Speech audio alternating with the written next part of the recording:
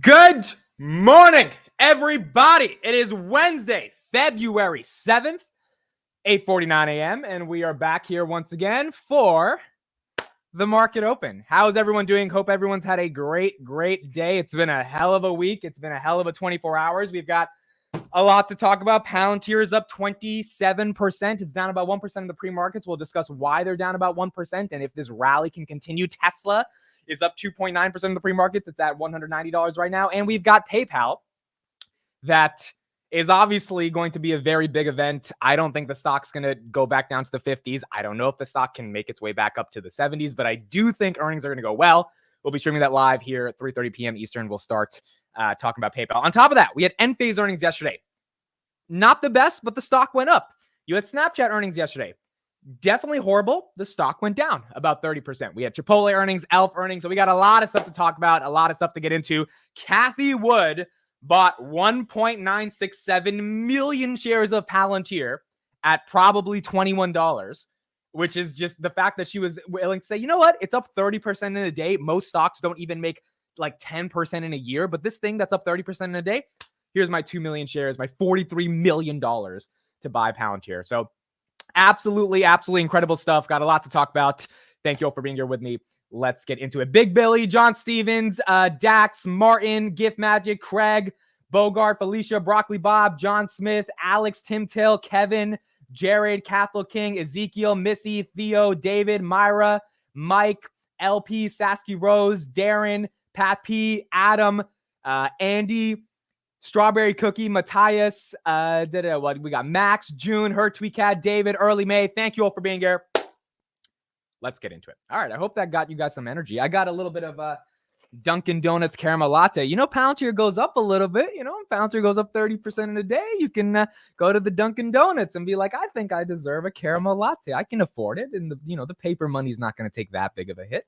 So we got a latte from Dunkin'. All right, I think we'll start with Palantir because we've got a lot to talk about in regards to what's going on with Palantir. Obviously, the past 24 hours have been, just an incredible 24 hours in the world of Palantir. If you have any financial interests in that company, or just you've been an outside observer and seeing what's been going on with the stock. Palantir right now, after hours, is or in the pre-markets is down 1%. Now, this is going to be one of the most interesting market opens we've had in a while, and every day has been pretty interesting for the past couple of weeks, given it's been earnings season. But Palantir just ran up 30%. I've talked to a variety of people that are bullish on this run and that are bearish on this run, because I think it's important to put into context. A company running up 30% in a day is not easy. I know we saw Meta go up 20%, but Meta has retraced a bit from there. So Meta was at 485, now it's at 456. It's obviously up from 394, but what did we see? A little bit of a retracement. It always happens. SoFi went from 730 to 945. What did we see?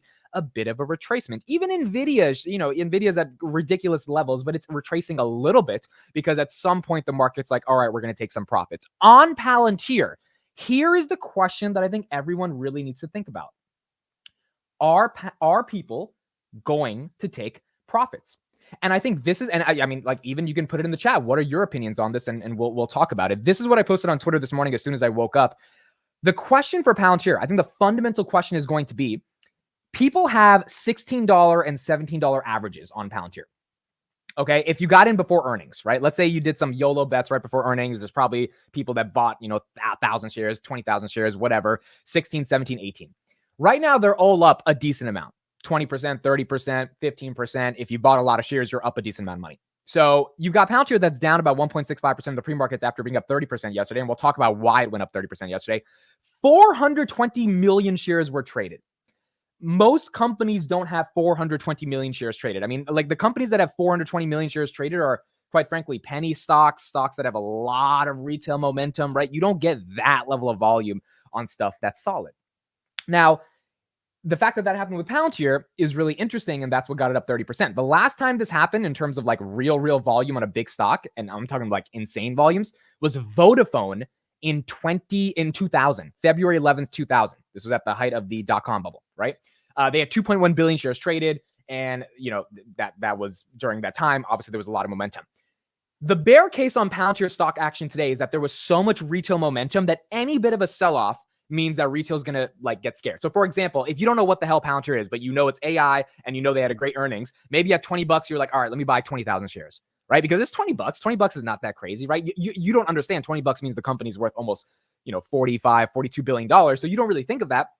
You're just like, oh, it's a $20 stock. That if it can get to a $30 stock, I can make some money. A $40 stock, what's the hardest for it to make some money? This is the same thing, that happened a lot in the 2021 rally where people just kept buying because they didn't really care about market caps or valuations. I'm not saying Palantir is overvalued here. I'm saying a lot of people came in yesterday and they probably pummeled in a shit ton of money into Palantir. If that starts selling off, if you get people that start taking their profits, the real question becomes, do those people, the same thing that happened in November that bought Palantir at $21, $21.50, $20.30, when it gets to 17, 18, do they get scared? If it starts going to $19, do they get scared and be like, oh crap, I messed up, let me take my losses? That's the bear case. The bull case, Enphase up 20% right now. Wow. We'll talk about Enphase in a second. The bull case is, wait a second, maybe institutional investors got some FOMO. Cathie Wood bought 2 million shares yesterday at Palantir. And look, I mean, I think I don't think Cathie is right on everything. I think she's been right on Tesla, obviously. I think she'll be right on Robinhood. I think, eventually she'll be right on some of these genomic plays. She was definitely right on DraftKings last year. I think she did really good on that. But 1.4 million in ARK-K, 197 in ARK-F, the fintech fund. I guess Palantir's a pseudo fintech with their financial services or whatever. And then 293,000 in the ARK next generation internet fund. The weird part about why Cathie bought to me is because she bought 2 million shares when Palantir basically was at not an all-time high, but a 52-week high, right? We to beat $21.85 took a lot of work. And Cathie Wood was just like, you know what? Screw it. I'm going to buy 2 million shares. Okay. So if Cathie Wood's buying 2 million shares at $21 and $21, $20, $19, however early she got in, maybe she bought it at 22 at the top yesterday. Here's the question. Was she alone as an institutional investor that saw the writing on the wall and was like, oh, this is going to actually change the trajectory of the company? Maybe the macro has a pullback, maybe the S&P has a pullback, whatever, but we want to own this stock. Again, we've gone through the numbers many times. The numbers are amazing. 70% year-over-year commercial growth, 70% year-over-year commercial growth, 40% guidance for commercial growth, 2.7 billion they're going to do in revenue, 34% adjusted operating margin, 3.7 billion in cash. Like, the numbers were phenomenal. This is the one reason, like, this is the for me personally, I think you guys understand how fulfilling it is as someone who makes Palantir content every single day to finally have the numbers make sense around the optimism I've had about the company. It's just one of the most amazing feelings in the world. However, does Wall Street feel the same? And if Wall Street doesn't feel the same, then the 420 million shares of volume we had yesterday, that was retail. That was not Wall Street. Now, it's hard for me to just blindly believe that retail traded 500 million shares yesterday. But maybe they did. And so my question is, and my question to everyone else is, do you think that the momentum can continue because institutional investors were actually buying and holding it to keep it for a very long time? Or do you think it was really retail momentum that propped it up? And that same retail momentum, I mean, we know retail, they have paper hands, right? Retail gets scared. If there's a 3% pullback, they think they made the wrong decision. They cut their losses, they move on. And institutions, they'll wait for a broader pullback before they really, really feel like they need to move on from this. I think on a high level overview, the numbers we got on Monday has justified the ability for institutional investors to go to their LPs, their limited partners, their clients, and say, we like the stock, and buy it at 52-week highs. However, I also think maybe they're waiting for a couple of quarters of this before they fully get really go in, and that means the volume might not have been institutional, might have been retail, and if that is, then it's going to be harder to imagine the stock continuing to do well or keeping the momentum. So we'll see what happens, but ultimately that is what I think we have going on right now in the world of Palantir. Another thing that happened yesterday, we got a $650 million contract for Palantir. Now, before you get super excited like I was yesterday, this $650 million contract is going to be shared with 14 other vendors. So I'm trying to figure out the exact details on it, still researching it. But Palantir was awarded a $650 million contract from the General Services Administration. Some people are saying that all the $650 million is Palantir's. Other people are saying they're splitting it with 14 people. I have to look deeper into it. For now, I think you would default trust that there's multiple vendors that are getting this 650. It's not just Palantir. But even if that's the case, the biggest bear case was that the government business was slowing down. And the government business, yes, it's definitely not growing as much as it should, but the day after earnings, you get a $650 million contract. Even if you only get 100 million of that, there is a little bit more reacceleration. And I think this contract also is what got Cathie excited. Remember, Cathie got scared of the stock in February 2022 because she thought the government business wasn't growing. And as a result of that, she sold out of it. This was at $12. That was her logic for it. Once they started becoming profitable, she bought back in. And that's where we got a lot of excitement on Palantir. Right now, 39% of Palantir is owned by institutions. I want that number to get to 45 by the end of the year. If that's the case, the stock's going to be much more stable than it is right now. But we got to get that incremental 5% increase. Another thing on Palantir, the reason it was up 30% yesterday, we had upgrades across the board. Jefferies, 22. Citi, 20. Citi went from 10 to 20, dude. They went from $10 to 20. That is insane. D.A. Davidson, 19. Deutsche Bank, 18. Wolf Research, 14. Bank of America, 24. Morgan Stanley, 12. At least it's better than 9. Mizuho, 18. Wedbush. I talked to Dan Ives yesterday. That's on my YouTube channel. You can click on the live part of the channel and you can listen to me talk to Dan Ives for about 30 minutes. He justified that, look, I went to the boot camps. I was actually one of those analysts that got invited and I went. I saw the software. I saw the use cases, healthcare, defense, energy. This thing's going to the effing moon. Maybe not now, but over time, the story is going to play out. And so his thesis was that the use cases for AIP are phenomenal. I read a bunch of these reports yesterday. All of them are echoing the same statement by Dan Ives. The use cases on AIP are absolutely phenomenal in terms of their ability to change an enterprise's trajectory. And as a result of that, that's why we saw it go up. Raymond James, $25. HSBC, $22. The only company that did not upgrade Palantir yesterday, or at least, give it a bit of a upgrade like JP Morgan from $9 to $12, even if it's not a lot, is our boy RBC, Rishi, who maintains a $5 price target, which is cool. $5 price target. Why not? Why not, Richie? It is what it is. Cathie King, thank you for the $10 or €10 super chat. Love you, Amit. Plan is to sell entire position at 24 and buy back in at 21, as if I'm putting my life savings in one stock. Wasn't enough risk. Thank you for the $10 euros in the super chat. Look, I'll say this.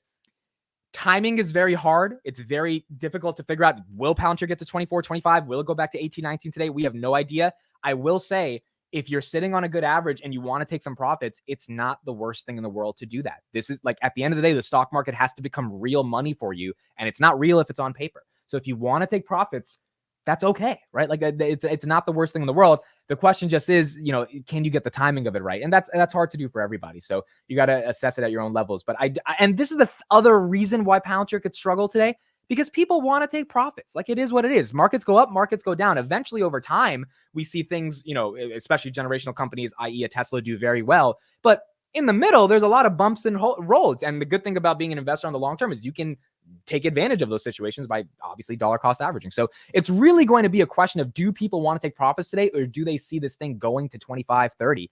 And that's where we're going to see it. That's where we're going to see how the stock ends up playing out. Now, here's another couple pieces of news on Palantir, then we'll move on from there.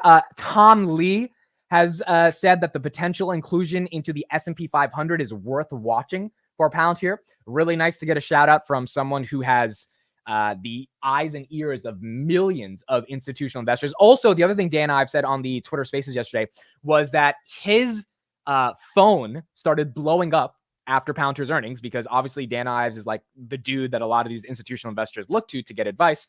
And the reason it started blowing up is because they were like, oh, 70% US commercial growth? Yeah. Dan, what do you know about this company? We get and again, institutions are willing to buy at higher prices if they have clarity. The reason why retail was buying at $6 was, quite frankly, because there was a bunch of YouTubers making videos about it, saying hey, there's something really here we should look into. The JP Morgans, the Bank of Americas of the world, the Wells Fargos, they're not looking at retail content when the stock's in the gutter. They're looking at institutional research once the stock justifies that, it deserves to have a real second look at it. And that's why they pay more for the shares that we bought when these guys were too worried about actually taking a look at the company. And it is what it is. It repeats itself time and time again. But that is why a lot of these institutional investors now might be buying in, which may create a lot more momentum going into Palantir. Now, here's another thing that I want to show you guys, and then we'll just move on to PayPal. This is a guy named Brad Lyons. He has a firm called BWG Strategy. I discovered him today on Twitter. And this is what he said in terms of his research to talking with people that are using AIP. So listen to some of these quotes. The chief data officer at a government agency says, I think the potential of AIP is high, especially for users with a large Palantir footprint already because of the easy integration, but an organization would likely need to be in a position of maturity where it makes sense to add this additional layer of functionality and this complexity. But if they're already a Palantir user with complex workflows, then AIP seems competitive to go to outside of Palantir for something else trying to integrate the two, which means if you are a Palantir client, your net dollar retention will probably get higher for Palantir on a macro because they're going to be able to sell you AIP because you already have Foundry in place, which is why they landed 103 deals. They only landed 45 net new customers. So they had to have more deals with existing customers. A managing director at analytics at a global airline says, AIP is just starting to gain traction as we have other platforms in place there we're using that have taken precedence. We are still determining how these platforms and models perform side and side tests. We have tested and have used AIP and will continue to do so. We have not at this point mandated one platform or another, but we are still kicking up the tires and testing and will likely be at it all of 2024. Why is that bullish? Because a managing director of analytics at a global airline is like, look, we're using AIP. We don't know if we're fully going to go with it, but the fact that it's in the running to be the modern operating system for at least this global airline kind of confirms what Dan Ives has been saying, which is that Palantir is the name that keeps popping up. And you don't think it would pop up. And these institutional investors were like, no one's going to talk about Palantir. And Dan Ives is like, no. Everyone is mentioning that when they enable AI in their enterprise, Palantir is one of those 3 to 4 names that pops up. And this is kind of a little bit of proof of that. Head of data at a pharmaceutical company says, for AIP, we are happy with the current capabilities, but have some challenges with ease of use. Hopefully AIP bootcamps can solve the technical challenges. And then performance engineer at a software company says, we have participated in AIP bootcamps. The bootcamp was very efficient, had lots of hands-on work that targeted people that have little to no experience in AI ML. The point is, the story is real. It seems like it's playing out. And now the question is going to be in terms of volumes on the stock. Where does the stock go today? Is there going to be sell side pressure, buy side pressure, and what happens? Stock's up 30% yesterday. I think the obvious answer is we're going to see a little bit of a retracement if the stock's up 30% in a day. Like, that's just not natural. But if people keep liking the stock, we've seen crazier things in the market a la 2021. And I don't think Palantir is necessarily a meme stock at that rate as well. So maybe there is a little bit more to the story that continues to happen, but we just have to see if that ends up playing out. So it'll be exciting to see what happens. Jack Hoop says, how do they manage that inflow of potential clients? Is that why they partner with so many companies in terms of sales? Good question. Yes, our CARP has been saying that demand is off the charts. So I think the way they manage that inflow of potential clients is they get their asses to work and make sure they can deal with all that demand. That is a very good problem to have. It's not really a question of money. It's more a question of resources. We did hear that they are hiring aggressively at Palantir, so that's also helping them. Number 2 is they work with Accenture and PwC. So they're third-party consulting distribution partners, and Caresoft, which is a government systems integrator, IT, a reseller of software. They have a variety of third-party sales distribution partners that actually helps them integrate all the software and actually, continue to sell. So, I think they're handling it really well. The question now is just where it's going to go in the long term to be able to manage all that demand, and then how the stock is going to reflect on that. All right, so we'll see what happens with Palantir once the market opens. Let's move on to a couple of other companies that we got to talk about. Thank you all for being here this morning. Alibaba reported earnings today, and the stock is down from my understanding because the earnings, I don't think were bad, but for some reason, people are just getting really tired of Alibaba, I guess. Alibaba's down 5%, and they announced a $25 billion buyback plan, which is pretty good. It's surprising that it's down 5% on that, but let's try to get the numbers. So revenue was $36.6 billion. That was down about $400 million than what they expected. Revenue only grew 5% year over year, so they missed on revenue. There you go. That's the reason. That's why it's down 5% right now. The reason I was surprised it's down 5% is because you got to remember Alibaba's valuation is already like insanity, right? I can't imagine why Alibaba is trading at this valuation outside of the fact that they're in China. So I didn't think they really had that much lower to drop on if they put up a decent numbers. This is why they're hit. Their net income in December fell 70% year over year. The company said this was primarily to attributable mark-to-market changes to equity investments. Yeah, in general, the algorithms are not going to like that. Their e-commerce business, Alibaba's cloud computing business brought in sales of 3% year over year on the cloud business is not going to get investors excited. The e-commerce business is up 2% year over year. That's not going to get investors excited either. EBITDA rose 86% year over year. And then their other business like AliExpress grew about 44% year over year. So they do a $25 billion buyback plan. And they miss on revenue, and they miss on a couple of core segmentations of the business, and that's why the stock is down right now. Put in the chat if you own Alibaba. I think Alibaba is one of the most deep value plays in the market. The problem is that it's a Chinese company, and it's very, very difficult to be able to meaningfully evaluate what Alibaba will look like. But it is getting a little weird in regards to the valuation. Now, China's economy, we'll probably talk about that more in depth later, but we've already talked on the stream that, for many episodes that China's economy is in the gutter. We all know China's economy is in the gutter. They're passing the most ridiculous regulations. Shorting Chinese stocks right now is the stupidest thing, in my opinion, because the Chinese government is putting in so much liquidity to try to make sure that their economy doesn't, literally to wither away into pieces. So I think shorting Chinese stocks is not the smartest thing to do right now, just given that they don't want this economy to crash. They definitely don't want the stock market to crash, and they're putting in a lot of money. They increased their reserve requirement ratio for banks 2 weeks ago, and they freed up, $135 billion of liquidity. But it's still in China. And if the Chinese economy is collapsing, no matter how much the government is trying to save it, do you really want to buy Chinese stocks?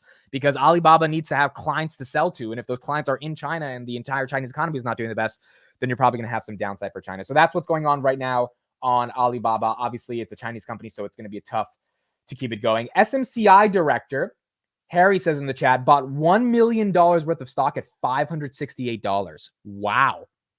Wow. We've been following SMCI for a while, $681. It's down about 1% in the pre-market. The fact that the SMCI director bought that much is actually very interesting. I guess he was bullish and he knew that it was going to tend to go a little higher. I think SMCI is in a little bit of a bubble. I'm sorry. I really think it is. But maybe I'm wrong. If I had some gum, I would be eating bubble gum when it comes to SMCI.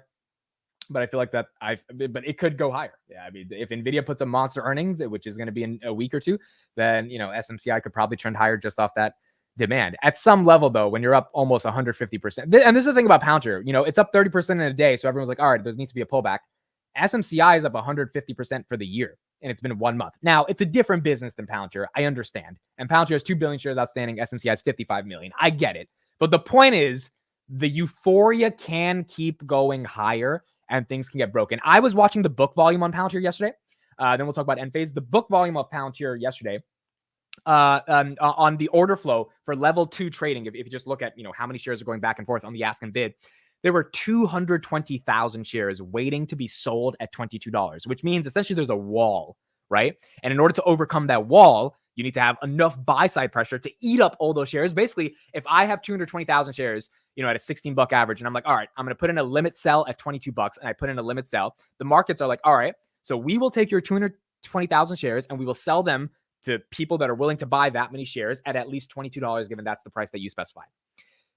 Palantir was struggling for about 3 minutes from $21.94 to $21.99. I was staring at this thing tick by tick by tick. It was like I was watching a fucking movie. And then at one point, it just broke, and it broke from 22 to 22.5 to 22.8 to 22.18, and then it came back down. And so those 220,000 shares were just eaten up by the market. There was so much demand waiting at $22. The question is at 23, at 24, at 25, because the sell side pressure is going to get more and more intense. People are going to take their profits when it gets higher and higher and higher. Is there enough buy side demand to eat through those walls that are willing to sell them to the next person that's willing to take them? This is exactly what I did with SoFi a couple of weeks ago, right? I had 60 contracts. I was up $1,200. I put in an order. I bought them at 4,200, was trying to sell at 5,400. So I would make the 1,200 difference. And I was like, what person, quite frankly, what schmuck was going to buy them while SoFi was going up? That's the thing about the market, right? You have to buy, you have to sell. I was like, what schmuck is going to take these contracts from me? Because I don't think these contracts are going to be worth that much more. So I'm selling. So let's see who else is going to buy. And that's always a game of selling and buying, right? At one point, you just want to sell because you don't think it's going to be worth more and someone else is going to buy. And then someone ended up buying it. And I was like, all right, you've got to deal with that. And now they're bag holding those contracts. And that's just how it goes. So I think when it comes to Palantir, the question is the person at 22 selling to a schmuck? Or is the person at 22 buying from a schmuck because it's going to 25? And that is the debate that's going to be had this morning in 17 minutes in terms of what's going to be going on with Palantir. Okay, let's talk about Enphase. Inbound says, you're the type of guy who would rather watch volume than a movie. Dude, I'm not going to lie. Volume on a stock is just way more exciting than any movie that I could, honestly, like the ADHD. I tried watching Heat the other day with Al Pacino. I know you guys are going to kill me for that, but that movie was not that exciting. I could barely get through 5 minutes of it. But okay, so now that I pissed everybody off, let's talk about Enphase. Enphase. Let's get into Enphase. So Enphase is up 17%, okay? Does Enphase deserve to be up 17%? I don't think so. I thought that guidance was ridiculous. I thought that earnings was absolutely dog shit. I mean, if you just look at the numbers, we saw what they said. They're guiding for $260 million in revenue. That's not good numbers. This was a company doing $800 million a while ago. This is a company that missed on revenue expectations by a lot. I mean, they missed by a lot. We were expecting $328 million. They brought in $302 million. Their GAAP margins were okay, but their guidance was horrible. Revenue was horrible as well. Now, the only good thing from the earnings call was that international expansion is going well. India expansion is going well. Obviously, India, a lot of sun. I've been to India. It's hot as shit. So you can take the sun's energy, put it into some microinverters, and boom, you've got a great solar business. But their guidance sucks. I talked to some people yesterday, and they agreed, these are heavy Enphase investors, that the earnings shit the bed. It was absolutely disgusting. But the market is front running the eventual rate collapse that we're going to see in the United States. And if we see those rate collapses eventually throughout the end of the year, the market's going to end up, buying Enphase because interest rates come down. It's easier to finance solar. Look, that thesis is not a bad thesis, but I don't know if it deserves to be up 17%. Solar Edge as well is up. Obviously, say in the solar space, that's up 12.3. That's up 13%. I really think look, here's my thing. If I had a nice average on Enphase, I don't know if I'm letting myself hold through a 17% day. I would be taking some profits for me personally, because I don't think this is sustainable. I think the market, when it has inevitable pullback and interest rates don't come down, it's not going to be the best for Enphase. And I think if the market's trying to front run the eventual growth that's going to happen from Enphase, they're front running it by about 3 quarters. And in 3 quarters, a lot can happen. And I just don't think it's justified to be able to give them that much momentum. Now, you could also say Palantir is not justified to go up 30% on a day. We can go back and forth on that, right? But the point is, I think the market's getting a little too excited for Enphase and thinking that this is the bottom, which maybe it is the bottom, but I don't know if it deserves to start making a recovery this soon, given we're not going to get rate cuts until March. And even when that happens, I don't think the consumer is going to be able to benefit from, solar panels in their houses anytime soon. So we're going to see what happens when it comes to Enphase. But right now, that is the issue we're seeing right now. Put in the chat if you actually own Enphase. I want to know if you are an Enphase shareholder and what average you may have on Enphase. Amidst Enphase due diligence, India is hot as shit. It's true. That's the due diligence on Enphase. It's hot, and India is a great market. Everyone's trying to get into India. What better company than a solar panel company than to get into India? I mean, India is one of those countries that would obviously benefit from solar. David says sold Enphase today. I've just sold my 100 shares right now. Yeah, look, I mean, at the end of the day, I personally just don't think the run is that justified. I could be dead wrong, and we will never see $100 again on Enphase, never see 94.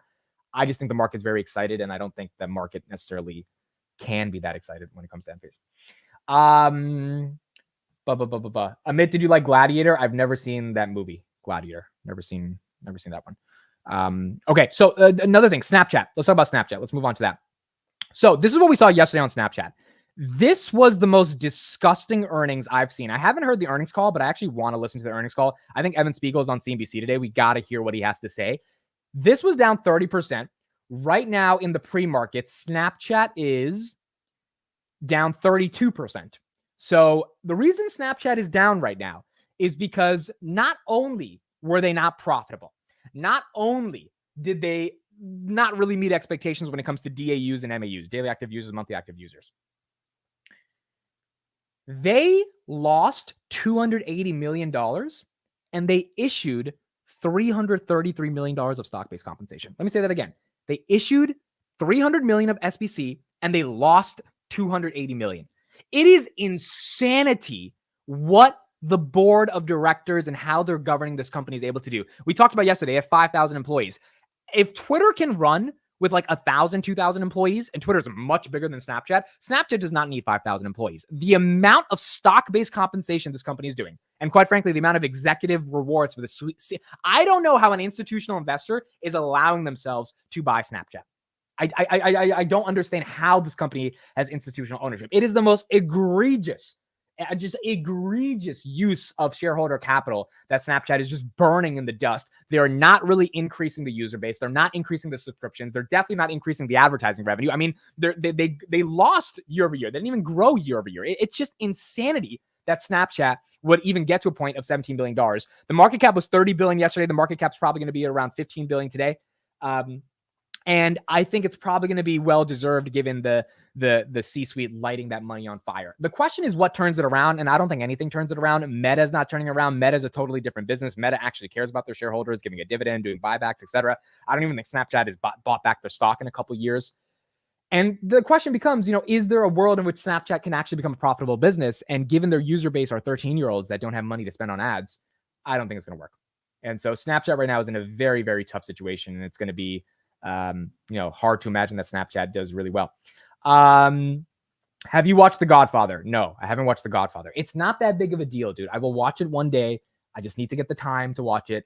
Like I forced myself over the Christmas break to watch Scarface. Okay. And you guys don't want my opinions on Scarface. So I'm not going to give my opinions on Scarface because you guys don't want them. You're not going to like them. But let's just say I had to really suffer through fucking 2 hours to get through that movie. And, it's going to be hard for me to watch Godfather. It's just very hard for my attention span to keep this. I can barely look at, the volume for 2 seconds. I got to move on to something else. So, haven't watched Godfather yet, but maybe when I get older and my, attention span calms down, we can watch Godfather. Meta's at 454. Palantir right now down about 1.1%. Robinhood is up 0.65%. SoFi is up 0.77%. Ford is up 5.2%. Ford issued a special dividend. They beat on revenue, $46 billion versus $43 billion of revenue. So they issued a special dividend that got people very excited about Ford. And those were most of the earnings yesterday. Now we've got today to move our attention to PayPal. Okay. We've got to talk here on PayPal and what's going to happen on PayPal. You were right on Scarface. Okay, so someone believes me that I was right. It's like my thesis here is that Scarface was not that good of a movie as people say. That's it. That was my thesis, and I'm happy some people thought it was right. Uber had earnings today as well. Why is Uber falling? Well, Uber actually had really good earnings. They posted their first annual profit since 2019. I don't know why they're down 3%. I'll get into the numbers in a second, but let's talk PayPal and then we'll go to Uber.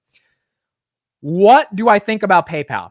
I think PayPal is going to have a really good day. And the reason for that is because the valuation on PayPal is stupid. We know the valuation on PayPal is stupid.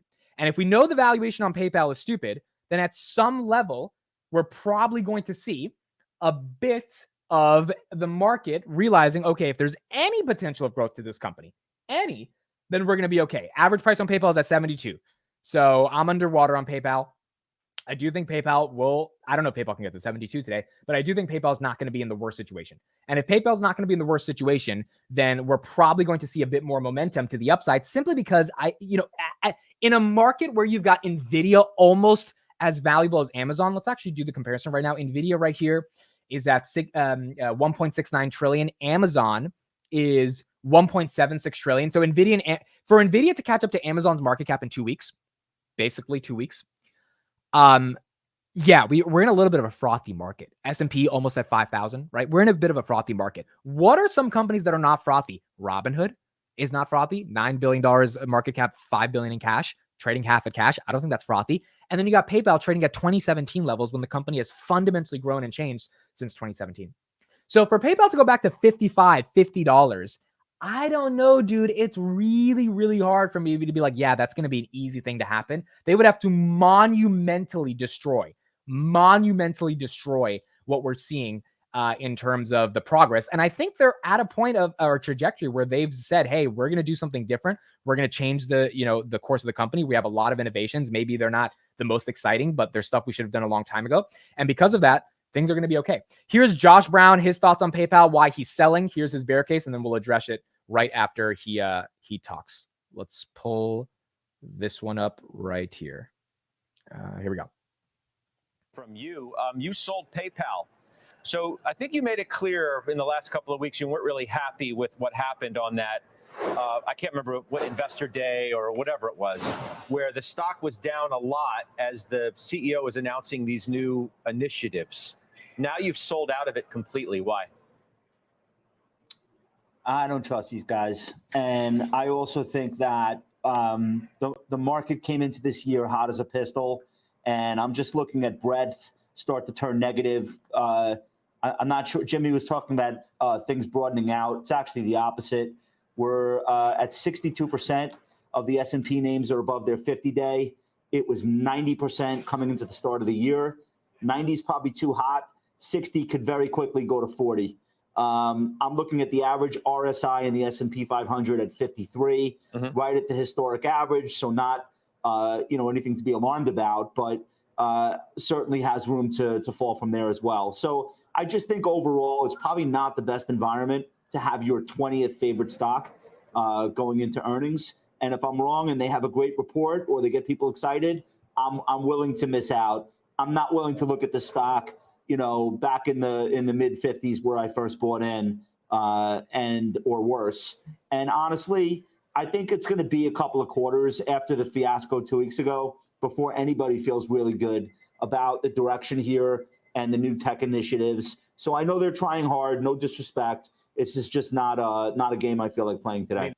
I'm a big fan of Josh Brown, guys. I actually really like his analysis. I listened to his podcast. He also bought Snapchat at $17. Okay, so we always gotta give the bull in the bear case. Everyone has their winners, everyone has their losers. Maybe PayPal will be a winner that he ended up selling out of too early. Snapchat's definitely, I wouldn't really call them a winner today, but his thesis on Snapchat was that it could double when they're going to increase like AI subscriber growth. And as soon as I heard his take like 2 months ago, or not a month, like basically end of December, I was just like, I don't think that makes sense, dude. And like, I know you're on CNBC. I know you're wearing a suit and tie. I know you have a big podcast. I know you manage wealth for a lot of people, but I don't think that makes sense. And it's the same thing here on PayPal. I don't trust these guys. Like, this is not the same CEO that said, we're going to, cancel your account if you're sending misinformation or so, like these woke policies. And like, this is a totally different era. This is a guy, Alex Chris, who made Intuit stock go up 2,000% over 19 years from 2004 to 2023, while he was the VP of small businesses and at QuickBooks. I mean, he was at a very senior role. He absolutely had an impact on the stock. This is a different administration. So it's hard to imagine that, PayPal is in such a horrible territory that like, you don't trust these guys. I'm like, that's kind of lazy analysis that you don't trust these guys. And that's kind of more informal analysis versus like a real set of due diligence. And you're okay to have that. I mean, people say, I don't trust Vlad from Robinhood. I was like, okay, that's kind of dumb. Like you can't, but I understand why they feel that with the GameStop fiasco. But nonetheless, I think he's going to be wrong on PayPal. PayPal is already up a lot, not a lot, but it's up, enough for PayPal shareholders to be a little excited. It's up about 4%, up 1% in the pre-market since yesterday, which is exciting. We hit a top of 68 2 weeks ago. We went down to 59 after the Shock the World event. Now we're at 64. I just think that they're going to triple beat on a lot of the core metrics, the three main metrics that the street cares about. I think transaction margins will get higher. I don't think they're going to let transaction margins go lower. And here's another thing to think about. Amazon had one of the best quarters ever because of Black Friday and because of Cyber Monday. PayPal, I think their numbers came out in November. The CEO said that they did 25% more in gross merchandise volumes in terms of the like transactions through PayPal checkout during that Black Friday, Cyber Monday holiday season than they did from a year ago. I think that's Q4. I think that tells you that they had a lot of activity. And if they had a lot of activity, then we're probably going to see some momentum going on into PayPal. Here's one piece of due diligence I want to show you guys. This is some investigative journalism I did on Saturday. I never got to share it with the stream because Monday we had earnings for Palantir and we didn't get a chance to talk about it. But let me share this with you real quick so you guys can see this. It has to do with PayPal. And it's another thing that got me thinking, like, dude, I don't think PayPal is a dead company. I know everyone says it, but I just don't think it's a dead company here. So these are, I asked a question on Twitter. And my question on Twitter was, okay, PayPal is number 3 in the United States App Store. So if you're international, give me a screenshot of where PayPal is on your App Store, Google Play, iOS, etc. And these are the results we got. Number 4 in the UK, number 3 in Canada, number 5 in Finland, number 2 in France, 5 in Portugal, 3 in Germany, 3 in Romania, 1 in Germany, 3 in Spain, 4 in Ireland, 2 in Australia, 8 in Netherlands. And then in Asia, we had 26 in Hong Kong, 34 in Singapore, 20 in Malaysia. So in North America and Europe, we were basically top 5. And it's in almost every country. And then there's a ton of screenshots. I'm going to put this tweet in the description. You guys can check it out and just kind of go look at that tweet, look at the screenshots yourself. I mean, PayPal is being downloaded across the world. It is the one universal fintech that even in countries that have thousands of their own financial, localized, personalized, geographic platforms, PayPal ranks at the top. And at some level, you're like, why? Well, the reason is because people use this damn product. Like, it's not that complicated. And if people use the product, then that means the transaction margins, if they can get, the parts of the business they need to get right, trending in the right direction, those are going to go up and the street's going to get excited. So I think this is not going to be the worst earnings. If PayPal was number 50, number 45, number 30 on all of these stores, I would be like, yeah, there's just not enough user growth to generate the volume of momentum they need. But PayPal's top 5 in almost every country in North America and Europe. And then Asia, you're in the 30s, which is not that crazy. Not that crazy at all. So I think PayPal is going to be okay today, and it'll be fun. We'll be live streaming it today starting at 3:45. So 3:45 to probably 4:30 we'll be live on the channel. So make sure you're here, and we'll analyze everything going on in the world of PayPal. All right, we are a minute away from market open. 30 seconds away. This is going to be very exciting, especially in the world of Palantir. Obviously, this is going to be a big day to see if this volume maintains itself. Gut reaction, I think the volume and the momentum can hold up. I do think there's going to be maybe a little bit of pullback, but I think people will get excited and potentially buy the dip. I have no idea, but if we can hold 20, that is my thesis today. If we can hold 20 and 20 maybe becomes the floor, this becomes a new era for Palantir, and maybe we don't have to go back down to the 16s and 17s, but we'll see. We'll see what ends up happening. February 7th, Wednesday, 9:30 a.m. Thank you all for being here. The stock market is now open.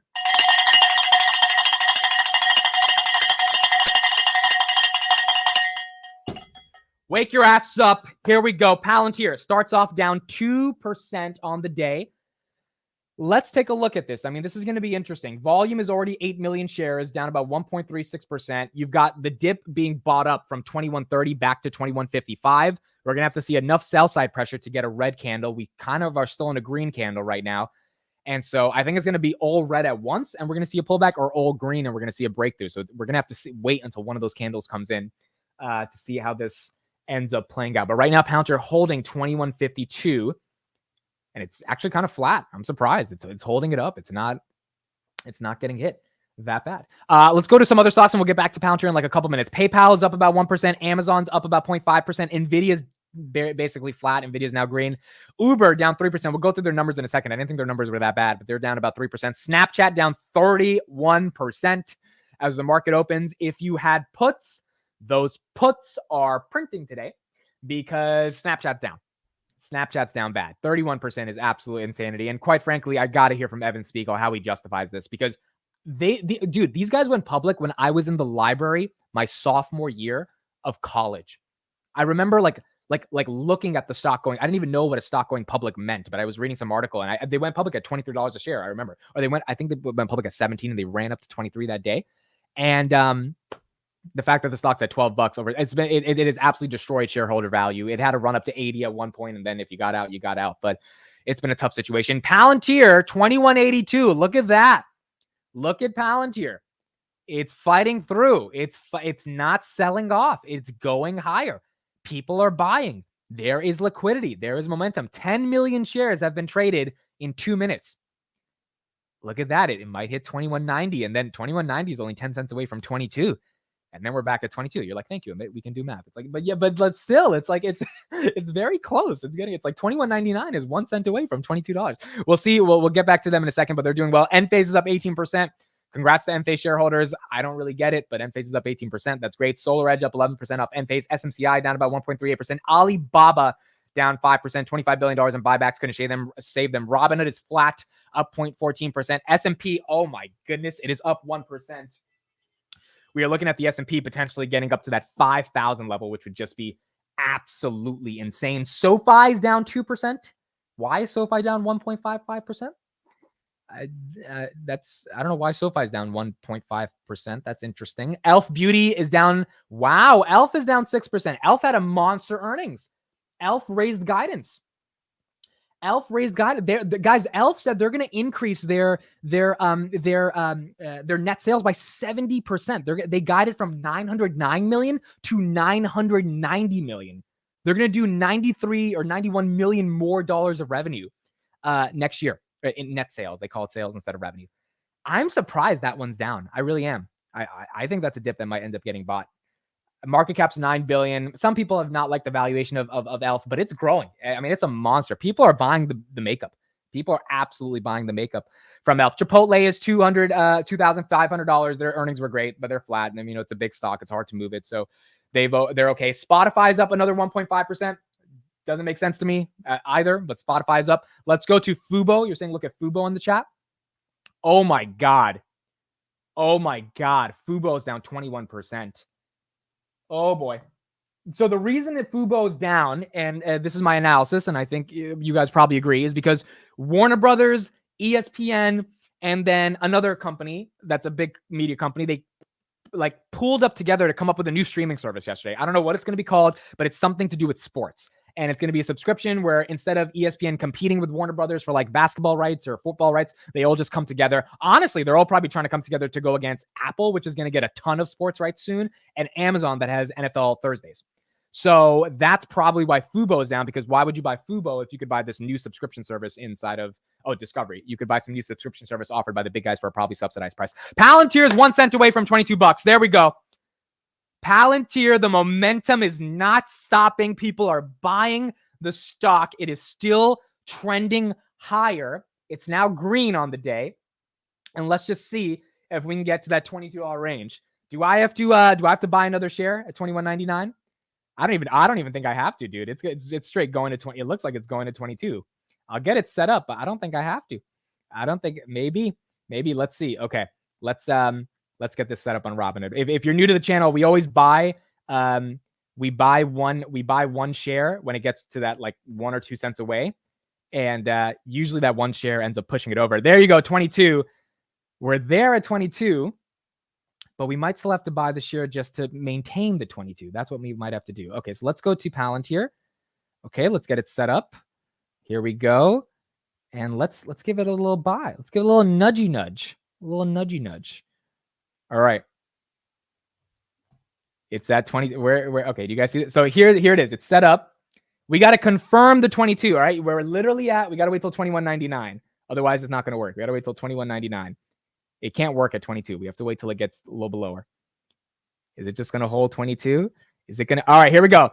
It's there, 21.96, 21.91. Okay, we're going to do it now. Here we go. Boom. Let's see what happens. This is Amit manipulating the market. 21.93, baby. SEC, I was just kidding. Please don't take that seriously. All right. That's the one share rule. We did the one share. Now, all we got to do is let the magic of the one share do its thing and push us over the hump. That's it. And there we go, baby.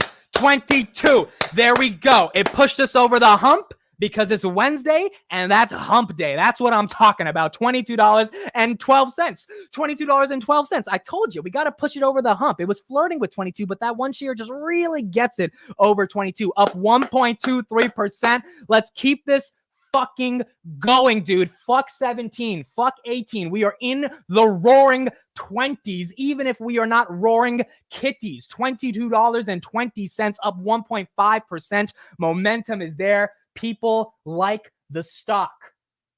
22.24. 22.24. New 52-week high. That's what I'm talking about. If any company deserves it, it's Palantir. It's Palantir. Little nudgy nudge, 22.30. Little nudgy nudge. And you know what happens, guys? If we get to 22.99, we're going to give it another nudgy nudge, and we're going to get to the Jordan year for Palantir. We're going to get to the Jordan year. 22.20. 22.20. Let me check my call options on Palantir. How are those doing? Yeah, I made a poll yesterday of should I sell those, and everyone said no, hold them because they expire in 2026. Let's see how those are doing. Oh wow, those are down today. So this is what happens with options. Even though the stock is up nicely, those end up going down because options volatility is just so crazy. So, but all right, here we go. 22.20. Now here's the question: can we hold?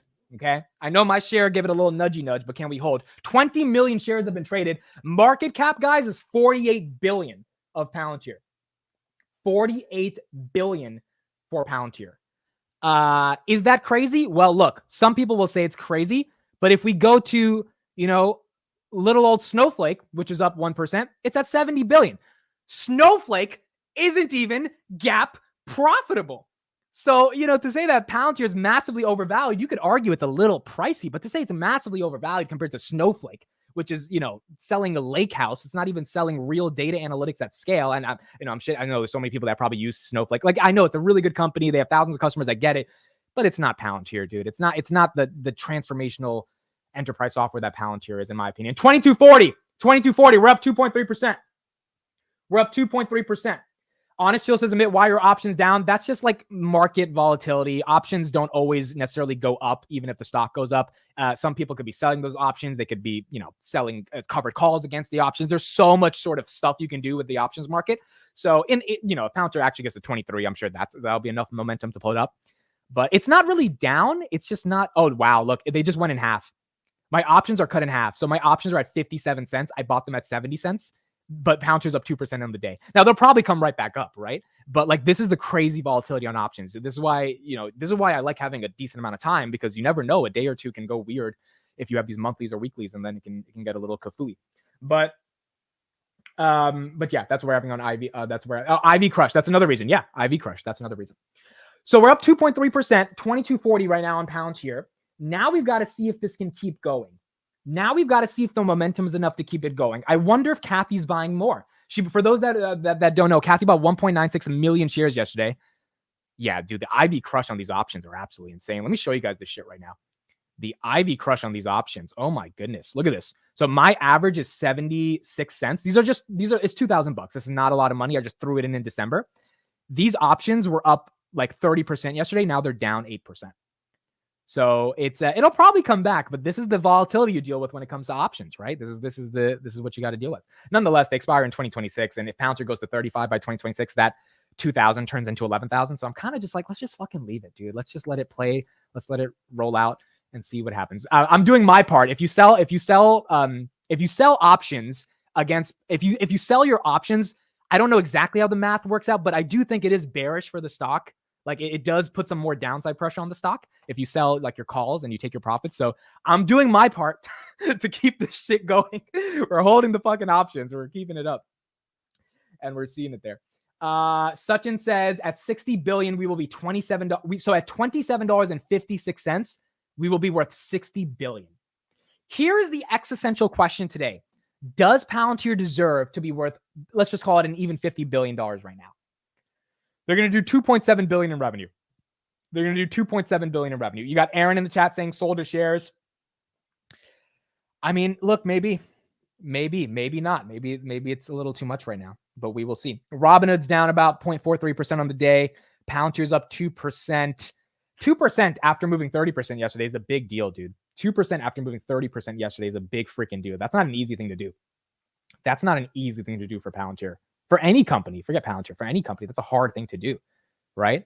So now the question is, can it keep going up? Let me say this. If you want to take some profits, I know this is fun. I know this is a community event. I know we're all excited for all this stuff, but please do not forget money is like real. And at the end of the day, if you need the money, do not like just hold it for holding's sake, right? That's the easiest way to go broke. If you actually need to take profits, no one went broke taking some profits. I know that's the most cliche thing that's used, but I wouldn't go crazy thinking you got to hold it forever. Now, granted, this is a 10-year hold for me, so I really don't care what this. I don't give a shit if it goes to 25, 30, 40. Like, I actually just want to hold this because after the numbers I got, at this point, my conviction has gotten even stronger. My conviction has been strong, but those numbers finally backed up the optimism I had. So for me, under 20 now is a buy. But do we get under 20? Do we get to 18? Do we get to 16? Does 20 become the new floor? When we get a pullback, does it just pull back to 21? And does it just chill at 21 for the next 6 months instead of chilling at 16? Is it old enough to drink at the bar? And it continues to be old enough to drink at the bar. I mean, these are the questions that will be answered over the coming weeks. And the question simply becomes, how high can Palantir go in the meantime? Or how low can it go until it capitulates there? Arnie says 20 is the new 16. I actually agree. I really do agree. I think 20 could be the new 16. Now, S&P pulls back 5 to 7%, which a lot of people are anticipating because obviously the S&P has had a phenomenal run. Yeah, maybe it's going to be hard to maintain 20 on Palantir. But the business momentum in terms of the numbers, which is why Cathie bought 2 million shares yesterday, it's not a joke. It's real. And if it's real, for Cathie to buy, I know Cathie likes to buy high, sell low, but for her to buy $45 million worth of shares yesterday, I think she thinks this bad boy's not stopping in terms of not just its stock, but its actual growth momentum for the business. And she will gladly buy on the dips. So maybe some of the other institutional investors are coming in. Meta's at 465, Fortinet, cybersecurity stock, it's up 3%. It was up 15% yesterday. Now it's up 4%. So definitely sold off a bit. Ford is up 5%. Robinhood's down 1%. SoFi's down 2.3%. S&P 495, $5 away from 500. Spotify, I don't know why people are buying Spotify at a $50 billion market cap. Like, they lost $75 million last quarter. I don't get it. If someone can explain it, put it in the chat.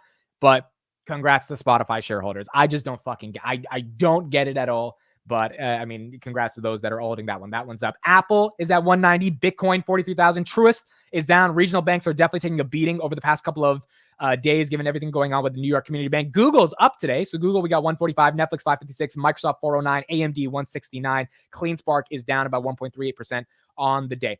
Palantir 2238. It's not selling off yet. It's not selling off yet. Let me look at the order book volume for Palantir to see if there's any walls waiting for us.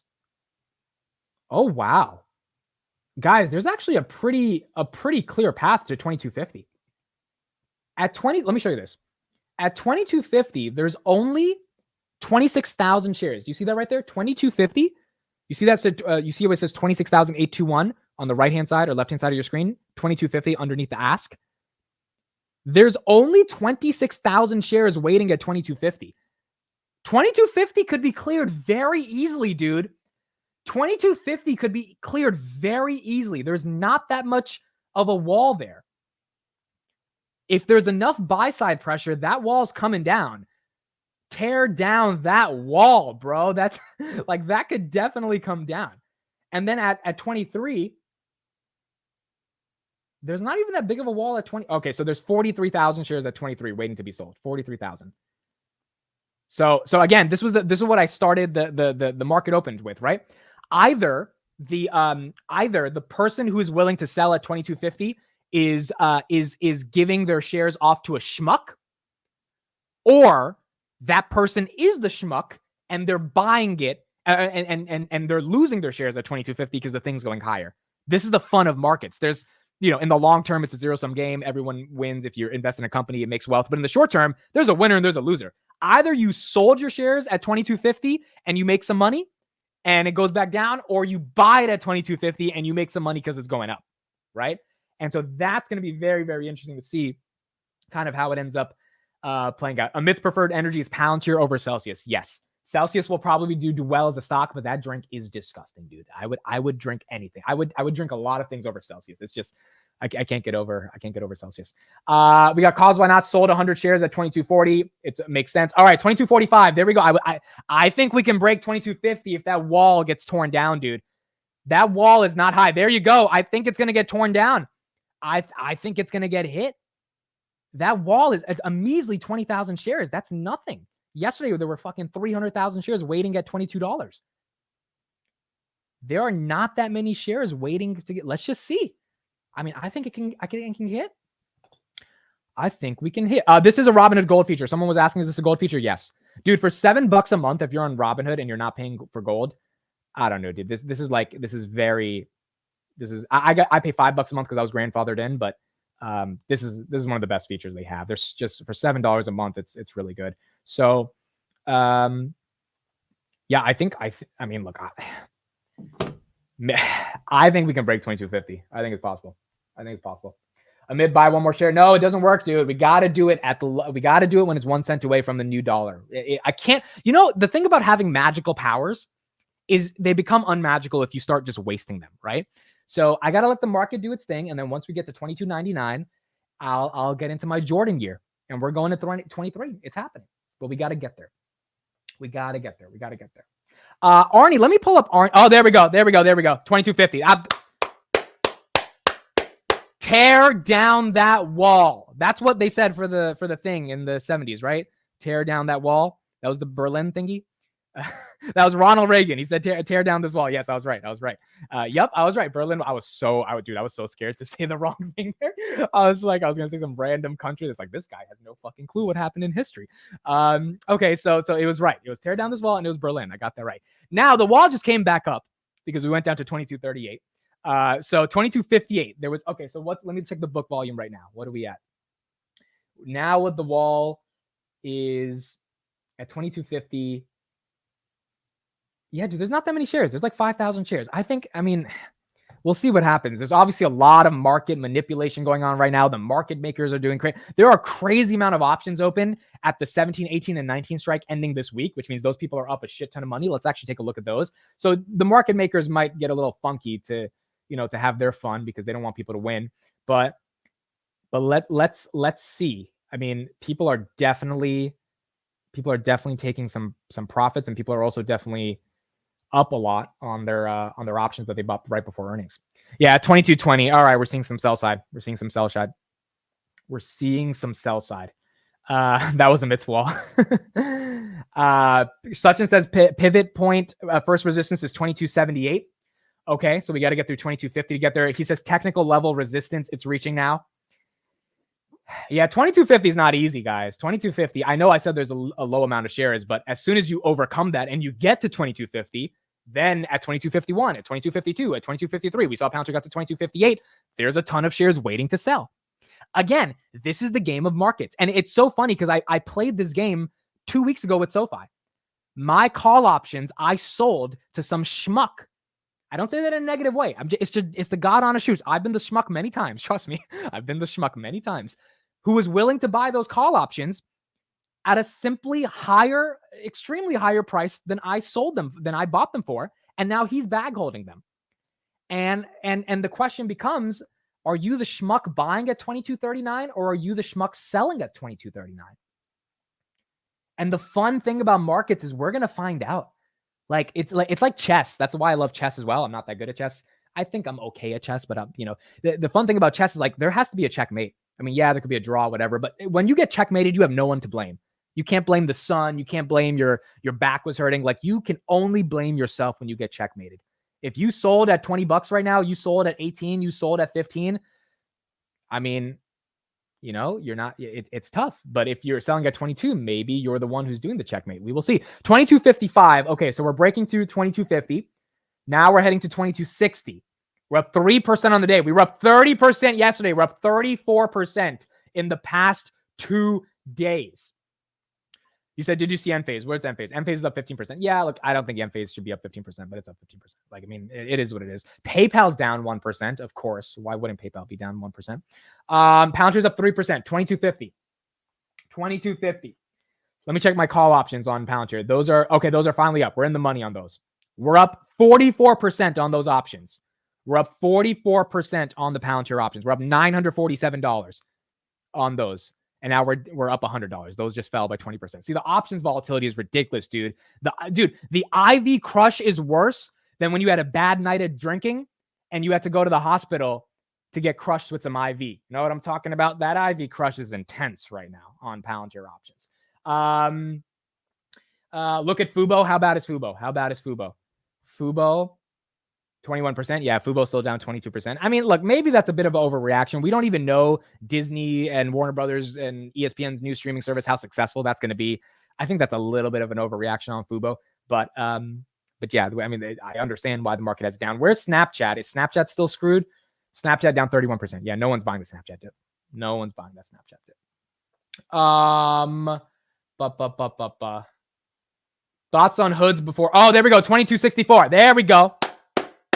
All right, now we got to do 22.70.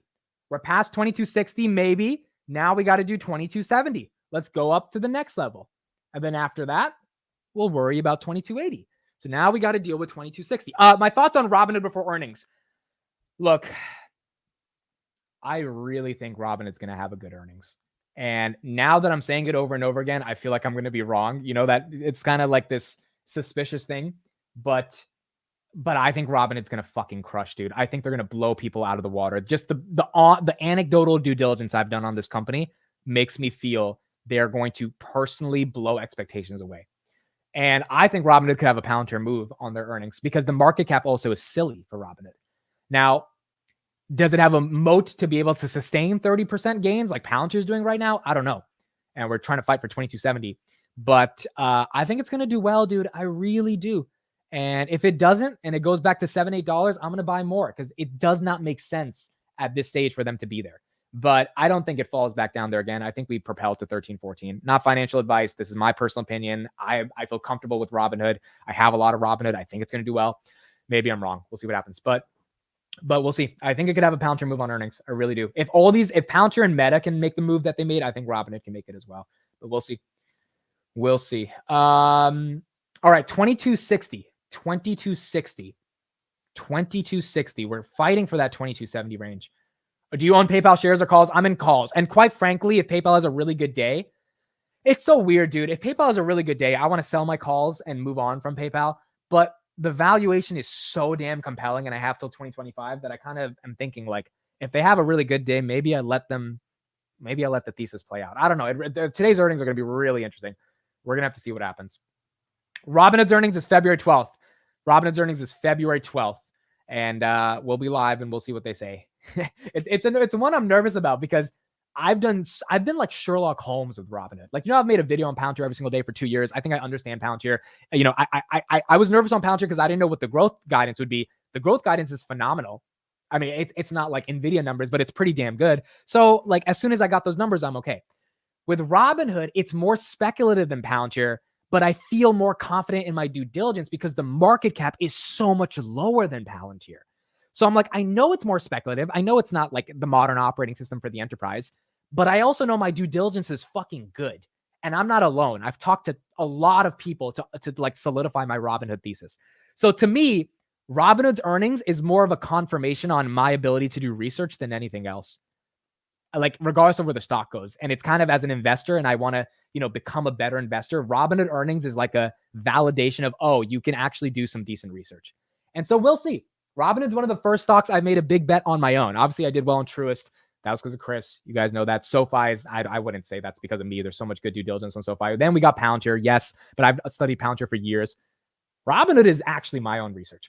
And so I really want that one to work, just to kind of prove that, my research is not the worst research in the world. Do you own shares outright? Some, but mainly it's options on Robinhood because I think the trade is so attractive, and that 2025, 2026, they expire. So there's plenty of time to see that playing out. Okay. Palantir's 2264. We're trying to get to 2270. We are trying to get to 2270. Let me look at the book volume now on Palantir. Let's check it out again. Book volume. How many shares are waiting at 2270? How many shares? Again, there's not a lot. There's like 11,000 shares at 2275. Guys, yesterday there were 220,000 shares waiting at $22 to be sold to some schmuck who is willing to buy them.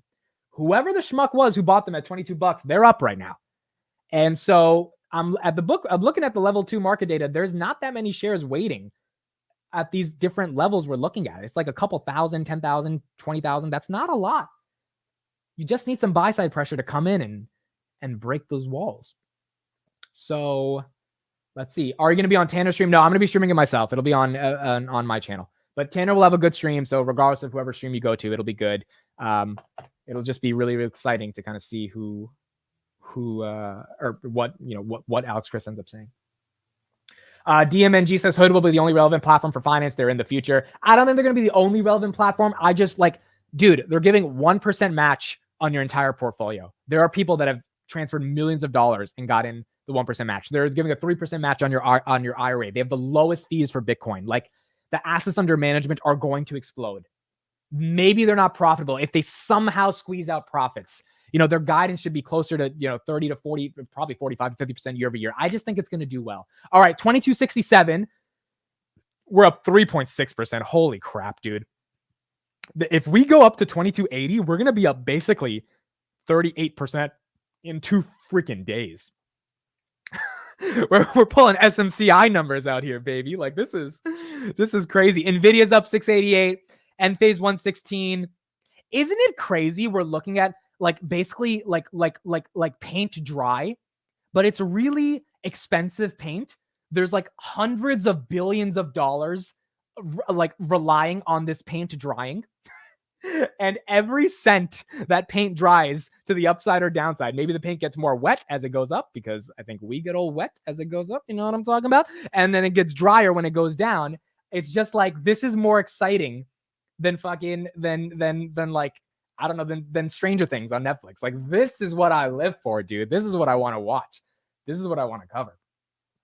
This is crazy. This is crazy. Pedro says you are a poet. I appreciate Pedro. Like my girlfriend doesn't acknowledge my poetry. She kind of thinks it's corny, but I'm happy that someone in the chat acknowledges it. That means the world to me. Honest Chill says just spat out my coffee. That reminds me, I should probably take a sip of this caramel latte that's now infused with water. This caramel latte infused with melted water, that doesn't make sense. I mean, melted ice is going to be better than Celsius. So let me take a sip of that.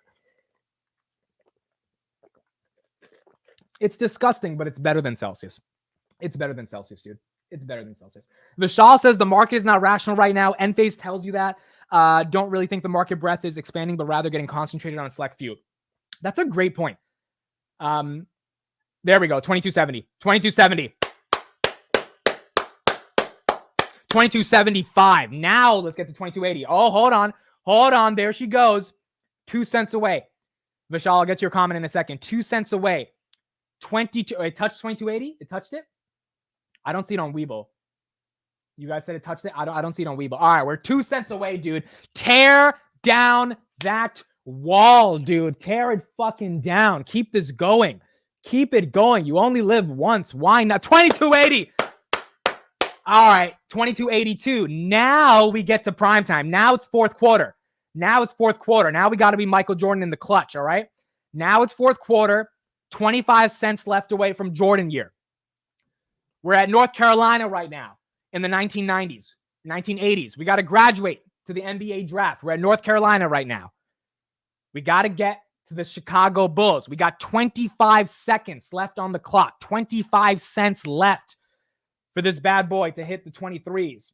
And that 23 would look oh so sexy on Palantir. You can't even imagine. 2280. Come on, bro. 2280. 2280. Let's do it. Volumes at 50 million in 30 minutes, dude. 50 million. This is insane. 2285. All right. 2285. 2286. 2286. Who wants 2287? 2287. There's 2287. Now we 2288. We have 4.6%. We got 2 more cents to 22.9. We're already there. We might as well go there. We're already there. We didn't come this far to get this far. We're already there. We might as well go a bit higher. 22.90. We're just 2 cents away. Tesla's now red. All right, there we go. 22.90. 22.90. All we got to do now is get 10. All right, let me get the share ready. Buy 1 share. Here we go. It's set up. We got to do it at 22.95, 22.96. We can't do it earlier than that. It's at 22.92. All right. We got to do it as it gets closer. At 22.95, I hit it. I want to do like 22.99. That'd be better. But let's see. We'll do it right when we get there. 22. All right, there we go. 22.95. I think we do it. Here we go. We did it. There's the 1 share. 22.94. 22.94. It was executed. All right. Now let's see if that's enough of a nudgy nudge to just pump it.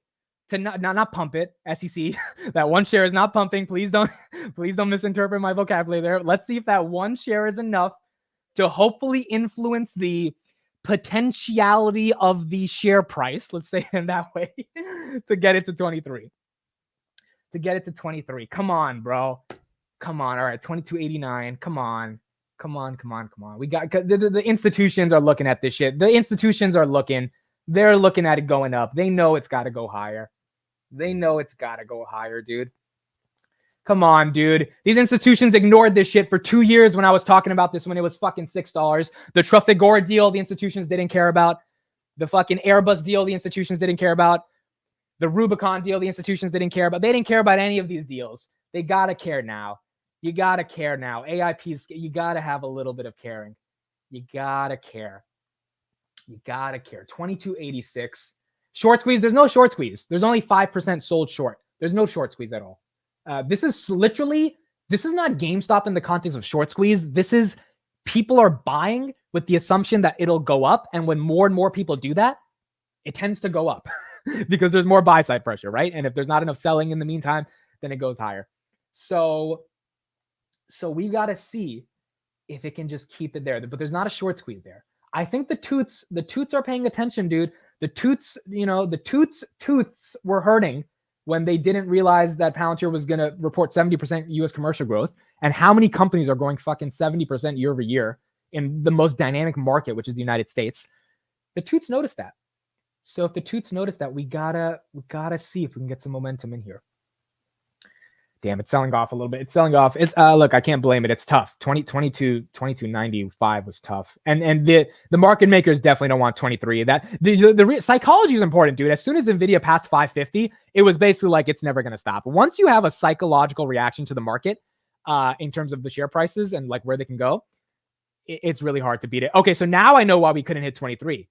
There are 70,000 shares waiting at $23 to be sold, which is not insane, but it's definitely not 5,000 shares, right? That's why we can't. For us to overcome that, we're probably going to need a whale to come in and just buy those 70,000 shares to take us to the top of 23. Byron says you may need to buy 2 shares. Yeah, I may need to. Dude, I did the 1 share. It was close. It was $22.94. It was close. Oh, man. Oh, man.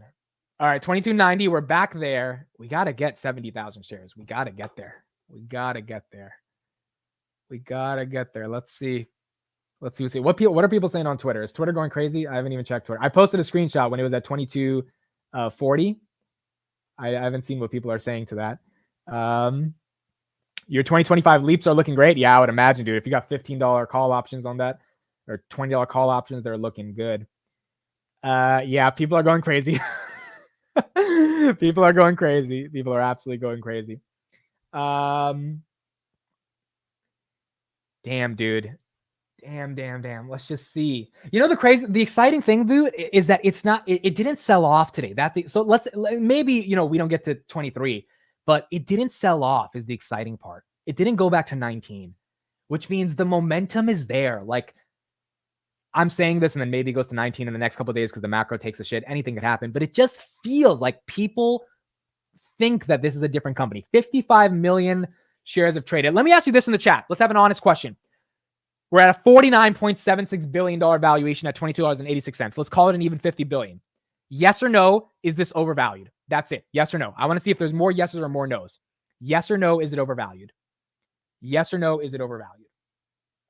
What do you think? What do you think? I want to see how many yeses versus how many nos. I really want to see that. Cost Why Not says, I think we're very overvalued. We got no. Okay, we got more no's. We got not in this current market. That's actually not the worst answer. We got no. 22.93. 22. Damn it. Do I need to do another share? Do I have to do another? Oh, man. Do I have to do another share? I'll fucking do it, dude. I'll do it. Damn it. I'll do it. I'll do it if we got to do it. If we're getting there again. This time I'm going to wait till 22.96. 22.96, I do it, okay? I saw it. I saw 22.96. I'm doing it. Where does it execute? 22.95. 22.95 it executed. Damn it, dude. That wasn't enough. I thought, but damn it. It has so much resistance at 22.95. So much resistance. Let me check the book volume again. It is, yeah, now there's 73,000 shares. Yeah, it just keeps going up. It just keeps going up. It's at $23. I'm sorry, guys. Sometimes by one. Oh, here's the other thing. There's 20,000 shares waiting at $22.98. And then there's 75,000 shares at 23. So it's got to overcome basically 93,000 shares to really break through 23. So when it happens, here's what I'm going to say. Here's my prediction. When it breaks, it's going to fucking smash. Because you're going to need so much momentum to break it that when you break through it, it's going to smash. It's like when Robinhood broke 13 in December. Like there was like 100,000 shares and it just fucking crushed through it and went to 1350. When it breaks, it will smash and we're not going to stop at 23. It's going to go higher because the volume is going to overtake it. Or it's not going to, this is my opinion, or it's just not going to get to 23. So that's what we got to see. Sachin says it's a major resistance and there is nothing to stop it until 23.39. Yes, this is resistance and then nothing. I agree exactly what I said, Sachin. Nothing stopping it once we get to 23 because the volume's going to be empty. There's going to be no like Berlin Wall stopping it, right? So the bell will be ready for 23, dude. If we get to the Jordan year, if we get to see right here, you see why it's teetering back and forth from 22.95 to 22.97? Because there's 70 or 90,000 shares like stopping it right there. Right Now, this is a good point. We have 50 million in volume, so 70,000 shares maybe shouldn't be that hard to beat it. But you need, buyers that are willing to buy those 70,000 shares. We are up 35% in the past 2 days, guys. 35% in the past 2 days on Palantir. This is just incredible. Absolutely incredible. Tyler, thank you for the $20 super chat, dude. I appreciate it. Again, I will say this over and over again. You guys do not have to send super chats. The fact that we're all here, we're enjoying this together as a community. You guys care enough to take time out of your life to be here. That means the world to me. All right, we're at 22.97. 22.9. It's right there, dude. It is right there. It wants to be Michael Jordan. It wants to be greatness. It wants to be great. We know Karp is the definition of greatness. He's a stellar entrepreneur, CEO. He's got balls of steel. He will give you his product and say, you can pay me in 12 months. That's the type of CEO we have on this company. It deserves to see 23. I was hoping it would go to 23 as soon as I landed on the 23. Someone said they saw 23. I don't see it. I'm looking at the Weibo. I'm looking at the same thing you guys are saying. I don't see it yet. I don't see it. You guys might have seen it, but I don't see it. You guys are looking at the same thing I'm looking at. 20. Come on, dude. It's so fucking close. It's right there. You might as well do it. You might as well do it. Hit the shot. 23. We got it. We got it. That's what I'm talking about. That's what I'm talking about, baby. This is Michael Jordan. This is greatness. We knew it was greatness. And this is greatness, folks. We knew it was greatness, and this is fucking greatness, dude. This is what I'm talking about. This is what we do this for. We do this to see this. We do this to see this. We do this. We buy in at $6 fucking when no one wants it to see this, dude. This is what we're here to see. 5.53% off of a 30% day. It's at $50 fucking billion right now. This company was left for dead. They said it's a fucking spy. They said Karp doesn't know what he's doing. $23 Michael Jordan year for Palantir. That's where we're at. That's where we're at right now. Now we just got to see if it sustains itself. Now we just got to see if it sustains itself. Oh my goodness. This so the volume's not stopping, folks. It's not stopping. It doesn't need to stop now. It doesn't need to stop. There's no reason for it to stop. Now the momentum's there.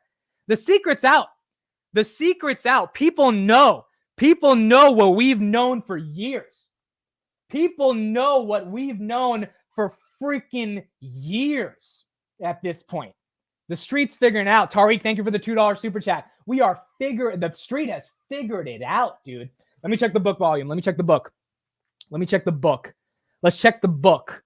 Let's open our little book and see what's going on with Palantir. Okay, so yeah, dude, the volume is, we're fine. To 22.35, we're fine. There's 40,000 shares at 23.40. So up until 23.40, look at that. We're at 23.20. There's really no reason for it to not get to 23.40. There's really no reason for it to not get there.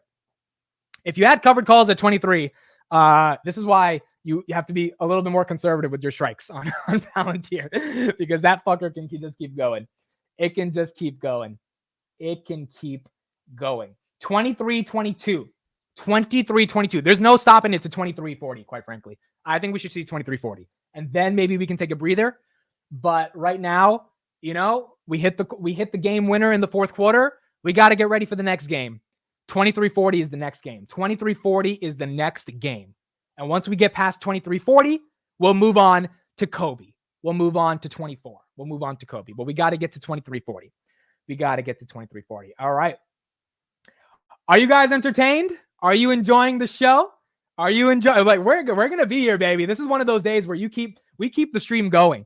This is one of those days where we keep it going. There is no reason to stop. People are like, Amit, why are you streaming 5 times a day? Because this is the time to do it. Like, if there was any time to stream, if there's any time to make content, if there's any time to put your ideas and thoughts and pontifications around the world into the ether of the internet, this is the time. You don't like, I'm barely sleeping for the past couple of days with earnings. I'm like talking to a million people, answering all these DMs, but this is when you do it. I've quite frankly, I've been preparing for this moment for years as I've been covering this company from a media perspective.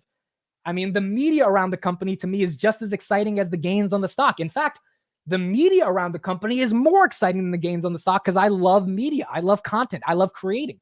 And so there are two companies in the world that I think you have a chance to really build a media career off of and have momentum and excitement and have a community.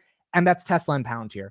And Tesla's story is played out. It's done. It's not that exciting. And who knows if Elon is, in his right mind right now. But the Palantir story is just beginning. It's not even fucking started, dude. It's not even fucking started. And so this is the time. There's no time to sleep. This is the time, dude. This is the time to do this. Philip says such a big moment for the channel. It's a big moment for the channel. It's a big moment for the channel because this is the only thing I've wanted to talk about for years. It's the only thing I found exciting enough to make content around. It's the only thing that gave me enough content to talk about. If you want to make finance content, you got to have stuff to talk about. And people don't care that much about Disney every day, right? Like we got to find companies that actually have interesting stories and ideas. And there's a reason to cover them. People are actually curious. People don't understand what the NHS deal is. People don't understand what IA level 6 security. Like you have to have someone who can hopefully help break it down. And for years, we've been waiting for this type of a run and we're getting it. Now, on the contrary, I also think I've not been delusional. All right. I also think I've not been delusional. And I've said at certain points, it was, a little bit too expensive. At what point does Palantir get super expensive? Well, it's at 50 billion right now. And conventionally, you can argue, okay, they're going to do 2.7 billion in revenue. They're at 50 billion market cap. They've made $200 million of profit. It's probably a little overvalued. I agree. You can probably say that. The problem is when Snowflake is at 71 billion and when you got, Microsoft pushing 3 trillion, not saying Microsoft doesn't deserve it, but the environment we're in is, SMCI at $700, $600, maybe overvalued isn't as overvalued as it is kind of overvalued. And that kind of as an adjective against overvalued actually matters because that can mean billions of dollars in terms of how the market cap reacts.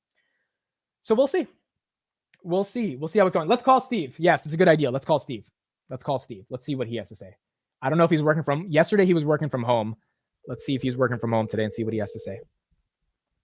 Let's see. He bought covered calls yesterday as well. Or he sold them. So he was thinking maybe he made a mistake.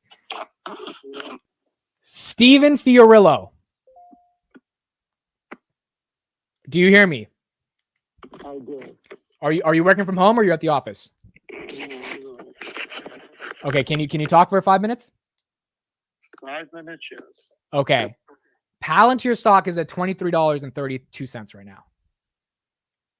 Is it really? Oh, you weren't looking at the volume like me and 1,500 people. You really weren't staring at the volume tick by tick? Really? No, I'm working. Okay, well, congratulations. You're not going to have to work anymore because Palantir is going to retire you now. Just fine. But yeah, it's up 7%, dude. It's up 7%. How the fuck is there 70 million shares for it? Well, I think people like the stock. Steve. It's pretty exciting. It's pretty exciting. 22. This is kind of crazy. Kind of ridiculous. It's kind of crazy, right? It's kind of fucking crazy, dude. It's kind of crazy. I mean, am I about to sell more covered calls for next week? At what strike? What are you thinking? 27. Dude, I don't think it gets to 27, but I also said yesterday, I don't know if it gets to 23. So I'm just saying, like, I'm just saying, like, look, at some point it has to cool down, right? But this is what they said about GameStop. And like at some point, and that fucker went from 4 to 400. I'm not saying that's happening in Palantir. Don't get me wrong, guys. I'm not saying that at all. I'm just saying shit can happen. Did I screw up writing $40 cover calls? No, you did that in June. I think, I don't know if it's $40 by June, dude. I wouldn't think it's. I told myself I'd be okay with it, but I'm kind of not. Well, let's see. I mean, look, this is 2 days after earnings. It could have a massive pullback back to $20. Like you have time. You can always roll them out. Can you tell Kelly to buy PayPal, please? She's actually in the chat and she just heard you and she will probably buy PayPal today. She said she was going to buy PayPal. So just one share. She's probably gonna buy more than that, but yeah. She'll buy one share. Just buy one share.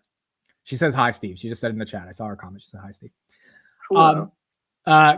Goblin says, what color is your Bugatti? Steve, if Palantir gets to 50, are we buying a Bugatti? No.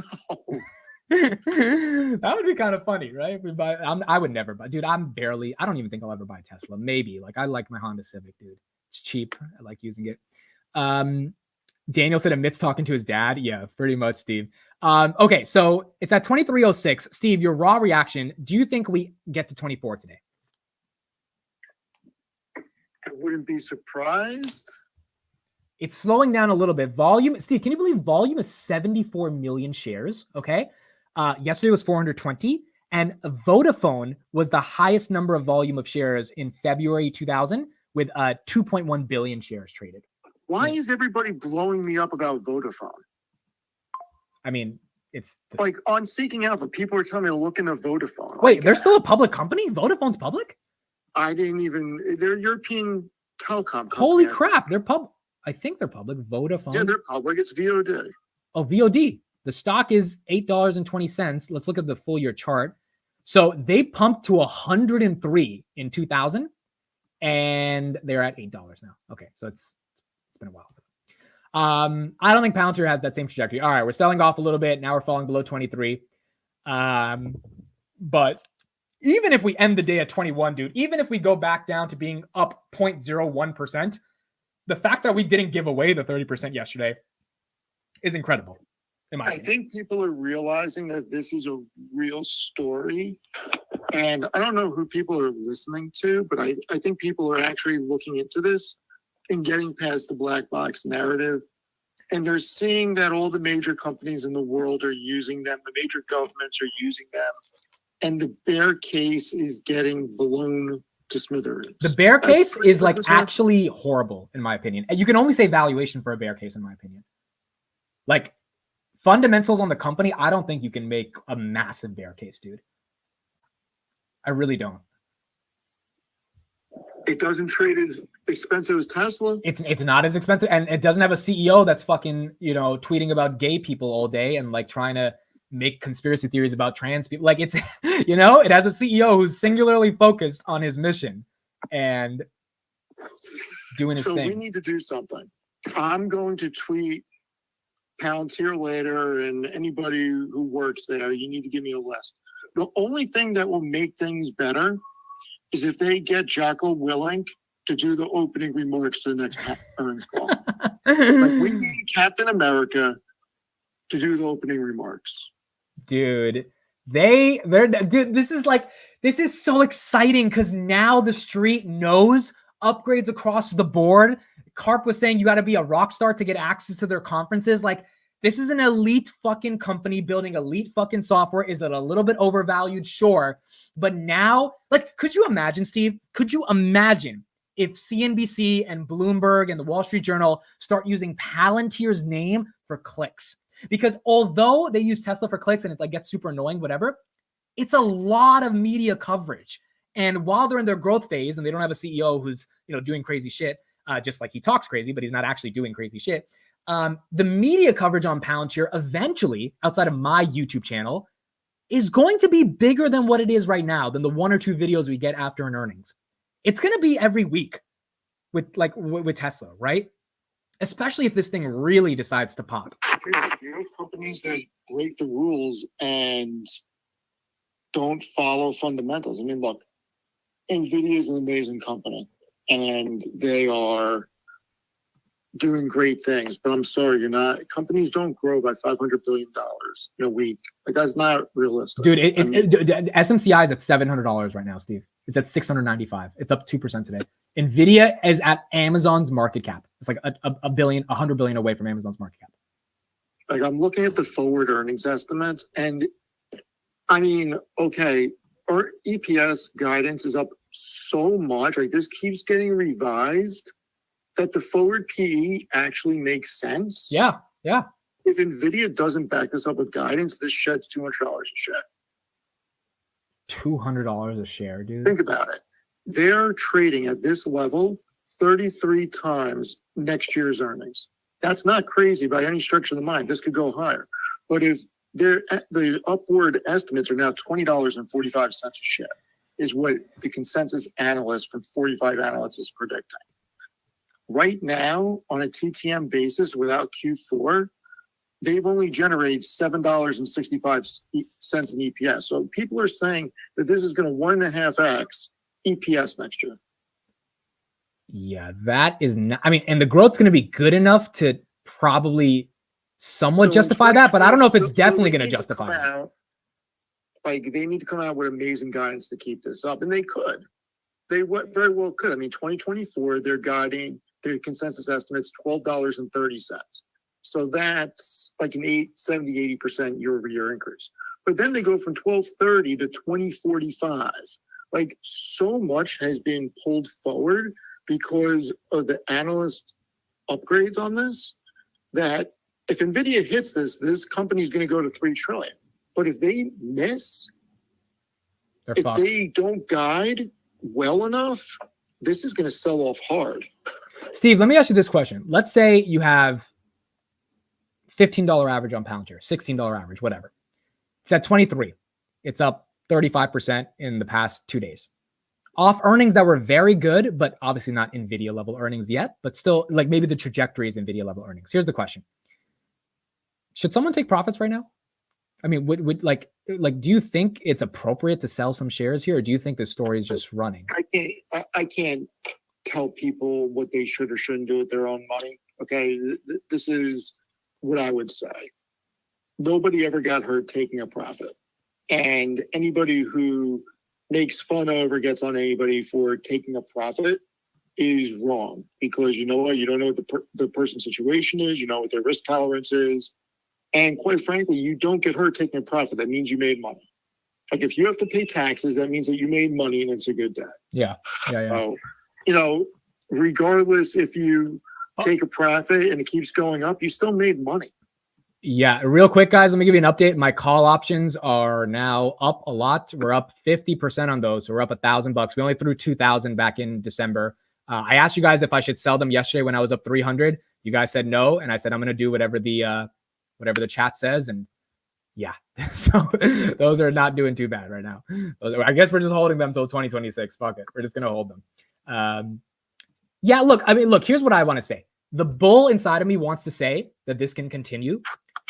The more objective mind inside of me, which is one of the things I pride myself on in terms of covering Palantir. I don't think I'm one of those YouTubers that's like, it's going to the moon, 500, 5,000. Like my thumbnails are not like that. Like one of the things I pride myself in is being as objective and analytical about the company as possible and being honest when, things get a little exciting. The bull side of me says the bear side of me says it's getting to the point where up 36% in a day, people are going to take profits. Like it is what it is. And you got to expect a pullback. But then, the bull side of me is like, well, if the AI demand is there and NVIDIA's numbers are proving it, SMCI's numbers are proving it, is it overvalued? Sure. We'll give the bears that point. It is overvalued. The government growth isn't there, all that stuff. But can a company stay a bit overvalued for longer than what we think? Meaning, can 21, 22 become the new floor? And then making 25 is a lot easier than when you're starting from 16. That's also very possible. I mean, look, it's possible that this retraces to 15, 16. It's possible that 20 is the new floor. I mean, there's a lot of money coming into it. And it really depends if this is long-term money or short-term money. I think that if it was going to retrace hard, it would have done it.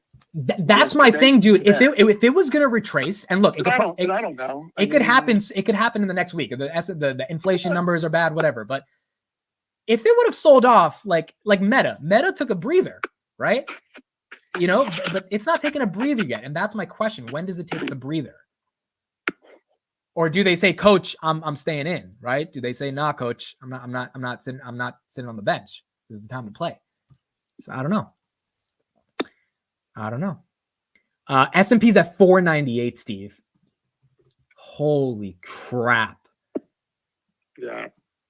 Like, I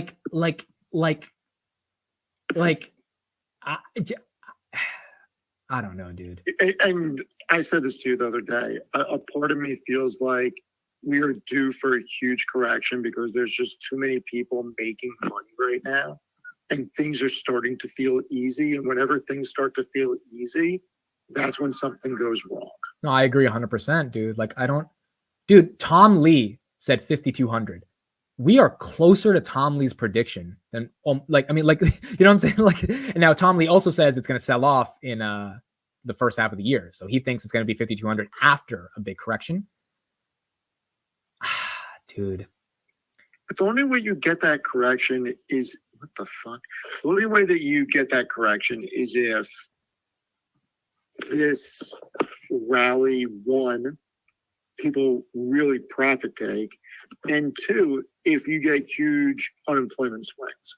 Otherwise, I don't know what's going to bring this down. Or well, so here, so here's the thing: the unemployment numbers are phenomenal in terms of jobs, and maybe that'll change. But so far, and that's my problem with it. Like, that is normally the thing that destroys markets, when people don't have freaking jobs because they can't afford goods, they go into debt, they default on loans. I mean, that's not happening right now.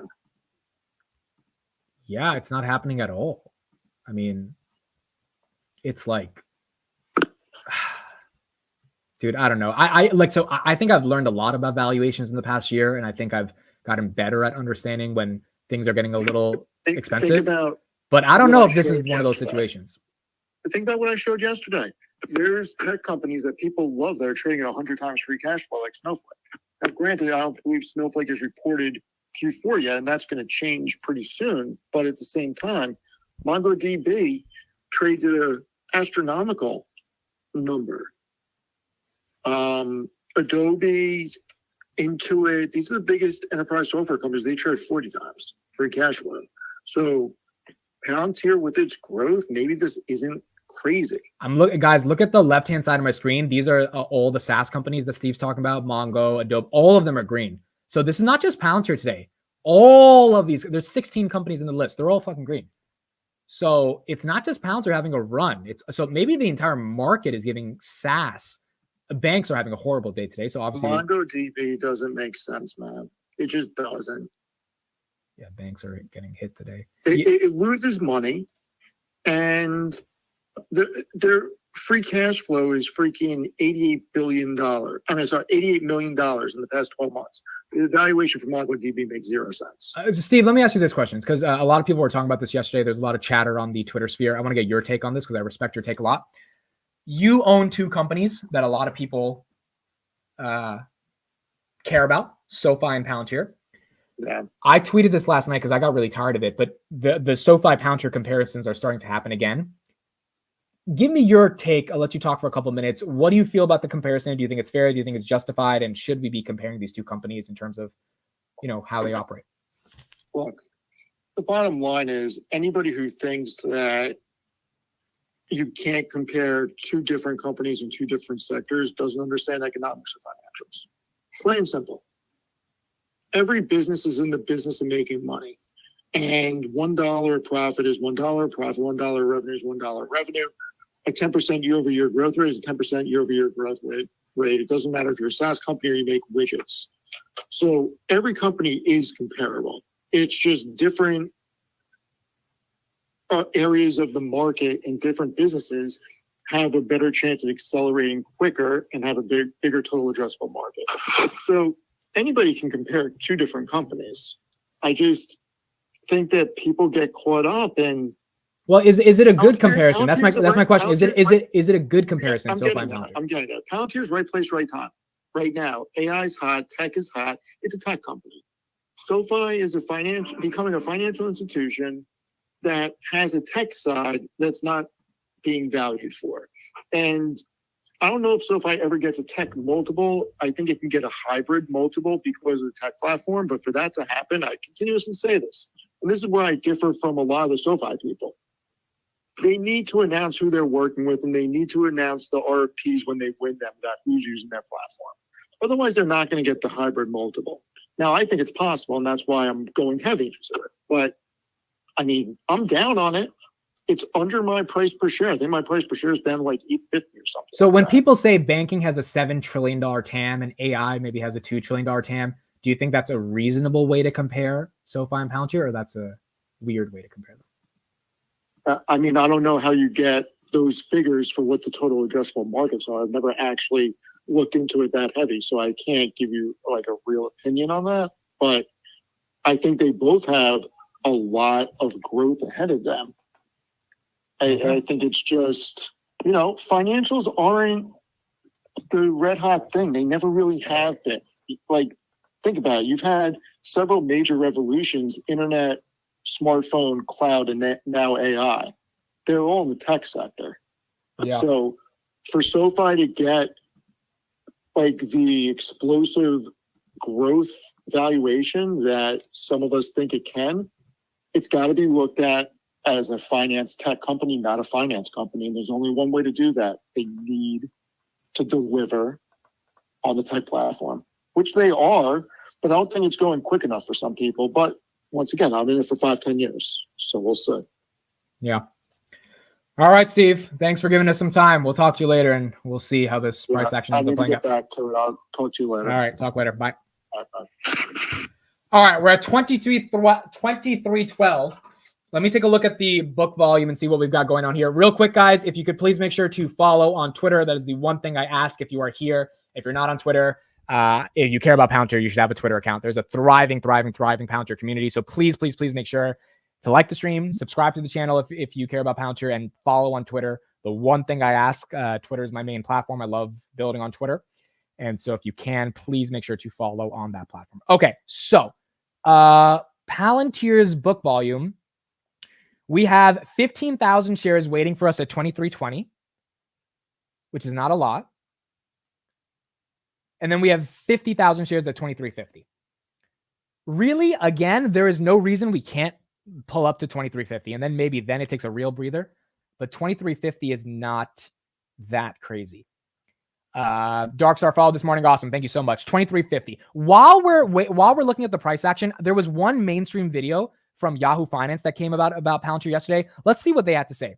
I'll keep an eye on the price. If anything goes crazy, I'll stop the video. It's about 5 minutes. Let's see someone else actually talking about Palantir on the mainstream media side, get their thoughts, and then we'll go back to the price. Here we go. Here's what he had to say.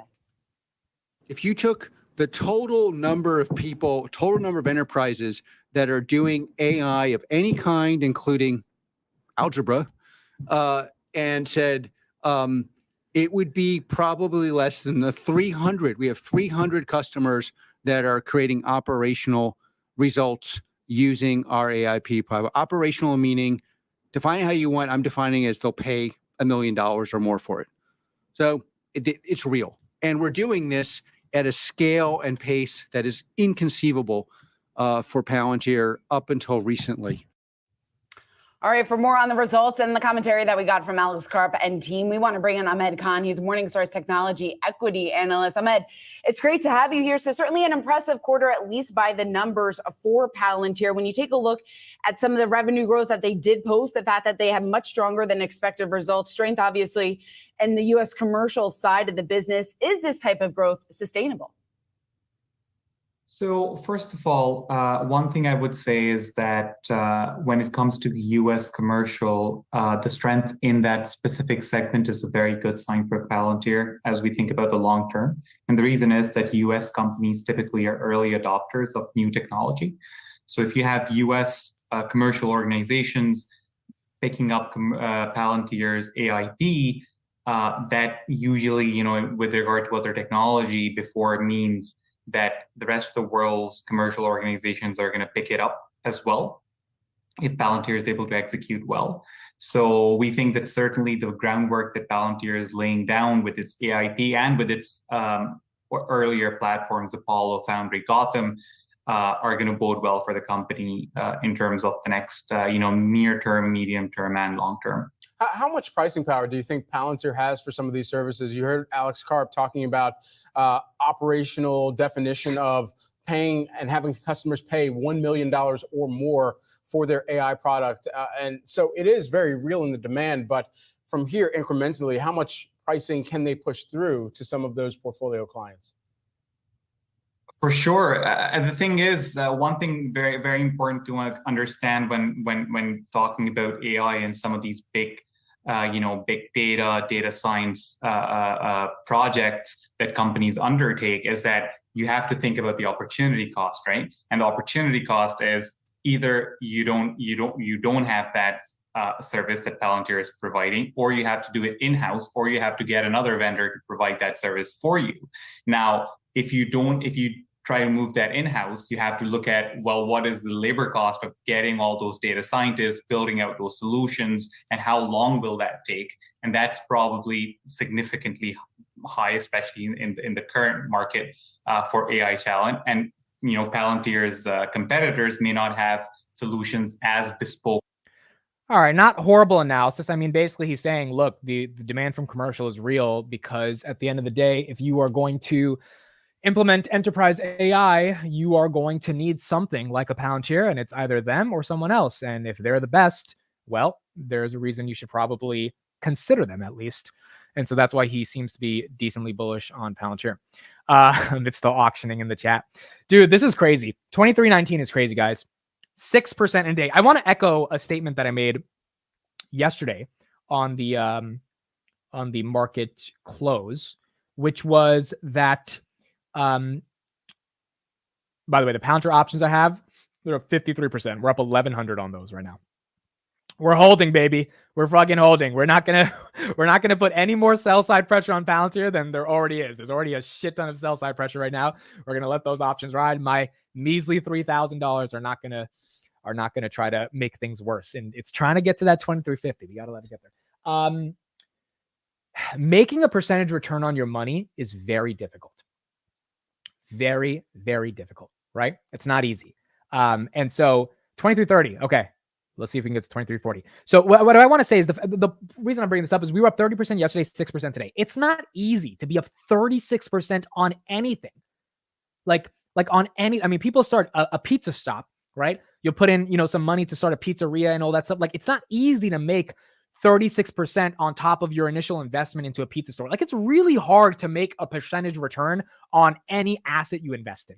Startup, crypto, stocks, your own business, whatever. Like, I have so much respect for people who start anything or who build anything, invest in anything, because you're taking a risk. And so for Palantir to be up 36% in 2 days, dude, and for the options chain to probably be up multiple hundreds of percent for people, this is a big deal. And I don't know if people think it's a big enough deal to say, hey, I'm up 36%. I'm up 70%. I mean, I'm up 50%. Maybe I should pocket this as a victory, which is what I did with SoFi the other week. Or I want to be up more. Like, is greed going to win? Or is FOMO going to win? Because people want to be up, 30%. And now they think 2330 is an attractive price. Or is just the momentum going to stop because enough people said they want to take their profits? So I don't know. We will see. But Bill says, Amit, this is an excellent point to remember. Easy to forget in equities. It's very easy to forget. These are numbers on a screen, but like from 21 to 23, billions and billions and billions of dollars around the world traded hands. I mean, I was talking to a couple of people this week that, have larger share accumulations of Palantir, and like you and I might see 10,000, 15,000, 20,000 on our screens, right? Go up and down. There are people that see tens of millions of dollars on their screens when the thing goes up a couple dollars. Like, it's not a joke. And so there is a lot of money in these equities. That's why there's so much regulations and SEC and all this shit, because there's a lot of money going around. So the fact that this thing is pumped 36% is a big deal. I wouldn't be surprised if maybe we see some insider selling. I don't know. I mean, I really hope we don't see any insider selling. That would be pretty annoying after really good earnings. I would want them to just hold and give us the confidence that they also believe it's going to keep going up. But maybe we see that. I mean, we just don't know. But there's a lot of momentum right now. A lot of money has exchanged hands. And it's something to think about because we forget. We forget. Can the market dump wait till after it heard earnings? I hope so, dude. I hope so. So I was on my Robinhood the other day, the actual platform. And so my options that I have on Robinhood, I'll show you guys what they are during hood earnings. But there's a glitch sometimes in options, right? So, oh, wow, the Palantir calls are printing. Okay, so they're 57% right. Let me show you guys this. They're up, baby. I mean, we're just going to keep letting it go at this point. We're going to keep letting it go. We're up 57% on this. We're up $1,200. That's not bad, dude. $1,200 is not easy to make nowhere in the world is it easy to make $1,200, dude. I don't care what business you're in. It's not easy to make $1,200. So it's just something to remember. I think a lot of times we forget about that. But I was on my Robinhood, right? And I looked at my options position. I got an alert. And the alert said, you are up XYZ dollars. And I was like, this is a lot. and there was a bug, a glitch. The options had spiked up about 150%. And you can't sell. That's a glitch, right? I can't just put in a sell order in like that. It's just a glitch. It happens. But for a good like 30 seconds, I just looked at my portfolio and I was like, holy crap. If Robinhood can actually perform on earnings, this is not going to be a glitch anymore. I'm actually going to be up like the amount of money that I'm looking at right now. It was just insane to look at that much money. And so I think there are people today on Palantir where it's not a glitch. They're looking at themselves being up a lot of money. And does greed take over? Or does profit take over? You guys already saw it with me and my call options. Greed is taking over. I'm letting those motherfuckers ride, dude. My greed is taking over. But for other people, for a lot of institutional investors that have a lot of money, I don't know. Maybe they take some profits. Let's see what happens. It wasn't a glitch. It was a preview into the future, Amit. Dude, Palantir Hotline. It was insane, dude. It was, this is why, like, when there was Chris, one of my good friends on Finance Junkies, he was up $9,000 in a day on Weight Watchers a year ago. And he texted me the screenshot and I was like, dude, you're up $9,000. Like I was like a little kid in a candy shop. I was like, that's insane. That's crazy. And he was just like, what are you talking about? He was just like, yeah, I'm up $9,000, but it's just because Chris has seen very high numbers. And I didn't think I would ever see those high numbers on my screen, but you keep playing this game enough and you get a little lucky here and there and you take your losses here and there. Sometimes you see some crazy numbers and on the day like today, there are people around the world who are seeing very crazy numbers. There are people that probably bought millions of call options, into January 2025, millions of dollars of worth, not like actual calls. There are people that probably bought thousands and thousands of shares right before earnings. That's why we saw the pump from 16 to 1750, right? That 4% pump was people buying before earnings. They are up looking at a lot of profit and they are asking themselves right now, all across the world, the 1,300 people in the chat included, should we take some profits? And we're going to see how this price action turns out. Are you up on the options or down? I'm up right now. So I got them pretty cheap, man. I got them really, really cheap. I got them early December, so they're very cheap. And so even with Robinhood falling from 1350 back to 1050, I am still up a decent amount, right? Like they're up. So now the question is just, can the company perform for it to be up, the amount that I want it to be up? And we'll see. This is the risk that we take. Okay, buybacks. Let's talk about buybacks. Guys, to me, buybacks, I don't think Palantir should be doing buybacks. They have enough liquidity for other investors to buy their stock for the reason I think a company does buybacks is because they think their stock is immediately like fundamentally undervalued. And they also think that they can dilute, they can get rid of some of the shares from the float so it stops or decreases shareholder dilution. Palantir is in growth phase. They need the cash to be able to generate interest income. And I don't think they need to worry about shareholder dilution right now because there's a ton of liquidity on the stock. And I don't know if 23 is undervalued, right? Maybe 17 is, 18 is, maybe 16, maybe 20 will be. I don't think buybacks are the right idea. I think keep that cash, use that cash to do R&D, use that cash to make net interest income, ensure GAAP profitability for the next 10 quarters. Interest rates are not going to come down dramatically anytime soon. There is no reason, in my opinion, to do this. Look, the stock's up 35% for the year. There is no reason shareholders should be upset about dilution. The stock has returned. If you're buying at 22 and you want it to be at 30, okay, like maybe then you can complain. But for shareholders that have been in for a while, the stock is now done phenomenally well. They don't need to reduce the float and get, try to make shareholders happy like Google. Which stock has not performed as well because the stock's doing okay. So to me, I just don't think we need to do buybacks right now. I really don't. There's enough liquidity. There's enough momentum. They can make money off that cash, which is probably better than, buying off shares from the market that could potentially have a pullback. So I don't think, and also how much are they going to reduce the float, dude? There's 2 billion shares outstanding.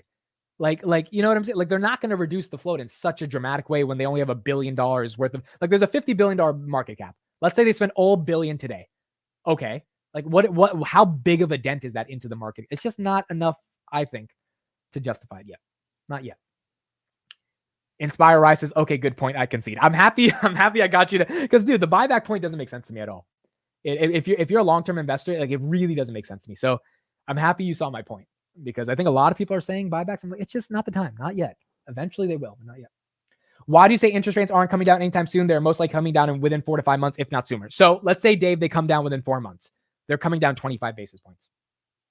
So what I mean by that is, like, if they come down, they're not coming down to the point that it's so dramatic that Palantir needs to get worried and do something with their money. And also, when interest rates come down, the business environment gets more likely for people to invest in companies and procure software. So it's unlikely to me that we need to worry about getting rid of our cash when we can sell more of our software.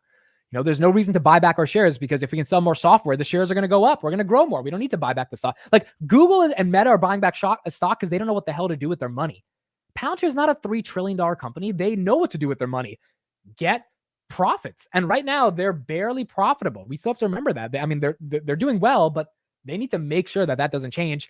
And the beautiful thing about Palantir is now they can grow while being profitable, because they pivoted the company to GAAP profitability, and now they're back on accelerating growth. So it's going to be really exciting to see them grow profitably over the next 5 years. And as long as they can sustain that, then they can do the buybacks, and then it'll be in a better position. Austin Harrison says, Amit, I passed my Series 66. Everyone clap it up for Austin. W's in the chat for Austin. Shout out to you, man. That's amazing. That's amazing. I think you tweeted me this morning, and I said good luck to you. So that's awesome, dude. Super, super happy you passed it. That's great. Absolutely incredible. Thomas says, people also forget the fact that bond prices go up when yields go down. Palantir could print money in the bond market in the next 2 years. 1,000%. 1,000%, Thomas. So there's no reason at that point to waste the money on buybacks.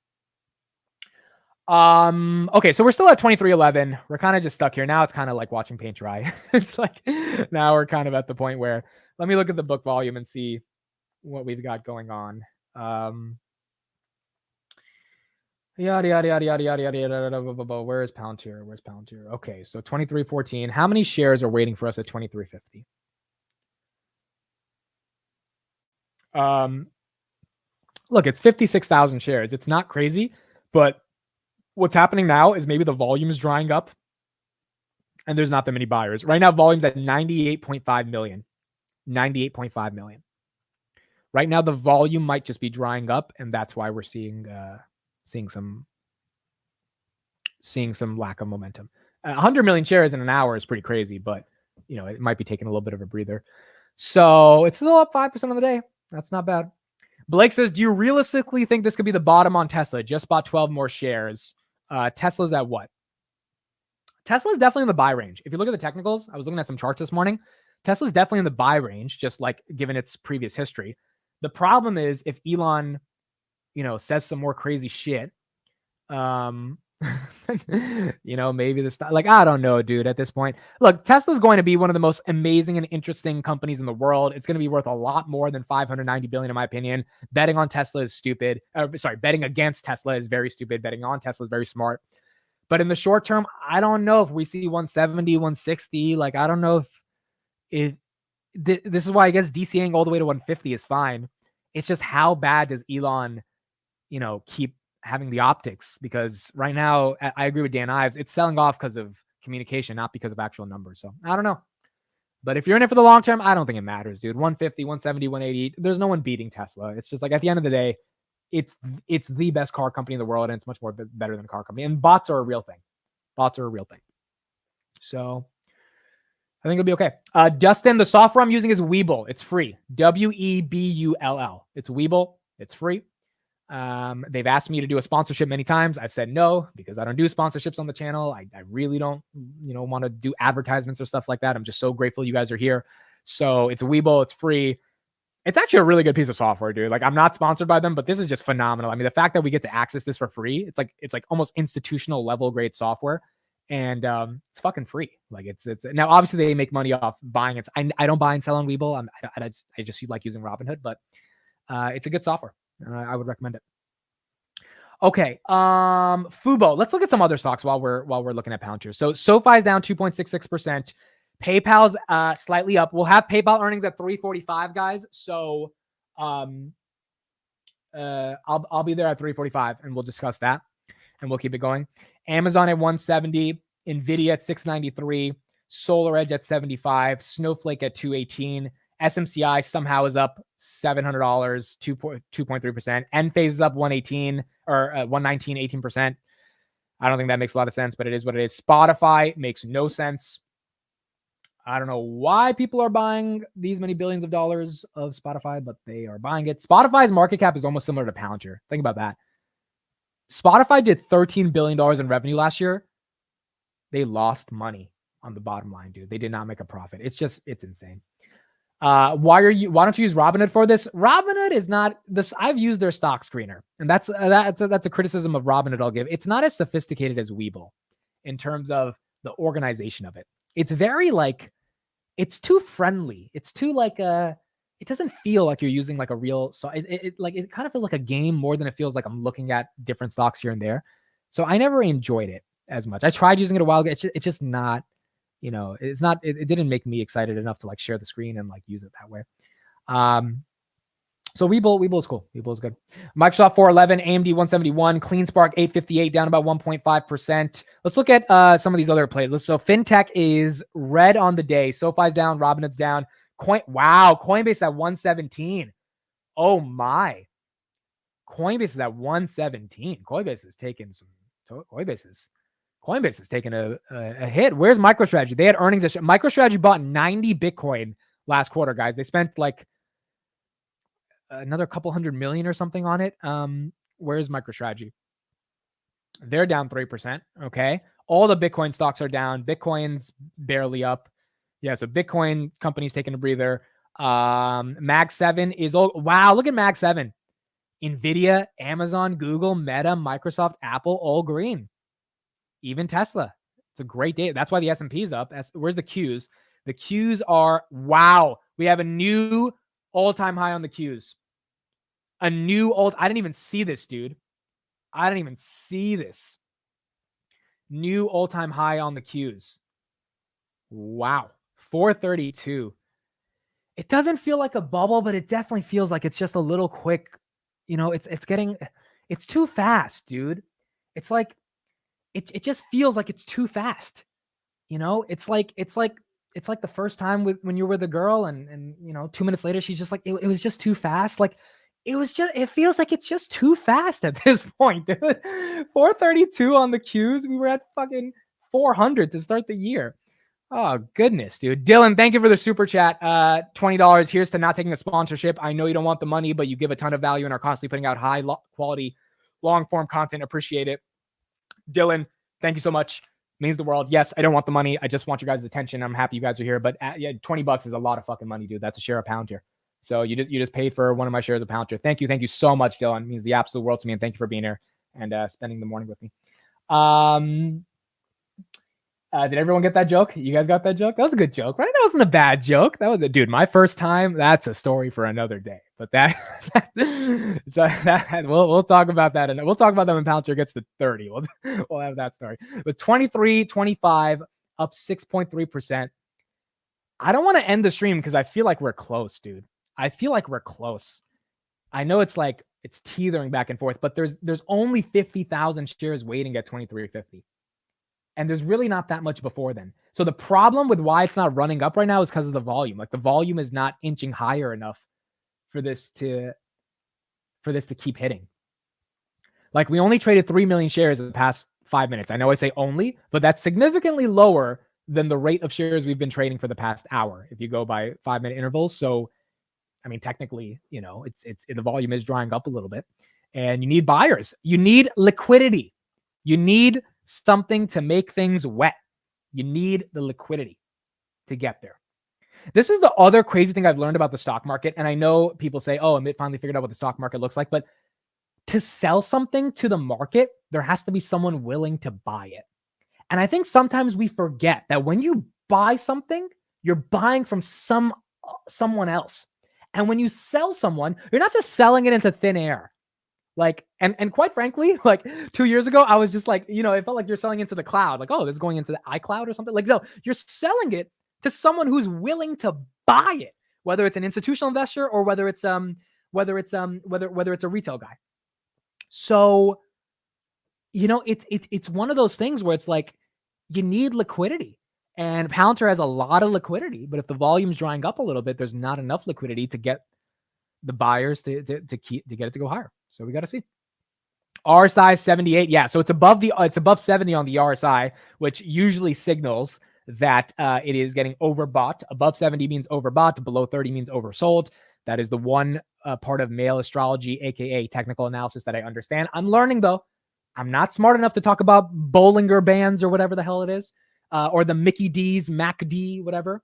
But I am learning, and so once I get smart enough to say that stuff, I'll say it on stream. But the RSI is above 70, so I mean, technically, yeah, it's overbought. But we'll see, if it continues. Zocolt says, what is everyone doing right now? Y'all at work? Yeah, put in the chat. What are you guys doing, dude? Are you did you tell your boss you have to go to the bathroom? Where are you at right now? I'm so curious. What are you doing? Where is everyone? How is everyone access? Do you all work from home and not really do any work? Because I get it. I work from home for a little bit. Dude, I remember some of those hours. I was getting paid for 8 hours. Dog, I was working 8 minutes, dude. It was the biggest scam. That's why we had a bubble. Because productivity went down the drain, dude. That's what happened when we had work from home. Austin's in traffic. Blake's watching his gains. June is making eggs. Palantir Hotline, work from home analytics. Michael Schaefer, I'm running Python code to compute the best covered call premiums and texting other Palantir alums. I love it. That's awesome. That is incredible. Philip says, my boss came by and I was looking at the Palantir website. Dude, that's so crazy. I'm retired, so I work all the time. I love it. Got to keep working when you're retired. Nijam says you're moving to Florida. Gaming on my day off. Family office. Wow, you work at a family office. That's cool. Palantir's 23.33. We're 7 cents away from 23.40. We got to break that again to get to 23.50. Tim Slatter says I'm hyperventilating over Palantir. Dude, that last name is fucking epic. Slatter. That's just that's an epic name. Tim Slatter. I like that name. Palantir 23.37. All right, so volume's picking up a little bit. Buy side pressure is making in. Let me make sure I have my one share ready. If we get back, so let me make sure I got the one share ready to go. If we get to 23.99, we got to make sure. Okay, so I got that loaded up. 23.99 will be good to go. Yeah, Tim Slatter. I like that last name. That's awesome. What else do we have? What else are people doing? My boss came by and I asked her what she wanted. I'm making money in the market right now. Dude, that meme of people saying when your boss says, why are you late to work? And the Elmo, he's like, watch your mouth because Palantir's up. That meme is hilarious, dude. Watch how you talk to me, dude. Palantir's up right now. You can't be talking like that. All right, so I got my one share ready. We'll see what happens there. On the metro going to school. How crazy is that, dude? We've got some people going to school. We've got some people going to work. We've got some people making money. Sam says, I'm up $1.5 million, selling exactly 400,000 of it and going straight to the McLaren dealership. I mean, if that's true, then that's amazing. That's incredible. It's just so crazy. All of us around the world are here. There's 1,100 people around the world. I don't want to make it super meta and get you in your head thinking of it, but there's thousands of people across the world. All of us are watching this thing tick up or down 1 or 2 pennies, and it's affecting thousands or millions of dollars of our lives. It's just so beautiful, dude. To me, that's just the beauty of existence, dude. The fact that there is a universe, individualism is sovereign, but collectivism is what gives individuality purpose, right? You don't want to be in your mansion alone. You want to be in your mansion with a family. Now, you want to work your ass off to get that mansion. You don't want anyone to give you the mansion. And if you want someone to give you the mansion, it's not as fulfilling to get the mansion yourself. But when you're in the mansion, you want to share the experiences with a collective group of people, aka family and friends. And so it's not just fun seeing Palantir go to 23.15. It's fun doing it with people. That's my point. That's the fun part about this. And then we got Bitcoin Man who says, I want to be in my mansion alone. Okay, some people want to be in their mansion alone. I get it. But a lot of people also want to enjoy it with the family. My future trophy wife can share my mansion. I had a tweet about that a year ago. I think when Palantir rallied to 13 at the time. 13 was crazy, dude. When in May of 2023, when we went up to 13 and Palantir was fucking $8 like 2 weeks ago on the first quarter of GAAP profitability, that time was insane. I remember I tweeted that I'm buying my shares for my wife can thank my future shares for our house or something, and maybe that'll be the case. Okay, Ants Plants in the Metaverse says, shout me out. AirPod while removing mulch and weeds from the Pinot beds at the New York Botanical Gardens. I always give you and me Kevin a lot of credit. A few other guys, I won't name them also. Shout out to Ants Plants in the Metaverse, who's at the New York Botanical Gardens, removing mulch and weeds, listening on his AirPods. That is crazy. I love when people get very specific, because like the fact that that's happening right now in real time is just insane. Got him. Thank you for the $5 super chat. Yo, Amit, don't know if you remember. You've been here since 1,000 subs. Palantir investor since 2020. We need Walmart, Home Depot, etc. to adopt Palantir to see 100. I do remember you. You're awesome. Thank you for being here since 1,000 subs. I think I remember everyone who's here since then, dude. Those names I remember because that's what happens when you respond to people's comments and you engage with them. Like you don't forget about them. And I do a live stream every day. A lot of you guys come here, so I say your name in the morning, right? So it just gets implanted in my subconscious. Thank you for the $5 super chat. Yeah, we need a Walmart. We need a Home Depot. We got Kohl's and fucking in Australia. Let's get the next one. What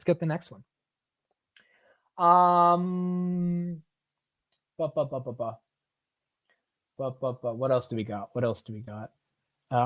Using the gains on daycare costs. Yeah, I understand. We got some kids. We got to deal with that. What is CNBC talking about? Do you think they're talking about anything interesting? Palantir calls are still up 45%, so they aren't moving crazy.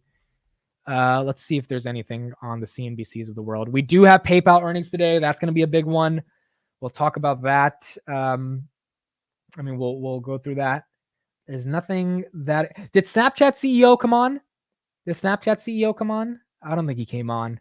I want to see him justify that quarter, dude. I'm interested in buying a share. How do I? Download Robinhood if you're in the United States, and you'll be able to buy a share. But if not, then you probably can't. But you got to look up a brokerage. If you don't know how to buy a share, you got to look up a brokerage and set up an account, and then that's it. But if you don't know how to buy a share yet, I wouldn't just buy Palantir, because you probably got a lot to learn about the stocks before you get into it. So I would just chill out on buying before you open anything. M. Alejo says, Amit, this is the longest morning open. I worked out, got ready for work, and took my daughter to school, and now I'm driving to the office, and it's still going. Let's go. I love it. Dude, that's crazy. You've had a productive day, and you've made some money, I'm assuming, on Palantir. You got a lot of shit done. Anna says, eating my first meal in South Bend, Indiana, and watching Palantir gains. I have a lot of shares. Dude, that's so fucking crazy, dude. It's so awesome. It's so cool to know there's thousands of people living their own lives. Like, dude, there's billions of people in India, in China, in France, in South Korea, just living their lives right now. And we don't know about it. And all 1,000 of us are here in this moment. That to me is priceless, dude. You can't put a price on that. Now, if you put a price of $23.50 on that, I wouldn't mind, but you can't put a price on that. It's just so incredible. It's so incredible. And I'm so grateful for it, but it's so incredible. Do you take profit in it? No, I've got those call options, got the share. To me, look, my thing is I actually want to hold this bad boy till 2030. I'm swinging a ton of stocks, PayPal, Robinhood, fucking CleanSpark, Truist, Google, Palantir. I'm just saying, forget it. We'll see you in the future. And so, we'll see what happens there. We'll see. Also, one thing that I was thinking about is I have, so I started a new account on Public. Let me show you guys this thing. Maybe you guys will convince me to spend the money today. I wasn't going to spend the money, but maybe you guys are going to convince me. We'll get back to Palantir in a second. So I started a new account on Public, and I am taking my Twitter money and my Substack money, and I'm investing it in here. Because I'm like, I don't want this money to get lost. I'm just going to put it here. Public is another brokerage. The only reason I opened an account, I actually really like their platform. The platform's nice. I'm not sponsored or anything like that. I opened an account here because I needed a different account. I didn't want an account. Let me get it off dark mode. Dark mode's hard to look at. I didn't want, I needed to have a separate place for my money, right? So I didn't just want to keep it in Robinhood. I was like, let me find a separate place. Yeah, dark mode's actually not looking the best here. And so I made $300 off Twitter last week, and I get paid every 2 weeks on that. And so to me, any money from Twitter is like, dude, any money on Twitter is like incredible. So I'm wanting to put it into something separate, and we can just watch it grow in a separate account. And same thing from Substack. My Substack is free. It's dailypalantir.substack.com. No one has to pay for it. But for some reason, people send an $80, $100 subscription. Just every time I get a notification that people do, I'm like, all right, thank you. I appreciate that. But I'm like, all right, let's put the money in here. So we have $456. We got $300 off Twitter last week, and we got $156 off Substack yesterday. So I put it in here. And it's not going to be in Robinhood. It's just going to be here. And so I guess my question is, do we just invest it in Palantir in public? Or do we make public, technically that's a good idea. Public can be the public portfolio. That can kind of we can play around with it and stuff like that. But do we just buy Palantir here? Do we put in the S&P? What do we do here? Also, they offer T-bills. That's another reason I like them. They offer T-bills. Palantir now $23.33. So you guys can see the price here. Yeah, you can see the price. So I don't know. I think maybe we'll take Twitter money, because any money from Twitter to me is just like that's just awesome. We'll just put it in here and we'll just dump it in Palantir. Maybe we just dump it in Palantir. Perfect the game. Thank you for the $2 super chat. 1,303 days. Found your channel on Monday. Thank you for being here. Absolutely means the world. You're subscribed, and 1,303 days is awesome. So shout out to you. If you swing traded Palantir over the past couple of days, put how much money you made in the chat. If you actually swing traded some of Palantir, put how much money you made in the chat. Is this in Canada? I don't think so, dude. In Canada, Justin Trudeau, I know you guys like him, but that dude is not the nicest, and he has too many financial regulations on your country. You guys don't have Robinhood. Snap CEO on CBC. Okay, let's get him there. Let's get him on CBC. Let's get him out. So in Canada, you guys have too many restrictions, and that's why you guys don't have it. Okay, let's listen to Evan Spiegel, dude. I really want to hear what he has to say. How is he justifying this quarter? Let's see. And then I'll keep an eye on Palantir during the call. Here he is. Okay, we got him. Here we go. Let's see what he's got to say. Let's see. Snapchat's down 31%. Let's see what he had to say. All right. Here we go. Here's Snap CEO. Down by over a third this morning. I have to ask you, what's your message to investors who seem to have lost confidence in this stock? Hey, Julia, thanks so much for having me. It does seem like expectations got ahead of our guidance. We delivered a Q4 in line in terms of revenue, beat heavily on adjusted EBITDA, and we guided to a 10-point acceleration for revenue in Q1. So we are seeing some real progress on the advertising platform, and I think what's most encouraging for us as we look towards the long term of the business is that we're seeing better performance for advertisers. So we saw a 90% increase in purchase-related conversions in Q4, and we also are seeing some traction with small and medium-sized businesses. Growth in the number of small and medium-sized advertisers in Q4. So, we're seeing some real, and of course, with small and medium-sized businesses, which gives up. His audio cutting in and out is exactly the reason why Snapchat's having a problem. Now, Palantir's at 23.40. For some reason, Evan Spiegel speaking makes Palantir keep going up. So let's just keep it on and let him keep talking, and maybe that moons Palantir. Gives us confidence that over time we should see revenue follow.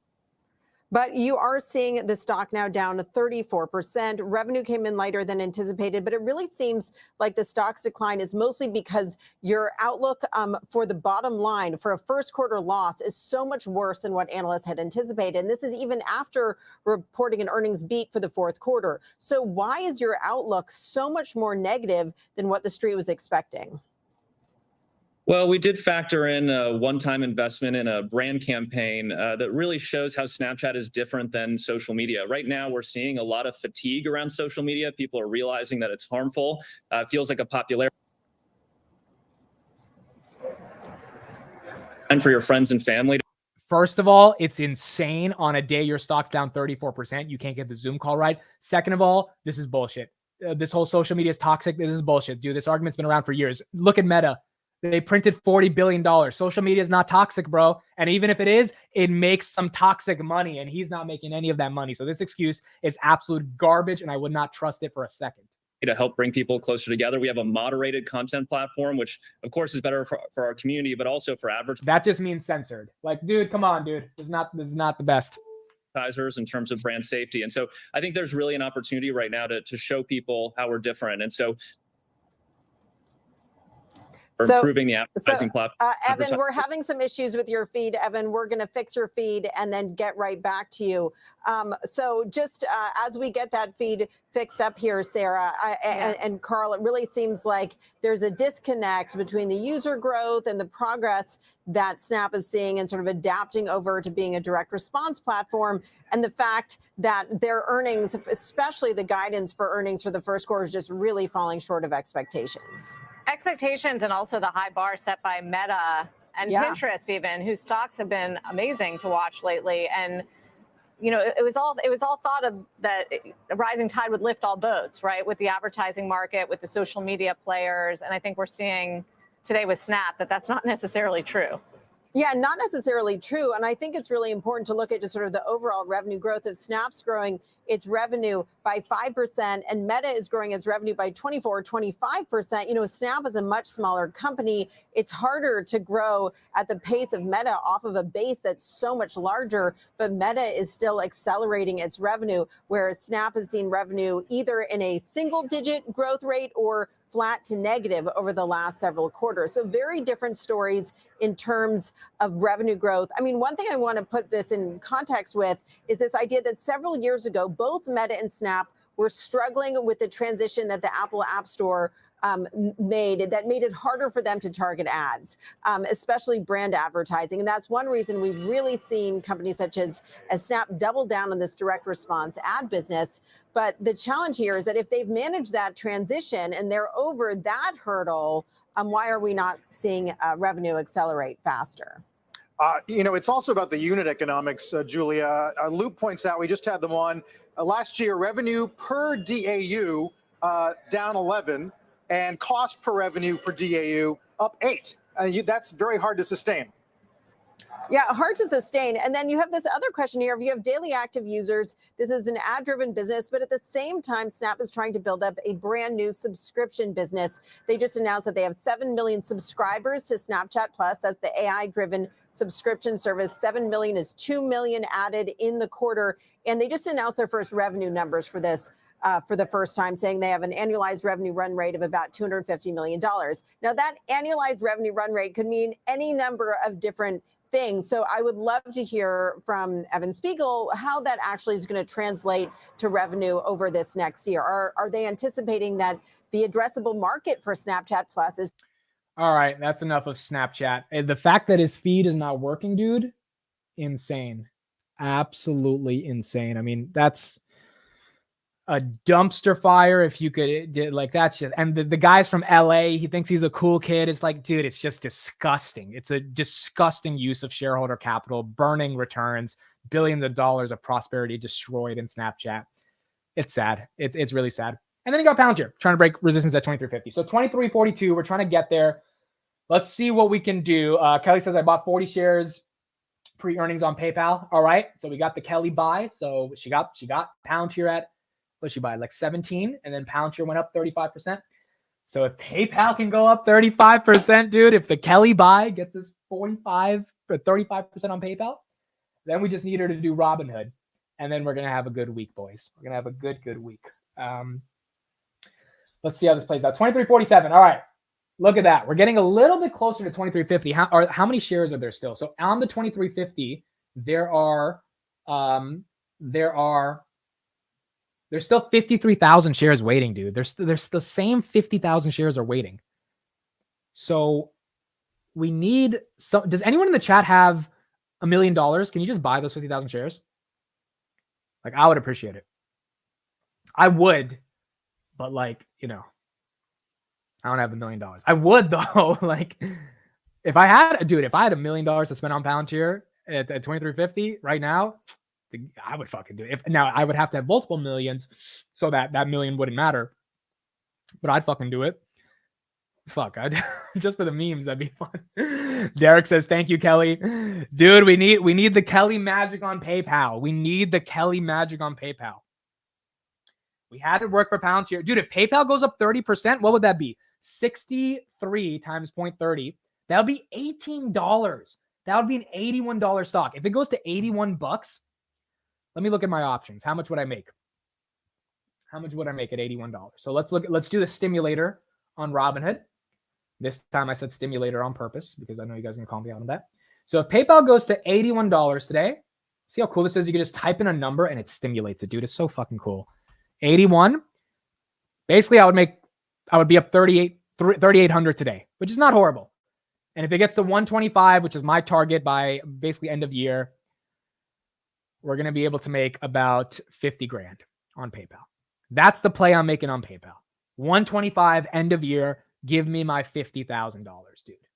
Let's see. What time is PayPal numbers at? 4 o'clock. We'll be there at 4 o'clock.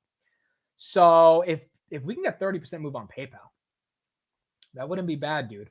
That wouldn't be mad. That wouldn't be bad.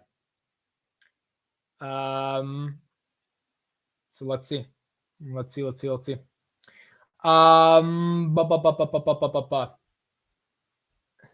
Derek says, Derek, you're asking how many you want to buy? Oh, 50.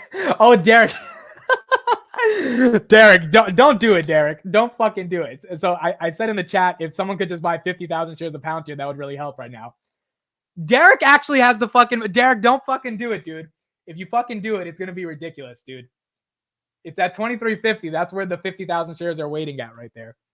Don't you fucking dare, dude. I actually don't want you to do it because it would be ridiculous. There's the 51,000 shares waiting at 23.50. This fucking guy. What price? I'll do it. You're not going to... Derek, are you actually going to do it, dude? Because if it goes back down, you're going to be down on that. But the price, the limit is at 23.50 right now. There's 51,439 shares. So I don't know if you literally buy 50,000 if it's going to break the wall, but because another wall might pop up automatically. But it would make a dent, I would argue. I think it would make a dent. I don't fucking know. Yes, what price? It's at 23.50. That's the price. That's the, I guess. I guess so. If the ask is at 23.50, if you buy at 23.50, theoretically, I don't know exactly how that works, but that would encompass a decent amount of shares. Dude, that's just crazy, dude. That's fucking, yeah, it's at 23.50, I guess. 23.50, 23.49, 23.50, basically, yeah, that price. I think you set a limit order for that, and then once it gets there, you buy there. I guess. I'll do it. He said I'll do it. That's fucking crazy, dude. This is fucking insane. And dude, theoretically, again, there's nothing. I don't see in my data that I'm looking at something stopping Palantir after 23.50. All right, we got some data. At 24, there's 62,000 shares. At 24, there's 62,000 shares. So at 24, but up until 24, 23.70, 23.8, it should be okay. That's fucking crazy, dude. Absolutely insane. Absolutely insane. You have to cover every price up to 23.50 also, right? I think so, dude. I think that's how it works. That's why I'm saying even if you buy 50,000 shares at 23.50, I don't know if it just tears down the wall. But there obviously are more shares there, but that is the big one that's waiting. Now it's at 56,000 at 23.50. So, fuck. We'll see, dude. That's insane. I bought one share, so Derek can buy four. I bought one share, so Derek can buy 49,990. Should I? If Derek's gonna buy, fuck it, dude. If Derek's gonna buy 1 million, should I spend my public account money and throw in my money, my 456? Should I fucking do it if Derek's doing it? Well, this is a 10-year hold, right? So technically, if it goes back to 16, it's okay because it's the 10-year hold, so it doesn't matter, right? Should I just fucking do it? Should I just do it? Dude, fuck it. I think it's a 10-year hold. If it goes back, hold on, let's do the math on this. So if I buy 456 divided by 23.40, that would be 19 shares. If it goes down to 16, I would be down $100, dude. It's not that crazy. If it goes down to 16, I'll be down $100 fucking dollars. Fuck it, dude. It's $400. It's not even that crazy. All right, here we go. Buy market. This is the most degenerate thing ever, but it's $400. It's not $4 million, so it's not okay. Order amount, 456. We are literally spending everything. Review order. Boom, 19.45 shares. I don't know if this is going to move the needle, but damn it, I'm going to die trying. Submit order, baby.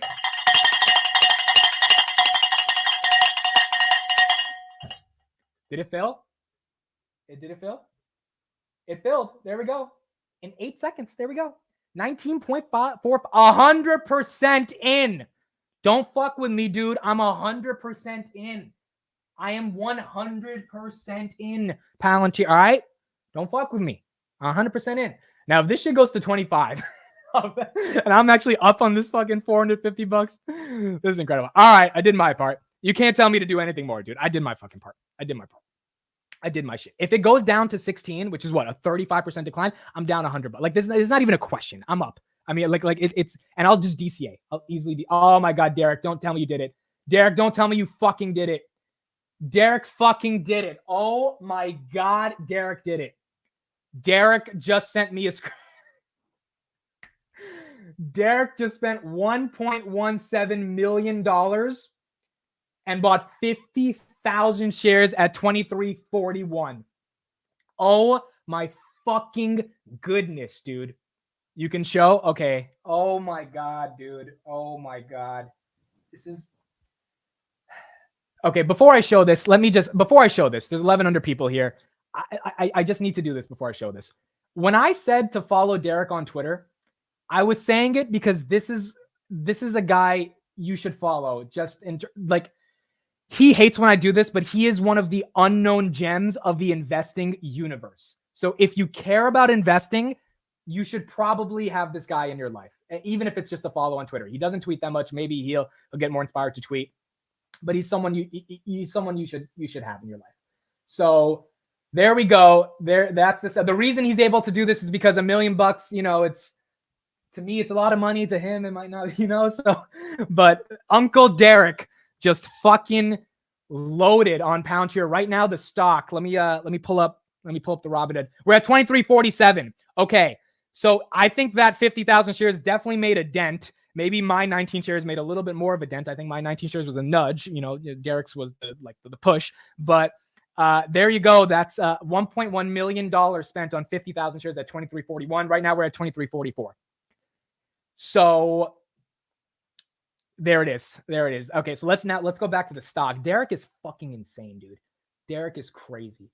Derek, it's just incredible. So now we're at 23.48. The volume. Okay, so there's still a ton of shares at 23.50. Oh my God. Oh my, Derek did it. Derek fucking did it.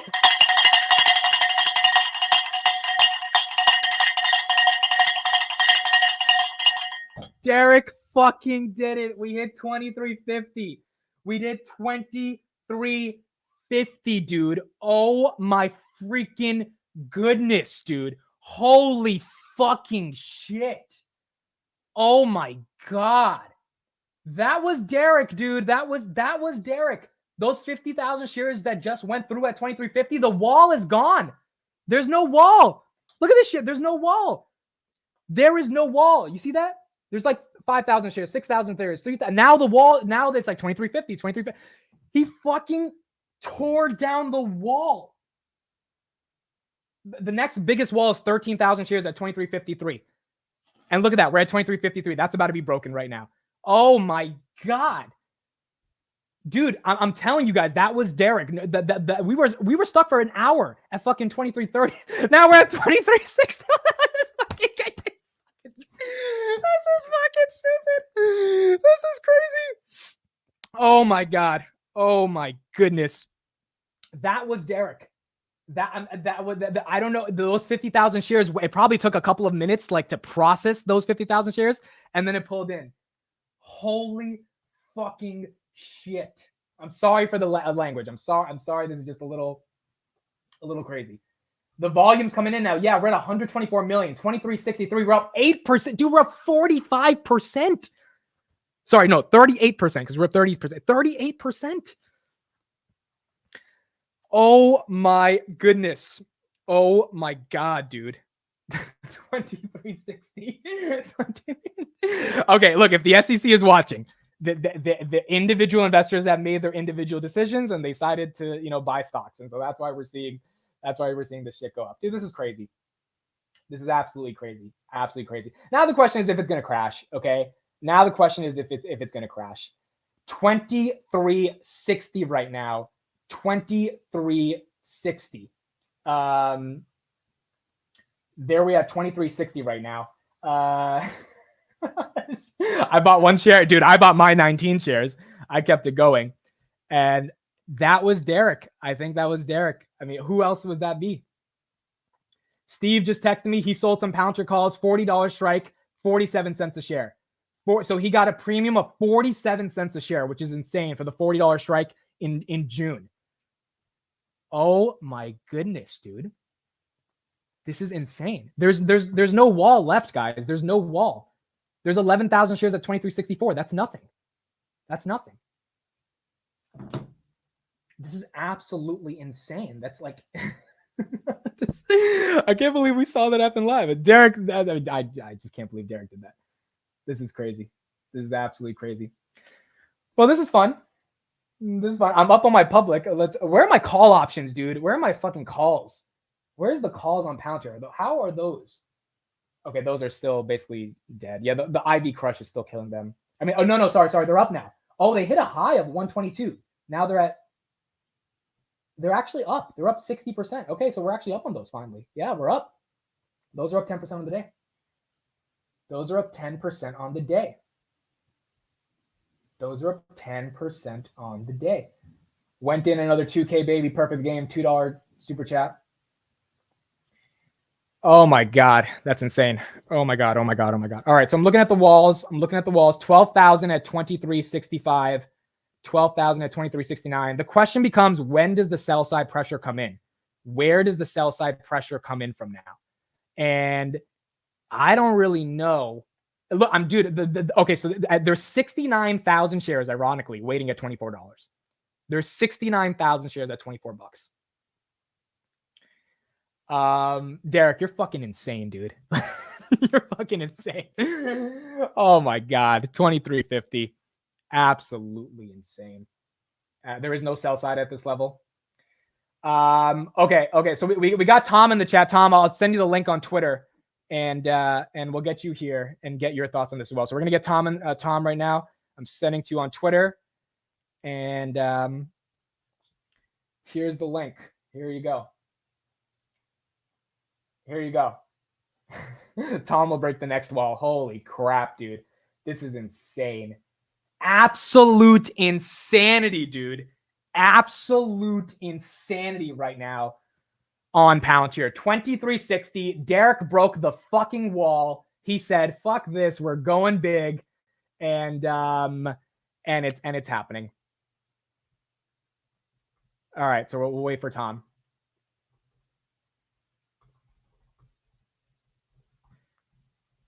$1,200 people here. Thank you all for being here. 2360 right now. It's still up at 2350. Derek's up on his investment. Shit, I'm up on my investment right now in the public account. I'm on my damn investment. This is insane. Too much euphoria. It's scaring me. I can get that. I understand it. Oh boy, is it going to hit 2370? Is it going to hit 2370? Oh my God.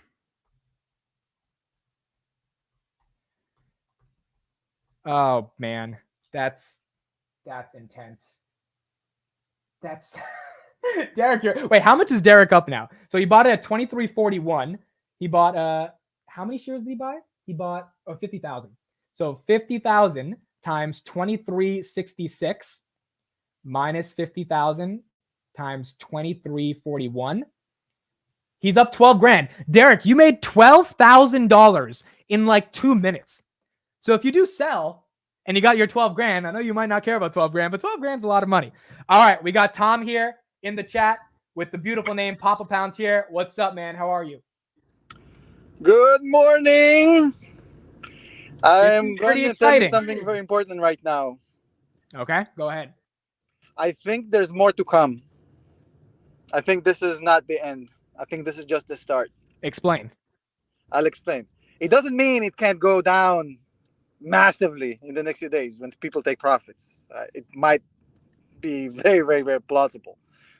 But this is just the beginning. And when I spoke to Sham, I understood it for the first time. He explained it to me. You see, I think we didn't fully understand how insane the trajectory is for this company, because we always thought about it in this dichotomy between, the classic defense business, which is great to have like a warm blanket in the middle of a recession, right? But the commercial business where everything's at. That's what we knew, right?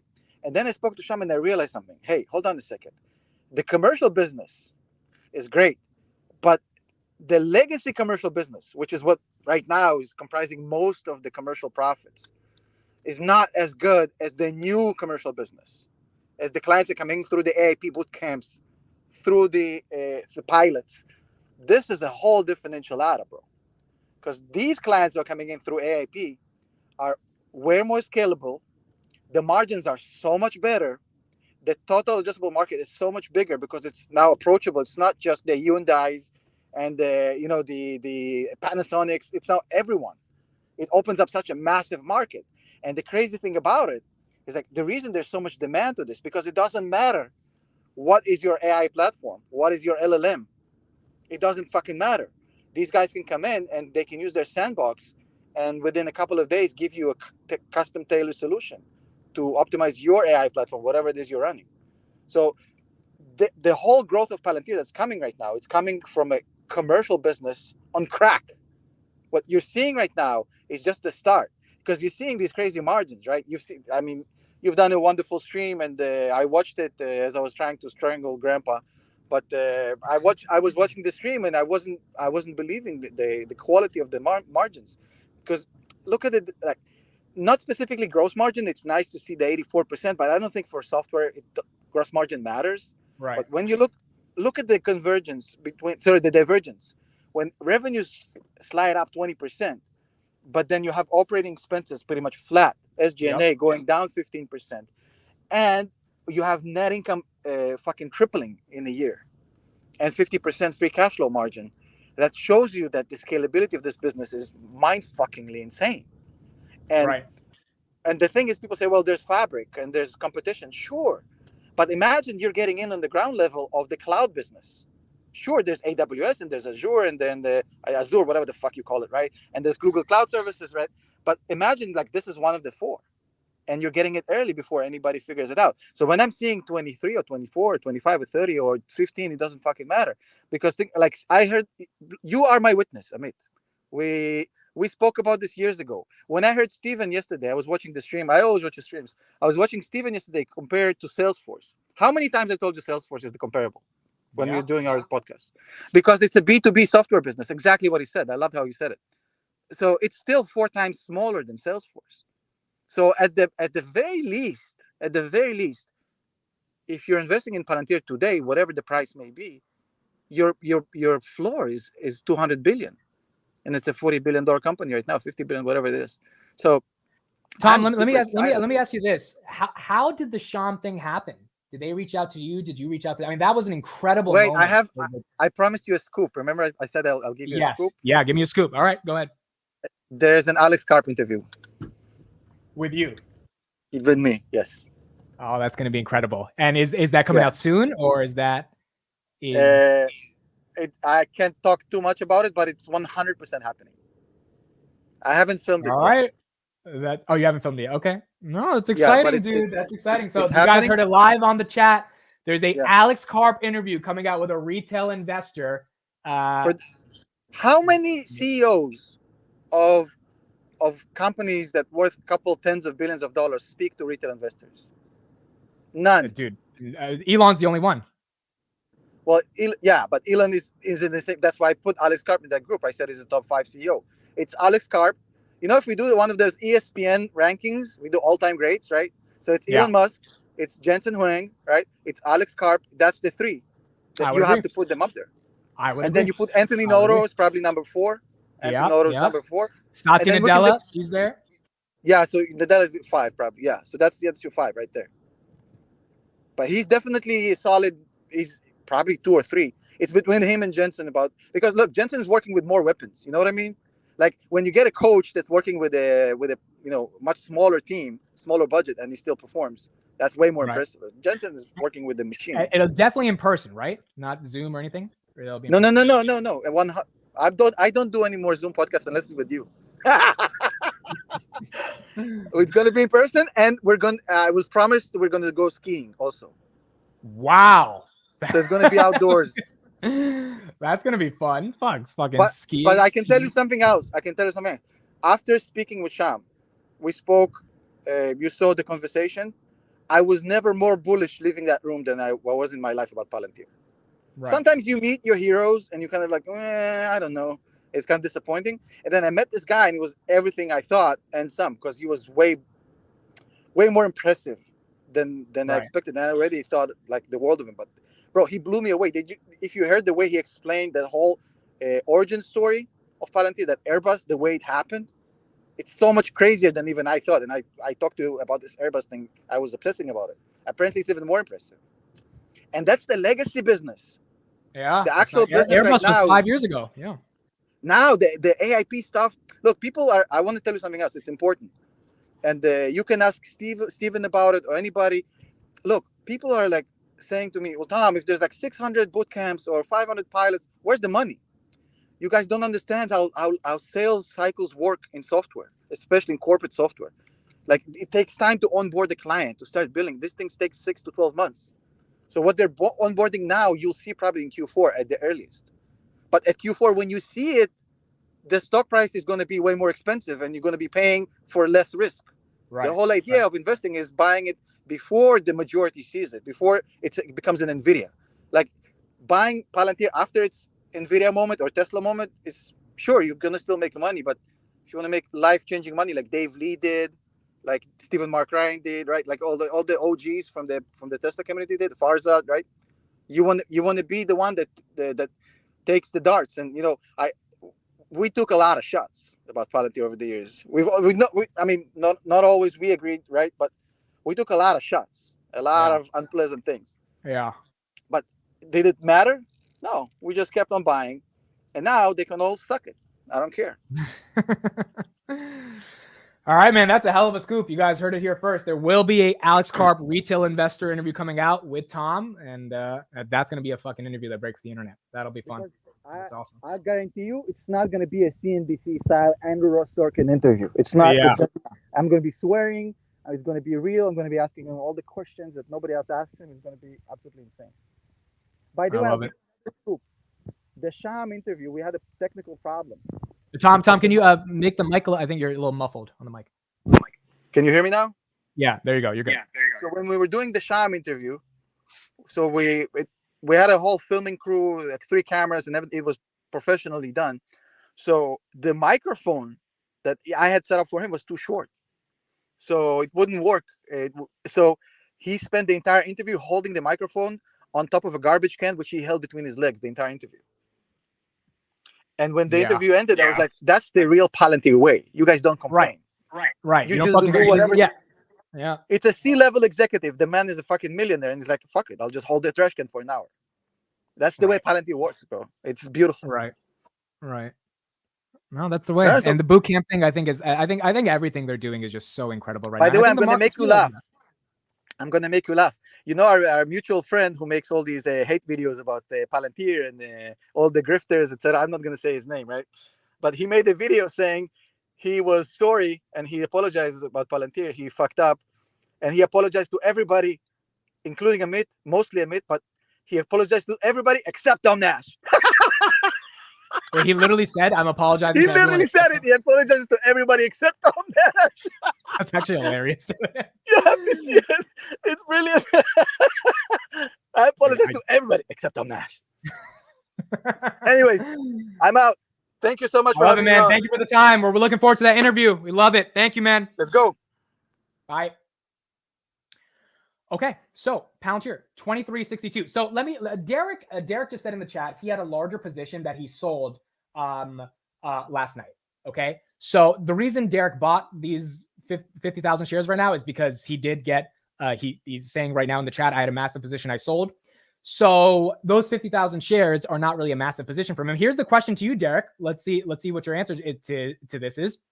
When do you sell those 50,000 shares?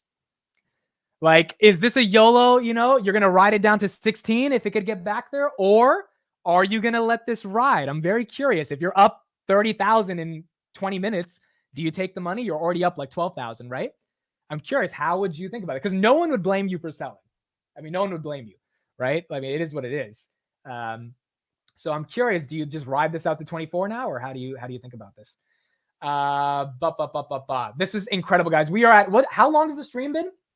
3 hours. We've been here.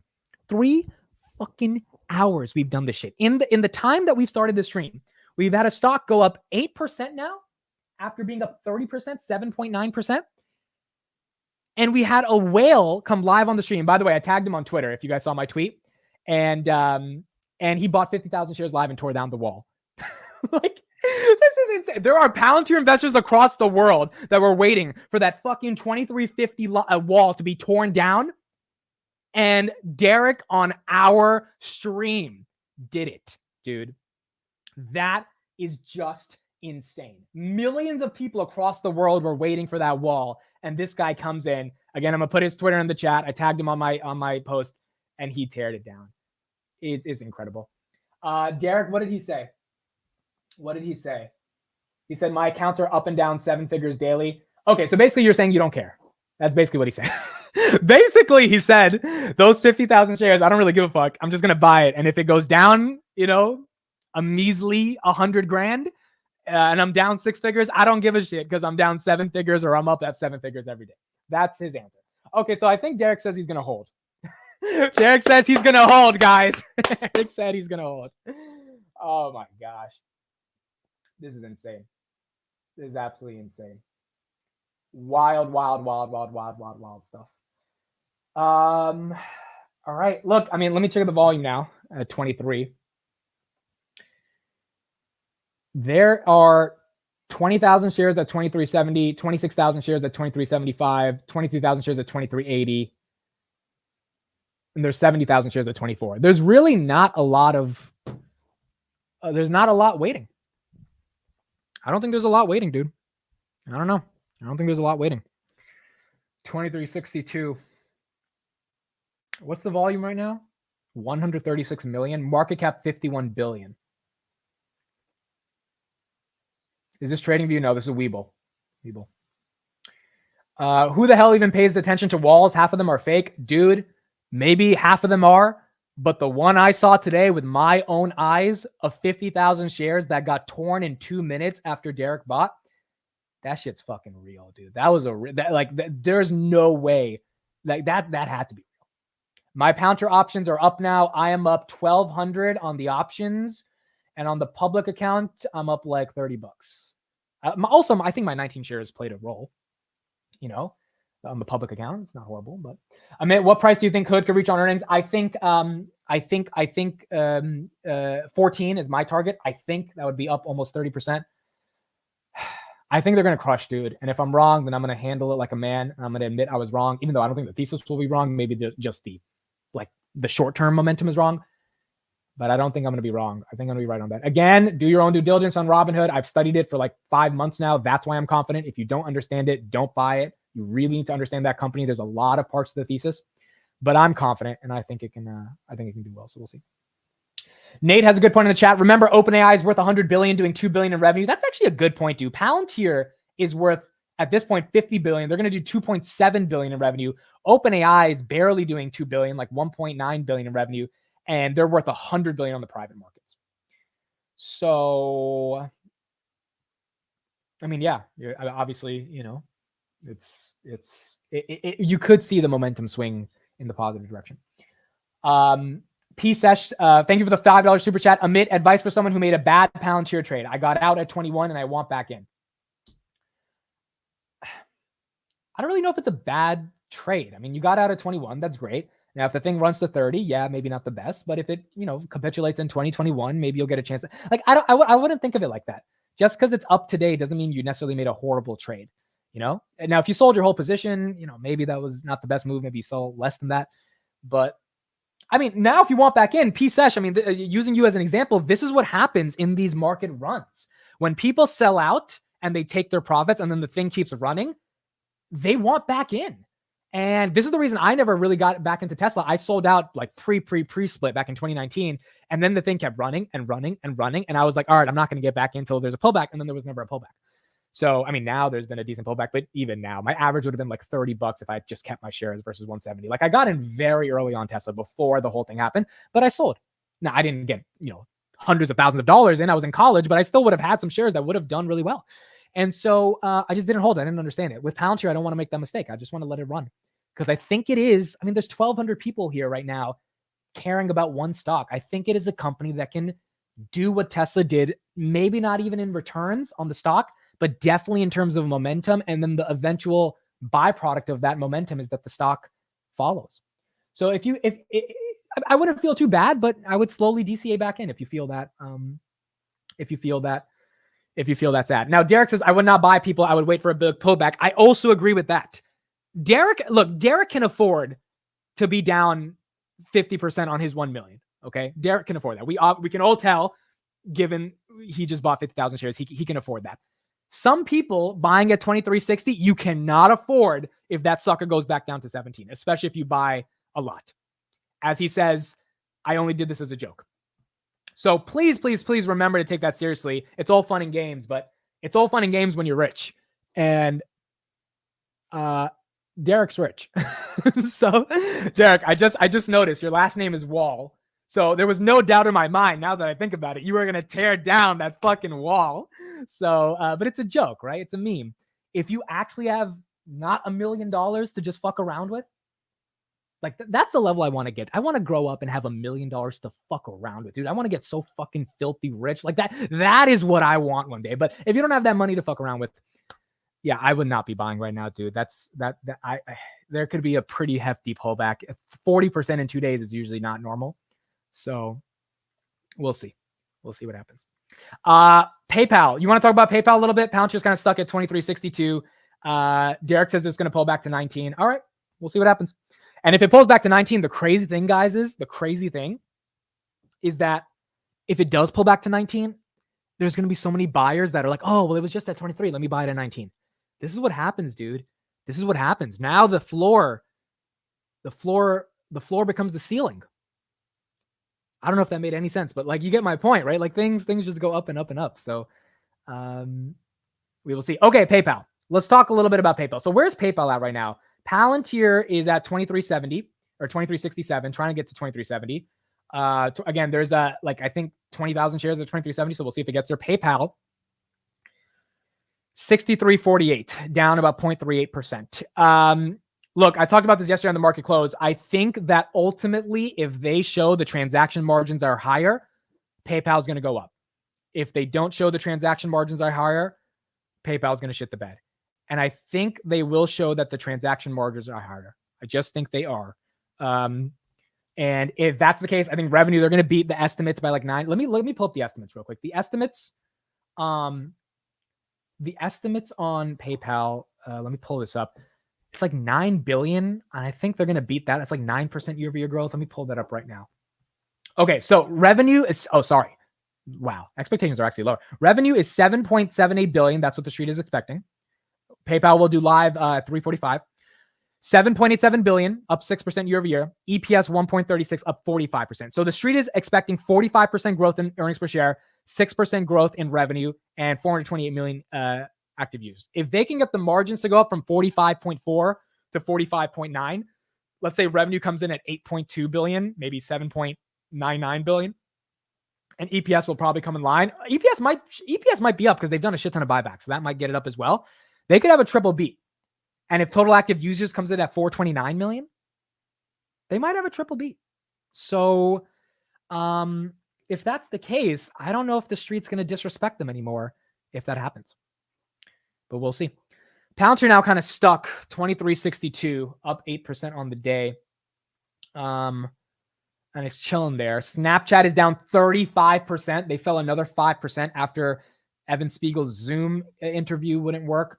Uber's up 1%. They had really good earnings. It makes sense. Uber's up. SMCI is trying to go to 700. Meta's at 470, up 3% right now. Robinhood, a little momentum, 1080 right now.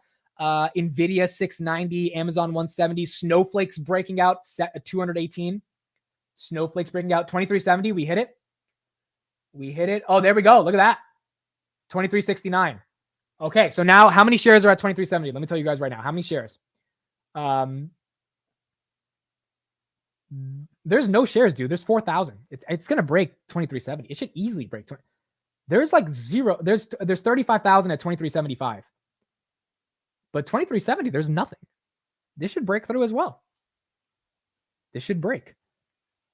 This should break. I mean, volume will die down at 12 p.m. for lunch. Yeah, that's possible, unless all the fucking analysts are staring at the tickers like us, and they're skipping lunch. I'm skipping lunch today, that's for sure.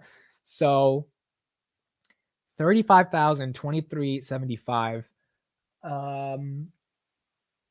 Is this the start of 24-hour streaming? Look, maybe, dude. Maybe we are setting up. If you haven't liked and subscribed, make sure you like and subscribe, because this story is not ending anytime soon, folks. This is a big deal.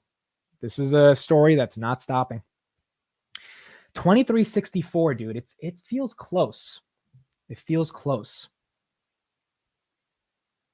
It feels close.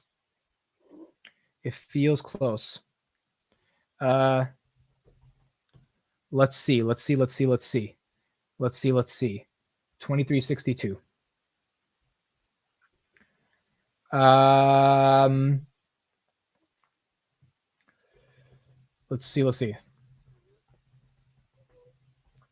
Let's see.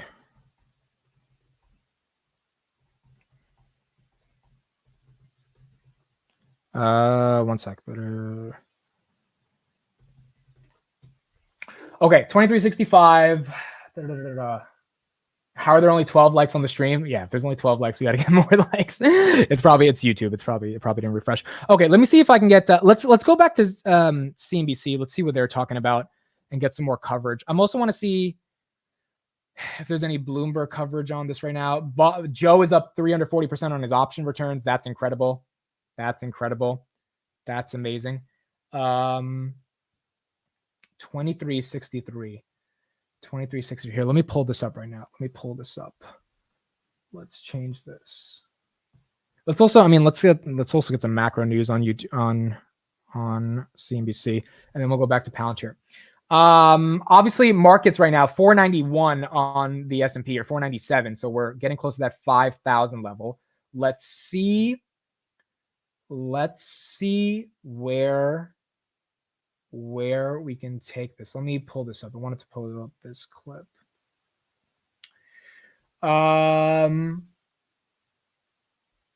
Let's see here. Okay, here we go. Let's pull this up right here. So where are we at right now in Palantir? We are at 2365. Okay, so we'll get a macro update. We'll go back to Palantir in a second. If it goes to 2370, I'll pull it up. But let's get a little macro update on interest rates, and then we'll go back and we'll see what's happening here. Here we go. Let's pull it up.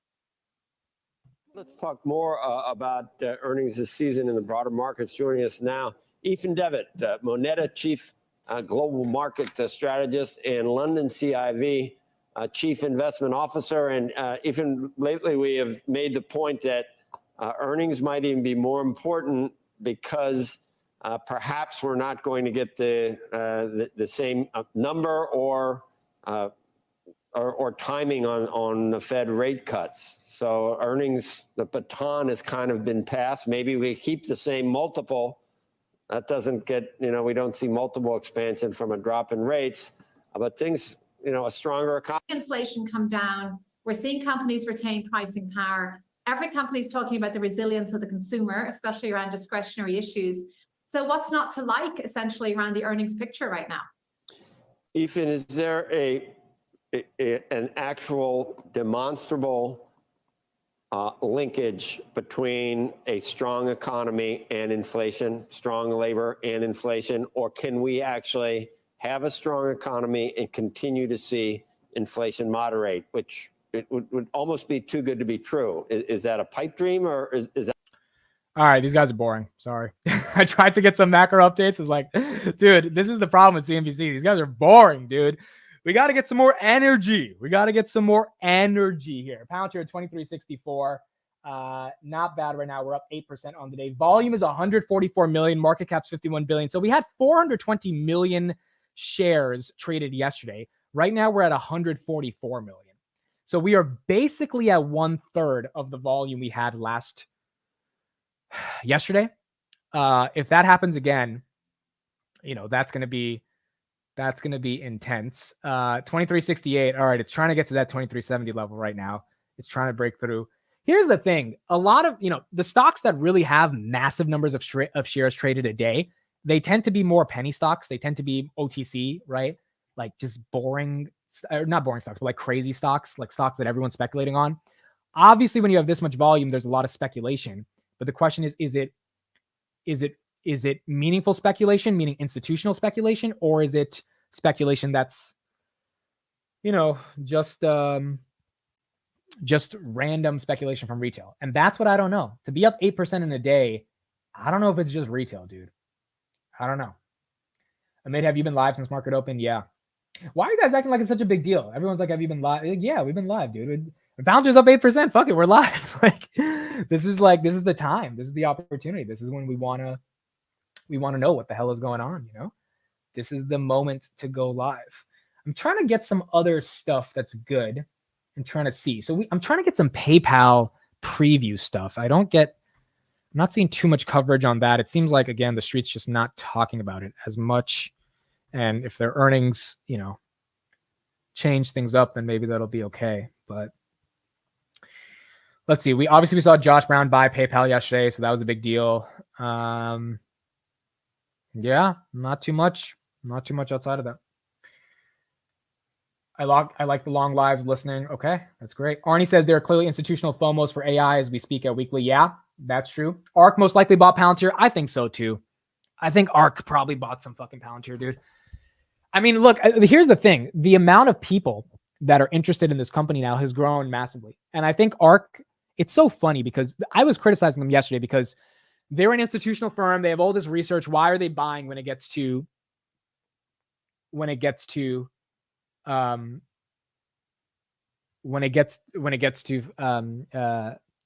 my point is, why are they buying when it gets to all-time high or 52-week highs? Well, they should be buying before that. But because they have all the research firms. But on the other side, I'm like, well, they need confirmation. They're not going to do it until there's actual proof, right? And if they're not going to do it until there's actual proof, then, they're if that's the case, then they're going to wait. And so they finally got proof on the numbers. They finally got proof and they did it. And so they got the job done. If it hits 24, I'm out for it today. Yeah, if it hits 24, that's going to be wild, dude. If it hits 24, it's going to be, well, will you stream the sell-off? I mean, look, if there is a sell-off, we'll see it. Well, look, the thing is, on a sell-off, right, it's at 2360. Ever since Derek broke the damn wall, it's not going down. So QQQ is at 430. S&P is, where is S&P? S&P is at what, 498? 498, yeah, 497.5. Until the broader indices fall off, I don't know if Palantir is falling off that easily either. Because now up 8% on the day, there's no reason. Like, who's selling when it's up 8% on the day, right? Who's selling? ARK has access to Foundry. They were buying. Yeah, that's true. ARK also has access to Foundry. Johnny Max says, I just can't see gains staying at these levels. A major sell-off incoming, or it'll be a flat stock for a year. That's a good point, dude. At 2362, let's say it's flat for the next couple months and people want it to go to 30. Now you're talking about a $60 to $63 billion market cap. And the growth is not really going to increase that dramatically over the next 6 months. I mean, maybe, but they guided what they guided, and it was good guidance. To imagine they basically increase that guidance massively is hard, right? Just doing 2.7 billion in revenue is not easy. So I don't know. We'll see. Oh, Jim Cramer last night, dude. I said this a while ago. We got through the Cramer effect. Cramer last night said, buy Palantir. He said he said he loves Palantir. Someone asked him about it, and he said, you got to buy for Palantir. This is what Cramer said. Last night on Mad Money, he said, buy. So he called, what's his name? He called Karp the Dave Portnoy of Palantir, of cybersecurity. Like, that makes no fucking, what are you talking about? The Dave Portnoy of cybersecurity. He has no idea what Palantir is. It's actually hilarious. But that's what he said. So yeah, I think it's good that he said buy Palantir because he actually doesn't know what the hell is happening with Palantir. So I think somehow maybe we can avoid the Kramer curse because of Palantir.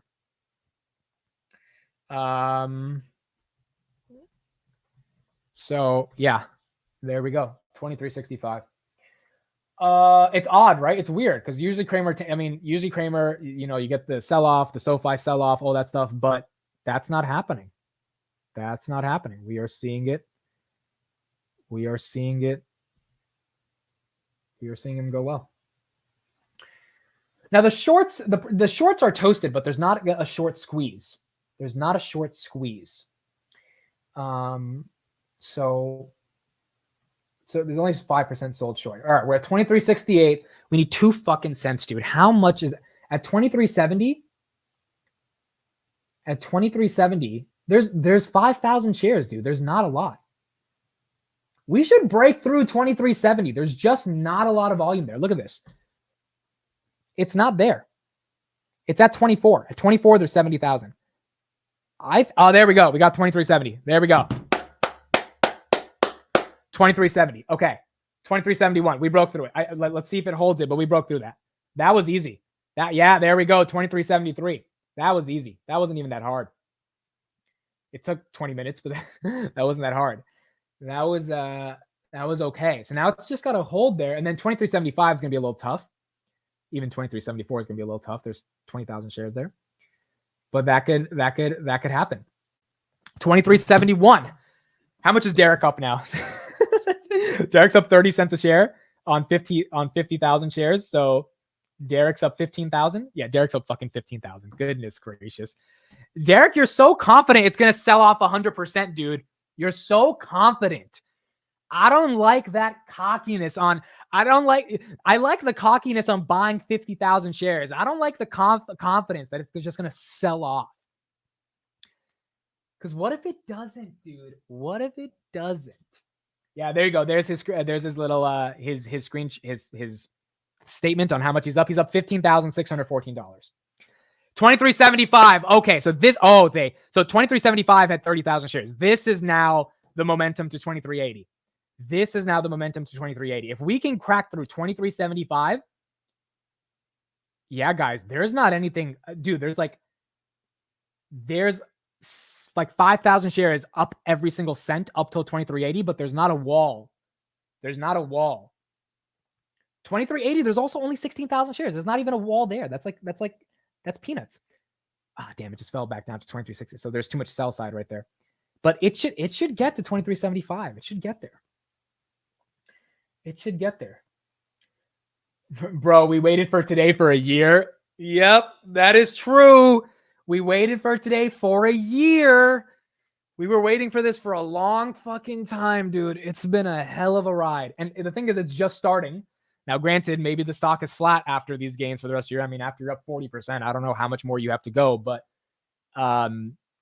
we've been waiting for a long time to get here. I mean, dude, people were buying here in 2021 like it was no issue. And then we saw the collapse down to $6. So did you just say, oh, babe? Did I subconsciously say, oh, babe or something? I don't know. Amit is practicing TA on the fly. I'm practicing one element of TA. Antonio says, I'm up 140,000 between my Roth and my MM account on Palantir. This is fucking crazy. This is absolutely insane. I should take my shirt off if it hits 24. I need the six pack first, dude. I need the six pack. I still got too much of the belly. I need to do the six pack. Is this in a marathon? Maybe, dude. I mean, look, I think there's a run to 24 in us. I think it's in us. I think it could happen. Like, just looking at the book volume, there's not at 24, there's 91,000 shares. So when we get to 2398, if we somehow get there, that's going to be very hard. That's when we need a lot of Dereks. Okay. But until then, it's not that, I mean, it's not easy peasy, but it's definitely not hardy darty. I made that up on the spot, but still. And we still have fucking PayPal earnings, dude. So we're actually going to be live all day. We're actually going to be live, dude. The market closed. We stream at 3:45. We actually might just have to be live for a while. Okay. Damn, dude. That's wild. That's wild. Okay,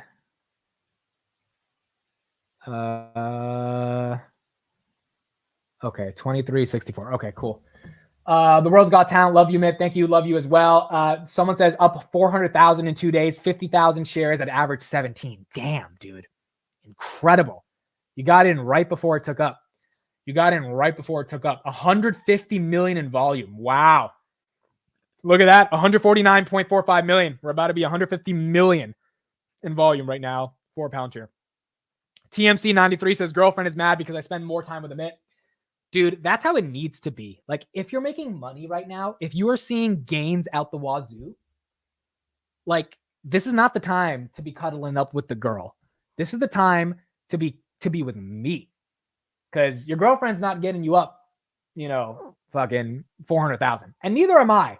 But I'm enjoying the journey of you being up that much. So the girlfriend can wait. This is the time to be there. Okay, so we're seeing a decent sell-off right now. 23.56. That fell hard. 23.70 to 23.56. We just had someone. Did Derek sell? Did Derek just fucking sell? We just had a decent amount of selling. That was nasty. That was a nice little drop. That was a good 20-cent drop. So people took their profits at 23.75, and now we gotta kind of start all over to get to 23.70.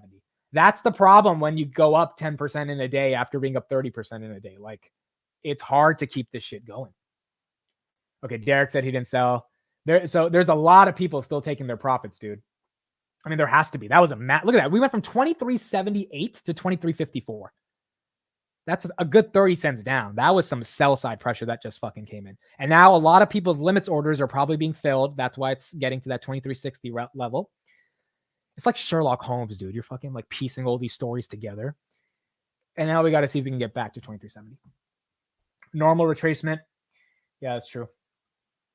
Your girlfriend isn't getting you up. Yo, that's yeah. Right now, the upness you should have, and you guys know what I'm talking about. Not just talking about money, is not coming from the girl. Okay, it's coming from Palantir. 23.50. It's struggling now to maintain 23.50. Look at that. Ah, damn. There's some sell side pressure, dude. There are people selling right now. Look at that, 23.48. Stop loss waterfall coming. Yeah, that could happen as well. It's a bunch of stop losses coming in. Danger says it's about to dump. It's about to dump harder than after you eat Taco Bell, dude. Maybe that's happening. Market pulling back. Is the entire market pulling back? Are we seeing PayPal's down a little bit? S&P, Nvidia still up. S&P is still okay. QQQ, like they're not at 4. I mean, they're down like maybe 0.3% from the highs today. They're down like 80 cents from the highs, but yeah. So it might just be teetering at this level and struggle there until it comes there.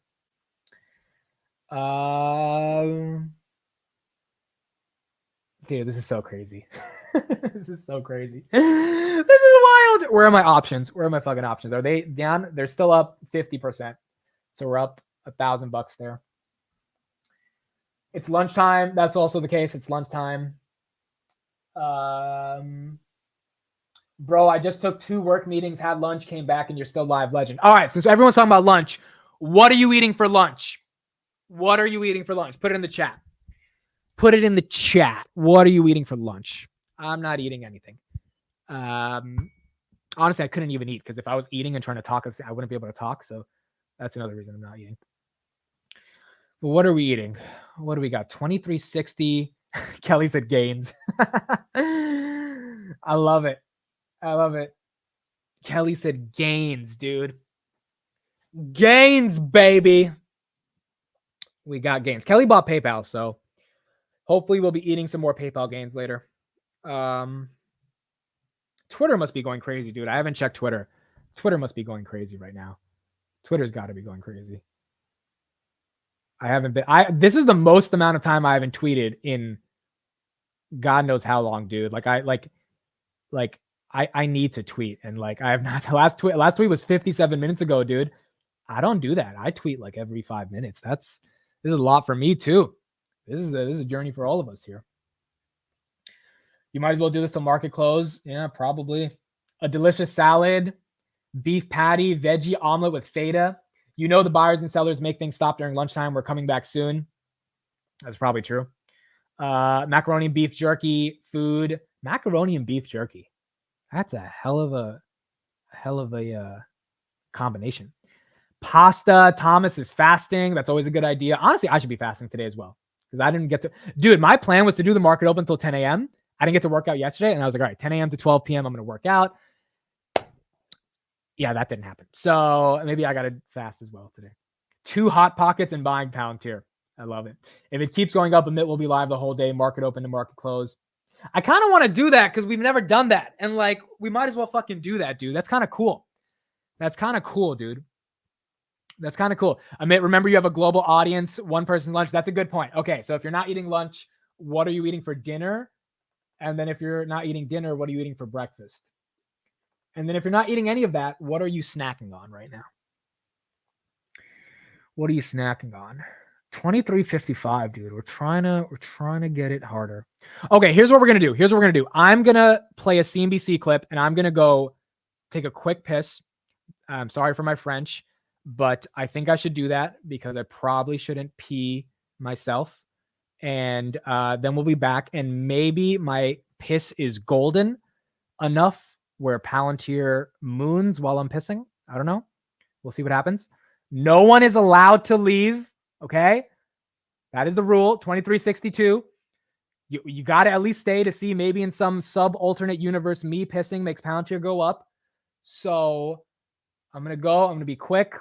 We'll be back. And here we go. Here's a 4-minute clip. We'll listen to Dan Niles talk about tech stocks right now. And I'll be back. Okay. There's 1,090 people here. No one can leave.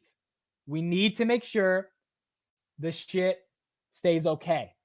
And what I mean by that is the price. Palantir right now, 23.64. Okay, if I come back and that sucker's back at 23.70 after we fell 35 cents, I've got a golden piss. Okay, so let's see what happens. I'll be back in 2 minutes, probably quicker, and we'll keep it going. Here we go. Dan Niles, he is the Satori Fund founder and fund manager. Dan, we didn't bring you on or ask you on to talk about Snapchat. We want to go broader than that, but how could I not ask you about it? I mean, 32% drop in one of the most used social media platforms in America? Well, I think it goes to something we'll talk about later, which is tech is sort of traded as a monolith, and it's had nothing to do with earnings for the last 2 years. 2 years ago, Magnificent Seven were down 46% as a group. Last year, they were up 111% as a group, even though estimates changed widely. You had Meta estimates go up 90% for this fourth quarter. Meanwhile, you had Tesla estimates go down 50% for the fourth quarter just reported, but Tesla stock doubled anyway. Meta's, of course, nearly tripled, but they all went in a group. This year, and you're seeing this with Snap, you've had a very big difference, right? Meta beat and raised. They did $40 billion in revenues in the quarter. Snap is much smaller at $2 billion. Snap should have been able to get through all these issues. Instead, they missed and lowered. And then you have Google in between, which missed on YouTube and search, and their cloud did better. And you're seeing that in the stock prices, where Meta's up about 30% for the year to date. Google's up a couple of percent. And when it opens for trading tomorrow, Snap will be down about 30%. And that's kind of the way it should be. And so this earnings season, whether you're talking Tesla down 25% or so, Apple down a couple of percent, Apple lowered again for the fourth time, you're starting to see earnings matter to stock prices where they really didn't matter as much last year when everything went up. Yeah, I mean, Snap was an $80 stock sort of at the peak of the pandemic, fell down to $8. It's actually up from where it used to be, even with that 32% drop. By the way, a lot of executives there still, selling stock and getting rich. That aside, Snapchat's, to your point, Dan, kind of its own thing. What is your macro view on big tech? Because everybody just wants to talk about the Magnificent Seven over and over again. Well, and I kind of look at it as it's not the Magnificent Seven anymore. It's the Fantastic Four. Okay. And so what I mean by that is Tesla's estimates came down all of last year. The stock doubled. Apple's estimates, I know the stock went up 48%, but they went down all last year. And by the way, when they reported the most recent quarter, they went down again. But Apple stock was up 48% last year. Both Tesla and Apple are down this year to start. Okay, so I'm back and we are continuing to be live. I think I made an executive decision, dude. I think I made an executive decision, guys. And I think my executive decision is that we're just going to go fucking live all day, dude. I think that's it. I think we're fucking doing it. First of all, it would be fucking legendary. Second of all, we can see how Palantir plays out after lunch. Third of all, I just got a Coke Zero. I got some chips. This is my lunch, and we're going to keep the show going on. We're going to keep the show fucking going on, everybody. And maybe somehow we can get Palantir up to that $24 level and do it fucking live. KQ Forever says man takes a piss and thinks he can take on the world. It's kind of like post-nut clarity, right? You're like, oh, that's what I'm doing here, right? Like now, it's like once you take a piss, dude, once you take a piss, like, you know why I was stuttering so much for the past 10 minutes? It's because I had to pee. I should have just been honest and been like, you know what? I need to have nature is calling. And if nature is calling, we need to let nature take its place. And so now that nature took its place, why would we stop? Why would we not keep going? What is the reason for that? Of course we got to keep going. Now that I don't have to fucking pee, like, I'm good, baby. I'm good to go. We got the Coke Zero. We got some multi-grain sea salt and lime chips. We're not going anywhere, dude. We're fucking doing this. We're going to figure out how to keep this shit going. Bro, I have a company to run, canceling all meetings. Oh my God, Derek. Well, Derek, we got PayPal in like 3 hours anyway, so you know you're going to be glued to that. So now we just got a couple more hours in between. All right. We're here. I'm back. Damn. I did not know a piss could get you more energized than a Celsius. That is insane, dude. I've tried all the flavors for the past like 2 weeks, and they're all disgusting. They're all horrible. All I need to do is take a piss. The energy is there. It just needs to get out your bladder, and then you're good to go. Okay, cool. So Diane says still went to lunch, and you are still rolling. Yup. Everyone's going to be texting that as they come back. All right, so Palantir right now, 23.62. Let's hear from Carp a little bit. We'll have a bunch. You know what we're going to do? You know, CNBC has a ton of fucking segments, and they plan that shit, and they have like 30,000 producers to plan it. We're going to plan that shit on the spot. We're going to do segments on the spot. We're going to talk to people on the spot. We're going to analyze shit on the spot. We're going to do this shit by our effing selves and keep it going. And that's what we're going to do. Okay, so let me pull up this clip from a Twitter account that I run with my boy, Andrew, Daily Palantir. Let's take a look back at what Mariana asked them about international government revenue, because that was a pretty big question, and see how Carp talks. I think we all didn't get to watch them talk many times on the earnings call yet, because it's only been a day. So let's see what they have to say, and I'll be updating the chat on the price. 23.60, stock's kind of flat right now. We probably need a couple minutes until lunch is done, maybe 20, 30 minutes, and then we'll see some more action there. Here we go. Here's Carp on the earnings about international government revenue. One in U.S. government and the second one today from financials. So the first one is this. You mentioned in your prepared remarks, reaccelerating U.S. government growth and opportunities across the board. But this is contrasting to what we have heard from the primes this quarter.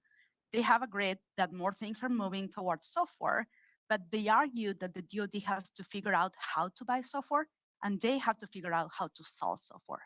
From your point of view, how large is the change that is needed in this award approach, but also how large is the advantage that Palantir has in this environment where you have been selling software for a long time now?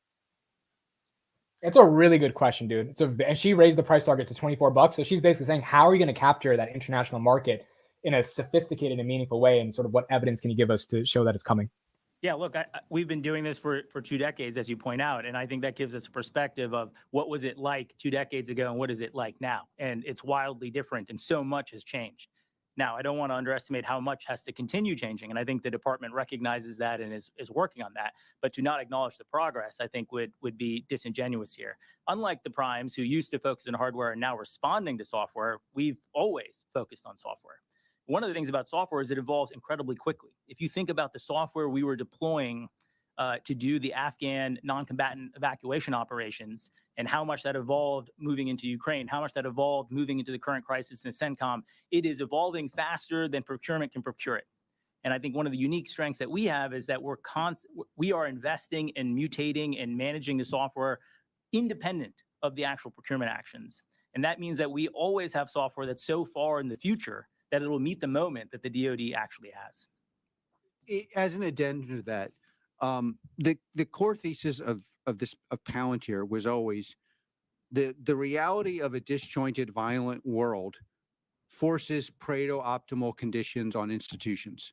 So I believe that everyone knows we have the best software in the world.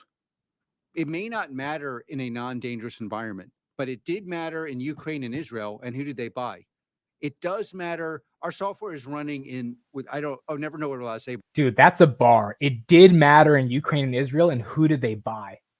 It's Palantir. That's crazy, dude.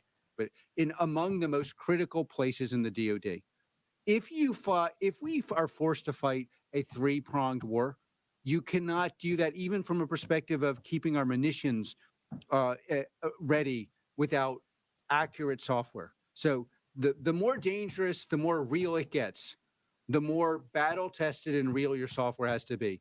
I believe it's about to get very real. Why? Because our GDP growth is significantly better than China's. Now, I know the always wrong crowd says we then should get peace, but I'm telling you that the rational result of the rational consequences of that is our adversaries are like, America's going to be stronger tomorrow than today. It's like they don't have a GDP story because they do not build these systems as well as we do. They do not have the tech community we do, and they do not have the US market like we do. Look at our results. That's Carp on international government revenue growth. We'll have anyone who wants to come on the stream and talk it, put the StreamYard link in the chat. We got my boy, Pablo. How you been, man? What's up? How are you? It's been a while. It's been a while. Tell everybody what your average is, because you got a nice, sexy average on Palantir. $8.18, I guess. $8, and you're all in, right? I'm all in. 100% of my portfolio is in. You came live on Finance Junkies a year ago when Palantir was like $9, and you said the same thing. And you got a lot of shit in the chat. People are like, this fucking loser. This guy has no idea what he's doing. Now look at you. I mean, I don't look at it that way. It might have gone to zero and I might still have lost my money. Yeah. But again, see, man, it's like people who studied in Harvard, Stanford, and all the big leagues getting hired by Palantir are now working for you. Just wrap that around your mind. The top talent of the United States is working for a shareholder to make their money compound. Right. So if you take 100, that's such a good perspective. That if we are a shareholder in a company and that company's hiring the best talent, they're working for us at the end of the day. Yeah. They're working to make your money quintuple or 10 times or 100 times, whatever Alex Karp want to say, right? Right. Let's talk about Q4 a little bit. What were your thoughts on Q4? How did you feel? I mean, I don't know why market is reacting this crazy, but it was in line. That's what we all expected. It's like almost what you and most of our community folks discussed before the earnings came out. It's in line. I wouldn't say it was like a crazy quarter, but I think what caught people's attention is that 70% year-on-year commercial growth. I think that stood in people's minds. And not only that, a lot of people were betting that Palantir is a defense company. They do not have a lot of commercial exposure, but now they suddenly found out that, hey, the Palantir commercial business is 70% more bigger than what it was last year, and they guided it for being 40% more this year. I know they're sandbagging. I think they'll beat that 70% number this year, but it's good old Palantir sandbagging always. So they kept it at 40%. But still, if you take a look at that, now before 1 year, you have a company that literally people didn't think it was a fake AI. People thought it was a fake AI company. Now they know that there is a commercial business waiting to be exploded. So that just changed the perception of people, and that's what causing the FOMO, in my opinion. So you think, so you think the FOMO of up 40% in 2 days is predicated on the acknowledgement by the street or retail that growth in U.S. commercial, even though it's not overall company growth, if that's not, but the U.S. commercial is so strong that if that gets even a little better, the government gets a little bit better, this thing's actually going to compound 30% year over year. I mean, if you look at the peers, see, when my initial investment to Palantir was, dude, Microsoft is one of the best software companies which you or I are ever known to mankind, because just on software, by selling software, they are almost at 3 trillion or 4 trillion market cap. Yeah. So what makes the United States government give $250 million contract to Palantir, leaving Microsoft aside, to research on AI? Why is the government dumb, or is like what goes into the process? Why can't they give it to Microsoft and call it a day? Because Palantir has some secret sauce which they can't share with you and me, but they can share it with the government. They can show them the prototype. They can show them like how they can help the government fight these wars or keep the Western democracy safe. They can show them. It's hard to get them out of the government once you're in. I mean, that's the biggest part, right? Yes. So that's the reason why they gave. See, basically now all the AI research is being funded by the government, right? So they can extrude these commercial product and commercial offerings out of that research, and they can give it to the commercial clients. So now in this situation, you don't have R&D. You're basically funded free R&D, but the benefits, you could use it, you could market it to commercial, and it's like a perpetual cash printing machine, if that is what being played out. What was your mindset when you went all in at $8? Like, how did you justify that to your I want wife? to make it more How do you- complex. I want to make this more complex. This was my first 50,000 that I have earned in my whole life that I put into Palantir. So just imagine how hard it was for me. Wait, so for 50,000, like you saved in terms of disposable income, essentially. Yes. My daily paycheck, I saved 50,000 from my paychecks. And Okay, so you would work a job. After all your expenses and everything you have to take care of, you have some money left over. How long did my it first take you year to save? savings was 50,000. Okay, so this is a year's worth of savings at a job, and Yes. a first year at the job, 50,000. And at $8, did you buy it all at once? No, I started at 22. I started buying at 22. I still have those shares at $22, which break even today in my Roth IRA. So and then you just DCA'd down. Yep. That's incredible. At four, I bought some shares in margin.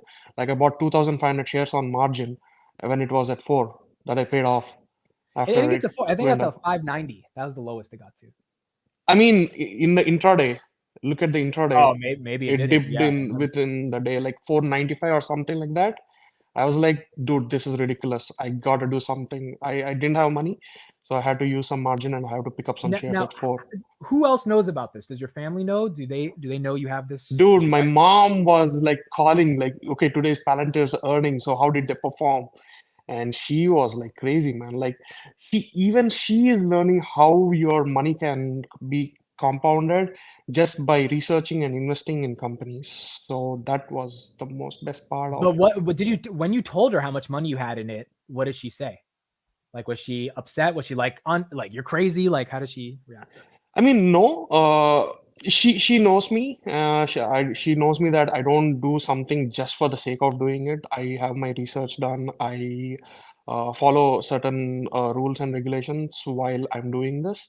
So she was totally fine with this. And again, it comes back to my father. So he initially got me to investing in stocks. So I've been in the market since like 2018. I still have other stocks too. I have like 30 Tesla, I have like 40 Amazon. But do you think they are really considered to be a position like Palantir, Not really. which I Yeah. have 5,000 stocks of? Yeah, probably not. Probably not. I mean, Yeah, like so no, everything is an investment, so it is a position. It's just if you're 99.9% Palantir, then yeah. you're all in. So that's what made me like that gave me the conviction of like going and building a position which market did not like really discover what they do. But again, like it was not easy for me also through all these 2 to 3 years, because especially when you're I think I bought close to 800 shares at 22, or an average at 18 or something like that. So at 4, my mindset was like, dude, this is down 85%, so this is going to zero.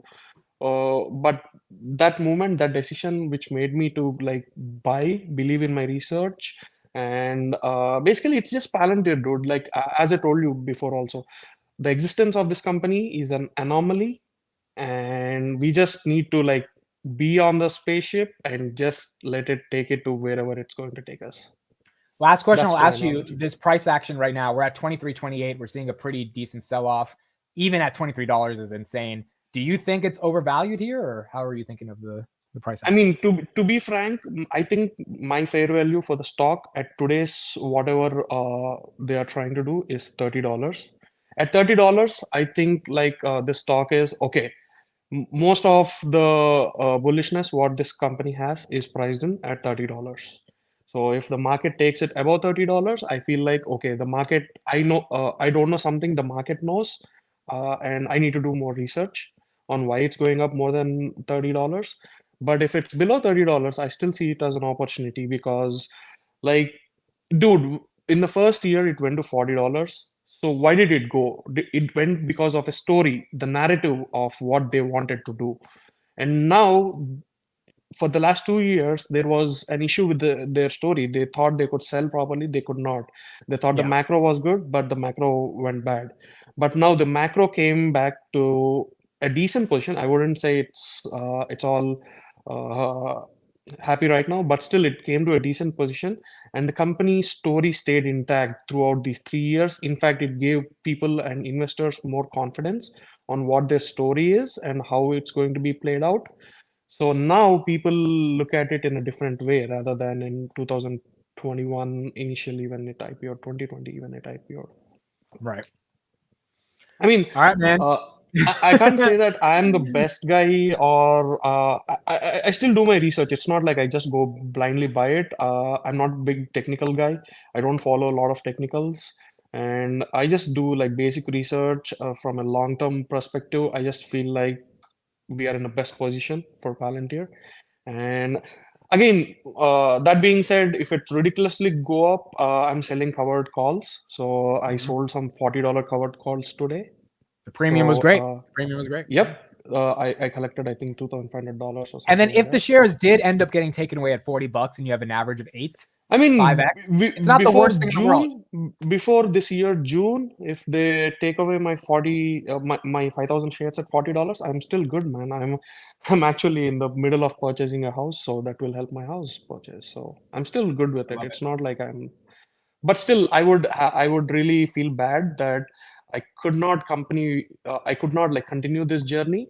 But again, that's subjective, right? If it goes to $40 and it goes to 20 back again, I'll be like I'm the dumbest guy now. So I'll just Right. feel off it like that. So I just don't want to be a trader. So that's the reason why I'm like, it doesn't make sense if the stock goes to $40 by June. So that's the reason why I had to sell some cash secured, covered calls. All right. That's fair. Thank you, man. Appreciate it. Thank you for Hey joining. man, giving your sorry thoughts. I was not able to meet you on our meetup, but for sure in next Vegas. time Yeah, we'll I get you on would the next love to time. hang out with you guys. Yeah, Yeah, we'll get you in Vegas on the next time. We'll get it. for sure, man. That's For awesome, sure, man. for sure. Talk to you Yep. later. Bye. Thank you. Yep. Bye. All right, folks. So we got a sell off here. 23.29 right now. It's not, I mean, it's lunch is ending right now. So I would imagine people are coming back from lunch and we'll see what happens. Let me look at the book volume here. You know, Pablo's story is very similar to a lot of people that have gotten into Palantir. They got in really low and now they're up a lot. And as you can see, he's not selling because even though we could see this bad boy fall really badly back to 15, he sees the reason he got in it is because he saw such a big opportunity, and maybe that opportunity sustains itself. Obviously, his thoughts were U.S. commercial growth is enough to get the street excited, and so that's what's happening. So the wall now is closer to 2340, and yeah, there's a decent amount of shares there. There's also volume that's probably, how much is the volume right now? 164. That's actually not bad. We were at 150 what, 30 minutes ago? So 14 million more shares. That's not horrible. That's not horrible at all. But 28 is a little tough. I mean, look, the fact that we're even complaining that we're at 23 when it's up 6 freaking % in a day, dude.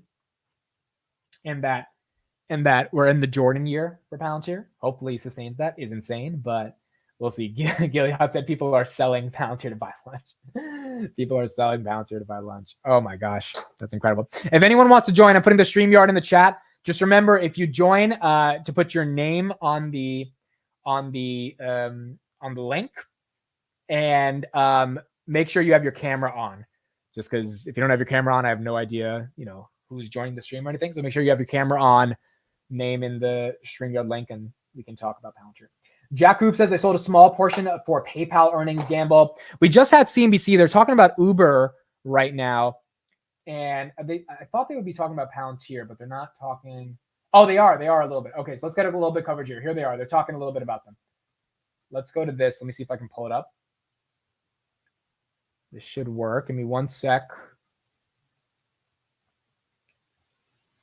Play.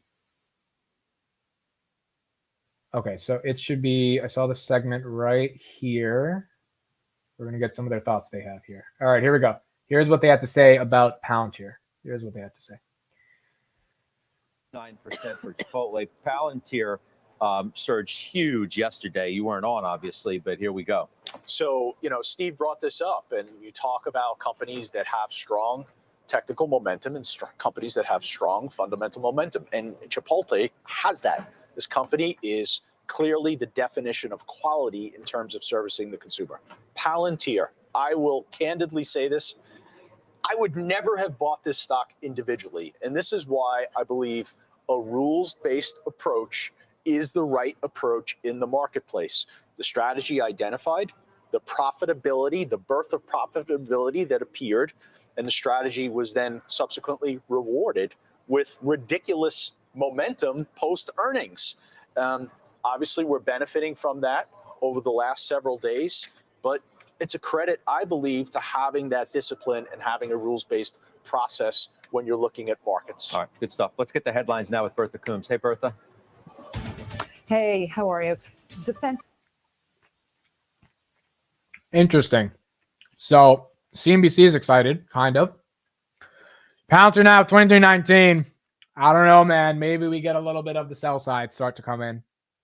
Maybe the market makers are like, we're not letting you get that. Derek says, I was the sucker. At least it was a good meme, Derek. We all enjoyed the moment, right? $1 million is nothing compared to the memories, right, Derek? We had the memories. Like, $1 million versus the memories are priceless. You can't price that. So as of now, Derek was the sucker buying it at 23.40. So was I buying it at 23.40. And we're getting a little bit of a sell. You see those red, you see the volume coming in? A lot of it's more red than green. Yeah, that's sell side coming in. Here's the thing. It's up 5.8%, $50 billion market cap. Obviously, it's a bit crazy. We're getting a bit euphoric. People are taking their profits. So now we got to see. Damn it. Derek's down 12,000. Damn it, Derek. Oh, man. You see that negative 12,390? That's hilarious. That's absolutely hilarious, dude. That's ridiculous.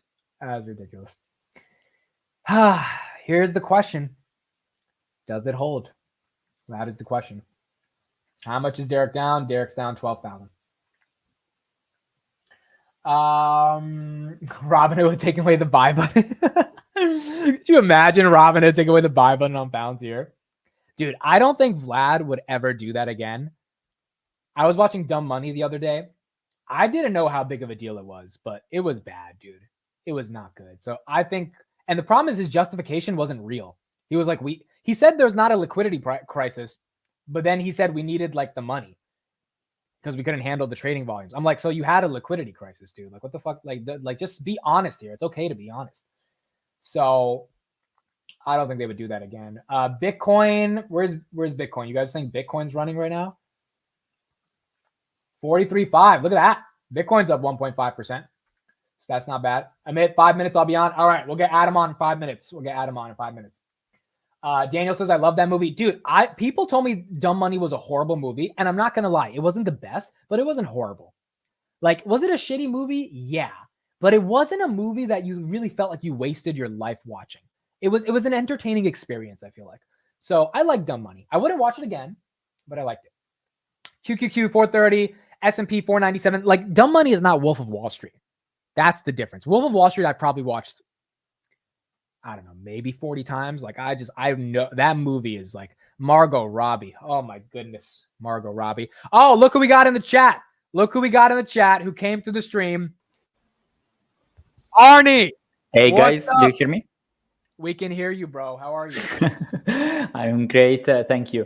You know, I've been following the stream since the beginning or so. What's happening is just crazy, but I would like to say a big congratulations to all of us who have been there fighting when the opportunity was real, and here we are. Like, after 2 years of pain, I think we have been waiting for this moment. Institutionals waking up of, hey, this is a software company. Hey, this is a good software company. And now they're definitely FOMOing in. So a big congratulations to us. If I can just a little bit of color, yes, I think this is the target. Our dear hated Snowflake, I think, is the target in terms of valuation, because we previously mentioned that in terms of market cap, Snowflake is still relatively bigger. And that's true. But if we look at the multiples right now, Snowflake grows at around 30%. They have commercial revenues. As Daniel says, they are worth more for institutional investors rather than government revenues. So they're growing relatively faster, but their story is not that appealing any longer. Essentially, their story was very appealing in the cloud area, and they're still trading at around 20x EV sales, while Palantir, despite this huge spike, is still below that at around 18. So I personally think that it is when Palantir will exceed, if it will exceed Snowflake, then we will starting seeing like big institutionals selling off. What do you think? So you think when it gets to a Snowflake type of multiple on a price to sales, that's when the institutional investors take their profits? I think so. Or at least that could be the new baseline. What would the market cap of that be then? Well, let's put some other 10, 20% on. With 20% more from here, we get to 60 billion. We can check in terms of market cap. Let me check on. Do you see my screen? Yes, perfect. Yeah. Market. Yeah, I get your point. I think it makes a lot of sense. I mean, if Snowflake is a comparable comp, then maybe the street's just like, all right, if Palantir has the growth, then why don't we give them a little bit more premium, and then we'll decide how we think of them. But well, in terms of fundamentals, we know that so far Palantir is growing less. But if I have to say, like, if I have to apply the same reasoning of Daniv's, how much valuable are the revenues from these two companies? Like Snowflake revenues are worth a lot for commercial revenues coming from cloud. So Snowflake is associated to cloud companies, And in 2020, 2021, we know that there was a huge spike due to cloud companies. But and Palantir has this mix: revenue from government that are not that appealing for institutional investors. But then there are AI revenues. If I remember correctly, Daniv yesterday said government revenues are worth 110 each revenue, while AI revenues could be worth like 2x that. And I think AI revenues right now, from the lenses of institutional investors, are way more valuable than the Snowflake revenues. Now, these are more speculative trading speeches, so always take them with a grain of salt. But if we think Palantir is like this mix between government revenues, AI revenues, and government are not worth that much. AI revenues are worth way more than Snowflake revenues. If we mix the two, it is not unreasonable to think that Palantir should trade at the same EV sales Snowflake currently is trading. Also, for a technical aspect in terms of growth, if we look at the growth of Snowflake, it is really slowing down each quarter. And not only growth is slowing down, but their margin profile is not improving. So essentially, in order to keep growing, they need to spend a lot of marketing R&D, while on the other hand, Palantir kept the expenses flat, especially for R&D. So while Snowflake last year bought 4 or 5 companies just to stay relevant, Palantir, in no time, in a couple of months, developed AAP, which changed completely the trajectory of the company. So here, you neither see a bump due to AAP. Like Palantir just kept spending what they were spending before. Yet, they kept growing, and now they're set to accelerate from here. I believe this is a financial magic. Okay, so the price action today and over the past couple of days, up 40%, 35%. Is it reasonable to you, or is this peak meme stock type of momentum on Palantir? Well, let me start with what I did. You know that I was 100%. And what I did was I reduced a little bit just to not being 100% when the asymmetry so actually closed. But now the big question is, okay, I'm still heavily exposed. What should I do now? And I'll tell you, I'm not selling right now, despite in normal conditions, last year, for instance, I would have already reduced. For the fact that if we consider that the multiples are high, but the story is not only improving, it's dramatically changing, and that is affecting also the numbers. So what I see right now is that could happen a sort of self-fulfilling prophecy, both in terms of the stock and the business altogether. Because imagine right now Palantir is set, it has the structure to actually attack the whole market, but rapidly. So to acquire a new customer, it takes relatively little. All this visibility that is acquiring right now actually helps the business. Because compared with the meme period, Palantir was growing relatively better, but their engine to acquire customers was weak. While now, Palantir has this engine of bootcamps that if the hype on the brand becomes real, everyone wants to jump in, and Palantir can actually serve these customers. 2 years ago, 3 years ago, Palantir couldn't do that.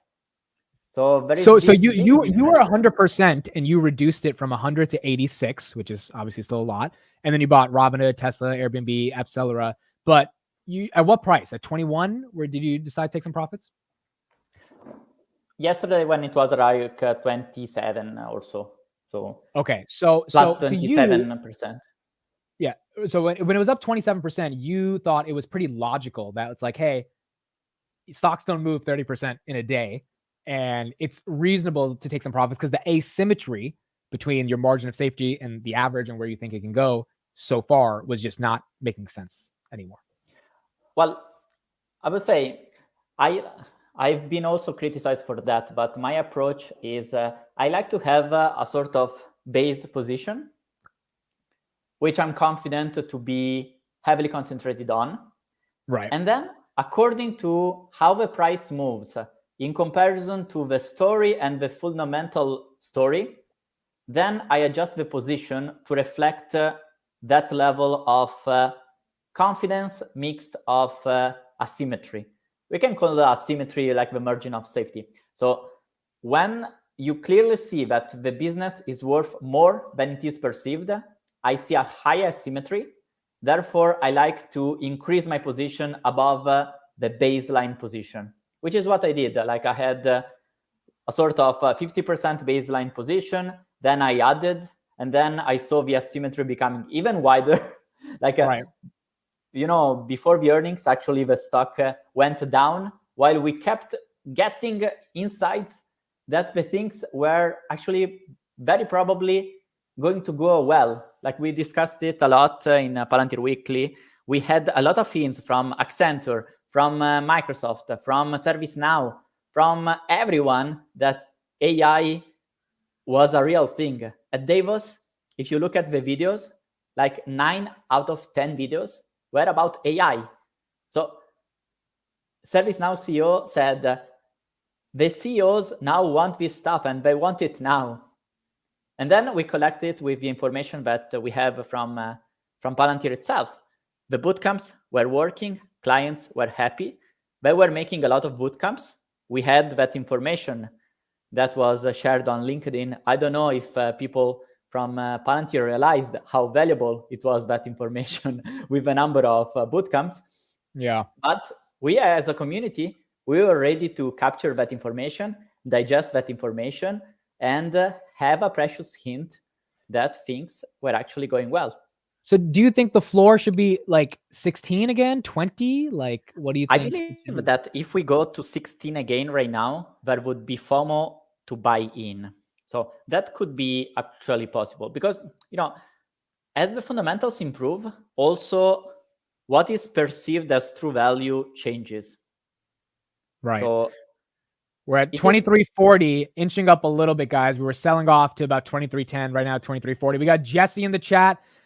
Jesse, if you want to join and just talk about Palantir for a little bit, do some male astrology for us with the TA. I'm putting the link in the chat if you want to join. We got PayPal earnings coming up basically in 3 hours, so we'll talk about PayPal there.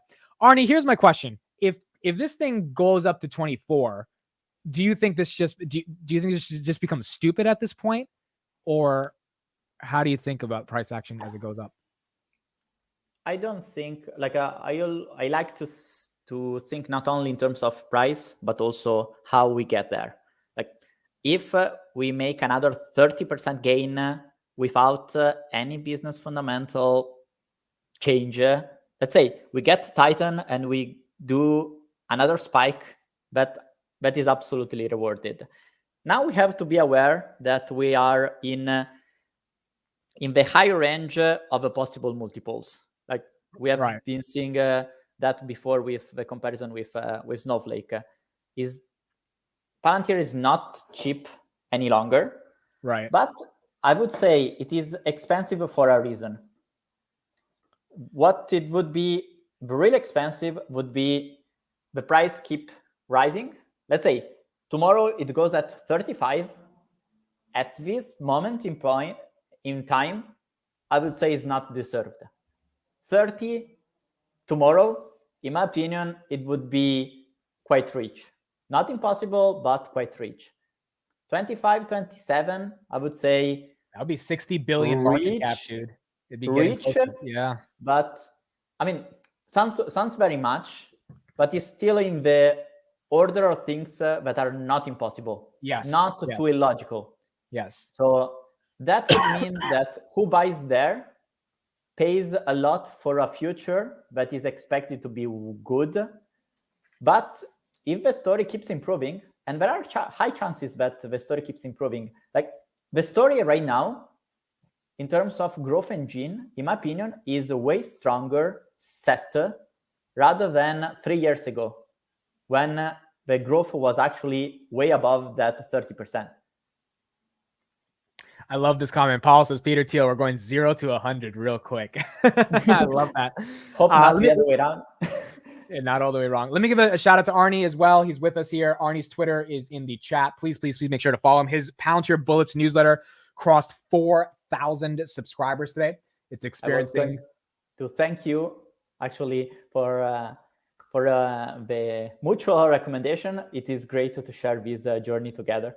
So guys, also subscribe to dailypalantir.com. 4,000, dude. That's insane. It's 4,000 people that want to read your newsletter. I don't know if you realize, but we are the biggest single stock newsletters on Substack. I would imagine so. Yeah, I mean, because does Tesla even have a stock newsletter like that? I don't know. I mean, the only Substack on Tesla I saw was from Tesla Boomer Mama. Okay. But she's not really active. So even if she has a big number, I think that is not that big. And certainly there is no like real analysis like how we try to share. So also here, we build a monopoly. Yeah, in content. Alex Blatt says, Amit, can I hand deliver you a nice cold Celsius for a shout out? First of all, shout out to you, Alex.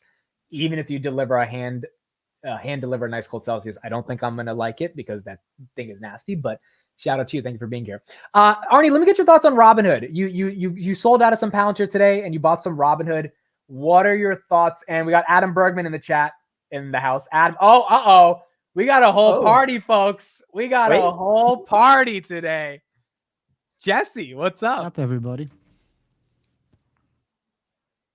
Jesse, it's good to see you, Adam. Oh, you're muted. Long Jesse. time. How are you, man? This is great. We got Arnie, we got Adam, we got Jesse, all of us on Twitter. We're finally here together. This is awesome. I love it. Jesse, hey, remember Jesse always said that we would get the first interviews. Remember that? That's true. Jesse did say. And we got him before the PayPal crew for we got tonight, him before right? The PayPal guy. We got him before the FinTech Jesse, boys.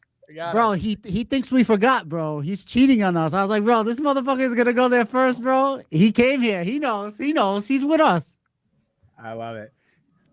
They very sore, the SoFi boys. How mad are SoFi? They're so fucking mad. They're a little mad right now. I'm not gonna lie, they're a little mad. Jesse, okay, Jesse, unmute yourself. I think it'll be good if you unmute.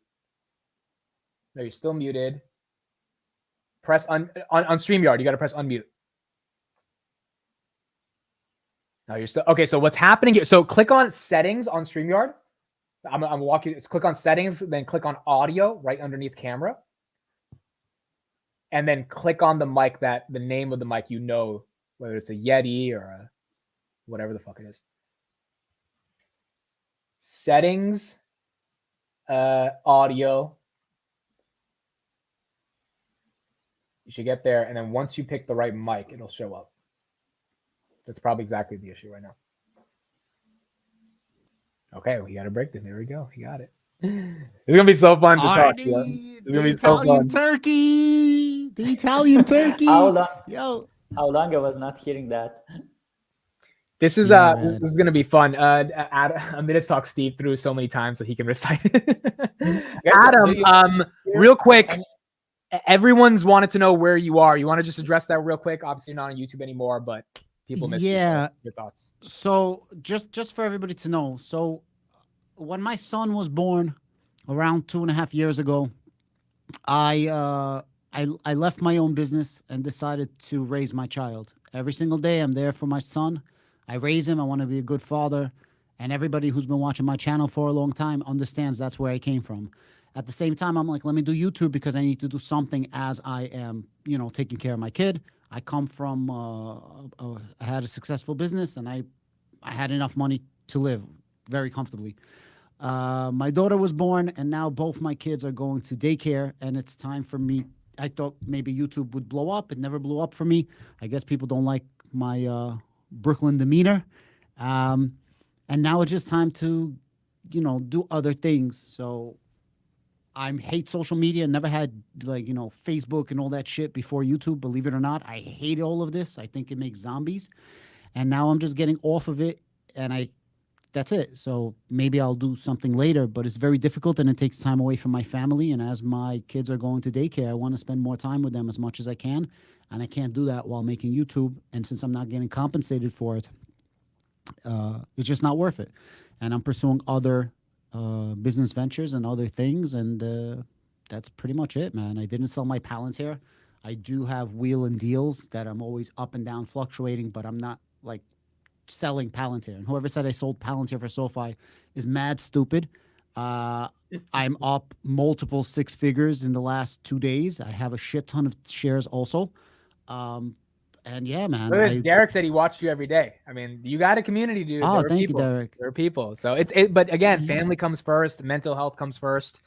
So it makes sense. Yeah, I was a little bit shocked, to be honest. Like, I speak to Amit, and I was shocked that he's like, yo, people are even asking about you, because my channel never did good, right? Like, I put out content. Well, look, even if it's not getting 10,000 views, the 500 views are 500 people. At the end of the day, there's people like Derek. So it's a big deal. Yeah, but it takes a long time to make those videos, right? In any Right. case, Jesse's here. He's more interesting than me for sure. Oh, I don't know about that. What's up, Adam? Jesse, we are finally getting to talk to this guy.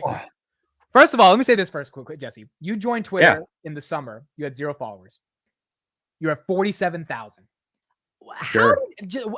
Can you explain what has happened in the past 8 months for you to become one of the premier financial sources of news on Twitter? How do you feel about that? I actually have no idea, man.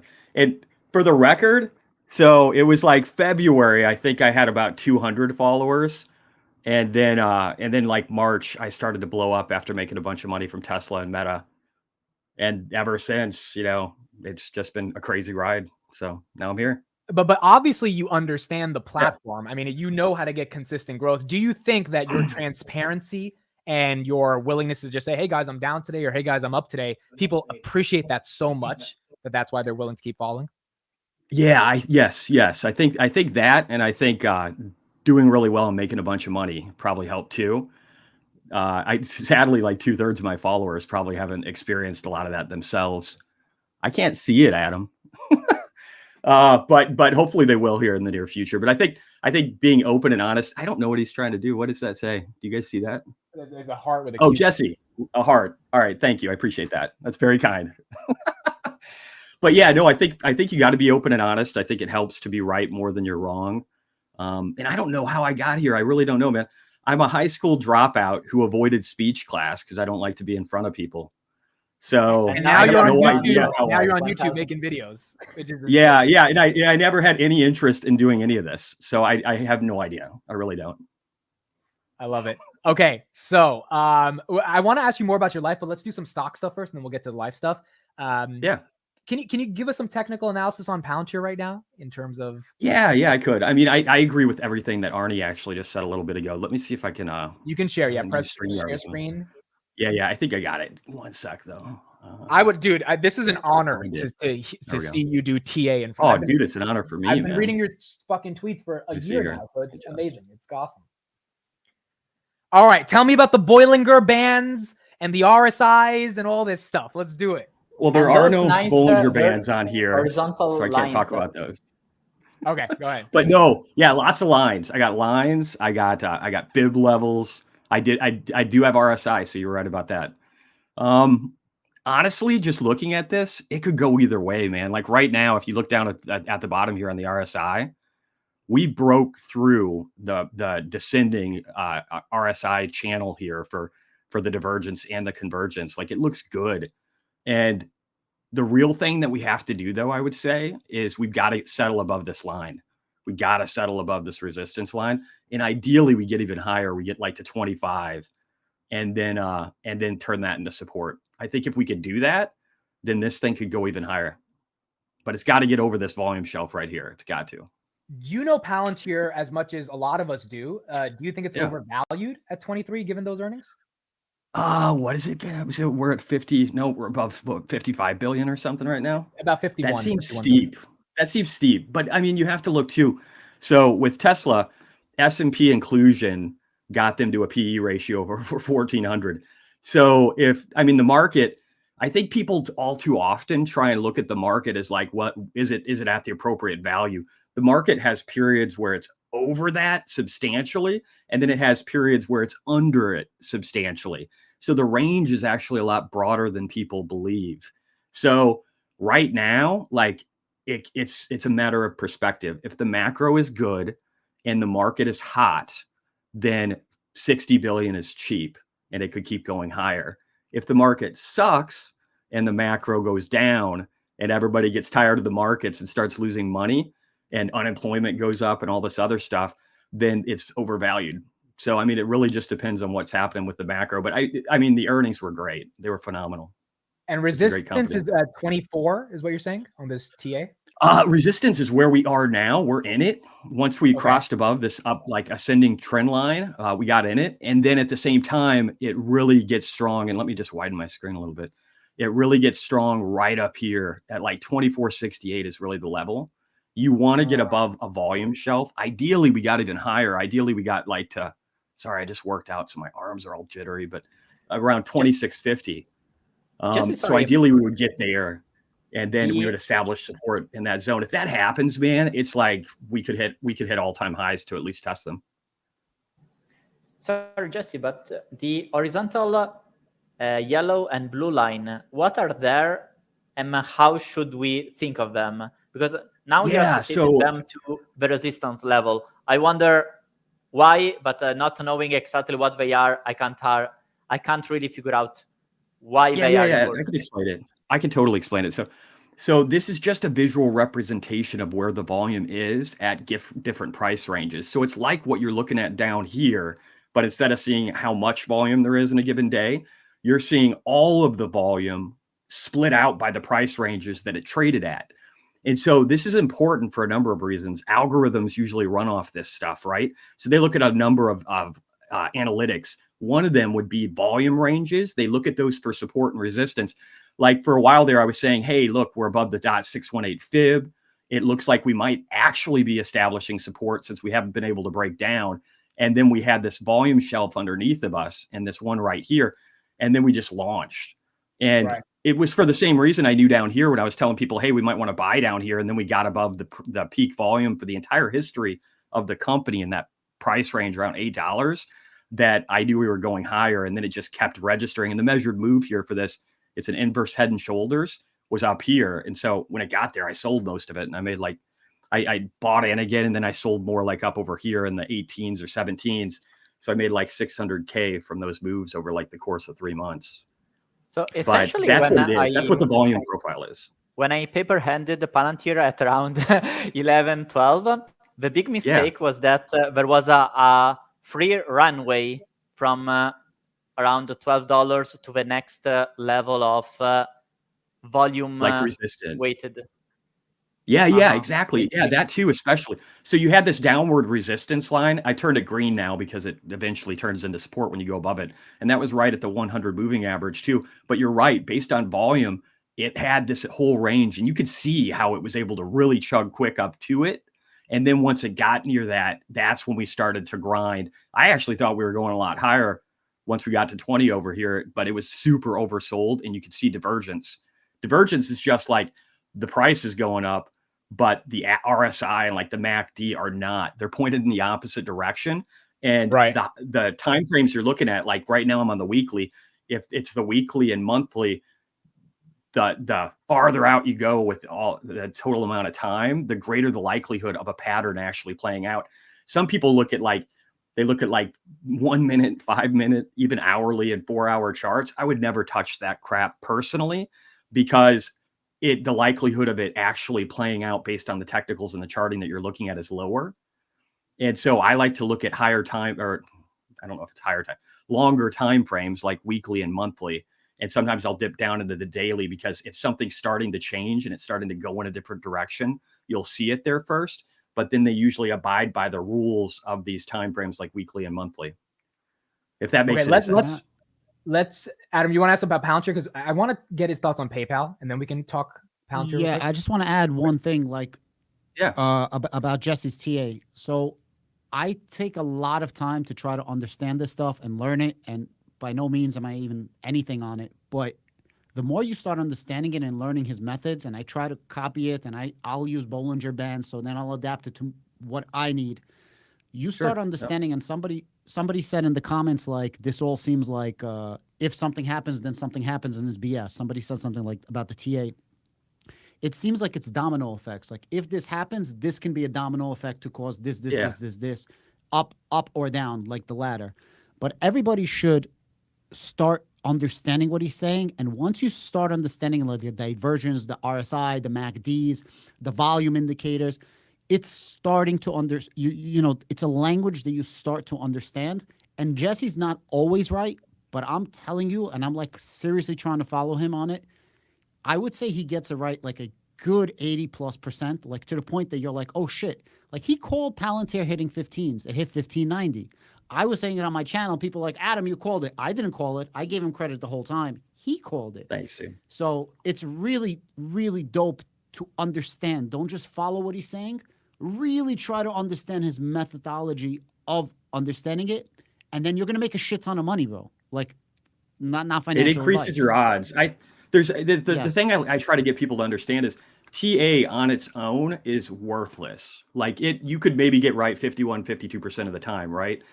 You have to look at the macro environment of the world that you're in from just about every level you can fathom, and you have to weight these different things, and you use that and the fundamentals of the company. I knew Palantir was a great company. I knew that because I listened to you guys. And then wait, stop that. Okay. Sorry, I'm new to this. But I knew Palantir was a great company because I listened to you guys and looking at the financials, listening to the CEO, it was very easy to determine that this thing was undervalued. And when I saw the charting pattern, and then at the same time, I knew I'd already made a bunch of money off of Meta and Tesla. I knew global liquidity was kicking in because there's this guy, Michael Howell, and a bunch of other people that monitor those metrics really well. And so once I realized that, hey, the macro's in line, the fundamentals are good, and I've got a technical chart that looks stupid, it's such a good inverse head and shoulders, it was a no-brainer for me to apply a decent amount of capital to it. And for me, it wasn't a huge amount, but when you make 600% in 3 months, it turns into a big number. No, this is really incredible. And the other thing I appreciate you about you, Jesse, and then we'll talk PayPal, is you consume so much information, like all this macro news, all this stuff of people, geopolitical stuff, and you're condensing it. And I think the reason your Twitter is growing as well is because you're able to communicate all of that and then add a level of like, hey, this is how it affects the actual stock, which is what people care about the most. But they're also able to understand the framework for how you condense knowledge. So I think that's why you're going to grow, and you're going to be at 100,000 very soon, and you're going to be one of the biggest finance accounts in the world, in my opinion. You know, guys, I don't hate hearing that. I like that. Let's do that. I'm a fundamentalist, but I'm really impressed of Jesse because both he's right most of the time. When he wins big. But it is really true that he doesn't really look at the charts like many technical analysts do. What he does is looking at the chart in the context. I believe his name, Micro to Macro, is related to this. Now, I actually started from technical analysis. Like, my very, very first stuff are from technical analysis. Yeah, me too. So I always had this idea, okay, most of the things I read, see online, even in the books, are bullshit.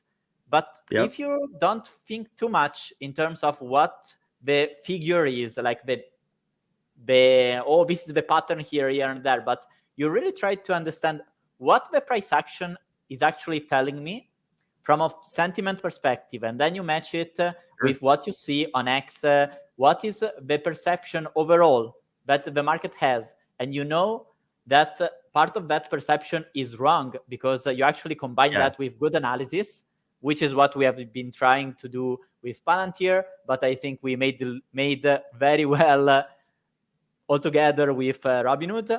I think there is where the magic happens. I totally agree. And I think there's this concept that I think a lot of people need to understand, which is narratives, right?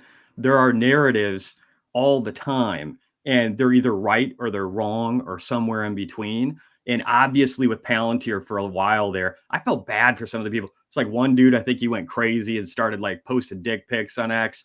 There's just like a lot of people that had issues and that got hurt from this company. And so it's normal when, you know, a stock goes down 80+% for there to be bad sentiment. Right. But that can skew. And that's why, again, I love picking up the trash because if you find a company that isn't, you find that it's real. And then you see that the macro stars are lining up. And then, you know, sentiment is horrific. Then you're just waiting for the narrative to change. And that's where the technicals can come into play, because you could see a pattern and it's like, okay, this is probably going to play out. The stars are lining up. The narrative is going to change, and the narrative can change so quickly, and it comes in waves. Palantir could be the shittiest company in the world to 99% of people. And now today, after a 31% move yesterday, it's still going higher. So, okay. So speaking of narratives and companies that have been left for dead, and something that everyone just hates and thinks is the worst company in the world, that's how we get to the bet you've made. I think a $300,000 bet on PayPal. So, I mean, walk me, but yeah, $400,000 bet on PayPal. Obviously, earnings are going to be really important. I mean, walk me through, give me everything. Give me what you got from the beginning, high level overview, and then we'll get into the TA stuff. Why is that much of your money concentrated here, and what do you think this can end up being? Well, it's not that much. It might be like 15% now, so it's a decent amount. But essentially, like Square already actually went pretty good. SoFi, I made money off of that one, but it retraced, so I bought more calls. PayPal, Hood, Arc Genomics. These are plays that are basically betting that the environment is going to turn risk on, and or I think that the banking sector and transactions might still do well. I think that we're in a perpetual cycle of money printing with the Fed, and we can see that with China right now. They're talking about printing $1.4 trillion just to keep their stock market afloat.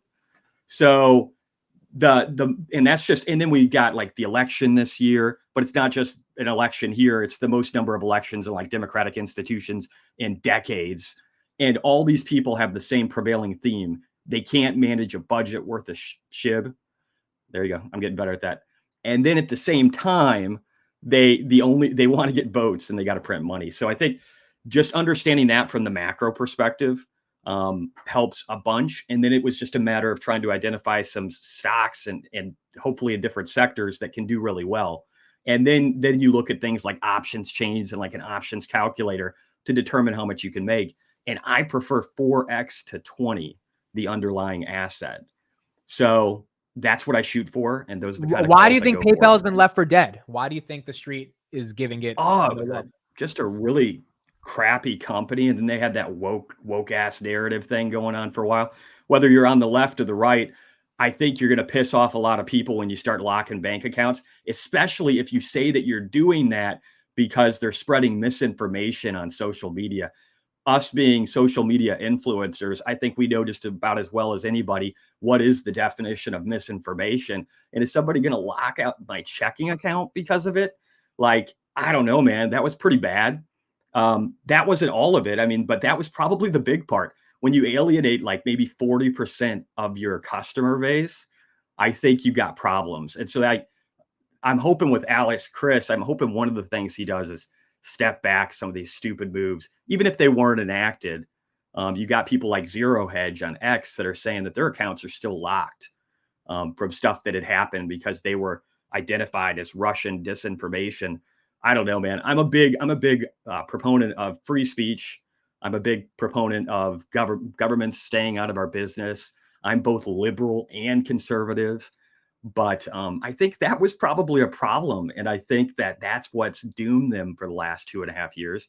And I think if they're smart, they'll stop that bullshit and they'll start just providing a good product, a great product, hopefully, and focus on that. Can we talk about your new trade, Jesse? Can I intervene here? Which one? I noticed that you. Which one? Sorry. Done, Amit. Which trade are you talking about, though? Which one is it? Rivian it's or something else? Different. Okay, so let's do let's keep that on the segment. Let's do a couple more minutes of PayPal, and then we'll get to that one. Real quick, Jesse, on this one, what do you expect from earnings? Like, do you think they're going to triple beat and stock can get to that 75 range, or what do you think? No, if they don't suck really bad, I'll be happy. I'm hoping their margins don't get a lot worse. I'm hoping their customer base doesn't shrink.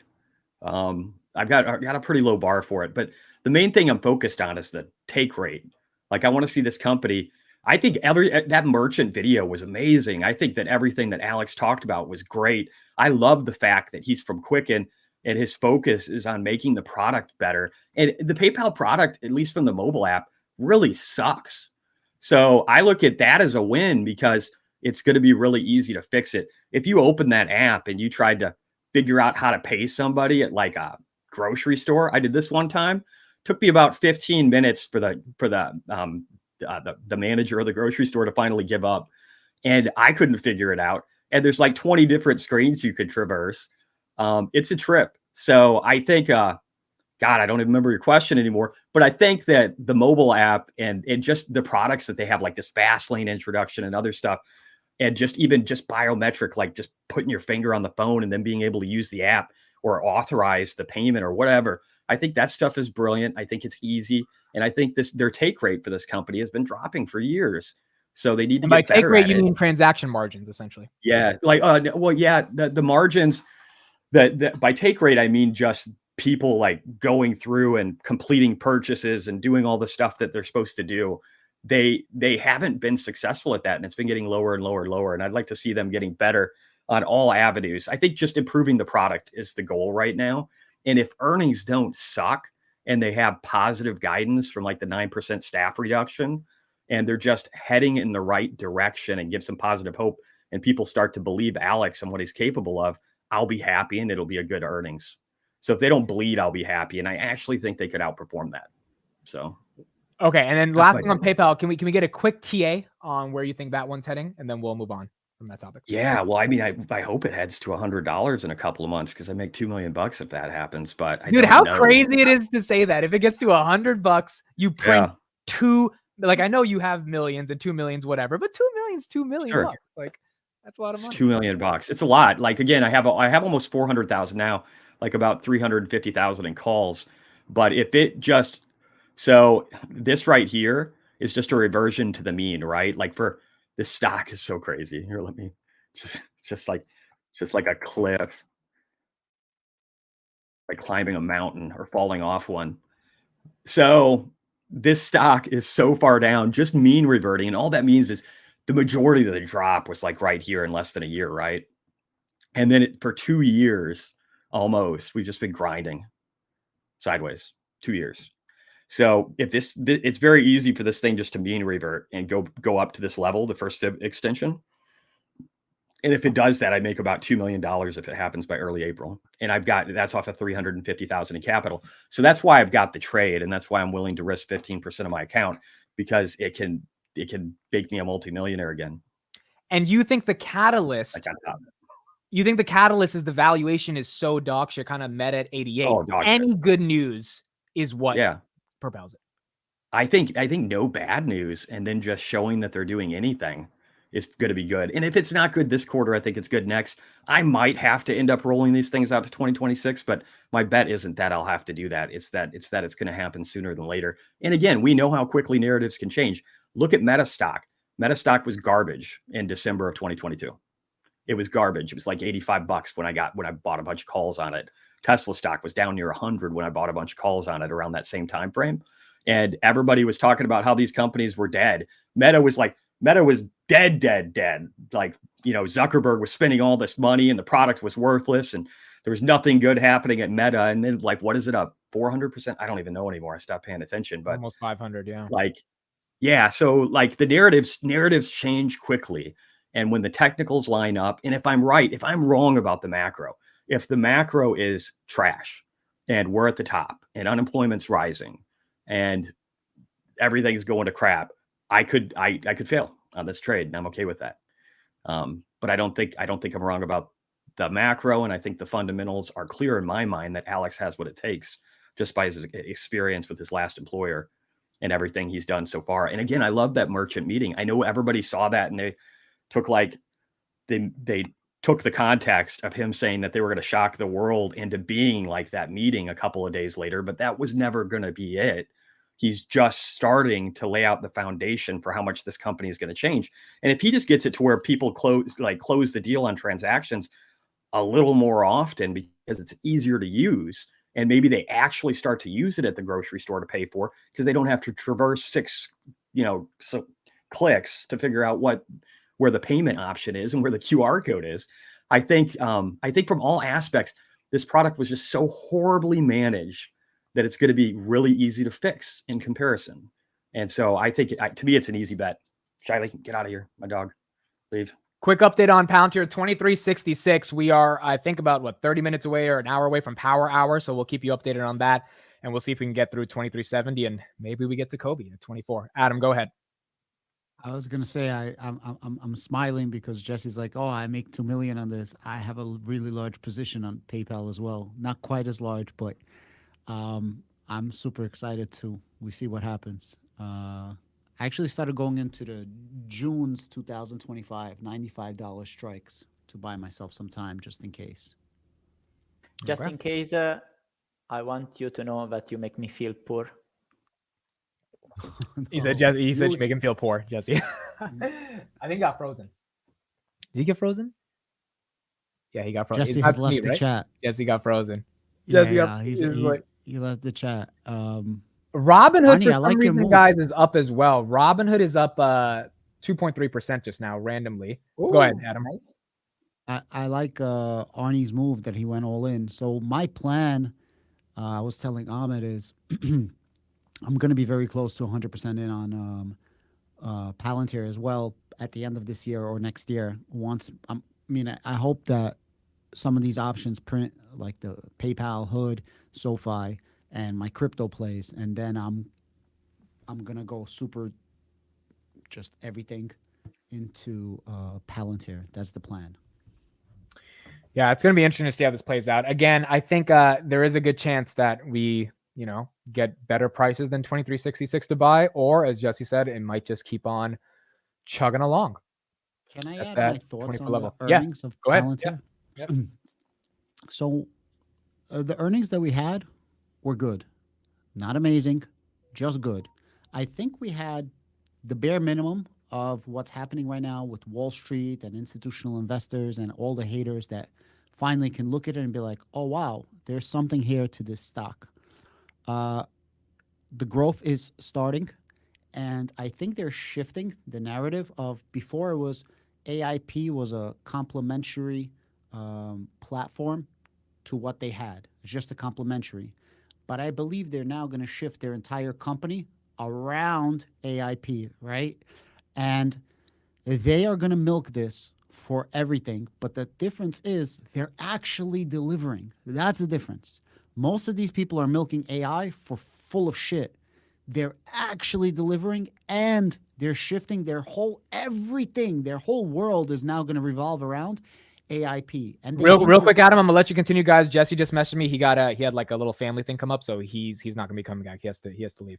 But we're at 2370. Adam, keep talking because you're doing good. It's going up. And I believe that there is. I do believe that it's going to retrace, but not to 15. I think there is going to be a opportunity to buy more. And I don't think after this year, if everything goes, according to plan, I think after this year is when the growth is really going to start, specifically third quarter of this year, because that's when we're going to start seeing that. If you notice, the net dollar retention is only 108%. Meanwhile, they were able to grow their revenue like crazy. That means that the people that they're growing with are not existing clients, they're new clients. Now, when those new clients start integrating, they're integrating not from Palantir Foundry, then Palantir AIP. They're integrating AIP Foundry Stack, and now they're going to expand. So I truly do believe that the net dollar retention is going to go above 115% and more. And this is when Palantir blows up. I think that in the next 6 months, if everything, don't quote me, but if everything goes according to plan, that the next 6 months is the chance for Palantir. There's going to be a lot of trickling down from China with the liquidity that they're going to dump in. And even though we don't work with China, the liquidity is just going to trickle down, right? Second largest economy in the world. I see Arnie agrees with a lot of things. Is this also, I talk to Ahmed all the time about this. So is this how you see it as well? No, I think everything you said is brilliant. It is very true. It's like they already had the products, but before they were trying to push something that didn't enter the customer's mind. Customers didn't want Foundry. Customers don't want an ontology and to learn what is an ontology. It's like Palantir was trying to push something that clients were not really interested into realizing that they need that stuff, even if they needed it. Companies need this stuff. But now with AI, there is this switch in the awareness, and with a product like AAP, that is AI platform, customers realize, oh, I actually need this. This is actually deployable in a couple of days, like from 6 months to get a pilot, to get something and pray, to a couple of days. That is an almost sure sale for at least 1-2 million. In terms of overall corporate budget, 1-2 million, if a product like this delivers like what the feedback, the feedback from the other customers, we did in 6 months what we could, we failed 10 months and we delivered in 2 days with Palantir AP, it becomes a myth. So if you need to spend 1 million, you say, okay, let's try. If this is miraculous, as they say, I'm stupid as a CEO not at least to try.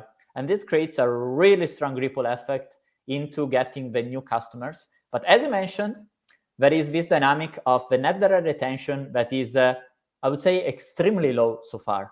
But we're not losing customers, at least it doesn't seem so. It is more a matter of, okay, these customers actually can expand a lot from here. So this is exciting, dude. Go ahead. So if we keep adding new customers at the same pace, we still have that around 10%, even closer to 15% growth just from the new customers that they can start fast and with relatively big deals. Like that slide of comparison from the quarter, from the deals in Q4 compared with last year, essentially doubling the amount of deals over 10 million. That's insane, especially considering the fact that net dollar retention was weak. This means that the new customers are actually the ones signing on this big over $10 million deal. Now, if we combine this engine that keeps going, and I think it is fair to say it can keep rolling in this way, or even way better, if this AI interest keeps rising, Palantir has more proven use cases. The more use cases they make, the more successful they can become. Plus, the existing customers actually expanding because they realize I need this stuff. I'm happy not only to be a Foundry customers, I want this to really leverage the full power of Foundry. Then I see how we can get to that 30% growth, which is the baseline we initially had for Palantir. 2357 right now. Go ahead, Adam. I was going to say one thing, and I told this to Amit before. So I'm not a technical guy like Jesse, but I do a lot of covered calls and cash secured puts. Right now, there's a June 21st. This is exactly what I told Amit last time. A $40 strike, and they're paying 52 cents a share. So half a buck for every share. Yeah. And that says that basically if Palantir hits $40 by June 21st, which is less than half a year, you're willing to sell at 40. For this, you're collecting 50 cents a share right now. If it doesn't hit 40, nothing happens. And then you can roll it and play it whatever you want. 94% in your favor that that's not going to happen. And if you guys sold shares at 40 in the next 4 months, would anybody really complain? Just saying, it's free money. How do you keep rolling the calls? Yeah, so I was telling Amit I have a $22 call and I have a $20 50-cent call. So the $22, they both were ending this Friday. And the $22 one I rolled for next week. So I wanted to give myself another week. For this, I collected several thousands of dollars on it. And the worst case scenario, if I need to roll, I can, and I want to get out of the trade, I can roll it a year out. So I'll say in a year, I'm willing to sell for. So for example, the $22, I can roll today. I was looking to $26 or $27 for June 21st, right? And then if it goes up, you can roll again. So if you know what you're doing, there's a lot of opportunities to get out of the trades. For example, I had a 1850 strike, the last earnings from November, the one before this one, and Palantir shot up to $20, $21, and I was rolling it. I rolled it all the way to the June 40th. Then at the June 40th, I rolled to January, this last January, $25 strike. The $25 strike, I rolled to 30 back to June, and then I got out of the trade when Palantir was like 1750 recently. So And if the I whole time you understand make your money. correctly, you keep rolling while you lose until essentially you win because the stock drops. And at that point, you have sold an option with a high premium. And if the stock drops, essentially you get that premium that covers you from the previous losses. Yeah. Something like that. So Adam, real quick, let me do an update on this because we gotta talk about what's going on in the market outside of just these covered calls. We got Palantir at 2364 right now, up 8%. I'm looking at the order book volume, and I don't see a lot of resistance to 2370, and I know I've said that many times, and we've come back and forth 2364 to 2330, but it doesn't look like there's a massive wall at 24. There are still those 70,000 shares. Now it's 112,000 shares. Okay. So a lot of people have been piling up their shares ready to sell at 24 if we get there. It looks like 24 is going to be hard to crack unless there is massive levels of volume coming in at that 2395-ish range, and we'll see if that happens. S&P is trying to hit 500 right now, which is just momentous to see if that actually happens. S&P right here, 498. It's up 1% on the day. The momentum continuing for it. If it gets there, it'll get there. And then Robinhood is up 2% right now. At all-time high on the S&P? Yeah, all-time high on the S&P. I didn't realize it. It's just insane. It's just insane. All right, we'll get back to it. Adam, go ahead. So how are you playing this covered call strategy right now in Palantir? Yeah, so when you're doing covered calls, everyone has a different strategy. I like TJ's channel a lot. He teaches everybody really, really good covered calls, cash secure puts. So everybody has a different style with the way they play it. The wheeling and dealing, it's called. First thing you need to do when you're selling a covered call is you need to be prepared that it can go sideways and you have to sell.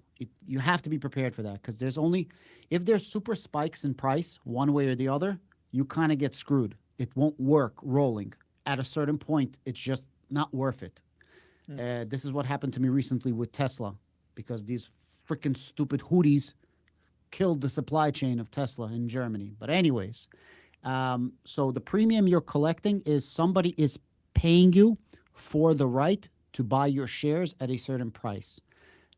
When you're selling a covered call or when you're doing a cash secured put, you don't have the right, you have the obligation. If you're buying it and you're paying the premium, you have the right, but not the obligation. It's your choice. So the premium you collect, as long as the price is very close to the strike price, you're going to be collecting a really big premium because you're saying, I'm willing to sell at this specific price. And that premium eats the premium that you owe on the contract, right? So there's a contract, you have a premium. That contract goes up and down. As the contract gets closer or further away from the price, the premium goes up and down. The new contract that you're going to be rolling to eats up the premium of your old contract. And then you have a new premium. So it's like gross premium, gross kills this, and then you have a net premium. Net, and the gross, right? Did I say that correctly? Yeah, we got it. Yeah. Ultimately, Does what's that- left does that make after you sense, do the Arnie? roll? Yeah, what's left after you do the roll? And the further you go out, you're going to get bigger premiums. And there's a lot of things that go into it, like the Greeks. So I'm just going to keep it extremely simple. Some things that play into this is earnings. So if you want to get out of a play, you can do it during earnings, but it's risky because you have implied volatility up and down. But yes, in plain simple sight, somebody's paying you a premium to sell your shares at a certain price, you can always roll that forward. Suraj, thank you for becoming a member and gifting a membership. This is awesome. We can see you in the stream. So thank you for being here. Someone said, I forgot to shut off my computer. I come back home and this is still going. Yeah, dude, this is going to be one of those streams where we're just going to keep this shit going. All right, Palantir's at 23.67. Adam, do you think we see 24 today? Gun to your head. Really you have to take matter. a decision. What do you think? No. No? You don't think so? It's I going to be a say lot of so. shares. So that's because I want to say Amit dropping another order for one share as we get to close. Yeah, we are at right now. At 25, we have 132,000 shares waiting to be sold at $25. And then at 24, which is we're going to need a whale to eat up all those shares to keep it going, there's 112,000 right there. Arnie, can I add one thing that I just want to say? So on days that the price skyrockets, like really skyrockets, the last 2 days are the best time to sell the call because the premiums you're going to collect is going to be a lot higher. For example, if you're going the highest possible sell on Palantir, it's $40 strike. That's all the contracts. There's no other contracts. That's the highest possible right now. So if you know that you want to sell as much as possible so you don't have to sell your shares, but you want to collect premium, you know in your head you're going to be doing $40 strike. There's nothing else. There's no 45. There's no 50. There's no market for anything higher than 40. So you want to sell it on days that you're as close as possible to 40 when there's a huge run-up because chances are there's going to be a pullback as opposed to it's going to go straight to 40. The chances are that there's going to be some type of pullback. So if you're waiting for this type of play, you want to wait until a day like this where you're getting 53 cents premium. That same contract for $40 strike, if you were to sell it literally a week ago, you would be collecting maybe 15 cents premium. Yeah. And the reason for that is because now that Palantir has gone up 40%, the market is willing to say, hey, we'll give you some premium because we think it can keep going higher, right? People juice up the premiums because the probability of it going to 40 is easier than when it was at 16. But if you're a fundamental investor, you understand Palantir 40 in 6 months sounds really crazy. And then it goes the other way. Like I know TJ did a sick deal too with his cash secured put. So Yep. I did last week. I said that I was willing to buy 10,000 shares of Palantir for $15 this Friday. If it hit 15, cash secured put. I didn't think it was gonna, but if it did, I'm willing to buy for $15. For this, I collected around 50% premium. So in reality, I would be paying $14.50. And the premium you collect no matter what. So to make it very simple, I said this Friday, I'm willing to buy Palantir at $15 only if Palantir hits 15 or lower. If Palantir does not hit 15, if it's 15.01, I don't have to buy the shares. The premium you collect, that is yours to keep instantly. And you use that money to buy other stuff. And reduce your average. So to build my crypto portfolio, I'm collecting premiums, selling Palantir and other stocks, but mainly Palantir. I then put that into crypto. For me personally, I don't care when I'm buying Bitcoin at 43,000, 50,000, or 20,000 because it's free money from premiums. This way, I'm not timing the market. That's my personal strategy of what I'm doing. We're at 2370. We need to crush this freaking 2370. It's been an annoying thing for the past hour. We had a whole lineup of guests talk, and we're still at this 2370. You're gonna hit 24. You're gonna hit 24. I have a feeling you're gonna hit 24. Dude, even if it sells off after 24, like because Derek's gonna take his profit off the 50,000 shares. He's not. He's gonna take some fucking money, dude. We got it. Derek bought 50,000 shares during the stream. Yeah, you didn't see that? He bought it. Wow, there was a that's wall amazing. at 2350, and Derek was like, "How many shares?" I was like, 50,000. He's like, "What price?" I was like, 2340. And he's like, "All right, fuck it, I'll buy it." So he bought 50,000 shares, and I literally think he cracked the wall. But now the wall at 2370 is just being annoying, and we got to see if we can crack through it. Because look, if we get to 24, we're probably going to fall back. I mean, it is what it is. But the fact that we are up 8% after being up 30% yesterday, it's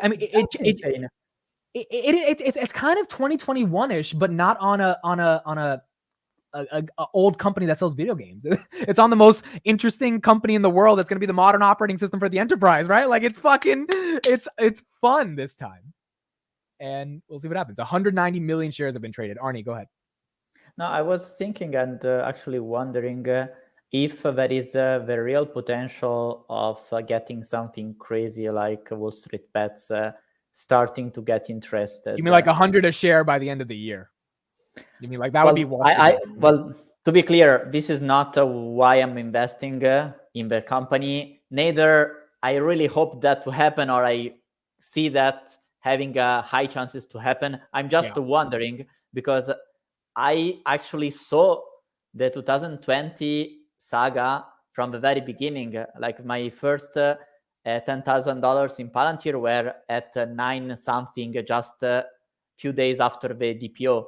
So I saw that completely. Like everything started when Cathie Wood started buying. And then I also noticed, wait a second, there is this Cathie Wood that I just heard the name around is actually very loved by this huge community of degenerates on Wall Street Bets. And then I saw the evolution becoming complete madness. And Cathie Wood is buying right now. And Cathie Wood is a very strong voice when it comes to markets. Like them or not, she has the power of, how can I say, influence the narratives. So yeah, dude, hundreds of thousands of people subscribe to her newsletter. They see what she buys every day. Like it's a big deal, you know? So this to say, there is the option, the probability, I don't know how to quantify that we see something extremely degenerate. In case, I would be happy to exploit. Yeah, I wouldn't like it to get to that meme stock level because if it gets to 100, like in 5 months, we know that's not realistic. Like it's just things have to come down. I So mean, I it would would like be good for us as investors because that would be life-changing money. But not really sure it would be good for the company because that creates also a distortion for employees. Like it is good that employees internally are motivated, but if the shares they're getting or they already got make them like too wealthy, not for good reasons, that creates a negative incentive for employees to actually execute on the company. Yeah. Can we take a moment to not mention any names, but there's so many people in the YouTube and finance community that just laugh at Palantir, call us clowns. Palantir will never be above $20 again. Palantir will never reach a new all-time high. Palantir is fake. They have no moat. They don't do anything. They're just a snowflake copycat or some shit. It's hilarious. And these people take zero time to actually review the company. And they all play phone tag. One idiot tells another idiot, and oh, he's an engineer. That means he knows everything. Listen, guys, you could have 100 different doctors give you 100 different opinions on your case, right? Just because someone's an engineer or does something with data doesn't mean that they're, end all be all. So, right, Derek? And it's like these people makes no money, and they commenting on Palantir, and I find it so funny. And they're like, I call them the anti-grifting grifters. How much money do these people cost you in opportunity costs because you didn't even look at Palantir because some clowns are calling everybody in the Palantir community clowns, and you don't even bother to understand the company? I think. Go ahead, Arnie. Go ahead. Clown to say when they are kind. Because, when yes. the stock was at 6, 7 or so, and I said I was heavily invested, someone made fun of me saying, oh, this is mental illness. And it's actually a big account on Twitter, Buyback Capital. And similarly, it happened last week when I shared this tweet, Palantir is cheating, explaining essentially how the bootcamp is creating this magic of increased revenue growth while also saving cost. And you see a new schizo thread just dropped, essentially hinting, okay, this is a mental illness again. This guy is a mutual fund analyst, formerly sell side. So this is a guy working in the financial industry. And then you can see also the comments here. I've always found it funny. There are guys on whose entire thing is Palantir shareholder. Again, also here seems an institutional investor or so. It's like the white collar version of the GME ape, fun of with WeWork turnaround stuff. So this to say, and there is also, this will end in jail for the promoters. So yeah, this to say that when people go very aggressive on us, but we know that we are not making anything bad, but actually sharing good research that proves that people like them are actually wrong.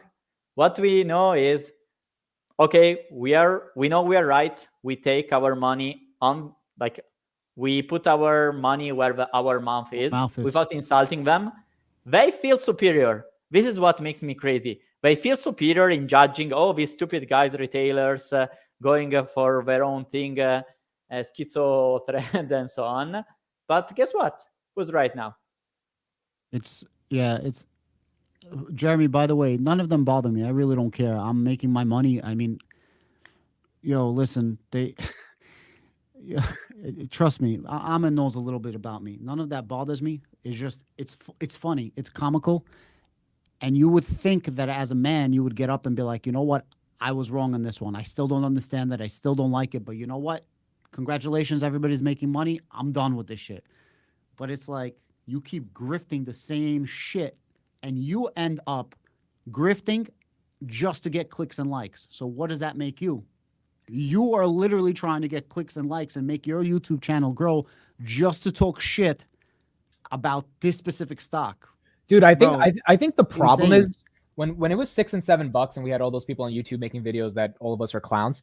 The problem is our videos were legitimately trying to analyze the company. Maybe we weren't the best at analyzing it. Maybe we weren't, phenomenal, but we were trying at a pretty early point of the trajectory of what Palantir was to understand what is ontology, what is the Apollo system, what does it mean for them to be IL level 6. It was real, I would say, good content and trying to understand it. Their content was, oh, the stock's down, and that's why these guys suck. And we were like, yeah, but we're not focused on the stock. We're focused on the company.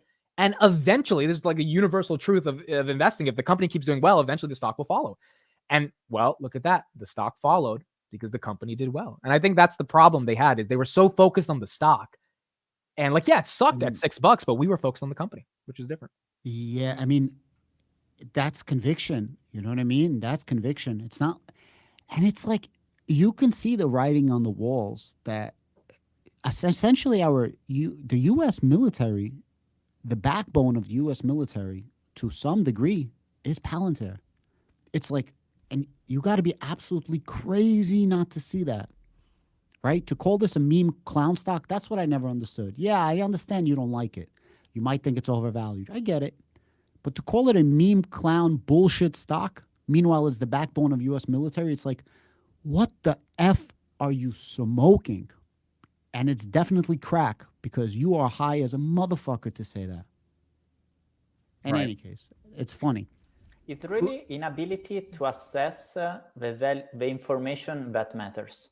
I can understand it from someone who has never analyzed the business, but for people who are actually paid and maybe even have the credentials of CFA, not being able to assess that if a company is able to penetrate a very, very tough market, even if the market doesn't really want to give a high multiple to government revenues, the fact that they have been able to get there, become the most important software company in the government, that is already out of any reason. If you don't understand that information is actually valuable, what kind of analyst you are? We're at 23.63. Go ahead, Adam. Look, I was gonna say as we're saying this, and I wasn't even talking about. I actually like Sasha's content, to be honest with you. And Tom posts this. I swear, like post. I just saw it. He's like, this aged like fine milk, and Sasha's talking about Palantir at $9, basically saying this shit is dead. Da, da, da. By the way, shout out to Chris, one of the YouTubers I'm talking about. Sasha and other people all talk mad shit, but nobody wanted to take a bet. I was willing to take a bet against Tesla. Who's gonna outperform? They all talk shit, but nobody put their money where their mouth is. So, and that also shows you, oh, it's gambling, bro. Like, shut the F up. Like, shut the fuck up. We're at 2362. Let's talk a little bit about Hood because we got to get that thesis out there. We got Hood next week. Let's start off with, Adam, we'll start with you. Why are you bullish on Robinhood? What do you think could happen next week? So, I used to be with Scotch Trade, and then became TD, then became Schwab right now.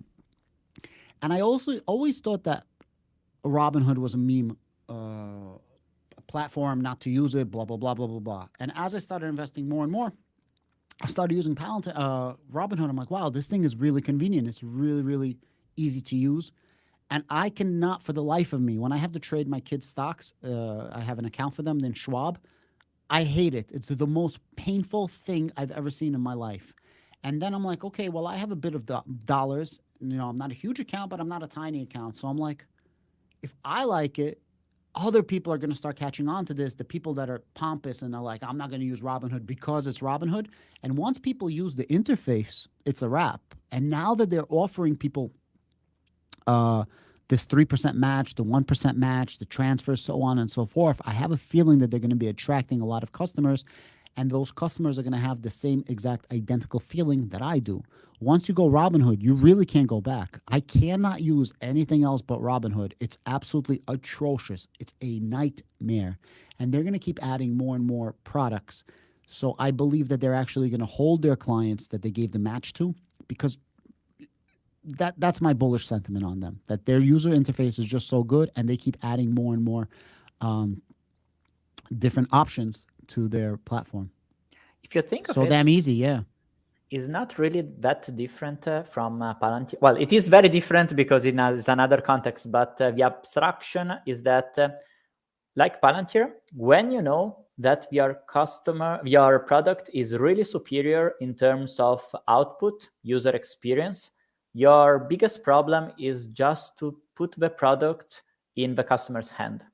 And with these initiatives of a 1% match on the transfer, the 3% match on the IRA, essentially Robinhood is attracting those customers that then are going to stuck with a platform for long. A simple thing that I think will have a lot of impact that is just emerging, and on X we have been seeing multiple hints, both from direct experiences but also confirmed by the company, is that this 1% match of the total transfer you give. So let's say you bring 1 million and you get 1%, boom, out of the sky.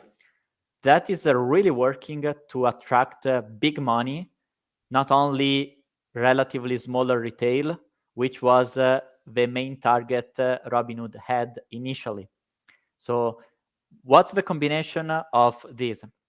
Like with boot camps, what we really understood was this is a way to get a customer way faster and to save a lot of cost.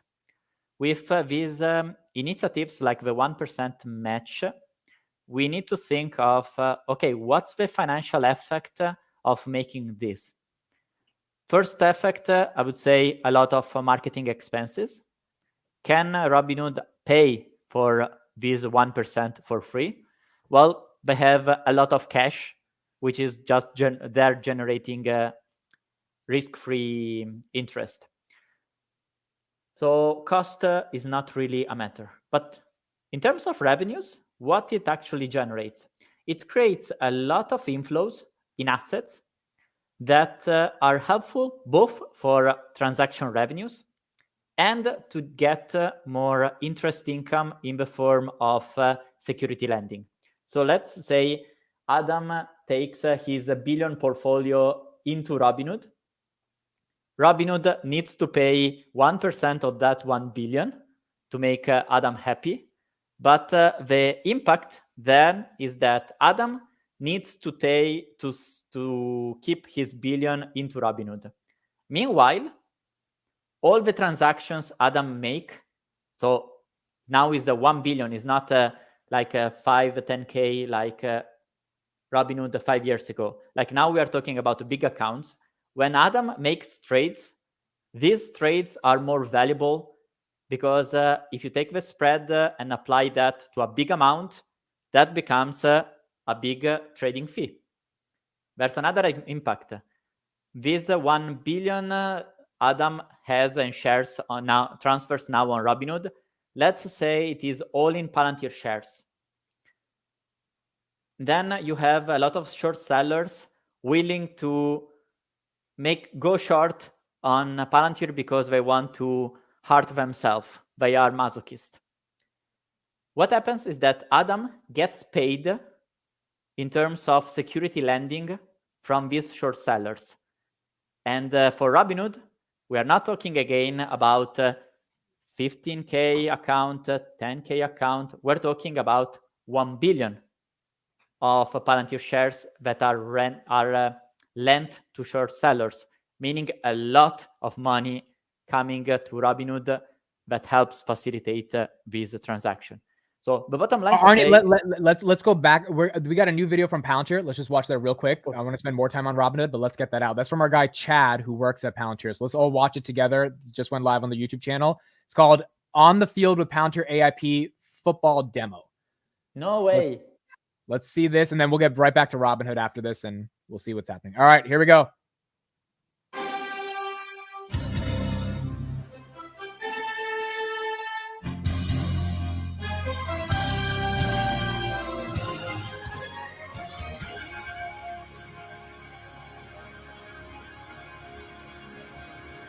Hey there, Gridiron fans and AI enthusiasts alike. I'm Chad. I'm an architect at Palantir. Today, we're going to tackle something as exciting as a fourth quarter comeback, how Palantir AIP can revolutionize decision-making. Just like a top-tier coach strategizes to win the big game, we'll dive into our platform, how it can help you call the right plays for your enterprise, using data and AI to turn the tide in your favor. Get ready to huddle up, push past the defense, score that game-winning touchdown with Palantir AIP. All right, let's get into the game plan. Today, we're going to use our real-time playbook here to help us win against the Owls. But first, as the Dragons head coach, I want to share with you how I think about my strategy. As in the world of enterprise like football, victory isn't about watching a scoreboard.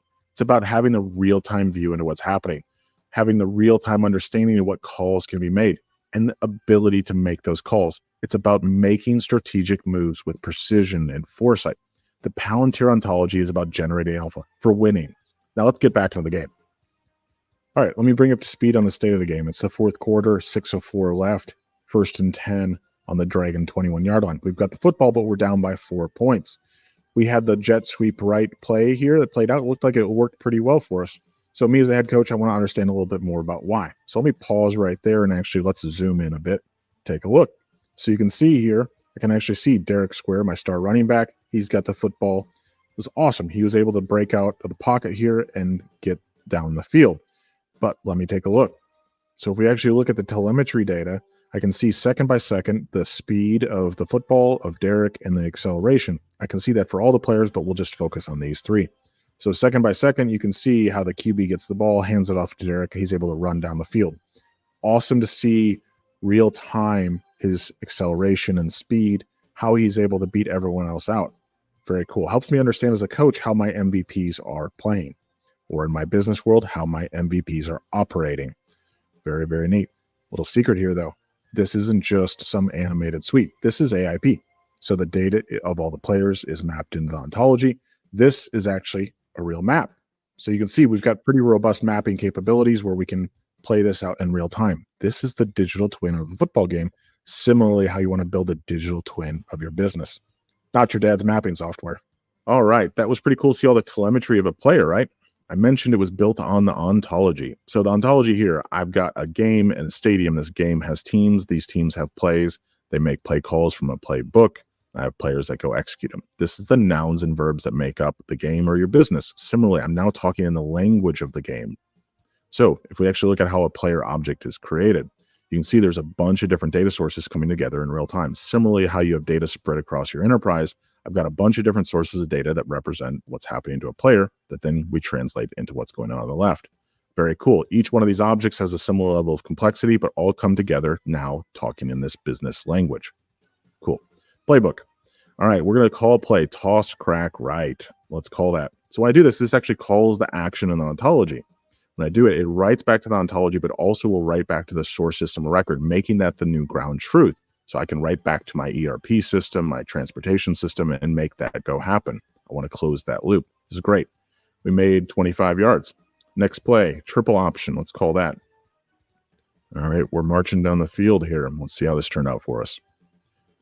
Very cool. So you can see now as a head coach, I have access to the data, the logic, all the different plays I can call, and the actions to go make them real. This is how the ontology powers me to win. I'm no longer watching the scoreboard.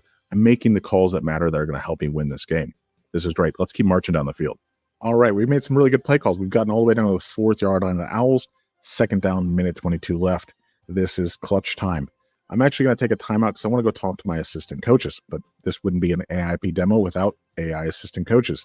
I've got 3 different coaches, each one of these using a different LLM.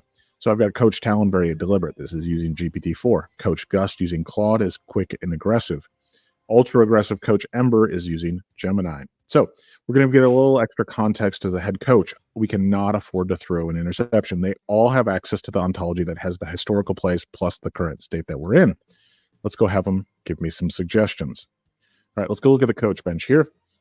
And so just as I would in business, I go seek out expert opinions across my enterprise, give me different perspectives, helping me up-level my strategy. So I've already got Coach Ember coming back with a play action deep post. Probably not what I want to do on the 4th yard line. He's always trying to go for it. Not what I'm looking for. Probably an interception. All right. HB dive down the middle. That looks pretty reasonable. Okay. That's good rationale. It's conservative. Okay. Let's see what Coach Gust has to say. All right. Inside dive. That's a pretty conservative, good play too. I think I'm going to take an HB dive play here. Let's go back and make that call. All right. There we go. And let's see how it plays out. Look at that. Touchdown. We win the game. This is how we up level. And we're starting to use AI plus human teaming for us to become the generative coach that wins the game. And that's final whistle. It's really been a thrill to show you how Palantir AIP can supercharge your MVPs. Like a head coach leading a team to victory, you can leverage our platform to make the calls that count. Thanks for joining me on this winning drive. If you're ready to take your strategy to the next level, reach out. Join us in the boot camp. Until next time, keep your eye in the end zone and your decisions driven through Palantir AIP. Game on. All right, first things first. This man has a Howard Stern voice. And I just like, this is a Howard Stern. I wish I had a voice that deep and just like, you know, it's like, this is the AIP. All right. So we got the Super Bowl in a couple of weeks. Arnie, what were your thoughts on that analogy? These demos that are not strictly technical are so nice and so useful, in my opinion, to have the intuition of what the product actually does. Like so far, the other great demo was the Santa having to deal, how do I actually give all the gifts around the world in an efficient way? Please, AAP, help me. And then AAP needs to have the right info to help you guide that decision. And you see, from this example again, you see that the product is not analysis just to make analysis, is analysis to actually drive a decision. Help me understand what action, what call should I make on the battlefield, on the playground, on the enterprise. I think this can really help not only us being entertained and understand better the product, but it can be a really powerful marketing because something like this also on Twitter, on LinkedIn is very shareable. It's not like 20 minutes of deep, boring, hard to understand technical video. Like this is a 5-minute video that everyone can understand, get at least the intuition of what's an ontology. Like if I tell you, oh, the ontology is that abstract layer that condenses the data, the verbs, the actions, what do you understand about that? You don't really understand it. But if I tell you, okay, this is the ontology, like this picture reflects the elements that are needed to play the game. And then for each box, you can dig deeper to understand how each box is actually generated, what are the inputs. Then you can have a sense of what is an ontology, why I actually need that. Yeah, I think the analogies they've been doing over the past couple of videos, Chad has really taken over their social media account when it comes to AIP demos. It's stuff that makes so much sense in the context of how you can get contextual information from a centralized source of truth, which is like an ontology, and then bring that into real-time decision-making. They had an article, I think a couple weeks ago that I'm forgetting who wrote it, but someone on the team wrote it.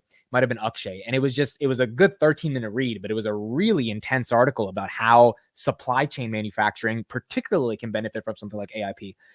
And it's just, when you have videos that are that analogous to the real world, it means the product probably can be used in the real world. And if that's the case, there's probably a lot of growth they can have in the real world from those products. And, these problems that seem abstract actually tell you that this stuff can be really deployed effing everywhere. Like if you talk with people working in the software industry, they tend to tell you, oh, you can't really have a software that does everything.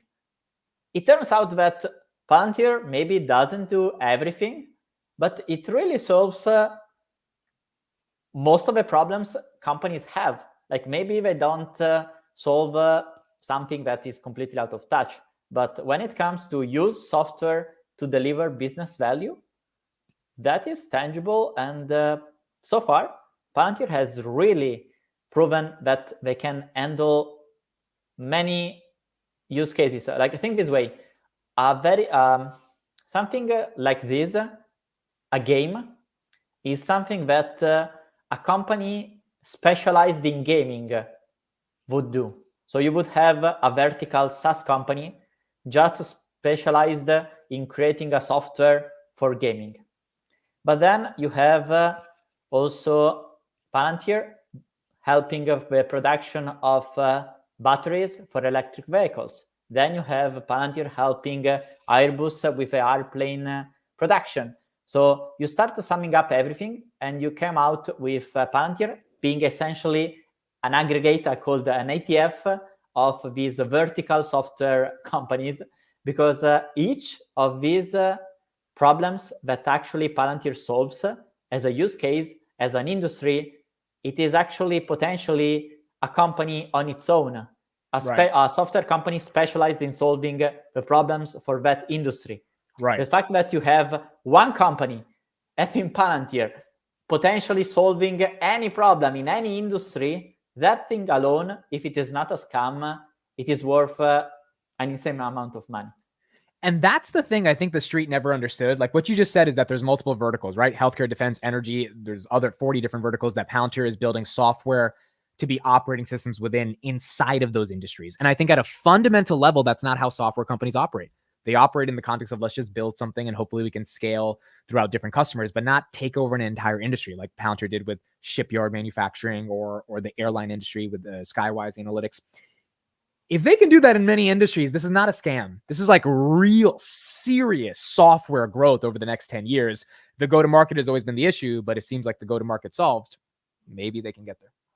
And think this way, so far, I think, as you mentioned, the market is not really understanding the implication of these powers. Like so far, we are at the stage that Palantir is starting to being appreciated for the financial numbers that now are pristine, and for the fact that they can sell AI software, which is something that the market is really craving for. Because so far, AI chip makers are already to the moon, so institutional investors want something new. And in the software side, there are many hints that this is going to be huge, but only Palantir so far has provided real evidence, not only of an acceleration of the growth, while the software market overall is still stagnating, but that they are delivering output and generating revenues from AI. So the market now focuses on AI, but we know that the $1 trillion game is actually unlocked when Palantir can solve the question of, is Palantir able to become the industry standard of the operating system for that vertical, that industry? So far, we have been seeing that with Airbus, with a lot of good evidence, while Boeing is struggling. But that is just one. Imagine when, rather than one, that potentially happens to 40, 50, all the industries. This is going to get exciting, dude. This is going to get really, and I think the street's kind of woken up and kind of figured out how exciting it can get. We're at 23.50 right now on Palantir. So we've been teetering around this 23.30 to 23.70 range for a long time. I agree that, look, it's not selling off, which is good news. And maybe that's the momentum for the day. I mean, you can't complain on 8%. I know we want to see 24, but it's still pretty amazing. There's still plenty of walls at 23.70 and at 24. Look, Arnie, I think at the beginning of the stream, just to prove that I was there since the beginning, you mentioned, think this way, guys. When someone buys a stock, it means that there is another guy actually selling the stock. Yeah. Okay. And think how many shares have been already traded today. 202 million kind of ranges. So there are these 200. No, how many? 202 million. Wow. So 202 million shares that are already circulated and made someone richer than yesterday. And there are these 200 million, if I remember correctly, of people actually buying in. So the fact that the price still stays here, it means that as soon as it drops a little bit, there is someone buying. Right. In order to buy this much, I truly believe this is institutional money. Because if you try posting something on X right now, you would get engagement. You would not get the kind of engagement we had a couple of days ago with the earnings. Like with earnings, the retail interest was clearly very high because everything we posted got 300, 500 likes. Today is okay. So I see high interest. I don't see hype on the sentiment on X. Also here in the chat on YouTube, I'll say there is high interest, not hype. So right. My simple thinking, and I could be absolutely wrong, is that this is our true institutional investors just buy in. And as I mentioned at Palantir Weekly, I think at this point in time, while we care of valuation, because we have been into this for relatively high, a couple of years or more, we have been suffering the swings that come from, okay, the valuation is the high, now I suffer because it drops, or the other way around, I get hit mentally because the valuation drops, but I'm happy and now I know it is low. If you think of someone as an institutional investor that just realizes, oh, I thought Palantir was a trash meme company, a black box, but now it is actually a good company, GAAP profitable companies, accelerating growth, You look at the numbers, they are perfect. Like even the GAAP profitability net of stock-based compensation of around 15% is already a very high number. So even including SBC, which was a pain point, the numbers are very good. At that point, after having seen this super microcomputer, NVIDIA, going to the moon, you, as an institutional investor, I believe, I could get wrong, but I believe, I would be scared in not purchasing the company that could plug an NVIDIA, because I already feel stupid for having missed the big tech run, the NVIDIA run. If I fail also at getting the next big AI play, I would feel very stupid. By using the framework I've seen from institutional investors, I believe this reasoning makes a lot of sense. Obviously speculative, we can't really know. But if you are an institutional investor, like let's put it this way, I'm your boss, I'm your boss, and you need to manage the fund. I see there is this hype on AI. If we are not exposed to AI, our customers would call us and say, hey, Arnie, hey, Amit, what the hell are you doing? Like everyone is jumping on the AI wagon. Why aren't you? What are you doing to justify the fees? I'm paying you money to catch the trends. Okay, and I'm your boss. Amit, give me some AI. What do you do? I say, you talking about Allen Iverson? What are you talking about? What are you talking about, boss? What's going on? No, I would have to find something cheaper than Microsoft, even if it's not on a PE basis, but on a market cap basis. I think you're 1000% correct, dude. There is a world which this can keep running. There's a world in which this can fall. The world in which it falls, and we'll talk about that in a second, is maybe more macro.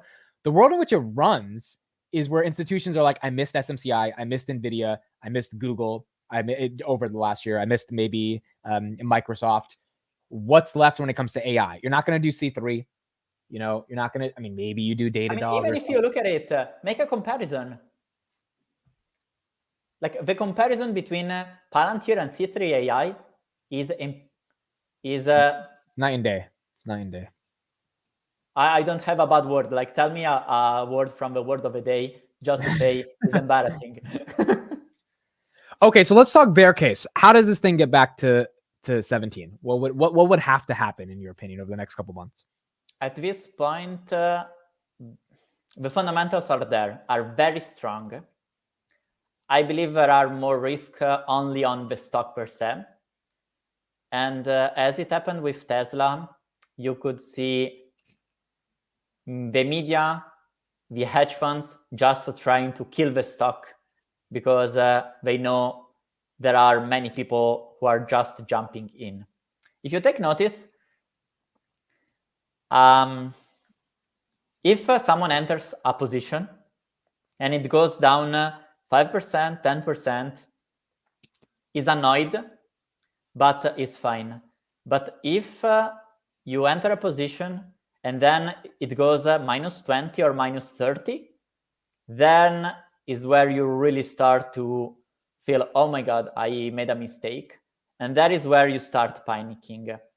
So what could go wrong right now, I think, is a sort of, let's put it like a conspiracy theory, a coordinated attack by short sellers just to trigger the fear of people who just jump in now. And they could come out with is a consultancy, an impostor, there is some accounting tricks, there are, I don't know, the valuation is just too high. Essentially, how it happened also in 2020, 2021. Back then, there were better reason to say the valuation was too high. Now I would say it's just rich, but I could see the point where once there is a high interest, there is this start of the hype, or you kill it early, or it starts compounding until it collapses on its own. So if short sellers want to attack, and again, this is speculation, conspiracy theory from markets, so not science. But if I were a short seller and I want to make a short, I would start making it now, because if this thing keeps compounding in terms of interest, yes, the stock goes higher and the potential short could be more effective, but you would get very late, and you increase the risk of getting slaughtered, like the Tesla short sellers. Yeah. So, do you also think that if the S&P pulls back, Palantir has to move with it? The S&P's at all-time highs. Even Tom Lee thinks it could pull back 7%. Is that where the dip could really? I personally think the dip could become more after the S&P inclusion. Like if I have to speculate on the timeline of a potential crash, I would bet more on once we have evidence that with the next rebalancing, that should happen in March, actually Palantir enters. Typically what happens, not science, but typically the stock rallies before the inclusion, because there is the expectation that there will be buyers from the ETFs, like with the Bitcoin ETF. But once it enters, then you have the sales. This is what happened, for instance, with Airbnb. I noticed this stuff. When it was losing money, everybody wanted it. Now it has really perfect financials. It rallied with the news that Airbnb would join the S&P 500. Once it entered, it crashed. Okay, so in the context of shorts, someone said in the chat, who's crazy enough to short it? Okay, so 23.59. I know you and I think the numbers are amazing. Someone else is looking at this as $2 billion in revenue, 50 billion market cap. This is ridiculous. Do you think there's people out there that are going to start to think this is a good candidate to short? I would, if I have to apply the framework of an institutional investor that has not the awareness we have, this starts to become a good candidate, because purely on a numerical side is still hard to justify the valuation given the numbers as of today. Right. So if you get some old style short sellers that have applied the same reasoning that they applied on Tesla, I could see them trying to trigger some fear. Like, for instance, on Tesla, I remember there was a short seller report hinting that Tesla was manipulating the financial numbers. And I still remember that because at that point, I didn't have the skills to actually go through the numbers and to actually say, this makes sense, this doesn't make sense. But they triggered the fear. If you had to say if it's more likely to go to 30 or 17, which one would you pick? So sorry, repeat again. If I'd say, is Palantir more likely to go to $30 or $17, which one would you pick? It's more likely. At this point, at 30, and I would say every additional day, the interest keeps increasing. That increasingly increase the probabilities of getting there, because 30, as you mentioned, if let's put this extreme example, Palantir tomorrow drops at 17 without any good reason to deserve a drop like that. At this point, I believe the people who bought today would be happy to buy more, and there would be a natural buying pressure. While if it keeps compounding at 30, like every dip that is bought reinforces the loop. That is connected with what I mentioned previously.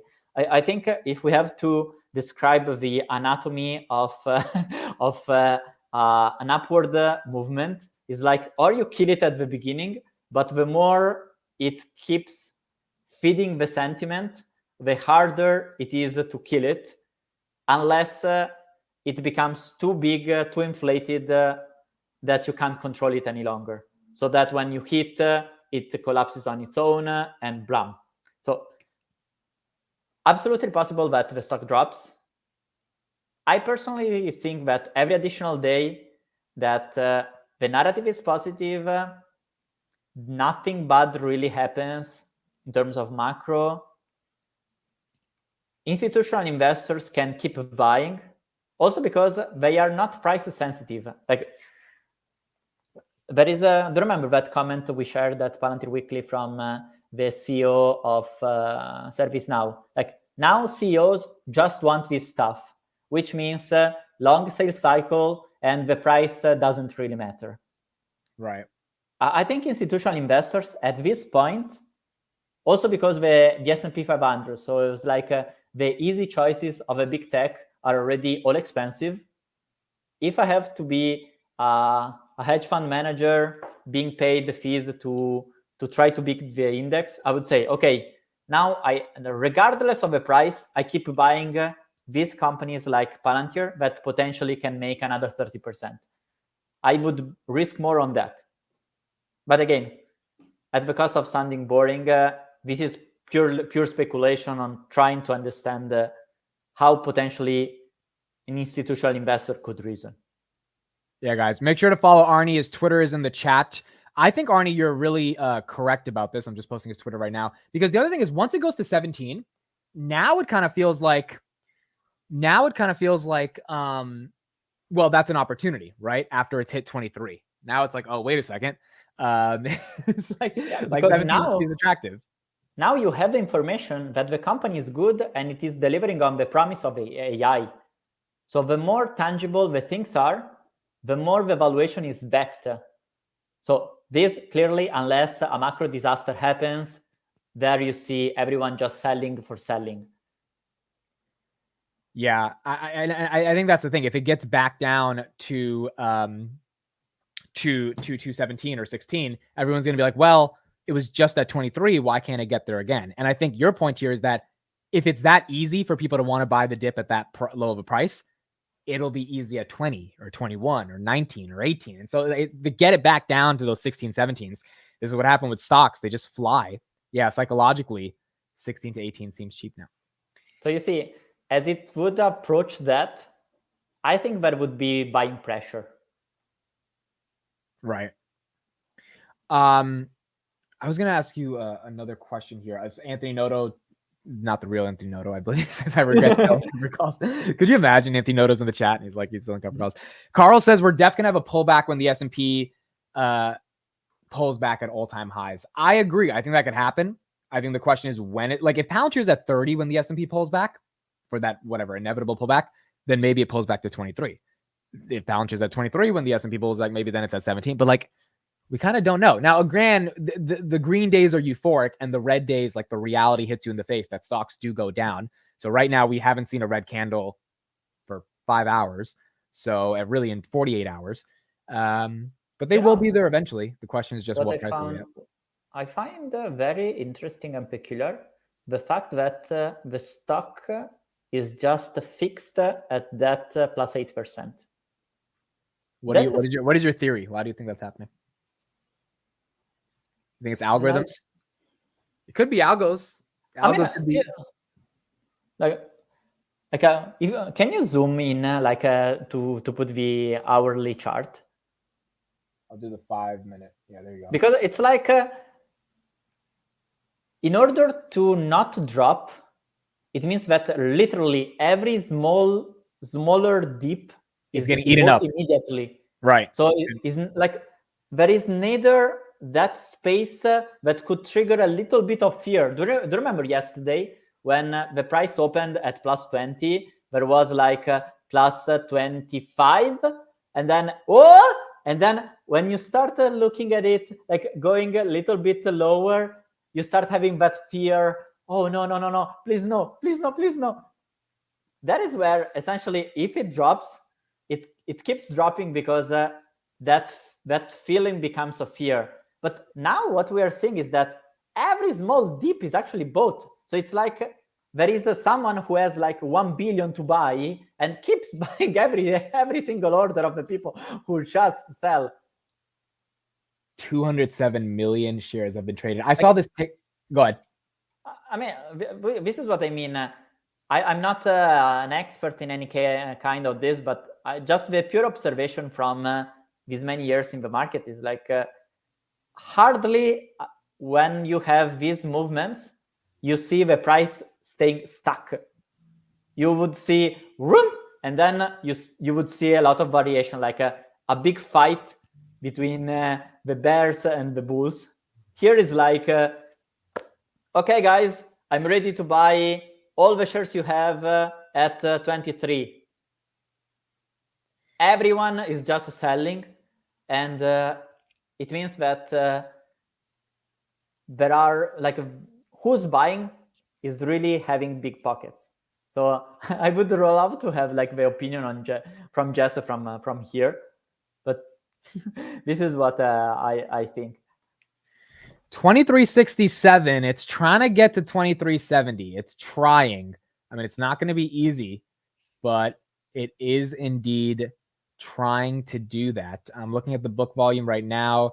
Power hour kind of starts at this point, or within a couple 20 minutes. There's about 30,000 shares at 2370. There we go. So we're at 2370. All right. So it has to overcome those shares to move on from it. Those shares are getting eaten up right now. To connect with what we mentioned previously, for a seller, there must be a buyer. Like, yes, this price action means that the buyers saturated all the supply and they haven't gotten enough. Right. That's true. 100%. That is 100% true. Exactly. There's still a little bit more demand than for that supply. Right there, it's trying to crack this 2375. It's quite ironical because on the one side, when the stock moves, you have people, the insecure, who just sell everything because they make a buck. But on the other side, the higher you go, the more you make people who have confidence saying, you know what? You want my shares? In order for us to sell these shares, give me 50. I don't care of 23 miserable dollars. Give me 50 today. Maybe I consider selling. And this creates naturally higher selling pressure. If you think of it, that's no different from what happened with GameStop. Like since people starting having the idea of we want to screw these hedge funds, people were just holding, eliminating the supply.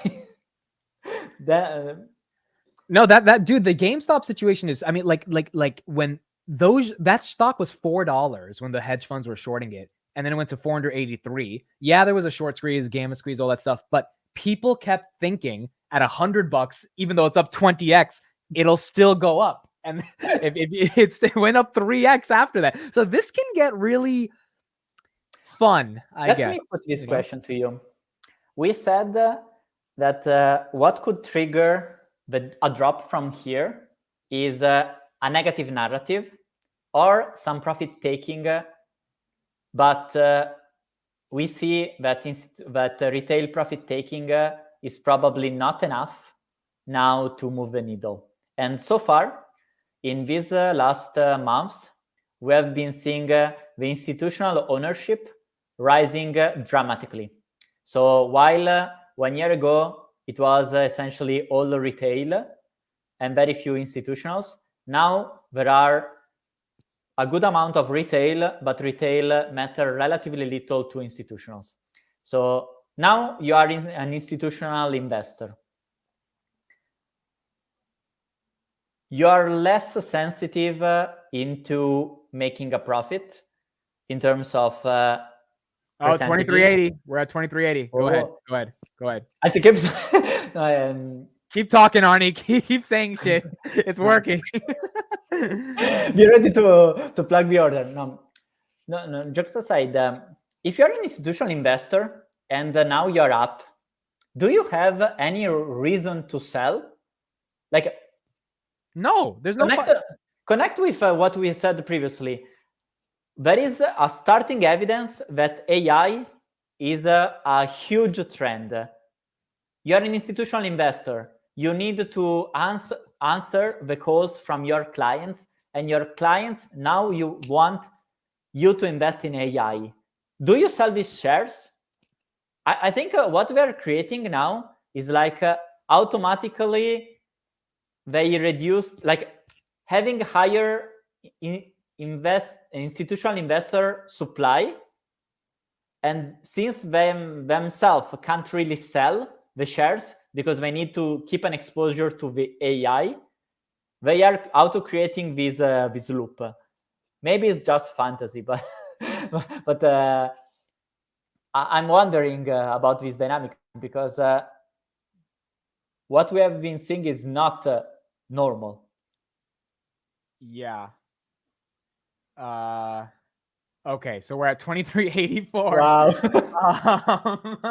It's gonna get fun, dude. Let's fucking go to 24, dude. Let's do it. Do I get the Kobe jersey, dude? Do I get the Kobe? I was supposed to eat my chicken, but it will wait. Oh my goodness. I just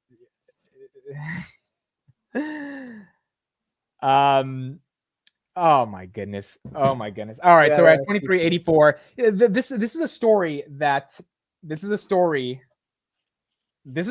I've said the story many times, but I went to an investment fund in New Jersey. They had about $100 million under management, and they told me when the stock was 7, they wanted like to consult with me or whatever. So they brought me in and they asked me about Palantir, blah blah blah blah blah, and I was like, I was giving my bull case, whatever. And they and the guy was so pissed off because like the SPACs and all this stuff, the head guy, and then his analyst was there, and he was just like cursing out Palantir. And then I asked him, I was like, respectfully, sir, why are you invested if you just cursed out Palantir for 30 minutes? And he's like, because I fucking know this company's going to be great. And it was just so funny. We started laughing. And then at the end of the call, the analyst told me, we have clients that want to sell at like $12 to just get out of it because they had a $5 average. They got in 2018 on the private markets.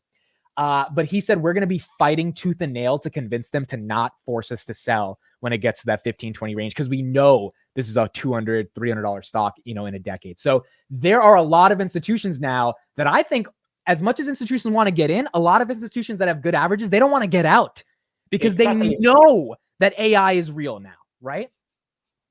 And as a result of that, the institutions that want to get in, who are you going to get the shares from? Are you going to get Arnie shares? Are you going to get my share? Where are you going to get them from? Well, you're going to have to start bidding higher prices to make it attractive.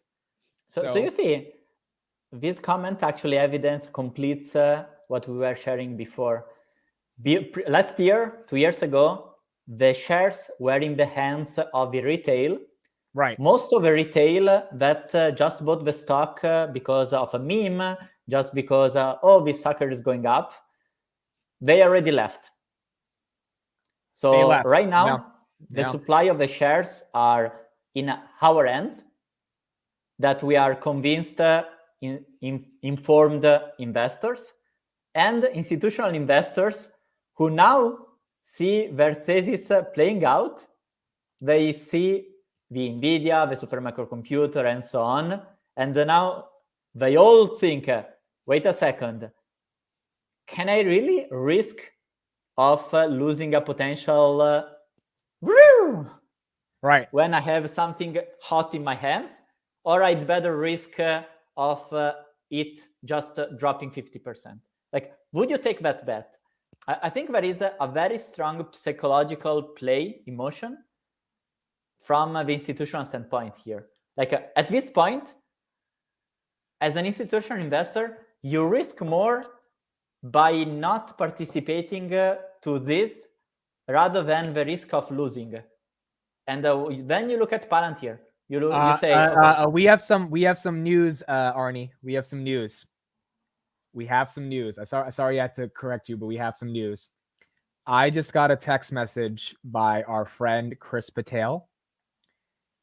Arnie, what do you think the news is? Tell me, what do you think Chris just texted me? I mean, if you had to guess, what do you think Chris just texted me about? No. I think he's saying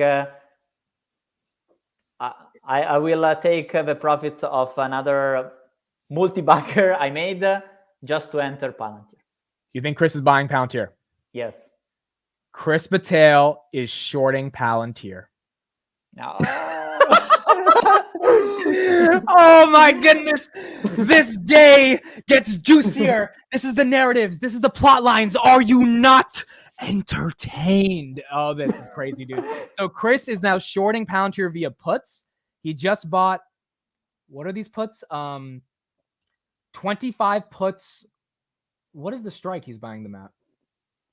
I don't know what the strike is. Oh, $21 puts. He's buying July 2024 $21 puts on Palantir. So he just texted. What is his tweet said? His tweet says, normally I wouldn't take a position against Palantir because I love their mission, but the valuation has exceeded. That's normal. Shorting Palantir via puts. What is your raw reaction to this, Arnie? What are your thoughts? We had GameStop against the evil hedge funds. We're against Darth Vader now. Okay, let me say something real quick. I love Chris, and maybe he's right about this. But if it goes up, I mean, he's not going to lose infinite amounts of money because it's just puts, right? It's not a big deal. He'll lose his 5,000 he put in. But if it goes up, I mean, he's going to lose the money. He's making a bet that by July it'll be 21. So let's start the conversation there, Arnie. Do you think by July Palantir will be 21? Well, what he essentially bets is that Palantir goes below 21 in order for him to make money. Like, he can make good money if the stock goes at 17, 18. I mean, I don't even think this is about him making money. This is more a little ego thing, right? Obviously, Chris, he sold out a while ago. I don't think he cares about making that much money off this 25 contracts, right? This is more so he's saying to the community, this shit is overvalued. You guys need to calm down. That's his point. Which I don't think you would necessarily disagree with per se, but dude, by July, I don't know if this is necessarily going to be a 21. Like, I think it could be a 23 by July. Essentially, if we consider what we mentioned previously, that at this point in time, there is the awareness Palantir is a good company, is an AI play, which is something market really wants. Palantir can drop, but if it drops, it doesn't stay there long. So essentially, he's making a bet that until July, there will be at least a drop. Correct. And again, it's got to be $21 for those puts to be in the money. I'm looking at the book order right now. Derek says he thinks we're going to 24. There are 37,000 shares waiting to be sold at 23.87. That's why it's really hard. You see how it's 8.5, 8.4, 8.6. It's really hard to get above that 87. And then there's another 12,000 at 23.88. There's 16,000 at 23.89. There's 23,000 at 23.90. If we can get from 23.85 to 23.90, there is a clear path until 23.99, and then we need someone to buy the 124,000 shares waiting at $24. But if we can get through these final kind of 8 cents to 23.90, and then I guess 9 more cents, then we've got a big challenge. Amit, I just realized we haven't considered the biggest bear case so far, which actually includes the biggest bears on the company, which are the biggest sellers of the shares. I know what you're going to say. You're talking about insiders? When insiders sold aggressively. Wait, already? How do you know? No. Like the last time. 21.85, Karp, Sham, and Teal sold a shit ton of shares. They were selling shares on purpose, they were selling shares not because they had to, but because they wanted to. Correct. Now here's the question. So I was thinking about this yesterday. It's good to get your thoughts here. If insiders sell, if we get an SEC form today or tomorrow saying XYZ people sold shares, I'm just going to be really upset like, I don't really care if they sell, but it would kind of, now I can't even blame them. It's up 40% in 2 days. I get it, but like, they just showed how much growth the company's going to have. You would think they believe that the company is really going to prepare. I mean, how would you feel, Arnie, if Karp sells 100,000 shares tomorrow or something? If he sells now, it would be annoying because I can understand you sell part just to say maybe Karp wanted to buy a new house in Miami or Ibiza or whatever. I can understand that. But he already sold at 21. So yeah, another sell, like another directional sell from here would not, for instance, this makes me think, okay, they actually think it is overvalued again. Yeah, that's the thing. So Nate says, guys, they sold at 20 and we showed continued acceleration. It's not about the like the growth they're going to show in terms of the numbers. It's, do they think it's overvalued? And when all like 5 directors unanimously sell on the same day, that's their financial advisor saying, hey guys, take some profits, right? And that's the thing. And then we fell to $16 right after. So you see now there is a price action that is more natural than before. Yeah. Like previously it was like stuck, and now you see this tension between buyers and sellers. Yeah. So, dude, this is going to be really exciting to see how we get into the close. This is Power Hour. 3 to 4 is Power Hour. Ladies and gentlemen, we have been live streaming for 6 freaking hours. This is the day to do it. Arnie, I got to give you a big thank you from the bottom of my heart. I couldn't really do this without you. So thank you for joining. Arnie's Twitter. My pleasure. I would probably lose my vocal cords if I had to keep talking this long. Please, if you're not following Arnie's Twitter, it's just a phenomenal Twitter account on Palantir. If you care about Palantir, you need to be following his Twitter. PalantirBullets.com. I'm going to put that in the chat. Even if you guys don't care about newsletters, you should subscribe. Email newsletter every single week and make sure you get there. Arnie, this is crazy. What time is it in Italy for you? Almost 9. 9 p.m. Okay. Did you have dinner yet? I've been following you. Well, my dinner was here, but no worry. I've been actually following you since after lunch. While okay, so you've been with me. It didn't even feel like it's been 6 hours, dude. It's like everyone's like, "How are you streaming in the chat, dude?" Like this is you and me have been waiting for a day like this for years, right? So like, why wouldn't we take advantage of this right now? And I'll tell you, also egoistically, I'm happy I'm here to discuss, to explicit my thinking, my reasoning, because in moments like yesterday, like when you have a huge position, I was all in. The stock completely goes mad, plus 30%. I actually panicked because I was like, I didn't expect this. Like, I didn't mentally prepare what I should do. Right. Yeah, and I think it's really nice for a community to be here because all of us are kind of confused. We talked a lot about covered calls. We talked a lot about taking profits, and it's just crowdsourcing information that trying to get tries to get more people to have different perspectives. 2384, we have 15,000 shares waiting, which is not that crazy. The battle now seems quite obvious. Will we actually close above or below the $24? Correct, because that's like logical now as well. Yeah, because that's imagine like what I understood. I'm not an expert again, but what I understood is that traders do look at the closing prices because that is an indication of how strong is the momentum. So if going into these last hours of the trading day, there is still a lot of buying pressure, or even more extreme, the sellers have already sold all they needed to sell. There are only the buyers, and we exceed these 24. Then again, it creates further pressure on the upside for the price. Oh man, this is big. Go ahead. Something that I still don't understand that just fascinates me is the topic of the gaps. The gaps being filled? Yeah. the gaps being formed and the gaps being filled.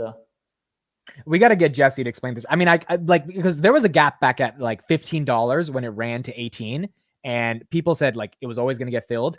We never got back to 15. You know, I actually spoke with a very good trader, Farm D, on X, and I told her, look, I know typically gaps get filled, but it seems so obvious that everyone is expecting that gap to be filled. Right. As soon as Palantir approached that gap, I said, okay, rather than 60%, I go 70%. Rather than 70%, now I go in on Palantir. I would rather risk getting the price 5% higher rather than losing this spot I see, where I could clearly see that the way the company was performing, and we have been seeing that because we are crazy maniacs. Right. Like the fact that every week we discuss about even the small thing that gives us an advantage in terms of sensitivity if we don't get too emotional, if we don't feed our confirmation bias. But if we stay rational and we try to discuss with different point of views, we could clearly see that there were all the hints pointing towards of Palantir is making way better than the market is currently realizing and appreciating. I think the crazy thing is it just feels so good to be right when you really are dedicated to something, right? And like, look, maybe the stock drops back down to 16 over the next couple of weeks, whatever. But like for now, the market has said, this is not GameStop right now. Like maybe it turns into GameStop, but the market has said on an institutional level, we understand what you guys are doing and we want to participate in your success. And they bought the shares. And when you and me were writing articles and tweets and videos, 2 years ago at $6, $7, $8, it kind of felt like, are we crazy? Because we see it. We get it. We like, yeah, we're not playing with the software, but every single client is saying that this is transformational. This is different. And we were, having this weekly podcast for 107 episodes, just trying to understand it. And now today, it just feels so good because in 2 days, the market has basically said, oh yeah, we didn't get this. Now we get this. And so let's buy the stock. The question becomes, who sells it, as it keeps getting higher and higher, or does it just become a fucking rocket ship and Chris loses money on these puts? What do you think about his $21 strike for June? Do you think 21 is reasonable in June, or no way it's $21 in June? That is not a strike I would have put, because I think that since we up to now officially broke that very strong $20 barrier. Here I speak as the technical analyst that I've never feeded, okay? as I mentioned, I actually started from technical analysis, but nobody knows. The idea is that that $20 was a very strong psychological barrier, and there were a lot of orders there. Do you remember the fight that I was making fun of you being the Super Mario trying to smash the wall? Yep. We couldn't break that wall because essentially there were too many sales orders there. And even if we got the breakout for a while, then there was enough price selling pressure to bring it down again, because relatively speaking, the price was very stretched, both in terms of price action, valuation, and the fundamental story was not enough to make people confident on buying the dip, both retail and investors. Right now, what we've been seeing is the trend is the $20 barrier has been broken, and theory tells us that at least once you have a very strong support, you risk of at least touching that level again, which now becomes the support. Right. This is the theory. So Resistance turns to support. We need to put that on a t-shirt. Resistance turns to support. So $21 means that Chris makes money, serious money, only if it goes well below $20. Right. And I believe at $20 already so far, there would be a lot of potential buyers, which intrinsically makes the probability of these puts not to make a lot of money for Chris. Ty Coroma sent you. Thank you for the $24 in Canadian dollars. This will be my one share. If we get to $23.95, I'm going to buy 25 cents away. 25 cents away. S&P is trying to push 5,000 right now, and that's another reason I think Palantir's having a great day, because if the S&P is up, I mean, the 5,000 on the S&P is psychologically damaging to the bears. I mean, it's tough. It's really, really tough, right? So we got 498 right now on the S&P. Let's see if we get there. Palantir 2375. PayPal's down for the day, about 0.13%. We have their earnings coming up in an hour. We'll be streaming that here, and we'll just keep going. Tesla's up 188. Snapchat down 35%. If you had puts, any thoughts on that? No, I really wonder. Like, I've never seen a company in 10 years of investing, and I've been following, like I've been studying really thousands of companies. I've never seen in my experience a company that systematically goes down at earnings like Snapchat. Yeah. Every earnings, we're guaranteed a 20% drop. It's like clockwork. It's like ridiculous. Arnie, 2378 on Palantir. So Chris says $21, and you're saying you think there's a world in which it's above 20 at that July timeframe. They have one earnings until then, which would be May. They have the May is the Q1 earnings. Is there a world in which now you think, let's say it's at $22 at the time it stayed flat. Is there a world in which you think the numbers they produce are not going to be strong enough to justify the next wave to 25 and 30? Or do you think the story is clear? And so my question is Q3 2022, we tanked the bed. It was a clear reversal. Do you think there are quarters like that could happen in the future where that reversal could potentially happen? Here I speak from by my bias that tells me that what we have been seeing so far is a change in the direction of the growth.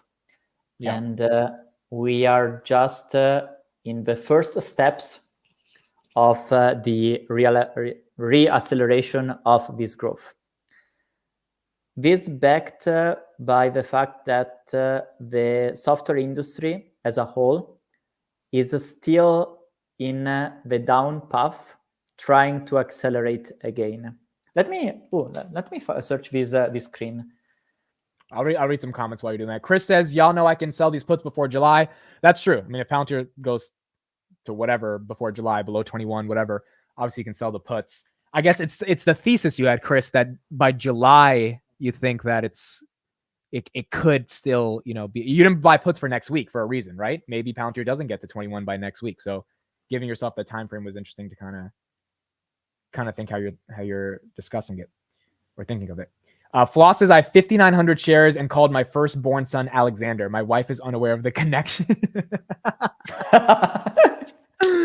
Dude, if Carp takes this thing to 250, my firstborn, I mean, Carpetto might be the name. The shit, dude. Imagine if Palantir really makes the magic. That would create a generation of Palantards. Oh my God, dude. Be like, hey, when he grows up and this house was bought really from Carp. Carp did this for us. So. A sentence that we didn't discuss because it was not like a really meaningful, but that I really appreciated when Carp said, the leader of a movement, namely the CEO, hinting of himself. Yeah. Chris, if you want to come on the stream and explain, the StreamYard's in the chat. There's it's no problem. You can come explain it to us, and then you can get out of here. But let us know. Go ahead, Arnie. I think Chris is right on the idea that the market is quite hot right now. So especially since also today, you showed me that the S&P 500 started with a gap up at top means that, okay, people are really anxious, like they want to buy. They want to buy so deeply that, okay, gap up, it doesn't care, we just buy. So I think Chris makes money, not much if he makes money, not much for dynamics related to Palantir itself, unless there is a direct short bear attack, but more for something bad happens at a macro level that justifies a negative narrative to keep feeding. So something like, oh, there is war, commodities go to the moon, interest rates now need to stay higher to kill inflation. Something like that. If something like that happens, Chris can make good money. So you see, he wrote also, nope, this is a pure play on macro. So his argument is the market is so overbought that as soon as the macro declines, Palantir 2376 is obviously gonna fall with it. That's so for him, essentially, this is more a way to hedge his portfolio against a general market crash. Well, he's not hedging. Well, no, technically he's hedging his portfolio. I was going to say he doesn't have Palantir, but no, it's still a hedge. If you're shorting anything, buying puts on anything, if the market comes down and your stocks go down, at least your puts will print, right? Mm-hmm. That's right. Okay, did you want to share that? Here we are. Yeah, go ahead. So we were mentioned that the overall software companies are still struggling. And we can see this from this chart from Meritech. This chart... Arnie, real quick, do you mind if I go take a quick piss while you're explaining? Yeah, sure. Okay, thank you. Go back. I'll make the short recap later.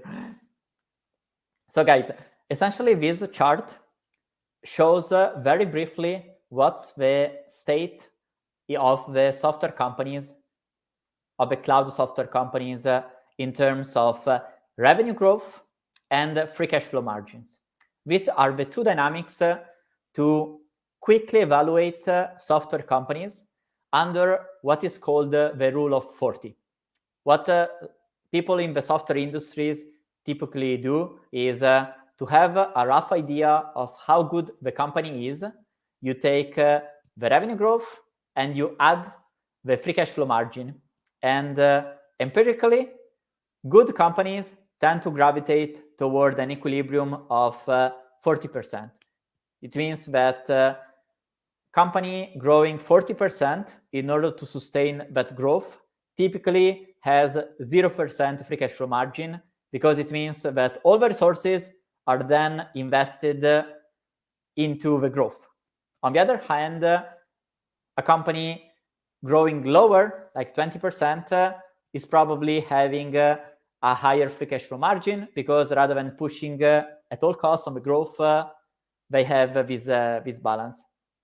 So, for instance, Salesforce is quite balanced right now in terms of free cash flow margin and revenue growth, while Snowflake has been pushing very, very strongly in terms of growth. That's why they are still negative in terms of GAAP earnings.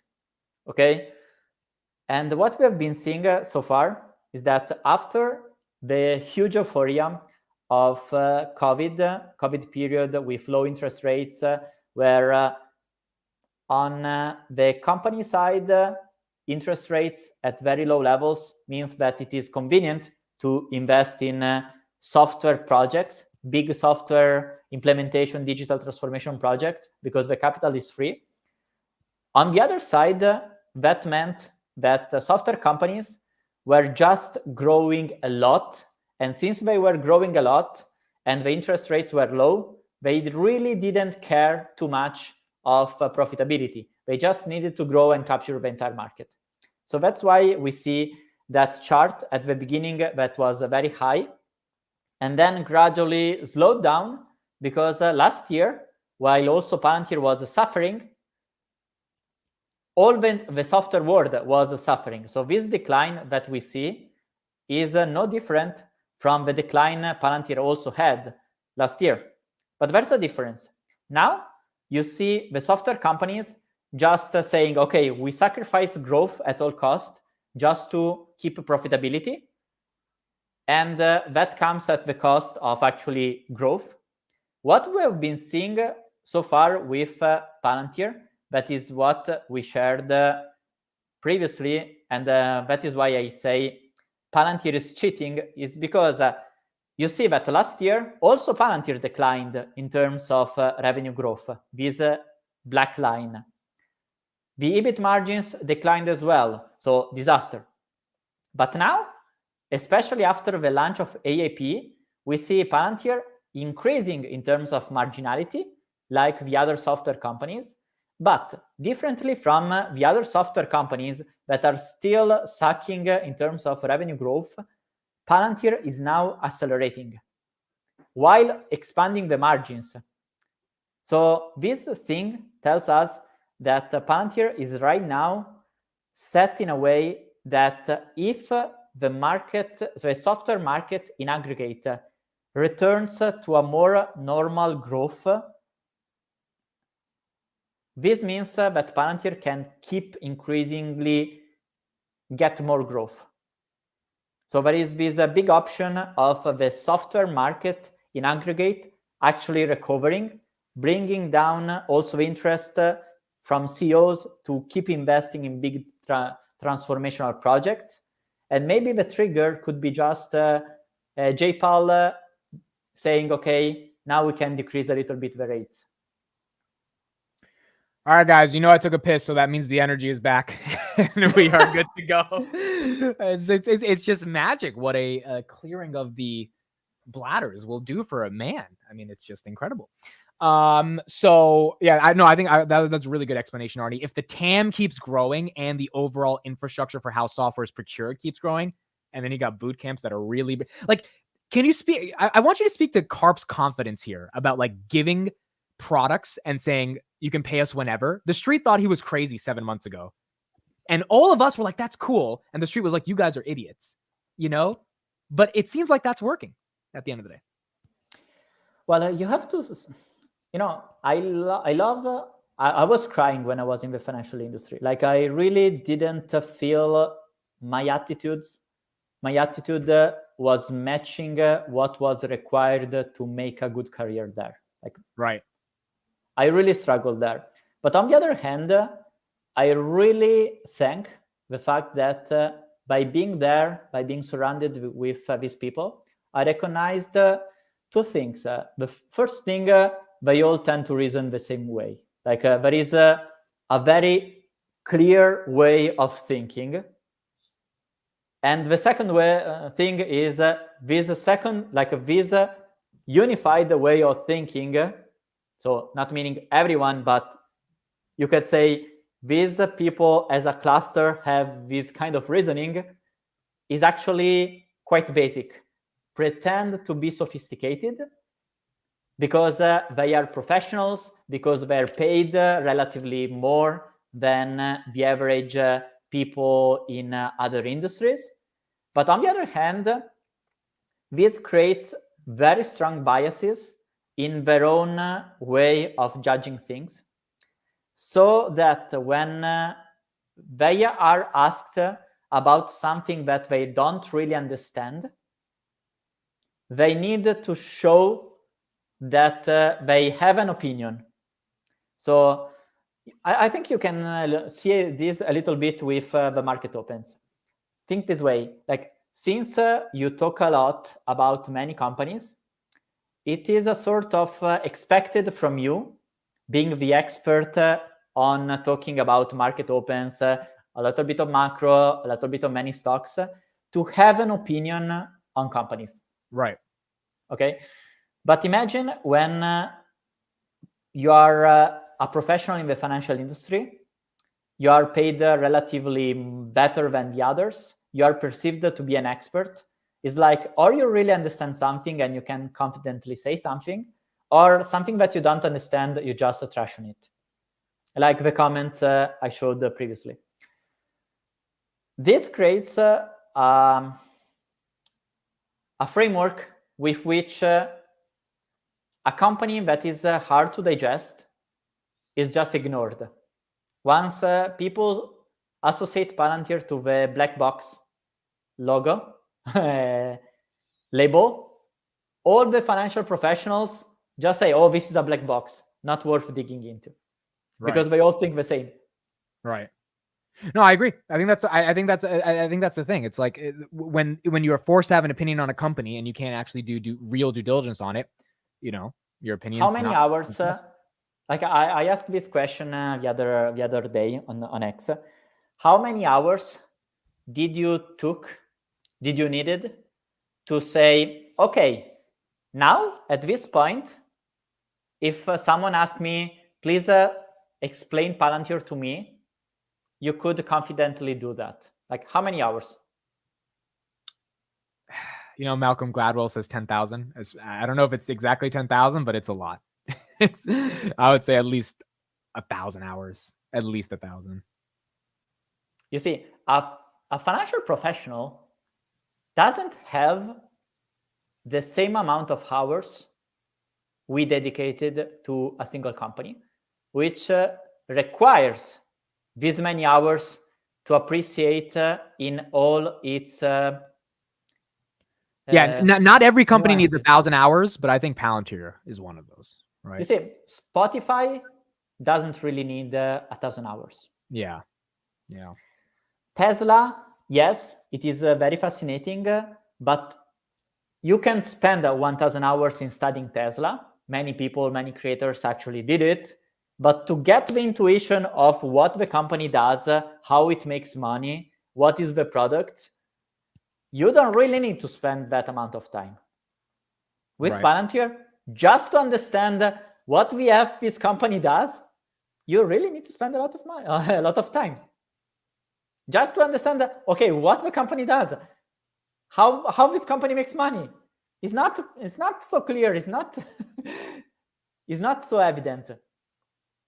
What this company sells, I have no idea. They say, oh, an operating system for decision making. What is that? What's an ontology? Let's see what the response is on Chris's tweet. So, hold on, let me pull up the actual thing. So let's see what people are saying. Chris obviously got the Palantir community on Twitter probably in a little ruckus. So let's see what feedback he's getting from people. So we got some good memes. He's definitely making it exciting. I also love a comment from Floss. I'm an investment analyst. The amount of time I have to research the funds on my buy list is a lot less than the time I spend on watching a meet. Dude, but I believe that. Think this way. We were making fun of the Citi guy, the Jeffries guys. Essentially the guys that last week they reiterated their sell rating. After Palantir goes up 20%, they say, you know what?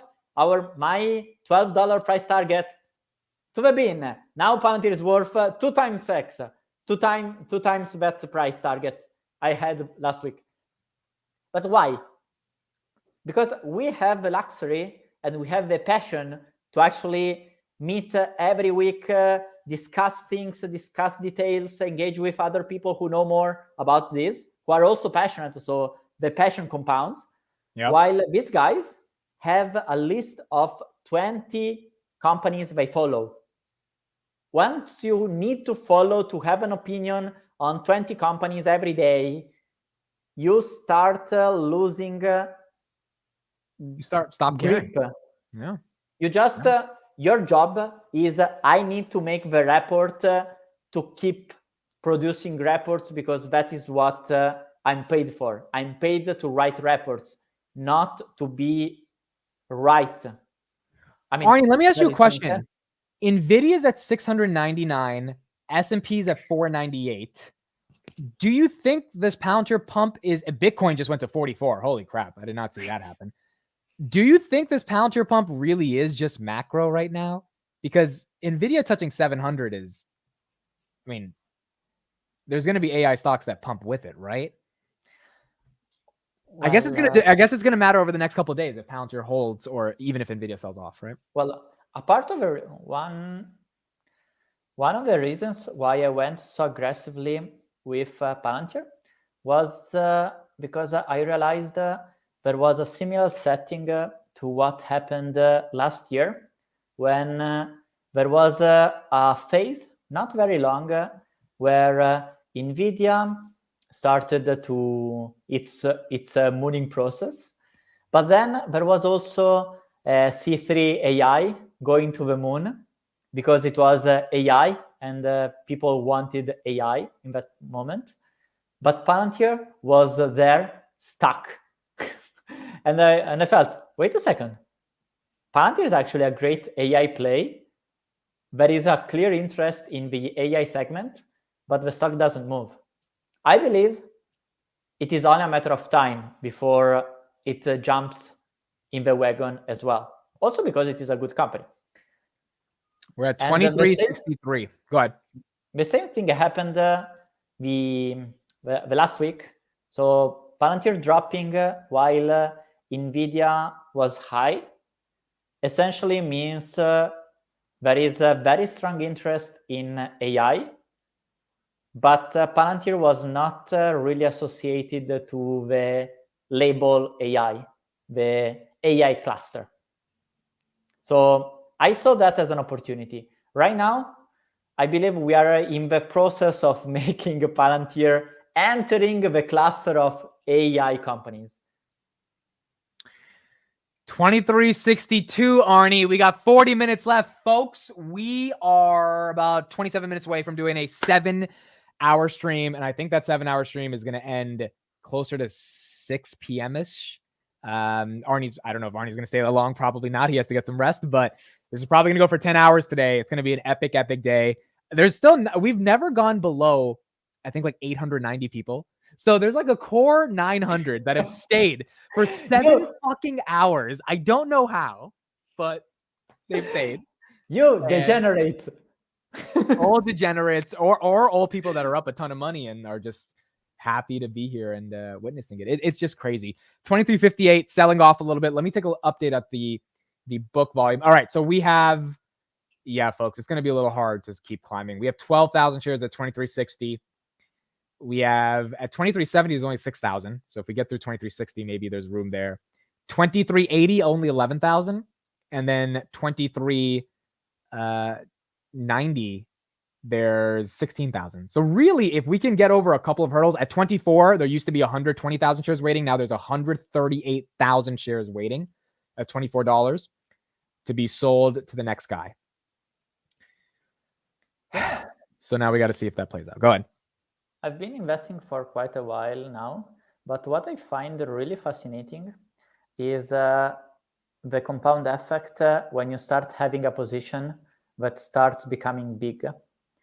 Because you can clearly see that once the positions start becoming up that 50-70%, then every variation actually matters. So when you just start the position, a plus 1%, a minus 1% doesn't really impact you. Right. But once the position starts becoming big, and I would say I saw today my initial shares at $8 were like up 180%. Like every small variation, like a plus 1%, a minus 1%, actually that were a big variation on your overall position in terms of gains. So just saying, I find this fascinating, even if I know that this is the essence of how you actually compound wealth, because people who made a very, very big killing on Tesla is because they had this position that every time the stock went up 50%, on that position, it was like a 50% on top of something that was already 4x. So NVIDIA 700. There you go. 700 on NVIDIA. Can you share also the super, like, can you make the double chart between Supermicro Computer and NVIDIA? I can do I'm that. just curious. Let me see. Yeah, Nvidia hit 700, but that was in the pre-markets a while ago. It didn't actually do that against like in the actual regular markets. Let me see this right here. Okay, so here it is. So SMCI versus Nvidia. Let's take a look at both of them. So this is what we're looking at. Can we agree that if you are an investor and you just want to have a sense of what is the interest in AI stocks, the stocks you actually look at are these two? Or Of I'm missing course. No, yeah. AMD, you look at the semis. Well, I think AI has a variety of sectors. Let's just boil it down to two: SaaS and semis. Semis has your GPUs, your CPUs, your SMCIs, which create the packaging for the chips. And then software, obviously, you've got your Microsofts and the Palantirs, Datadog, Snowflakes. And then, I mean, you also have the cloud, the hyperscalers, but I guess that's kind of more software, even though they're cloud. But these are the ones that pop up. Supermicro is up 144% year to date. Seeing stuff like this in its February makes me feel like if I had gum, it would be bubble gum. Nvidia having a $300 billion market cap gain in a week or 3 weeks, it makes me feel like this is a bubble. But I don't know, dude. Like, I mean, I don't know. Maybe it's not. Maybe demand is real. Well, what we have been seeing so far is that you have a theme that is very broad and general.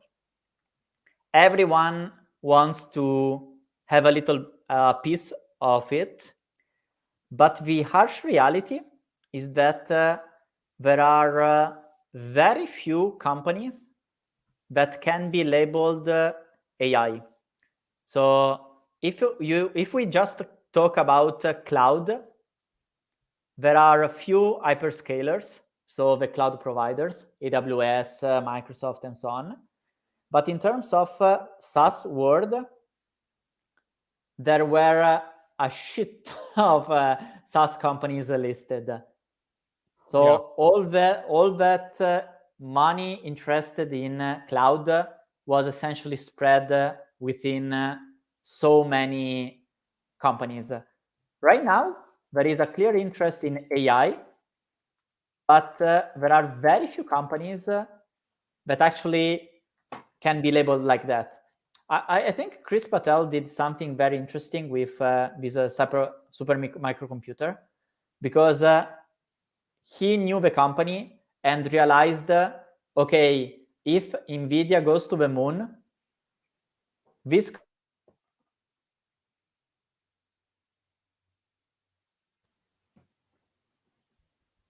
Are we still live? You're back. Yeah, you're good. You're good. Go ahead. You're talking about Chris and SMCI. Yeah, go ahead. I mean, if this company goes to, if NVIDIA goes to the moon, this company, which is very strictly associated to NVIDIA, needs to follow. But in the initial phases, it was not following. So Chris saw this asymmetry between the perception, we just want AI, this company doesn't relate to AI, to the reality. If NVIDIA moons because it sells, also this company will sell. Yeah. Now, the fact that Palantir is in this entering the label and is not that intuitive like C3 AI, ticker AI, makes Palantir a little bit harder to digest. But I want to share with you something that I think is just crazy. All right, we have 2366 on Palantir, folks. We'll keep an eye on it. Go ahead. This is the interest of AI worldwide in the last 5 years. That's a lot. So it's so since we don't know the index, we just know that is a number that goes from 0 to 100, and we are now at the peak. I ask you, if you have to consider, like to make a comparison between this and crypto, where would you put the peak of crypto compared with this? Higher, lower? I think it's higher because everyone made money in crypto, like Dogecoin, Elon, all that stuff. And AI, I mean, like people aren't really making money. They're using ChatGPT and stuff, right? It's like a use case thing for consumers. But like my mom made $1,000 on AMC, right? Like so. Okay, peak when it was the peak of AI. Sorry, the peak of crypto. I mean, I guess I would say the technical peak was November 2021. In terms of interest, right? Yeah, I would say November 2021, right? Okay, so theoretically, what you say, the peak should be, put in the chart again, please. Should be, sorry, around here, 21. Yeah. Compared with this, here is 17 of AI, and now we are at 100. Where would you put the peak of interest in crypto related to this chart? At 100. Oh, At for 100. now, or where? No, like at 100. Yeah, at 100. Okay, okay. So if you say 100, it means you say the peak of interest in crypto was matching the interest in AI right now, or do you think the peak of crypto was higher than the interest? I think it was higher. I think it was higher. I think it was higher because people were making money. So I think AI how had much more way to go. higher? I don't know about that. Like here, like how high in comparison?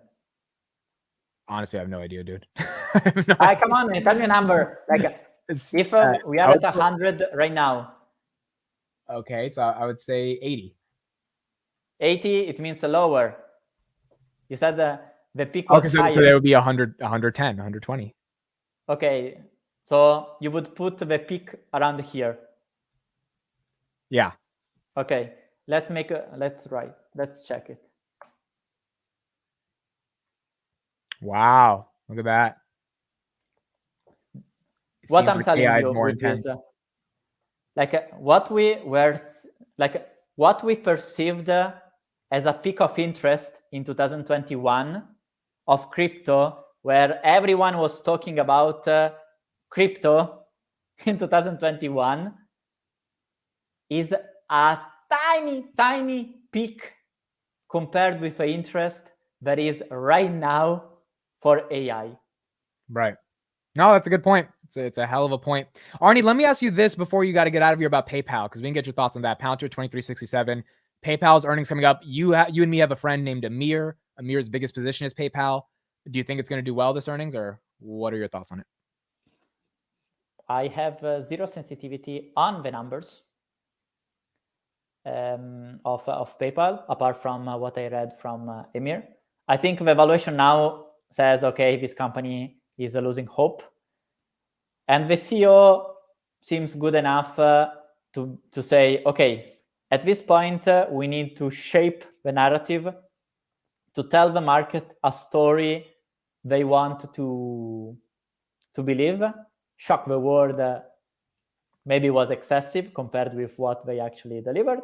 But there is a clear intention of the market, of the CEO saying, we will turn this dinosaur around.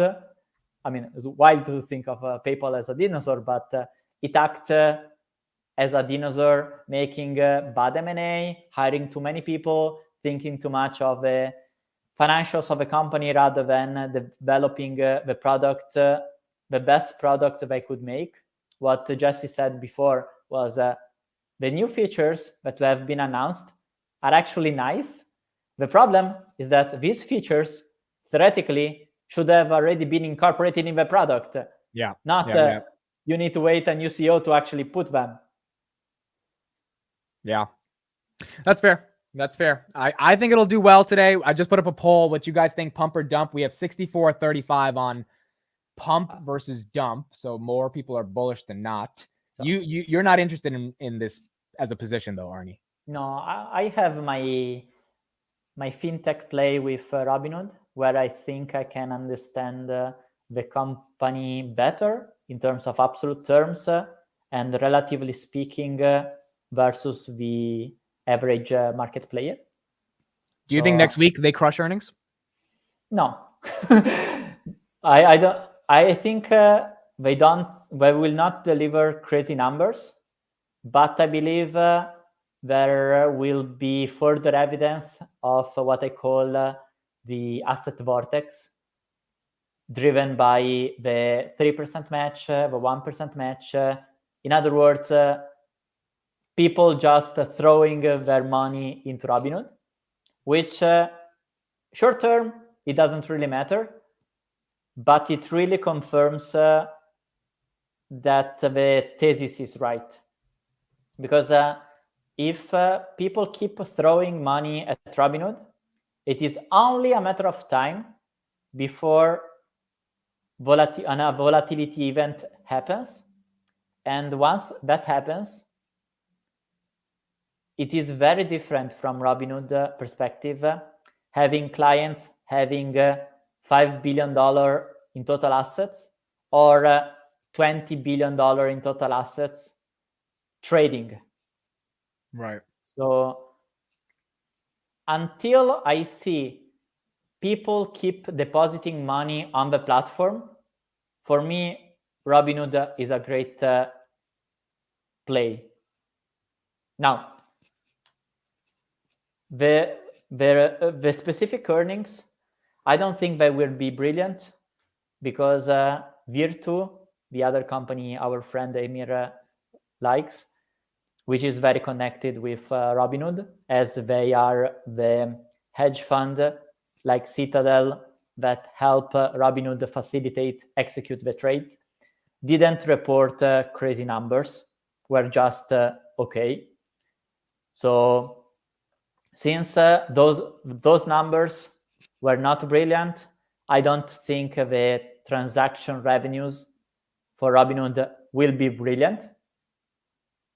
On the other hand, I do believe this shift that we are pursuing into we make Robinhood from just a trading app to an app where people don't only put 5K, but start putting 500K, millions, like people you mentioned previously.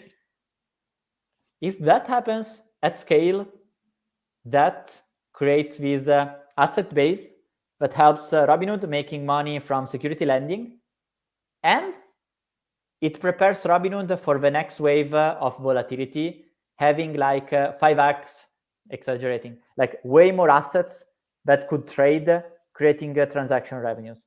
So essentially, they are creating this huge collapsion in the case of a volatility event happens. And if that happens, Robinhood could really multiply in relatively little time. Why?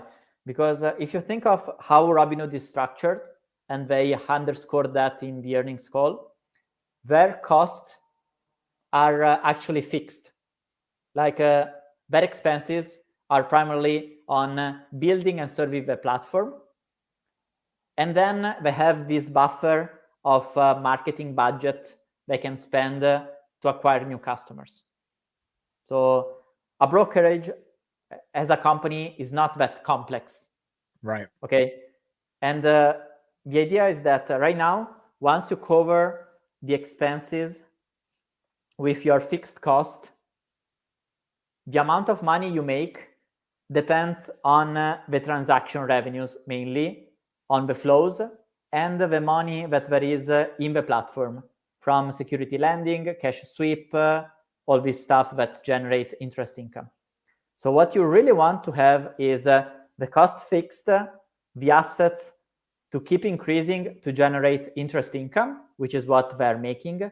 But from here, if they keep the expenses flat and there is a volatility event that makes people trade a lot, then you have the cost fixed and you have a shit ton of earnings.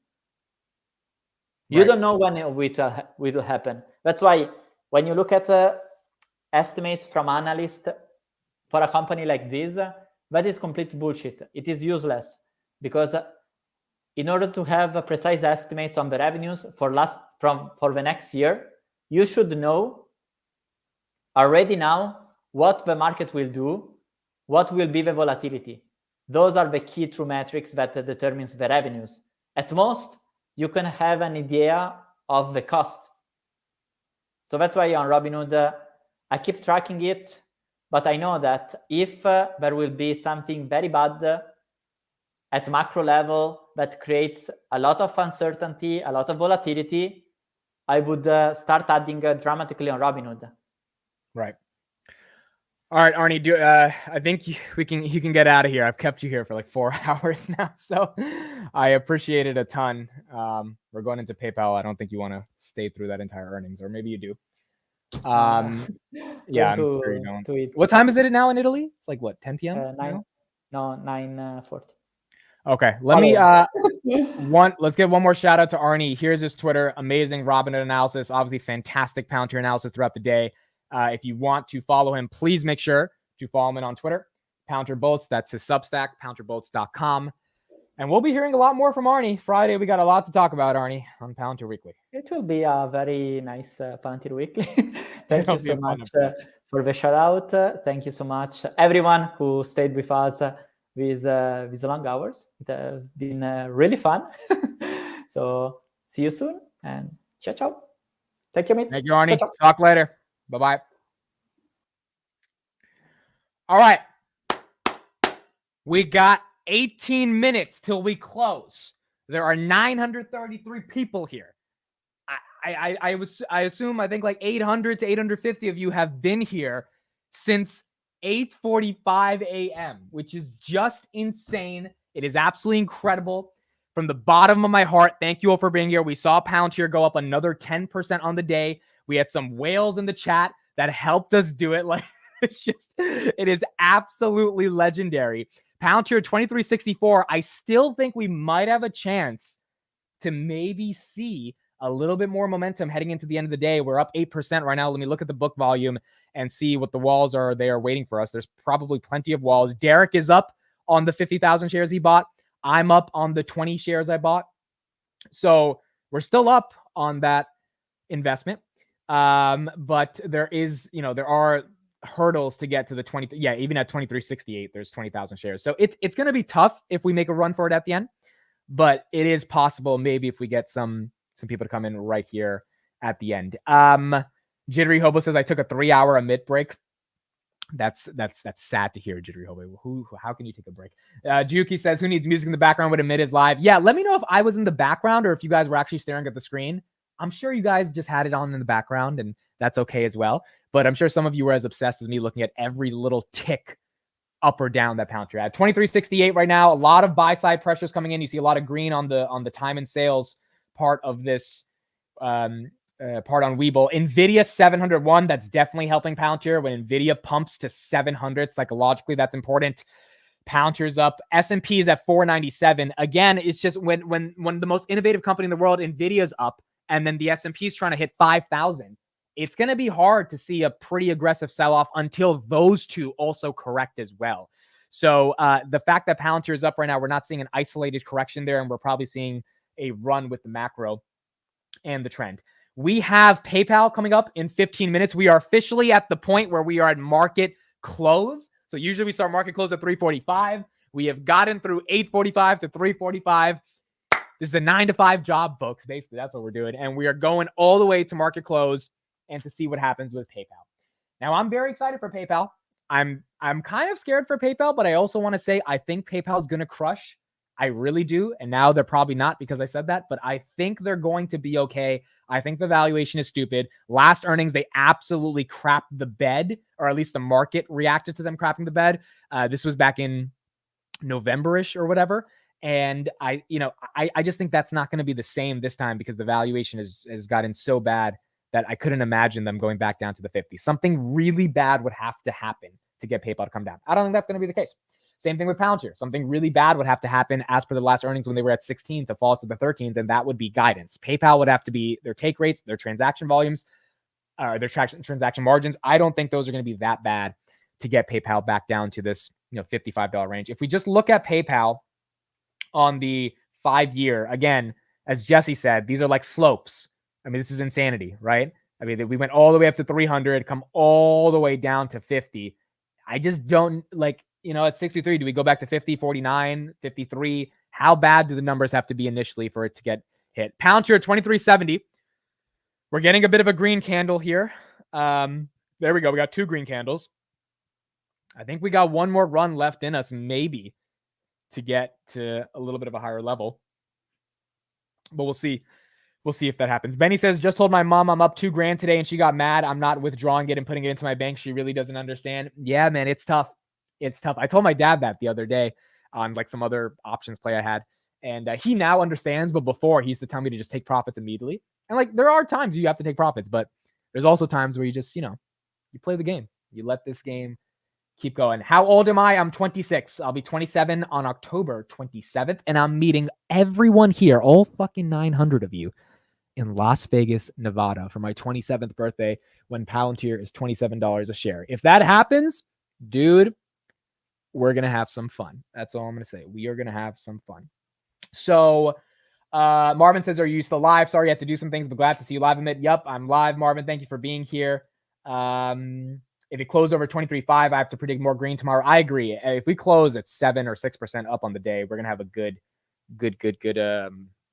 I think good earnings or good second day post this as well. Mario says I'm up 30K on Palantir. That's crazy. It's pretty wild, dude. It's pretty wild. Up 41,000 in 2 days and I won't sell. Here's my thing on selling. Taking some profits is okay. Selling the whole position, given we talked for 7 hours, the secular tailwind we are in when it comes to AI and overall numbers that Palantir established to justify their growth or their multiple. Is it a little overvalued? Yeah. Is it like so bad that it needs to, go to crap? I don't know. I don't think it's at that point.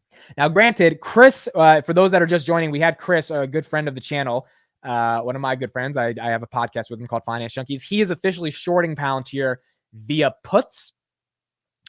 And his short on Palantir via puts is primarily based on this idea that the market is overbought. And because the market is overbought, that is not, that's not a good thing for Palantir. And then Palantir is going to have a pullback probably close to that $21 range.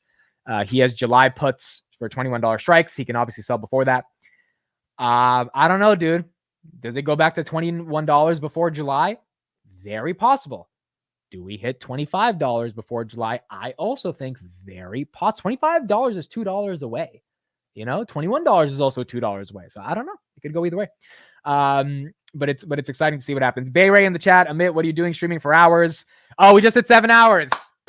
There we go. We just hit 7 hours on the dot on the stream. It's not that crazy. You guys are saying it's crazy. It's really not that crazy to me. This is just this, I told you guys in the beginning of the year, I wanted to go all in on YouTube. I wanted to make this happen. I guess this is what it looks like going all in. It's fun. I don't feel tired. I don't feel angry. I don't feel weirded out about this. I just feel like this is what we have to do. Like if there's stuff to talk about, then you talk about it. And, the people that are really part of the channel, you guys know how much I love this shit. Like I really, really love this shit. So this is why it's exciting to kind of see this play out. We got Josh Brown on CNBC. Let's get his thoughts. 11 minutes until the market closes. See what he has to say. S&P closing in on 5,000. Let's get his thoughts and perspectives on if this is too much too quick or if this is absolutely needed. So let's see what he has to say. Take us to our talk of the tape, the state of this rally, whether it's too tech heavy, as some now say, it is actually worse than the bubble of 1999. Let's welcome in Josh Brown, Ritholtz Wealth Management co-founder, CEO, also a CNBC contributor. But let's deal with this market on the cusp. Do you guys see Josh Brown's face? Someone has to make a meme of that dude because he bought Snapchat at 17. Tell me this is not... Dude, tell me this is not the face of a guy who just saw Snapchat fall 30% and sold PayPal for Snapchat. You gotta, and again, I'm not picking on him. I love Josh. I'll get stocks wrong. We all get stocks wrong. This is just funny sometimes. Like if Robinhood goes to $8 on next week, you're going to see my face looking just like that. It's going to suck, right? So this is, he seems a little upset. Co-founder, CEO, also a CNBC contributor. But let's deal with this market on the cusp of history, something extraordinary, I think, S&P 5000, given where we were and how fast we've come to the doorstep. Yeah, and just for fun, I went back and looked at when I first launched my blog in November of 2008. The S&P 500 at that time was like 700. The NASDAQ was 12. The NASDAQ 100, 1,200. The Dow was under 8,000. And look how much has changed between then and now. And the entire way up, there were so many reasons to just give up, throw in the towel. The market's too tech heavy. It's too oil heavy. What about geopolitics? What about the election, Brexit, COVID, et cetera, et cetera, et cetera, the Fed every minute of the day. And the people that stuck with their investments and have made it to S&P 5000, I think should be commended, because think about all of the things in the backs of all of our minds we've all had to contend with on the way here. So is it too tech heavy now? Is that the biggest criticism? Okay, I'll accept that. The thing is, market returns have been tech heavy since 2016, when the cloud had its coming out party after Amazon announced that shocking out of nowhere profit that no one was expecting. Ever since then, and think about how long it's been, ever since then, 8 years, we've had a tech heavy rally the entire way up. The only time it wasn't tech heavy was when the market fell in 2022. Other than that, that's what has led us from there to where we are right now, which is just shy of 40,000 on the Dow, just shy of 5,000 in the S&P. Hopefully we'll hit that in this hour. And when you think about these milestones along the way, mathematically, they're unimportant, but I think from a sentiment perspective, they are a reminder that most of the time the meteor misses planet Earth. Do you take any pause in how fast we seemingly have gone here from, the October lows from November 1st until now? It really has been nothing short of extraordinary. The pace and the size of the move, theoretically on expectations that the hiking cycle is now in the rearview mirror and the Fed's going to cut, and that is really all that matters at a time where the economy is held up incredibly well. I think one of the things that is worth pointing out alongside everything that you just said, and all of those are true things, earnings growth has been explosive for the areas that are getting the most attention from investors. It's not as though investors are playing in a group of stocks that don't have good fundamentals. I was looking at my board just now, looking at CrowdStrike up almost $20 on the day. They didn't report today. There are so many stocks like that in enterprise software, in cyber, in cloud, semiconductors. It's not really just 6 stocks. There are 6 very important stocks, but then there are hundreds of companies with earnings growth, 20, 30, 40%. Those are the stocks that are working right now. It's not some peculiar group of names where we're all laughing and making memes. That was 2 years ago. These are the best earnings growth stories in the market. Are they going up too fast? Perhaps. I wouldn't argue with that. It's getting a little bit extreme. I said that on the show yesterday. But if that's your biggest quibble, that they're going up too fast and not, oh, these are terrible companies, or, oh, earnings are falling apart. If that's your biggest quibble, then do yourself a favor. Take something off. Trim something. That's what I'm doing. Sell your least favorite stock. I did that yesterday. It's okay. You can stick around and not be taking the biggest risk at the. He did that with PayPal. I actually, I 1000% agree with him. At the end of the day, these are not pet.com type of companies in the .com bubble. These are real companies doing real things. Palantir growing 70% year over year, U.S. commercial. NVIDIA, obviously GPU demand off the charts. Like, it's real companies. Now, are they going up so fast? Yeah. SMCI is up 150% year to date. Has it gone up too fast? Of course. But is it not a real company? No. Is it some random shitcoin? No. So we got 5 minutes until market closes. Palantir 23.55. We'll see where it ends, but it does feel like this move is justified, even if the move is justified, even if the move is too quick, which means if we get a pullback, there will be. This is the thing about being a bear right now. If we get a pullback, there is so much FOMO that missed out on Palantir 16, NVIDIA, even 650, 620 at this point. There will be dip buyers ready to go. And if there's dip buyers ready to go, then it's going to be pretty exciting to see, if we can make some new floors to these stocks. Maybe 20 is the floor for Palantir. Maybe 600 is the floor for NVIDIA, which is not bad. It's way bigger in terms of a floor price than it was just 5 weeks ago. Okay, so we have got 5 minutes. This is going to be really important. I've got PayPal's IR opened up. Let's see when the whole world is waiting to be shocked right now. I hate using the joke, but like it is what it is. Let's make sure we have them ready to go. Their earnings call is going to be 5 p.m. Okay, so 5 p.m. they will have earnings. So we'll have an hour to dissect the news and see what it is. We'll have an hour to go through all of the numbers. And this is going to be a big one. In terms of Palantir, I think we're probably going to close in this 23.50 range. The buy side pressure was just not there to get us up to 24. That's okay. I think it will be there eventually. Maybe we have a pullback and then it comes, but it just wasn't there today, which is fine. We're up 8% today. Sorry. That's now we're used to 30% a day, but it wasn't bad. It wasn't bad. Derek says, I'm scared in the chat for PayPal. Look, I've got money in PayPal too. And the options I have been down for a solid like 5 months now. Like I thought I would be out of PayPal by now when I bought this shit in July. And it's just been one of the worst performing option strategies I've had for a while.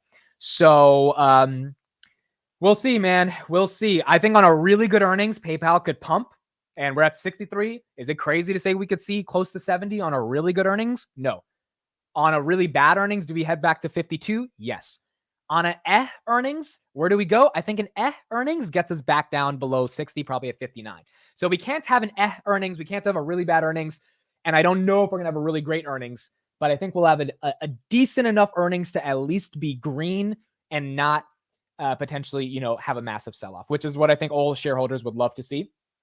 Obviously, a really good earnings would get us back into that $70 range, and maybe that can become the new floor for the stock. So we'll see where it goes from there. We said we don't really need a good earnings. So I technically agree with you. We don't really need a good earnings on PayPal in terms of like phenomenal numbers. But I think the sentiment on the stock is so bad. It's like it's like Meta when it was 88 on their next earnings call. If they didn't say, "Hey, we're cutting 15,000 employees," it would be hard for investors to be like, "Oh, you're actually turning a page." PayPal needs to show us they've actually turned a page. And as Unkit said, guidance is going to determine how they've turned a page. Now, the one thing about guidance is that I don't know if they can guide for all their innovations because they haven't released them yet. So they might say, hey, we think these things are going to work, but they can't literally do the calculations because the recommendation receipts or whatever aren't in action yet. But if they can give some type of hypothetical analysis and that guidance is decent, and then they live up to those numbers, we're gonna have a good earnings. So we'll see. Oh, wow. The stock was 68 when we shocked the world, and then it fell back down to 59. Now it's at 63. So if it can just get back to that 68 level where we were at before the announcement, maybe that could be good for Palantir or PayPal. Palantir 2361. We got 2 minutes left. All right, we got 1 minute left. Here we go. This is time. I'm going to the YouTube chapters in the video right now on stream. And I'm going to put in market close at 7 hours. So when someone's going through this video, they're going to be like, okay, so for 7 hours, they talked about Palantir. And then at the 7 hour mark, they finally moved on. It's insane, dude. All right, here we go. Here we go. Thank you, everybody, for being here with me. This was fun. This was legendary. And if PayPal can just not crap the bed, this is going to be a really, really fun stream that we're all going to remember when we're like 80 years old. You're going to remember, oh, yeah, I remember when I was there when Palantir went up 8% and PayPal went up 8%. They both did their thing on this day on a mid-stream. We just got to have this happen. We got to have it happen. Kelly bought some shares. I think her shares are going to help us out here. I think it's going to be okay. That's my final prediction. I think it's going to be okay. Ladies and gentlemen, it's 4 p.m. Wednesday, February 7th. The stock market, after 7 hours, is now closed.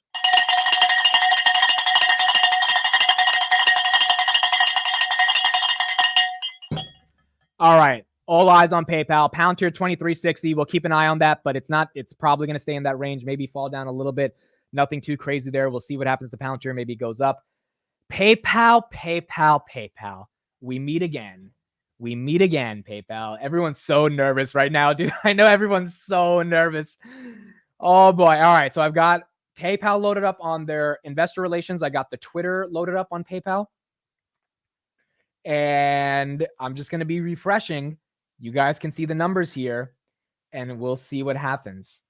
This is actually a little bit more nervous than Palantir, right? PayPal's up after hours 0.5%. Maybe that means nothing. Maybe that's some of the news just came out and some of the algos are getting a track of it. Expected numbers, revenue 7.87 billion. That's up 6.6%. EPS 136, up 45%. Total active users 428. We've got to beat at least on revenue. We're definitely going to beat on EPS in my opinion because the buybacks. If we don't, that would be very interesting. And then total active users, we might be able to beat on that as well.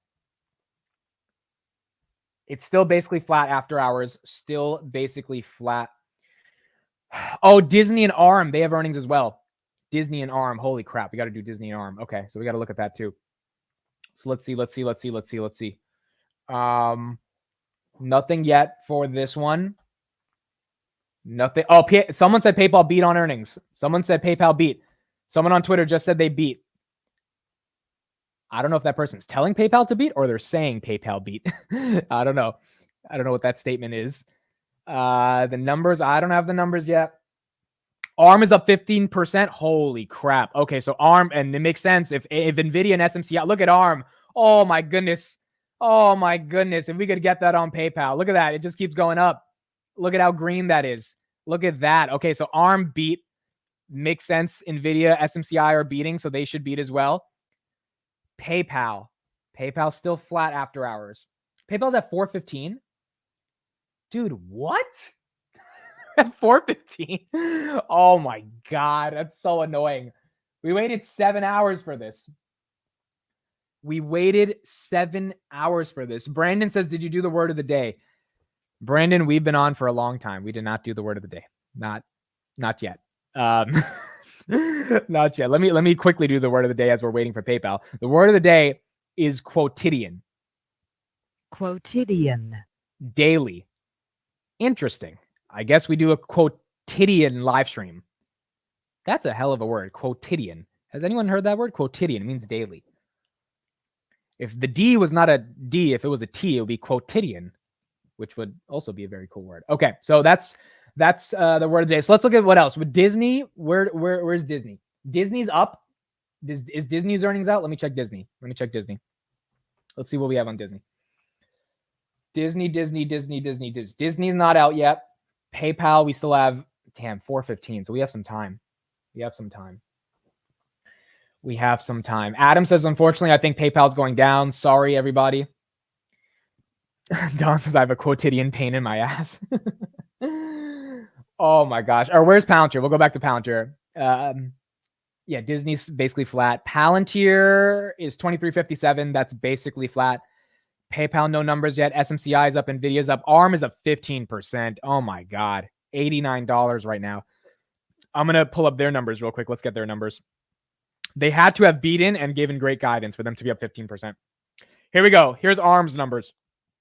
If you were shorting ARM, you might be losing a leg and an arm right now. ARM, EPS, 29 cents, beat expectations of 25 cents. Revenue, look at that, 824 million, beat expectations of 760 million. They raised their forward guidance, adjusted EPS to $1.24.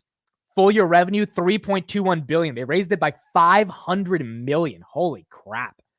Yeah, you raised your guidance on your revenue by 500 million and you beat expectations by basically 100 million, a little bit less than that. You're going to have a hell of an earnings. There you go. Okay, so that's why ARM's up right now. That's why ARM is up. If you were shorting ARM, GG. ARM's up now 19%. Dude, look at this green candle. I keep scrolling up and it just keeps going higher and higher. Like, I literally keep scrolling up. Now we got to the top. It's at 91. That is crazy, dude. That is incredible on ARM. Absolutely incredible on ARM. All right, so we got ARM at 92. That's up right now, up 19%. PayPal, we're still waiting about 10 minutes. NVIDIA 700, SMCI 683. Disney is red after hours. Disney's down about 1%. Where are the earnings? I'm trying to get Disney earnings. Oh, here we go on Disney. Okay, so Q1 EPS $1.22 versus 99 cents. Adjusted. They beat on revenue and they beat on EPS, but it's a very small beat. It's not crazy. I'm going to try to get their IR page up. Is it out? They didn't put it out. They got to put the press release out. Yeah, they didn't put it out yet. So these are the numbers on CNBC. Let me pull up CNBC as well as we're waiting for them. Let me pull up YouTube TV. Okay, so Disney beat. Where's the stock right now? Disney is, oh wow, Disney's up 2.75%. Market likes it. Market likes it. Disney's up 3%. Disney's at $100. Hasn't seen $100 in a long time.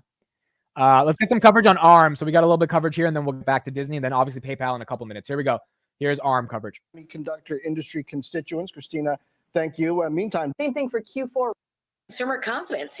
Got it. The street with revenues of $824 million, but it's the guidance that is really surpassing expectations. Guidance for earnings per share coming in a range between 28 to 30 cents. The street was anticipating 21 cents, so definitely a lot higher there, contributing to that 20% stock jump. Same thing for Q4 revenue guidance, $850 to $900 million range, much higher than what the street was anticipating. The company saying in their shareholder letter, I was just skimming it right now, saying it's the highest ever record. Keep in mind that this company is not that old. It hasn't IPO'd for too long. Highest royalty revenue they've seen. 3 reasons. People are adopting their new architecture, the V9. They're gaining market share in cloud and auto. And lastly, they're seeing a recovery in the semi market. And that's helping their shares given they license the IP and technology to build these chips. John? Very different from what we've heard from some other semiconductor industry constituents. Christina, thank you. Meantime, don't miss the first on CNBC interview with ARM's CEO, Renee Haas. That's tomorrow. Expectations slightly falling right in line with last year's adjusted earnings, but last year's revenues, but adjusted earnings of $1.22 per share. That is a big beat from the 99 cents per share that analysts expected. That's also what the company reported a year ago. So big beat from the year ago numbers. That earnings beat follows cost cutting. The company is saying it's on track to meet or exceed its $7.5 billion savings target for 2024. Disney also giving some rare earnings guidance, saying they expect full year 2024 EPS to increase by at least 20% to $4.60. Disney also announcing a new share repurchase program targeting $3 billion in repurchases in fiscal 2024, as well as declaring a 45-cent per share cash dividend payable in July. That's an increase of 50%. Wow, Disney increased their dividend by 50%. We're waiting on PayPal numbers in 5 minutes, but that'll send the stock up. From the last dividend that was paid in January. Now, Disney also announcing it expects to reach streaming profitability by the fiscal fourth quarter of this year, and also saying that the direct-to-consumer entertainment division's operating losses have improved dramatically, improved by nearly $300 million from the prior quarter, a loss of $138 million versus a nearly $1 billion loss in the year-ago quarter. Now, Disney Plus core subscribers did decrease sequentially by 1.3 million, but that's pretty much in line with expectations. Disney does forecast a rebound, though, in their direct-to-consumer subscribers. The addition of 5.5 million to 6 million Disney Plus core subscribers forecasted for the second quarter. So that this all gives us a lot to talk about with Disney CEO Bob Iger, who joins me now in an exclusive interview. Bob, thanks so much for joining us. We're going to keep letting this play. We got 5 minutes till PayPal. When we got 1 minute left, I'll get to PayPal. Here we go. Here's Bob Iger on Disney. Increased the dividend by 50%. Stock's up 5% right now. ARM is up 20% right now. Thank you, Julia. Nice to be here. So, Bob, we have a lot to cover. We, of course, want to get to the big news about your new joint venture in the streaming sports space, but we want to start with this earnings beat. What is behind not just the beat for the quarter, but the outlook for this next year? Well, I think, first of all, for the quarter, you have across-the-board success. All of our businesses doing really well. You just noted the improvement in streaming, which has been dramatic, not only quarter to quarter, but from a year ago. And that's the result of just a tremendous amount of hard work in terms of completely reorganizing the structure of that business, raising prices, of course, reducing expenses, and really turning it into a business that we believe not only can be profitable, but a growth business for the company. Parks and resorts continuing to do extremely well, particularly the international parks. It's just a very solid quarter overall for the company that gives us reason to be very, very optimistic about the year ahead. Now, you've certainly benefited from these cost cuts, particularly in the streaming division, but revenue is flat. What do you see as the growth catalyst for revenue in this next year? You're not giving revenue guidance, but give us some insight into what do you think will be driving revenue growth? Well, by the way, first of all, let's not ignore the impact of the cost cuts. The cost-cutting initiative that I announced a year ago, I think on the earnings call of $7.5 billion, which we're on track not only to meet but probably to beat, impacted the bottom line very positively this quarter. In fact, $500 million positively to the bottom line because of the cost reductions. So that's really significant. Obviously, it bodes well for the year ahead. In terms of revenue, we expect with the sub growth, the guidance that we gave for the next quarter, and the price increases that we took recently, we expect obviously that to have an impact in terms of revenue for that business. With movies, the next quarter relatively quiet because we're coming out of the impact of the strike. I think if you look at the year and you look at the slate that we have with Planet of the Apes film and Inside Out 2 and Deadpool, and then the end of the year is really the next fiscal year. But if you look at the calendar year, you'll see improvement revenue-wise as well in our film slate because of the Mufasa, The Lion King at the end of the year. And we're announcing today that we're actually turning what was a Moana TV series into a Moana feature that will come out in November. So A theatrical release. Yes, correct. So the revenue from the studio, at least for the calendar year, PayPal in 2 minutes, is likely to be strong too. And I understand you have a big announcement that you're going to break on our air of a new strategic investment and partnership you're making. Yes, we've entered into a strategic relationship with Epic Games, the maker of Fortnite, to not only invest in the company Epic, we took a minority stake, $1.5 billion investment, but we're also creating with them a huge Disney universe that will be for gaming and for play and for watching and even for shopping, for digital goods. And maybe they invested $1.5 billion in Epic Games. Wow. Ultimately physical goods that will live alongside Fortnite, but be completely interconnected with Fortnite. And this represents probably our biggest foray into the game space ever, which I think is not only timely, but an important step when you look at the demographic trends and you look at where Gen Alpha and Gen Z and even millennials are spending their time in media. It's pretty dramatic in terms of the amount of time spent in games. In fact, almost equal to, in some demographics, or equal to or greater than how people are spending their time on movies and television. Yeah, absolutely incredible. I got Adam with me here. Adam, we got PayPal in 2 minutes. This is going to be more exciting. Nervous. Are you nervous? More nervous. Hell yeah, I'm more nervous than I was with Palantir. Me too. I'm a little bit more nervous. Disney, we'll talk about that more later. Thank you everybody for being here. Disney obviously crushed earnings. Bob Iger deserves that. He's had a tough couple months, the beef with Elon, but they deserve that one. I mean, increasing the dividend, 1.5 billion to Epic Games. Good stuff. Now we've got 1 minute, folks. We've got 1 minute.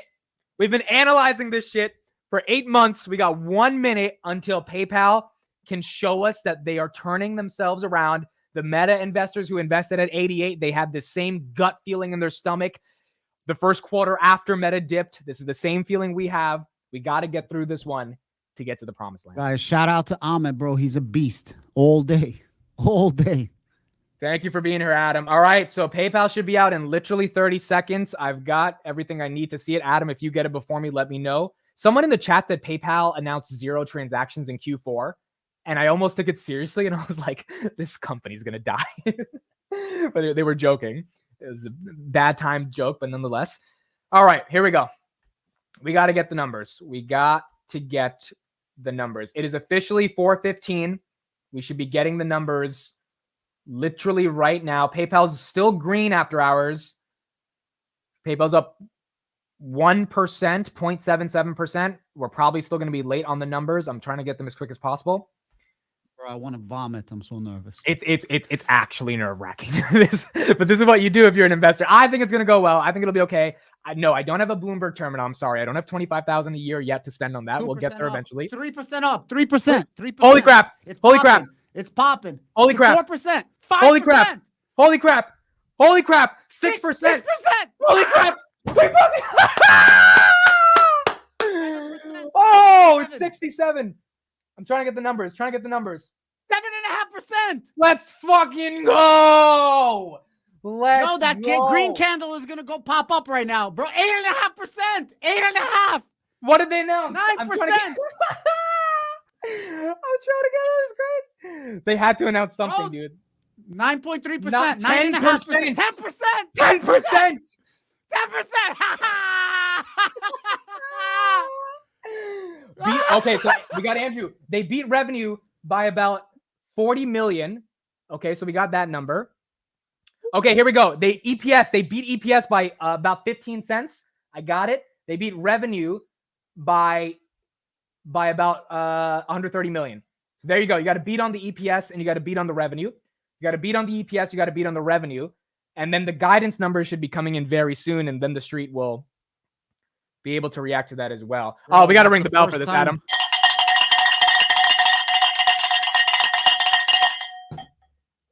Bro, it's going back down. Now it's even. People are not liking it. Now it's down. Down. Down. What the fuck?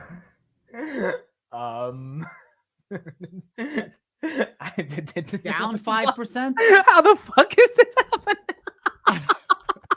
Bro, I have no idea. You know what's the happening, Joker? bro. You know the Joker in The Dark Knight where he just starts laughing and then Batman keeps punching him and he keeps punching him and he just keeps laughing because all you can do is laugh.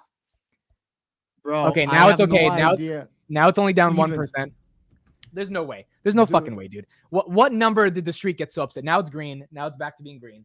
I am shocked. They beat. That's the first time they actually had a decent beat that I can remember in the last year. But what number? Guidance? What did the algorithms get a hold of? Because initially the algorithms got those core two numbers. I'm trying to find what. There's some number that the algorithms hate right now. This is all algorithmic. All right, I got the results. I got it. Okay. Here we go. Download. Okay, share this tab. Where's the results, dude? What the fuck? Why'd they send me a... Oh my God. Okay, here we go. What is this, dude? It's saying they released the results, and then I click on it, and then it's not even there. This is ridiculous. What is this? It says PayPal today announced its fourth quarter results. The earnings are released here. I click on this. This is what I'm seeing, guys. This is what I click on. This is what I get. News release. Okay, here we go. News release. Here we go. Okay. So, PayPal. Revenue increased 9%, 8 billion. Full year 2023 revenue, 8%, 29.8 billion. Okay. Transaction margins are flat, so that didn't go up. That might be a reason the street's upset. Operating income's up 40%. That should be good for the street. Non-GAAP 11%. GAAP EPS increased 61%. That's also great. Total payment volume increased 15%, 409 billion. Last quarter was 388 billion. Payments transactions increased 13%, 6.8 billion transactions. That's great. Active account. Oh, fuck. Okay, so accounts decreased to 426 million. That was tough. But the payment transactions per active accounts increased 14%. So accounts are down, but account transactions are up. PayPal's down 5%. PayPal's down 5%. That was so bad. That was terrible. It's all good. Let's see what's going to happen. That'll do it for you. That'll do it. Those numbers will do it. Those last two numbers. Accounts down. And then, it's not. At least we have our health, terrible. right? We have our health, right? Like our health matters. Yeah, we have our health.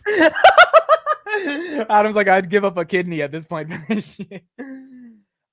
see what happens in the earnings. It's honestly not that bad of an earnings. It's not. I know we're exaggerating. Beat everything except for the last one. Yeah, let me go up the numbers again, guys. It's not that bad. What is their guidance? Okay, so Q1, they're only guiding for 7%. They're only guiding for 7% growth. That's not enough. Alex Chris has shocked the world. That's not enough growth.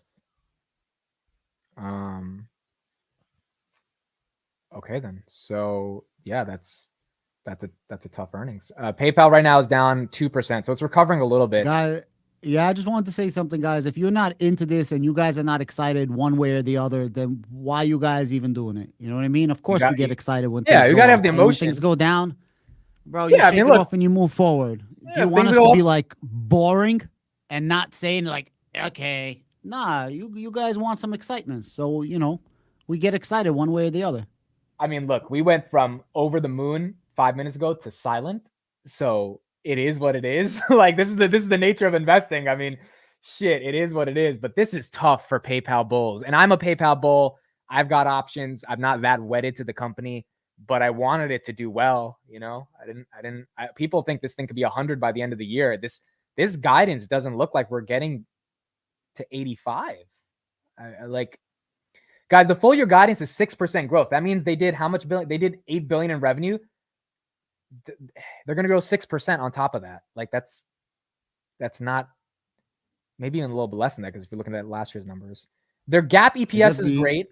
Go ahead. The earnings call is going to be very, very interesting to see what Ace has to say. I mean, what the fuck is he going to say? These numbers aren't good. What is he going to say? How is he going to save this?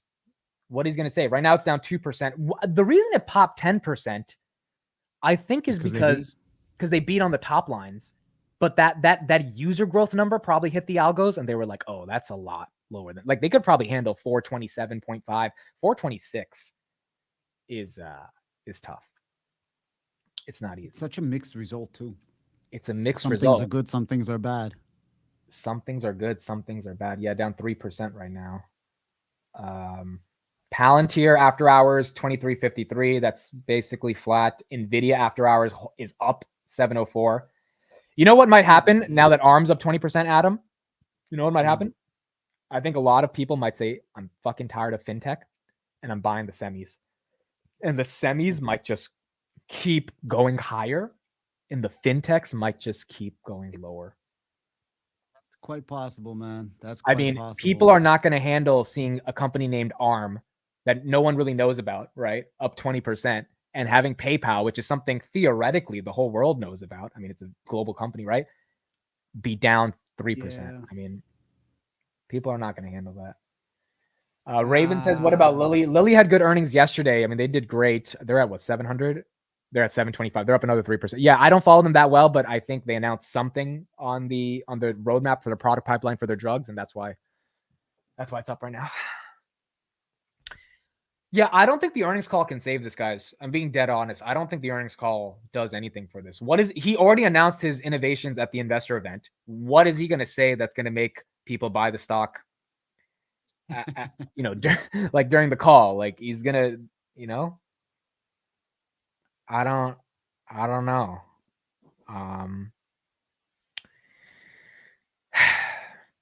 Well, yeah, man. You know what was the worst part? That it was up 10% after hours and then it dropped. That's what kills me the most. If it was like, if it didn't pop up like crazy. Yeah. Kevin said the stock is worth 135 share at 7% growth amid. I agree. I've done my DCFs too. You're right. The problem is the street is pricing it at 0% growth to get this like 59, 63 range. And they're beating the top line growth estimates, which is what they did last quarter. But it's still not enough. And I think all of us are wondering, what the hell do they need to do? Like, yeah, you've got some things falling down, like the users and stuff, but the active transactions per users are going up. So that should off balance it to an extent. But it's not. It's not at all. Let me see if CNBC is talking about this one. Dude, the earnings were not that bad. I'm looking through them right now. They're not. They're really not, dude. Like, I mean, for a company at this valuation at 2017 lows, for them to put up these numbers is not like, oh my God, we got to sell the stock, which is why it's not seeing a massive sell-off, but it's not seeing an upside. Not seeing upside as well. Damn, Bob Iger still with Disney. They're talking. I think Disney wins this earnings. Disney and ARM win today. ARM is up 22%. Disney is up 7%, man. Yeah, Disney and ARM, they won. They won today. How much is Disney up right now? 7%. I mean, it's not crazy, but like it's been stuck. It was it bottomed at 78. So if you got in at the bottom, that was in July, you're doing okay. SMCI is up 150% year to date, 687. Nvidia's holding 705. Now it's up. Palantir 2352. Palantir's holding up. Robinhood is down after hours, probably because of PayPal. I guarantee you SoFi's down because of PayPal. SoFi's flat after hours, okay? Because I would imagine the fintechs are taking a little beating. If a firm is down. Well, I'm sorry, We'll see what folks. happens. I wanted It this wa- to be I- more I- fun for you guys, but Seriously, some of them are bad, some of them are good. Somebody said it in the chat. I agree. This was an okay earnings. It was not bad like the other ones. We see what he says. It sucks that initial 10%, man, was so beautiful. It got me mad excited. dude, are you down on your PayPal? Like, are you at a loss on PayPal? No, I'm up for all the idiots laughing. I'm up. I'm down $5,000, and based on this call, you got to ask yourself the question: do we take the loss or do we keep it moving? I don't know. Based on this call, I want to hear what the hell he has to say, dude. I really want to have some confidence in him. I'm probably not going to sell out, but at this point, I don't know, dude. This has been dead money for me for like almost a year now. You know? Yo, do you see what Chris is saying? What did he say on Twitter? What did Chris say on Twitter? He posted a meme, a GIF. Of course he posted a meme. Fucking Chris. What did he say? He tagged PayPal. Oh, he got Lizzo. All right, we got Lizzo. That sucks. Well, yeah, the gut punch is criminal, man. That's so criminal, bro. someone's That's gonna so clip criminal. the fuck out of that, dude. Those 5 minutes of us going up and down. Because 10%, we were just like, we did it. We got through the pain. We're here on the promise side. And the pain is still here. Yeah. Pain is still here. And I actually beat decently, right? Yeah. Damn, they took our souls on it. Oh boy, dude, you had the most energy all day long. They just killed 7.5 minutes and 7.5 hours in 7.5 seconds. dude. Oh man, I thought it would go well. I really did. I thought it would be okay. The reason I thought it would be okay is because the valuation. I thought the valuation got stupid enough where it could be okay, but obviously not. I mean, it's down 1.3% right now. People are digesting it. It's gonna be, it's gonna be a matter to see if the worst is over. For Dude, the PayPal. thing is, like, if it was down like 7% or something, it would be sad. It's only down 1%. The problem is, I think it's now dead money. If it's only down 1%, what's the catalyst to get it to go up? Mind you, S&P 500 at all-time highs. If we get a pullback there, does PayPal survive that pullback? Like, especially if we get a pullback and, maybe economy slowdowns a little bit. PayPal's a consumer-based company. Like, people stop spending as much. I don't think that's going to happen. But if that does, PayPal's stuck and it's dead for a while. And people are going to say, fuck this. I'm buying tech. Ian, we don't have 12 months. PayPal broke the stream.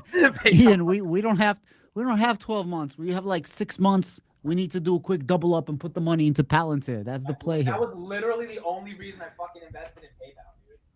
We not super long here. We want to make the clip So and Derek put says it he's into. out. Derek says he's out in the chat.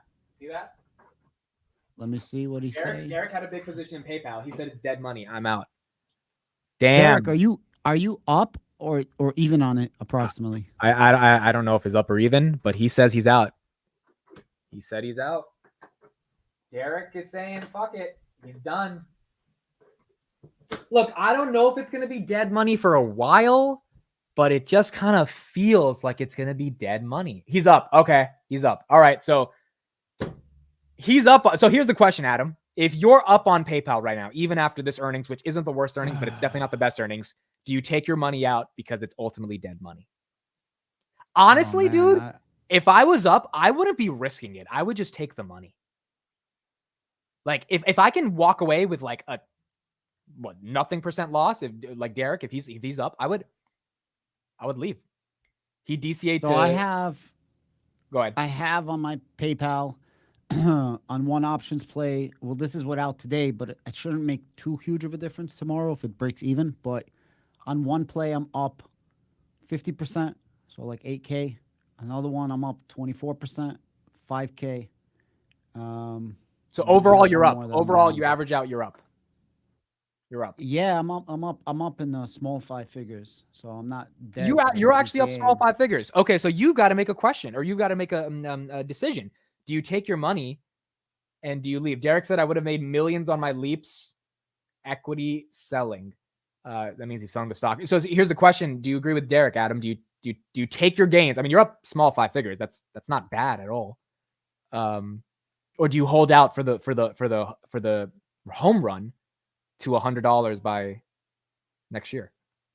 Dude, I really don't know. I gotta look at it. I really don't know. No, we need answers now. We need analysis. I want gut reactions now. I'm just So playing I with need you. to. I can't sell out of it and buy more Palantir because Palantir is super high. I can sell out of it and buy more crypto, but I already have a really big position that I'm going to keep adding to. So I really don't know. I'm what not to even buy. I talking can buy about Robinhood. reallocating the capital. I'm just talking about, like, do you kind of just want to take it away from Alex Chris? That's my question. It's not even about where would you put it. I mean, if I don't know what to do with the money. You get 5% from Robinhood. Maybe that you get 5% from Robinhood. That's true. Actually, Chris is right. Maybe I'll do the Celsius. Maybe I'll do like 100,000 Celsius. Derek said his gains on the stock covered his losses on the leaps. That's actually a really fortunate Gains position. covered my leaps. Gains because that he means bought that it low. He DCA'd, I think he said, to 53. So the gains are covering his. Yeah, dude. I mean, PayPal, I'd rather if I have some gains and I can leave PayPal and I can get 5% on fucking Robinhood and not have to trust Alex Chris. Granted, I got to hear the earnings call, but gut reaction right now, I'm like, maybe that's the play. So a lot of them are in a non 5%, and it's in a IRA, but maybe I added to SoFi actually. I mean, I don't know. I don't know. We'll see. I would love to put it into Palantir. I'm just not going to be buying Palantir at these prices. Yeah, I would definitely put her into Palantir, but not right now. This is tough, dude. How does Robinhood pay 5% and lose money? Robinhood's actually GAAP profitable. They had a $100 million regulatory fee yesterday. Otherwise, they would have had Booyakasha, baby. We profitable. Yeah. Otherwise, they would have had 19 million in profits. So they were profitable Q2. They didn't really miss in Q3. They just had some regulation fines, so that's what caused them to miss. I don't know if they're going to be profitable this quarter, but they are on the verge of GAAP profitability. And I think Vlad's actually going to squeeze it out. And if they do, it won't be the worst thing. Derek says, wait for Palantir. Yeah, man, I would be taking a $4,000 loss on this based on where this ends up. I mean, if it gets to 72, I break even, which is not the worst thing. The question is the 6,000 I take off that 10,000 that I invested. Can I put that 6,000 in somewhere to get back that 4,000 quicker before PayPal gets to break even? And I don't know. I got to think. I don't know. Yeah, it's going to be very interesting. Listen, we still have the opportunity to get into PayPal. There's always SoFi. There's hold on. I think we're getting some breaking news. Did Carp just sell? Someone put that in the chat. I'm pulling. There's no way.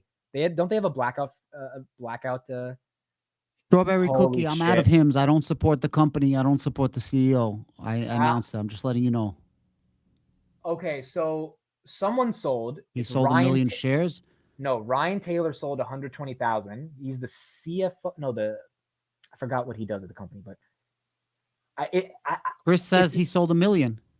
Carp. Okay, hold on. Chris said Carp sold 1 million. Hold on. Let me pull it up. Shares. Let me pull it up. I didn't see it on the SEC. Chris and his put. Wait a second. Alex sold too. Hold on. Where are you guys seeing this? It's not on Palantir's website. Oh, you guys must have an. Hold on. Let me go to insiderselling.com or whatever that is. We might see it there. Let me see. I'm checking that up, guys. Give me 1 second, then we'll go back to PayPal. I don't see it on their website. I don't see it, dude. Where do you see 1 million shares? I don't see it. Is Chris just? Oh, Chris said, here's the link. Okay, Chris, thank you for the link. I don't think Chris would just bullshit us. No, Chris, you like those puts, huh? Chris is not going to lie about that. That's it, dude. I said this on my morning open. If Carp sells or management sells, it would be it would really sting a little bit. I said that, and I said that because you can't have an amazing earnings, have a great day in the stock market, and then just take some profits. You can see it with the SEC filing. I don't see it on their website though. On the SEC filing, Chris. If you can tweet it, or if you can send it on Twitter, or just text it. Oh, did he text it? No, he didn't text it yet. it would be tough seeing that. We're waiting for that update. PayPal's still down about 2%. Go to NASDAQ. Okay, sorry. I'll go to NASDAQ. It should be updated on their website. I'm surprised it's not there. It usually updates immediately there. NASDAQ, Palantir. Let's see. No, I'm still not getting it, guys. I'm still not getting it. I'm getting the last sales at $16. I'm not getting the new ones. I'm not getting the new ones. Not it obviously happened. Okay, all right. Chris, send me the link. Here we go. All right, here we go. Here's the SEC form. Let's look at this together. Alex Karp, 975,000 shares. The gross proceeds. I'm trying to get the average on the price. 900. So he's right, 975. This was today, February 7th, literally this morning. Oh, Karp said I'm out.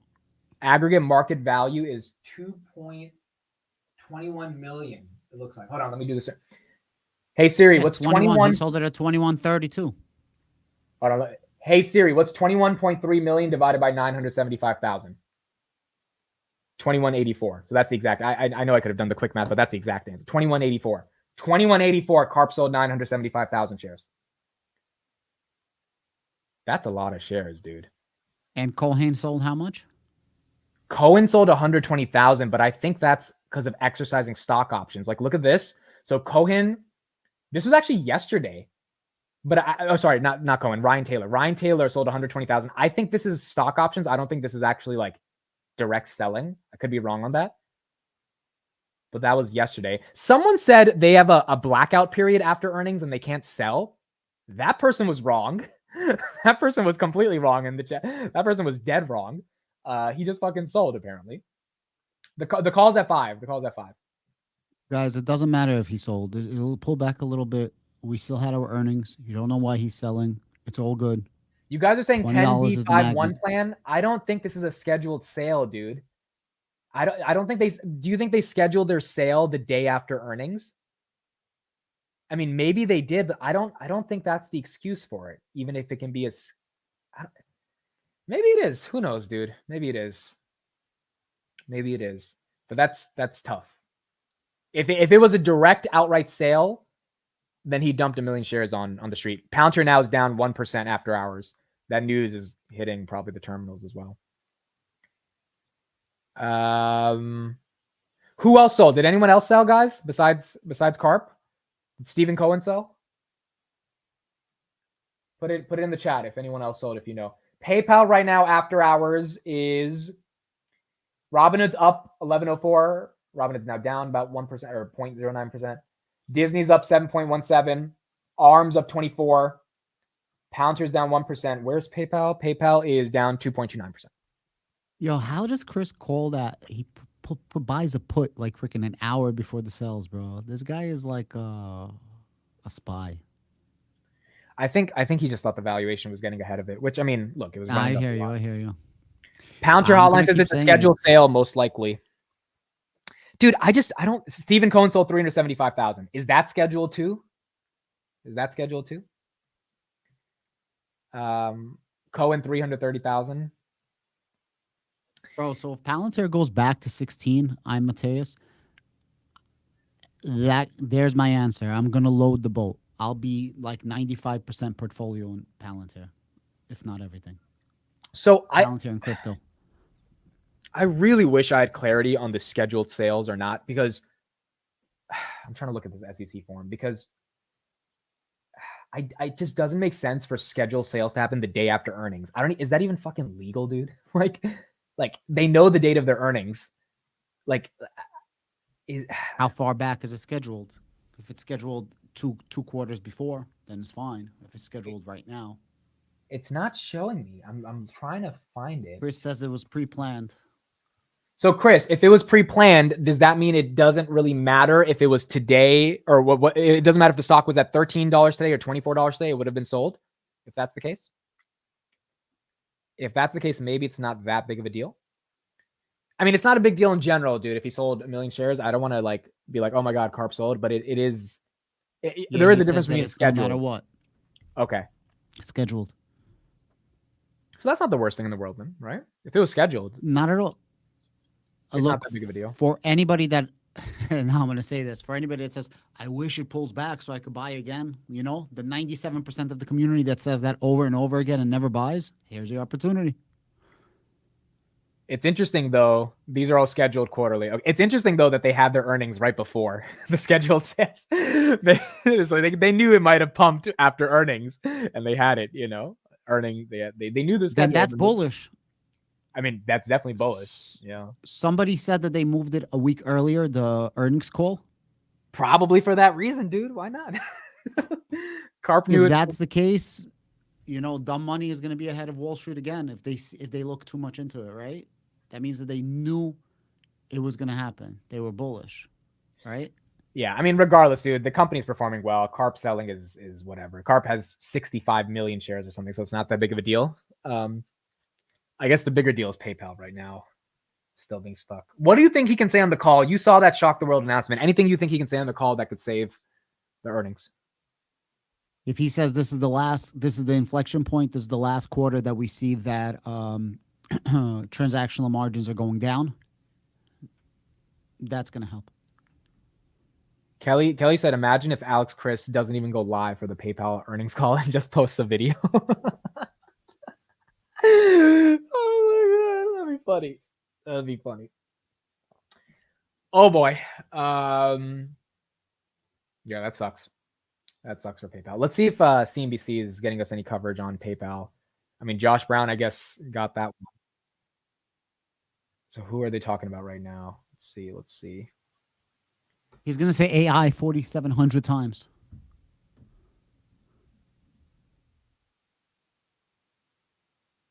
Okay, they're still talking about Disney. These guys are obsessed with Disney right now, dude. These guys are covering Disney hard. All right, let's get a little bit more coverage on Disney, then we'll get to PayPal. We got PayPal in 15 minutes. Here's a little bit more on Disney. Exclusive home for the streaming version of Taylor Swift's concert. So the concert movie that debuted in theaters last fall, now coming to Disney Plus. We'll get more details, I'm sure, later in the call, but big news out of Disney. That stock is up 7.5% after the company reported better than expected earnings and earnings guidance. Back over to you. He came loaded for bear today. These earnings and all of these news announcements. Julia Borston, thank you. Joining us now, by the way, I'm going to strap on my seatbelt. I got a 7-year-old. Oh, this is going to be on all the time in my house. Barton Crockett, senior research analyst at Rosenblatt, joins us now to talk about all of this news coming out of Disney. Barton, I guess let's start right there with the fact that there was a lot of content news out of Disney, whether it is ESPN launching next year as early as the summer, whether it's now Taylor Swift, whether it's some of the conversions and details around the box office, or the JV for the sports bundle. I mean, pick your poison. Oh, and of course, Fortnite. How does all of this speak to this plan that's rolling out amid activist investor under Iger? Well, I think the big picture here is you have a lot of energy that Disney's putting out to, basically throw some spaghetti against the wall and see what sticks. Do we have a lot of confidence that this new sports bundle is the answer? No. The pricing's probably a difficult, needle to thread. Is Fortnite what it was a few years ago? No. It suffered a little bit from, being its impasse with Apple on the iTunes store. Will Disney, be able to resolve that part of it? No, but can the content resonate? Perhaps. These are interesting. Is it great to have Taylor Swift? Yes. Will the movie slate get better in a few quarters? Yes. But there are some things here that are very hopeful in the quarter. And the hopeful thing is that they were able to improve their profitability picture substantially and really deliver on those cost cuts. And I think the real question here is, can they grow the top line again? And that was flat. And the real question is, can you get enough out of streaming to really offset the headwinds that are clearly still there and probably building on traditional pay TV? Oh boy. All right. So Disney is up. We got PayPal in 15, guys. We'll be streaming the call. 61.71. It's down 2.4%. I want to pull up their numbers again and just show you guys the headline numbers. We can go through them together again. I don't think they're that bad at all, but at this point, the street just wanted so much more than what they got. And that's really not flying with Mr. Wall Street right now. So let me pull this up. Palantir after hours. Where's Palantir? Palantir is 23.51. So Palantir is basically flat after hours, holding its 8% gains. That's not bad either.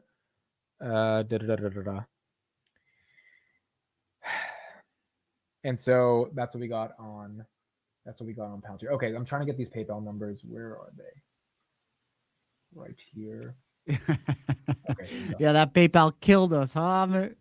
Everyone's like, yo, we got to turn the frown upside down. We got to get I mean, excited dude, again. would you be smiling if this fucking stock went up 10%, then went down 5%? Like, it's that. Look, this is all fun and games at the end of the day. I mean, I don't have that much money in here where I'm like, look, if I had a very sizable portion of my portfolio, I would be, I don't want to say devastated. I would just be like, it would be tough to handle, dude. You know, it's like Palantir. If Palantir went down to 13, actually, I would be excited to buy, but you know, it would be like, what happened in the company for the street to tank them? But PayPal, it doesn't seem like anything happened. It just seems like this stock is dead. And I don't know what recovers it. It can't get any momentum. I just want to make one comment. Eddie, you say Cathie Woods is a moron. She always buys at the top and sells at the bottom. If you know a little bit about her history, a documentary, how she was one of the most powerful women in a all-male driven society, and she's worth like $300 million. How many hundreds of millions do you have to call her a moron? Just curious. Derek said PayPal. He was screaming happy. Yeah, you were screaming with us. you were screaming. We weren't the only one screaming at him. Derek was screaming. Derek, you had a big position there too? Yeah, Derek, it was like a normal one. Derek likes PayPal. I mean, he's like this stuff. But if he can get out of it without losing, it's not too bad. It's not too bad. Alex Chris says, I'm pleased with our better than expected fourth quarter results, which are a testament to our incredible work of the PayPal team. We're driving significant transformation across our company and committed to making the necessary changes to our business to drive profitable growth. We've added key talent to our leadership position, accelerate our innovation, velocity, impact, all the same stuff. 2024 is a year of focus on execution to position PayPal for long-term success. Here's the thing. If you own stock, I don't think it matters that much because you can keep holding it. If you have options expiring in 10 months, that's where your butt cheeks are clenching a little bit, right? Because if you have stock, like theoretically, the company will execute over time and it'll just be okay. You know, I mean, like hopefully you can at least take that. If you have options, you have theta decay on your ass. And if that theta decay is on your ass, then, and the company's not performing, you know, it's tough. It's tough. Yeah, it's all good. Maybe I will get out of these. He said I threw up. He went from screaming to throwing up. Oh, man. Yeah, Well, we got the 10%. call, guys, in 11 minutes. And we'll see what happens. Now, the next thing that's going to make us cry is if Palantir goes back to 18. Again, I wouldn't care about that. That would still be a great buying opportunity. But if it falls 40% after rising 40%, which I don't think is possible. I mean, it's possible. I don't think it's going to happen. I would be surprised. So we'll see what happens tomorrow on Palantir. So tomorrow's market open is going to be really important as well. Because let's say Palantir ends the day after hours at like $23.50, $23.30, even $23 a pop. Where the hell does it go next? Like, we need to see weeks of capitulating in the 20s for us to say we are done with below 20. Like, I would say at least a good 6 to 7 weeks of that being a thing. And I don't know if that's going to be a thing. Will ARK sell PayPal? I don't think ARK has PayPal. So ARK has a crap ton of Robinhood. They have a crap ton of Square. They have a crap ton of Coinbase. Bitcoin's up. Bitcoin's 44,000. That's good. That's nice. Adam's like, that's nice. We got something helping us. I mean, I'll look, proportionate to our holdings in Palantir, it's all good. You know what I mean? It's fine. It's not the end of the world. It was more of a Hail Mary that you just wanted to make that double, triple up and buy more Palantir. This is one of those days I want to go get like a burger. You know, you want a cheat meal on this day. Like, it's one of those days where like, shit's just, it's been a great day. Don't get me wrong. We've been streaming for 8 hours. It's been fun, but I really didn't expect PayPal to just not shit the bed, but I didn't expect them to just be dead the way they are after hours. So see what the guy has to say. It's only down 1.5%. for now. Yeah, I feel like we're So- overreacting. But the thing is, my thesis right now is that this is dead money because we've seen the innovations. We've seen Alex Chris talk about it. He's done his interviews. The numbers are the numbers. This is how the street reacted. What is the catalyst to get it go up? If we got to wait 6 months for another earnings or something, Shock the world. you know? Shock the world. You know, everyone's taking him out of context for the shock the world. He I didn't, know, you I know. know. But like, it's fun to mess with him. It's fun to mess with him. Kelly says she needs to be held. Kelly's share buying did not work on this one. It did not work. It worked on Palantir. It did not work on this one. Kelly, you have a big position there? I don't even know how many shares she has, but I think she has a decent amount. I don't know. She definitely has shares. She owns shares. Their transaction margins increased. 40. I'm just seeing this on Twitter. 45.4 to 45.8. So why is the street tanking it? Revenue's a beat. EPS is a beat. The one thing they were so mad about, transaction margins, that's up. It's up barely, but it's up. It's not declining anymore. Are they just mad about the active users going down? Are they really that upset about that? But how much did it go last quarter down? Last quarter was 428. This quarter is 426 million. And before that one, do you have it? It was at like 435 4 quarters ago. So it's come down decently. So but it's slowing down. The active monthly users is going down, and they're able to increase their transaction margins. They're going to reduce their costs right now with their workforce because they're firing people. And the transactions per account is growing up. There's 58 transactions on average on a PayPal account, which is up 14% year over year. So it's like you're losing subscribers on a YouTube channel, but the subscribers that are staying watch you more. That's basically what's happening with PayPal. But it doesn't seem like the street likes that at all. Let me pull up the call as well, guys. The call starts at 5, so we're still good on the call. I'll just pull it up, and then we'll get into it. Earnings is not that bad. It's a stagnant company, but it's not a bad earnings. Definitely not compared to the other ones. So here we have some slides now. Here are the slides. So here's what we got. Oh, Braintree. We didn't even get to look at that. Braintree. Okay, so we'll look into the deeper stuff. Transaction margins are up. Revenue's up. This is the first 8 billion revenue quarter in like 5 quarters. That's not bad. Operating income margins are up. Non-GAAP EPS is up. Okay. That's not horrible. Active accounts are down. Monthly actives are up 1%. So the monthly actives are up even if the total users are down. Year-over-year growth. Here we go. Scratch Life says no YouTube channel would like that. I disagree, dude. You don't want to have a YouTube channel with 100,000 subscribers and 1,000 of them watch your videos. You would rather have a YouTube channel with 5,000 subscribers and 1,000 of them. Like the ratio between the people who subscribe and the people who engage is so much better. So I think now PayPal's at a different scale. They're a huge business, right? They have to keep growing like total numbers of users. But at the end of the day, if they're spending more time on your channel, you're probably going to do better than if you have dead subscribers that are subscribed. That's like bots at the end of the day. They're not engaging, right? And I want to mention one thing. The transaction margins, they clarified. Remember that the CFO, I believe, the lady, she clarified that the transaction margins are not going to pivot in this quarter. And they did pivot this quarter. So that's a surprise beat, basically. It was, which is one of the things that we were really looking forward to. So PayPal's down 2%. ARM is up. Oh my God, Adam. How much do you think ARM is up right now? 30%. 36%. Dude, it's $105 right now. Let me just say something about ARM. Congratulations. I think people forget. What do you think ARM's market cap is, Adam? ARM's market cap? Yeah, if you have to 50 guess. billion? 78 billion. Okay. It's probably going to be more tomorrow. I think it's actually going higher tomorrow. Their revenue is 3 billion. This is a company doing. What do they make? Chips?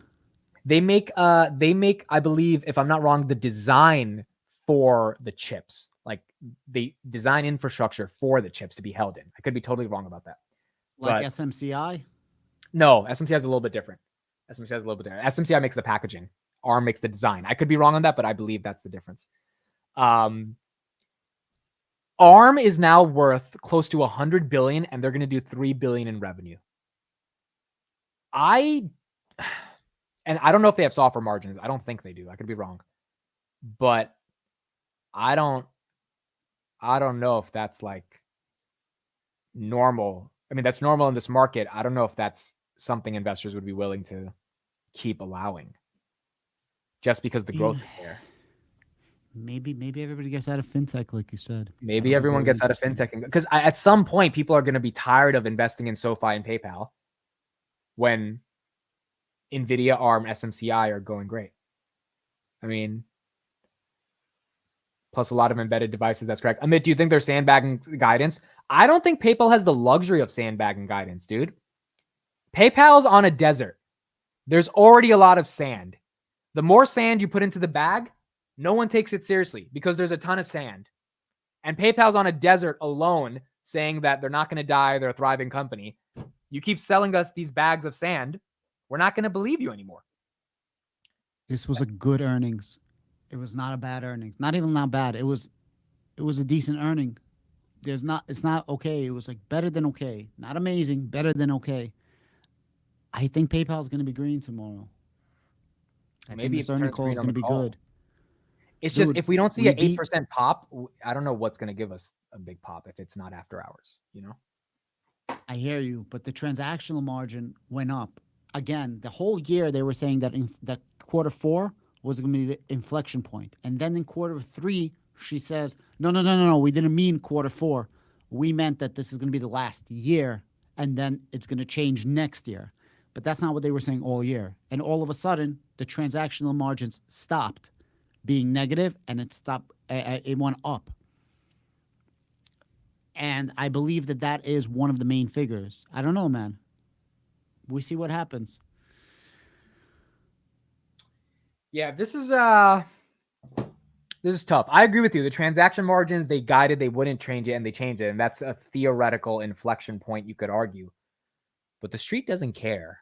Like, again, these initial reactions off earnings, they kind of determine what's going to happen. Like Palantir was up 20% after hours. Now they're up 40% in 2 days, right? Like Meta, Amazon, the only ones that really, even Google tanked for a week after that crappy earnings. And now they're finally recovering a little bit, but they're still down from right before earnings. I don't think PayPal is going to be green anytime soon in some, phenomenal way. ARM is now up 40% after hours. Wow. Unless Alex Chris says something and I doubt there's anything this dude is going to say that's like that special. The stock's, at least for now, dead money. You're going to buy Bitcoin with the money? No. Well, maybe should I? 44,000. That's good. I don't know, dude. I don't know. You do. I mean, I think 44,000 is still going to be a steal. I think that's a 2-bagger easy, but that's just me. I think I'll leave the position until July. If by July PayPal's not at close to 75, which is my break even, then it is what I'll take the loss then. But I bought 85 to 125 strikes. It's a call debit spread. And that spread basically breaks even around 73, 74. So if we can get it there, then that would be good. Kumi says, has the stream been 8 hours? That is correct. 8 hours, 10 minutes, and 25 seconds. 26, 27. It's been a long day. Dude, It's been a fun day. I went to one of my properties on the way, and then on the way home, I'm like, oh, this is a recap of the live stream, but it says live. I'm like, there's no way. There's no way he's still streaming. Palantir kept going up, dude. It just kept. I was like, all right, let's keep talking about Palantir. Let's keep doing it, man. And look, we'll do it again if Palantir has another day like this. I mean, this is fun. I enjoy this. I love this shit. So this is great. I have no complaints. I love it. Thank you everybody for being here. It means so much. I just wish PayPal had a better day. It would have been a little bit more fun for everybody. Oh, Derek, you're a crypto guy too? That's cool. Derek does dabble in the crypto of the currencies. He does indeed. That's awesome. That's awesome. All right, we're live. PayPal call. Placed on mute to prevent any background noise. After the speaker's remarks, there will be a question and answer session. If you would like to ask a question during this time, simply press star followed by the number 1 on your telephone keypad. If you would like to withdraw your question, press star 1 again. I would now like to introduce your host for today's call, Ryan Wallace, Head of Investor Relations. Please go ahead. Good afternoon, and thank you for joining PayPal's fourth quarter 2023 earnings conference call. Joining me today is Alex Chriss, our President and CEO, and Jamie Miller, CFO. We're providing a slide presentation to accompany our commentary. This conference call is also being webcast. Both the presentation and call are available on our investor relations website. In discussing our company's performance, we will refer to some non-GAAP measures. You can find the reconciliation of these non-GAAP measures to the most directly comparable GAAP measures in the presentation accompanying this conference call. Our remarks today will include forward-looking statements that are based on our current expectations, forecasts, and assumptions, and involve risks and uncertainties. Our actual results may differ materially from these statements. You can find more information about risks, uncertainties, and other factors that could affect our results in our most recent annual report on Form 10-K and quarterly report on Form 10-Q, filed with the SEC and available on our investor relations website. All information in this presentation is as of today's date. We expressly disclaim any obligation to update this information. And with that, let me turn the call over to Alex. Thank you, Ryan, and thank you to everyone for joining us this afternoon. It's been a productive first 4 months. I'm pleased with what we've been able to accomplish in such a short period of time while delivering the solid financial results we will discuss today. More importantly, I'm excited about the foundation we're setting and the velocity at which we're executing as we enter 2024. Today, I'd like to walk you through the changes we've made to the structure of our company, including several key additions to our leadership team, give a clear roadmap for how we will be executing going forward, and share our strategic priorities for 2024. Jamie will take you through the fourth quarter and full year results in greater detail, but the headline is that we delivered a solid quarter during the most important shopping season for our customers. In Q4, we delivered 9% revenue growth on $410 billion in total payment volume. Transaction margin dollar performance was better than expected in the fourth quarter, and we continued strong expense discipline, reducing non-transaction related expenses by 9% year-over-year. Taken together with $600 million in share repurchases in the quarter, our non-GAAP earnings per share increased 19% year-over-year. While these are solid results, we know there is still much room for improvement, and we're committed to making the necessary changes to our business and how we invest and operate to get it right. One of the key changes I talked about in our last earnings call was ensuring we have an outstanding leadership team in place. It's important to me that we have a leadership team with a broad diversity of experience, deep operational rigor, and leaders with track records of success. I'm thrilled with the talent that we've assembled in the last few months. With Jamie as our new CFO, Isabel Cruz leading People and Places, Michelle Gill leading Small Business and Financial Services, Susan Carreri leading Global Markets, Diego Scotti leading Consumer and Global Marketing and Communications, combined with talented leaders who have risen within PayPal, we have a world-class leadership team in place to help the organization reach its full potential. Each of these leaders chose to join PayPal because they see the tremendous opportunity we have in front of us to reshape commerce, and they're already driving a renewed energy within the company. Second, we've organized our teams around the customers we serve, consumers, small businesses, and enterprises. This creates clear lines of accountability and will enable teams to focus on delivering the right solutions that address our customers' greatest needs. Regardless of the customer we're serving, we want to make the PayPal offering so user-friendly, so rewarding, and so integrated into a customer's life that PayPal is the obvious choice. Our new structure enables that. Third, last week we announced that we will reduce our global workforce by approximately 9% through both direct reductions and the elimination of open roles over the course of the year. As I mentioned in our last earnings call, our size has been slowing us down. While this was not an easy decision to make, this change is necessary to execute with the focus and speed required to drive our next chapter of growth and allow us to invest in our future.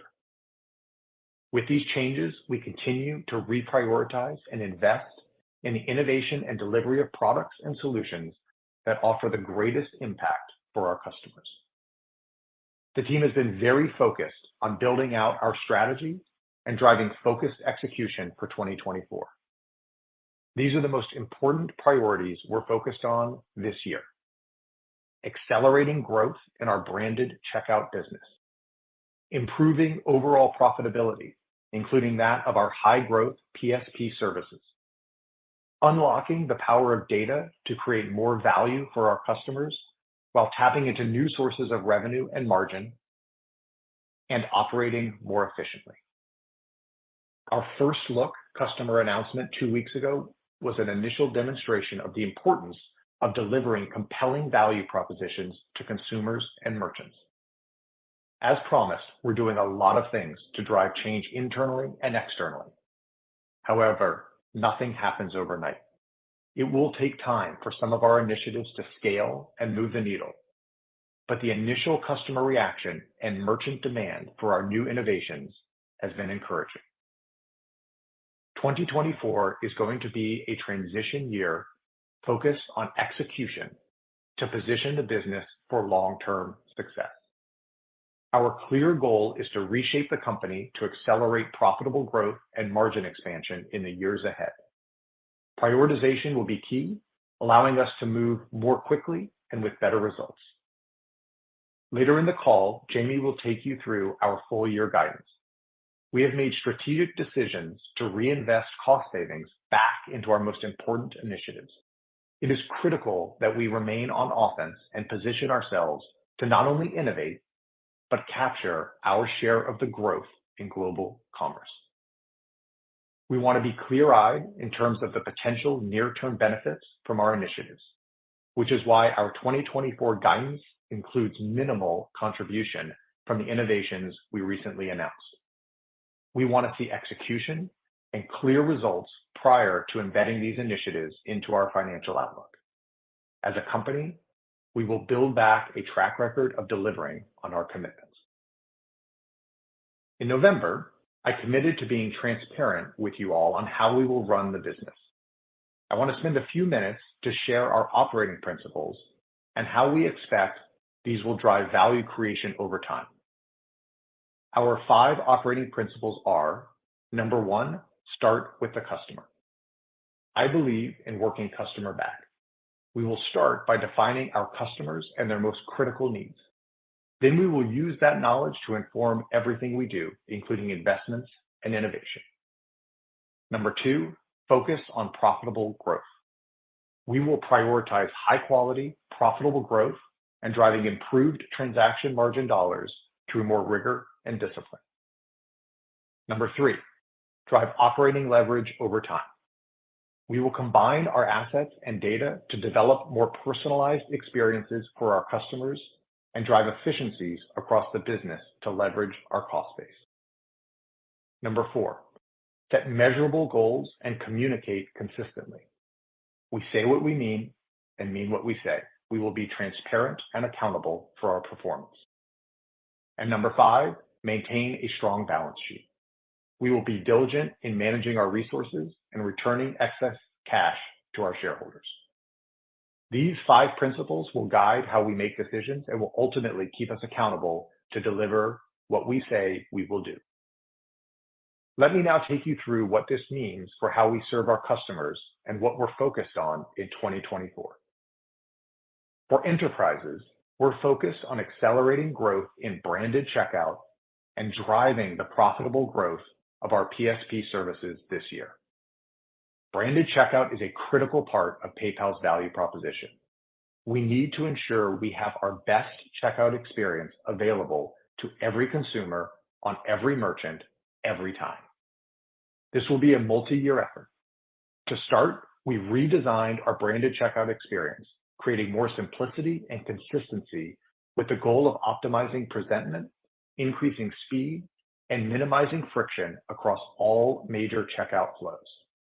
When combined with our efforts in passwordless authentication, these new flows can result in up to an additional 50% drop in latency, allowing a shopper to check out twice as fast. Improvements like this are aimed at driving a higher selection rate of PayPal and better conversion for our merchants. A challenge in the past has been bringing existing merchants onto our latest integrations and experiences. This is one of the reasons why our new guest checkout experience, Fastlane by PayPal, is so exciting. It's truly differentiated and will provide a compelling reason for merchants to upgrade. With it, we can recognize up to 70% of guests visiting a merchant, reduce checkout time by up to 40%, and grow the top of our branded checkout funnel. BigCommerce, one of our longtime partners, has already implemented Fastlane on their platform, and the conversion of their merchants using this new solution is as high as 79%. Combining solutions like Fastlane with a full suite of PSP offerings and more targeted, personalized commerce experiences creates a powerful end-to-end suite of capabilities that drives higher sales for merchants and gives them more reason to choose PayPal. We're focused on driving profitable growth, including within our PSP services like Braintree. The team continues to earn market share and merchant confidence through product and performance enhancements, delivering off-rate improvements of up to 240 basis points for enterprise customers in the US. We're continuing to build out and seamlessly integrate additional value-added services in areas like orchestration, routing optimization, payouts, and risk as a service, in addition to serving as a seamless integration point for our latest branded checkout experiences, including PayPal, Venmo, and Buy Now, Pay Later. We will be able to compete in the market with a best-in-class offering and price to value. In addition, we're putting greater discipline into our go-to-market and renewal processes as we focus on profitable growth. These areas take time to scale, but we're laser focused on them and expect to make steady progress this year. For small businesses, we're on a journey to move from a variety of standalone products to a modern platform with a comprehensive suite of solutions. What this means in 2024 is that we're focused on accelerating the adoption of PayPal Complete Payments, or PPCP, through a reinvigorated go-to-market approach for partners and developers. This full-stack solution enables us to distribute our best branded checkout flow to SMBs while also competing for the approximately $750 billion addressable market of processing volumes. We've had limited penetration of SMB full-stack processing to date due to the lack of a strong product, but that is now changing. November and December were record-setting months for new SMB adoption of PPCP. We're seeing lower churn rates for merchants on PPCP year over year, but we've also seen increases in transaction volume for merchants migrating to full-stack processing from our legacy products. As the year progresses, we intend to drive additional adoption through partner channels, targeted marketing, and developer-friendly capabilities like low and no-code integration paths available through our brand new developer portal. Over time, we want to better serve other important SMB needs, offering more ways to help them connect to new customers. It's also worth noting that all the checkout improvements I just discussed as part of our enterprise strategy can also benefit the tens of millions of SMBs that use PayPal. For consumers, we're focused on differentiating our value proposition, deepening existing relationships, and giving shoppers more reasons to choose PayPal. PayPal already has strong consumer awareness and trust, but that is not enough to compete in today's world. Part of a person's decision to choose PayPal comes down to presentment, ease of use, and speed, areas where we still have room to improve. We also want to give consumers more reasons to choose PayPal by delivering personalized and rewarding shopping experiences that also drive higher conversion for merchants. This year, we're launching and evolving a new PayPal app to create habituation. We will also leverage our merchant relationships and the power of AI to make the entire shopping experience personalized for consumers while giving them control over their data. In addition, we will drive increased understanding and awareness of why PayPal via sustained marketing efforts. Our goal is to drive quality customer growth over time, as well as deeper relationships that include more frequent use and a greater range of product adoption. The new checkout and app experiences we are rolling out this year will also create an engagement loop that will drive higher awareness of the various products we offer and drive higher adoption of our portfolio over time.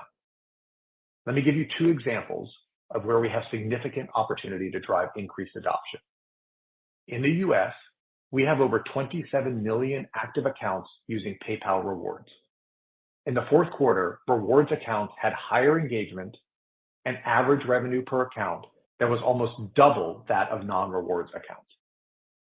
The average revenue per account of someone who adopts the PayPal Cashback MasterCard is about 5 times higher than the average checkout-only account. Today, only about 2% of active accounts have that card in their wallet. Increasing adoption of these products will not only drive a richer experience for our customers, but improvement in customer engagement and lifetime value for us. Redesigning our app and creating improved, frictionless onboarding paths are tangible ways that we plan to drive higher penetration of these types of products. We're also bringing more functionality and better experiences to Venmo this year, like the ability to connect consumers with cashback offers from small businesses in their local communities. In addition to this innovation, we're focused on driving adoption of the Venmo debit card. Venmo debit card holders are among our most engaged accounts and drive 6 times the incremental revenue than that of a P2P only customer. About 6% of our active Venmo customers have a Venmo debit card today, so there is significant opportunity there for us to focus on. Finally, this year we will demonstrate meaningful progress towards operating more efficiently. We've already consolidated many disparate technology services into common platforms, though we have more work to unleash the power of our data in service of our customers. We're simplifying and automating manual processes and investing in tools and services needed to drive productivity and innovation velocity. This will reduce cost and complexity, improve the developer experience, and give more reasons for customers to choose PayPal. For example, we're converging to a single merchant reporting system so that our merchants will get consistent and accurate reports, which will make a huge difference in how they run their business. Another outcome of consolidating platforms is that we will now see one view of the customer, which allows us to more effectively cross-sell the various products we offer. We will be moving at lightning speed and with the weight of the company behind each of these initiatives to deliver the best experiences possible for our customers this year. To wrap up, I am pleased with our fourth quarter results and the execution that the team delivered throughout the quarter amid an enormous amount of change. I'm excited about the year ahead and all the innovation we have in store for our customers. With that, I'll hand the call over to Jamie to take you through our results for the fourth quarter and full year. Thanks, Alex. Good afternoon. First, let me say that I'm very excited to have joined PayPal. Our new leadership team is laser focused on our customers, and I am incredibly energized to see our team come together to deliver PayPal's full potential. Before I discuss our financial results, you'll notice several things different in our materials today. First, we've redesigned our press release in a more standardized tabular format designed to allow ease of use and better consumption of information. We have also included additional supplemental metrics in our investor presentation intended to provide greater transparency into our business. We will continue to evaluate these and other changes over time. I'll start with a summary of our financial performance. In the fourth quarter, we reported 9% revenue growth on a spot and currency neutral basis. For the full year, revenue grew 8% at spot and 9% on a currency neutral basis. Transaction margin dollars were flat year over year in the fourth quarter and declined 1% for the full year. Non-GAAP earnings per share were $1.48 in the quarter, representing 19% year-over-year growth. Higher earnings per share in the quarter were driven by ongoing expense discipline and better than expected transaction margin dollars, which benefited from branded checkout, Braintree, and interest on customer balances. We ended the full year with $5.10 of non-GAAP earnings per share, up 24%. Our full year results benefited from lower operating expenses, the higher interest rate environment, and the impact of share buybacks. Now I'll walk you through some key operating metrics that support these results. We ended the year with 426 million active accounts and 224 million monthly active accounts. Throughout last year, we indicated that we expected ongoing churn of unengaged accounts in less developed markets, predominantly in Latin America and the Asia Pacific region. This was the primary driver of our year-over-year reduction in total active accounts. We had modest growth in monthly active accounts, up 1% for both the quarter and the full year, and our active base of engaged accounts remains stable. More than 50% of our total active accounts were monthly actives over the course of 2023. Transactions per active account, which is a trailing 12-month number, was 58.7 in the fourth quarter, up 14%. If we exclude PSP processing, which is primarily Braintree from that figure, transactions per active account grew 7%. Part of this growth rate is driven by the churn of unengaged accounts that I just mentioned, but we were also encouraged by the higher activity levels we're seeing among our core base of accounts. Page 14 in our investor presentation includes additional information on our historical trends in monthly active accounts and transactions per active account, excluding PSP processing. On volume growth in the fourth quarter, we saw total payment volume, or TPV, of $409.8 billion, representing 15% growth at spot and 13% growth on a currency-neutral basis. This growth was driven primarily by Braintree, as well as branded checkout and Venmo. U.S. TPV grew 11%. International TPV grew 17% on a currency-neutral basis, primarily driven by strength in Europe and improvement in Asia. For the full year, TPV was $1.5 trillion, increasing 13% at spot and 12% on a currency-neutral basis. PayPal's fourth quarter global branded checkout volumes grew by approximately 5% on a currency-neutral basis, bringing full-year branded checkout volume growth to 6%. We have seen a solid start to the year with consistent global branded checkout growth through January. PSP processing volumes grew 29% in the quarter, driven by ongoing growth in Braintree. The team continues to make product and performance enhancements for merchants. We are also putting greater discipline into our go-to-market and renewal processes as we focus on overall profitable growth. With respect to revenue, as I noted earlier, revenue in the fourth quarter increased 9% on a spot and currency-neutral basis to $8 billion. Transaction revenue grew 9% on a spot basis to $7.3 billion, driven by Braintree and branded checkout. In the fourth quarter, U.S. revenue grew 8%.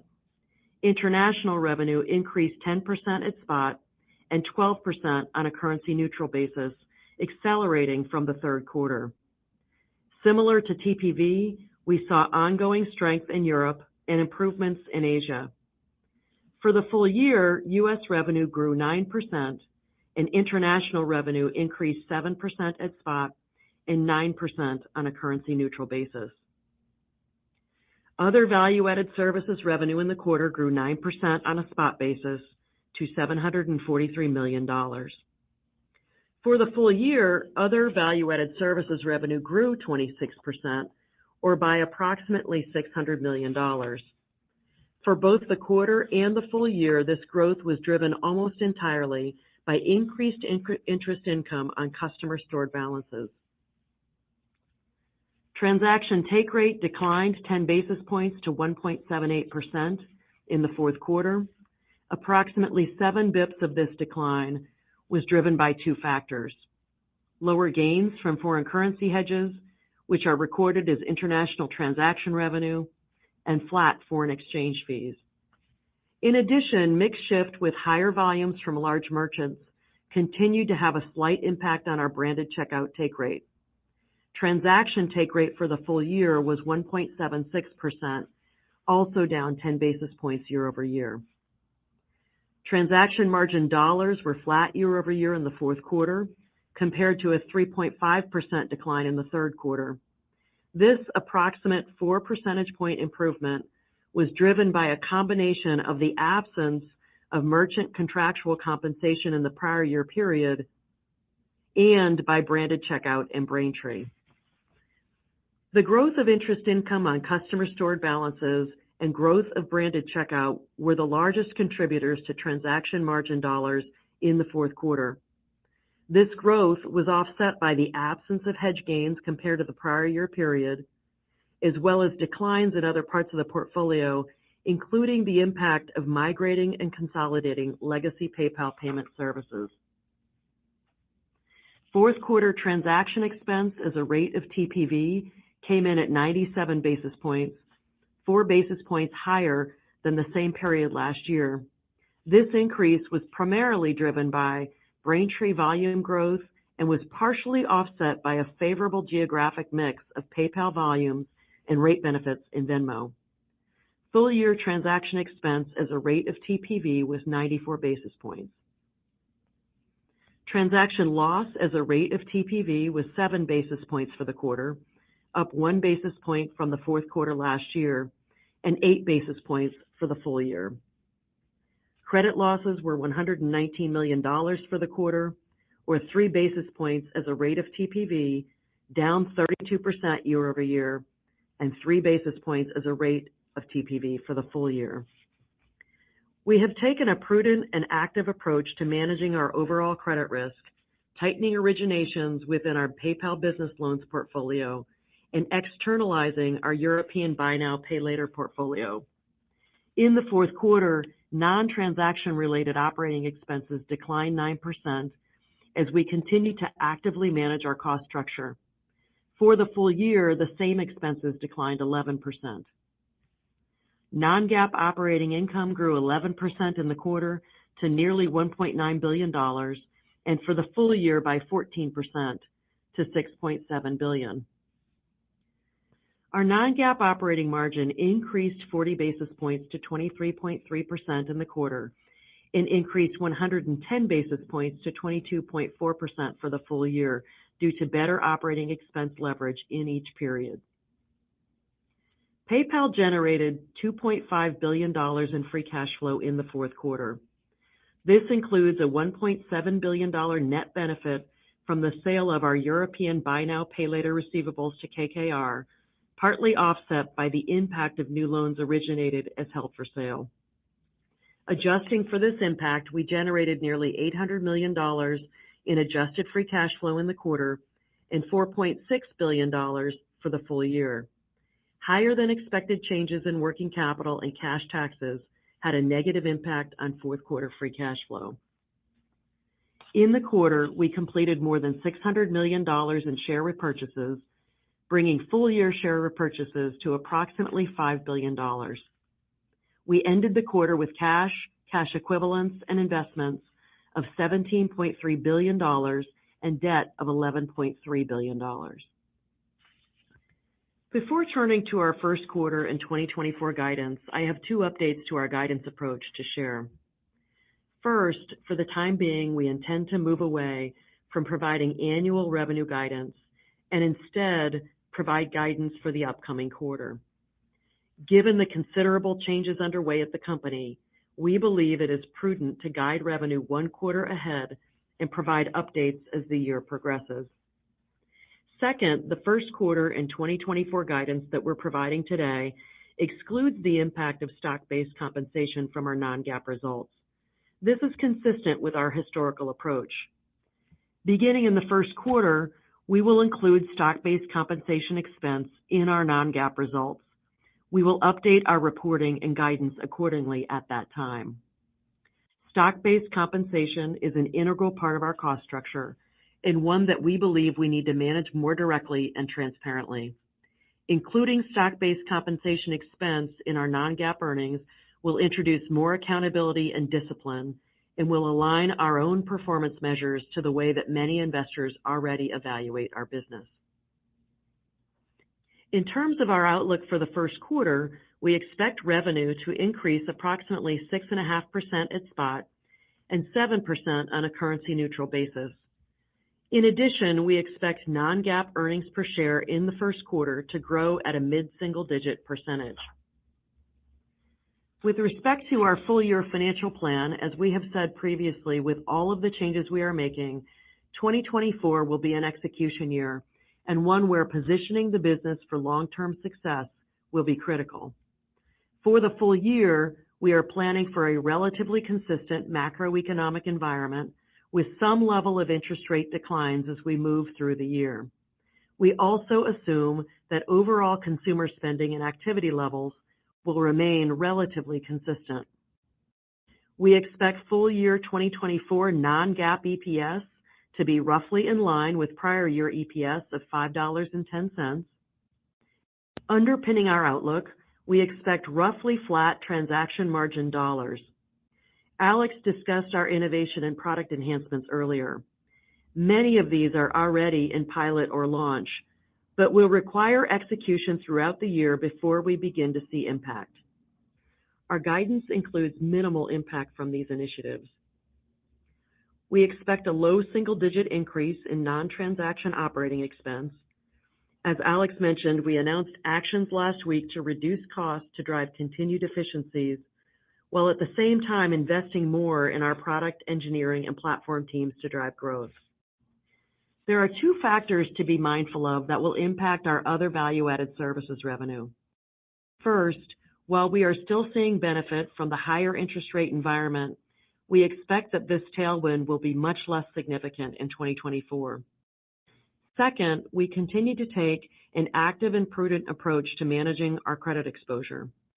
We are carrying lower credit receivables after tightening originations last year. And for our off-balance sheet originations, we are planning for ongoing normalization in loss rates, which will impact the revenue share that we earn. We expect free cash flow for 2024 to be approximately $5 billion. From a financial policy perspective, we remain committed to maintaining an investment-grade credit rating. Absent inorganic growth opportunities, we expect to continue allocating approximately 70 to 80% of our free cash flow to share buybacks. However, given our strong cash position as we enter the year, we are currently planning for at least $5 billion in share buybacks in 2024. That concludes my prepared remarks. I'll now hand it back over to the operator to begin Q&A. Thank you.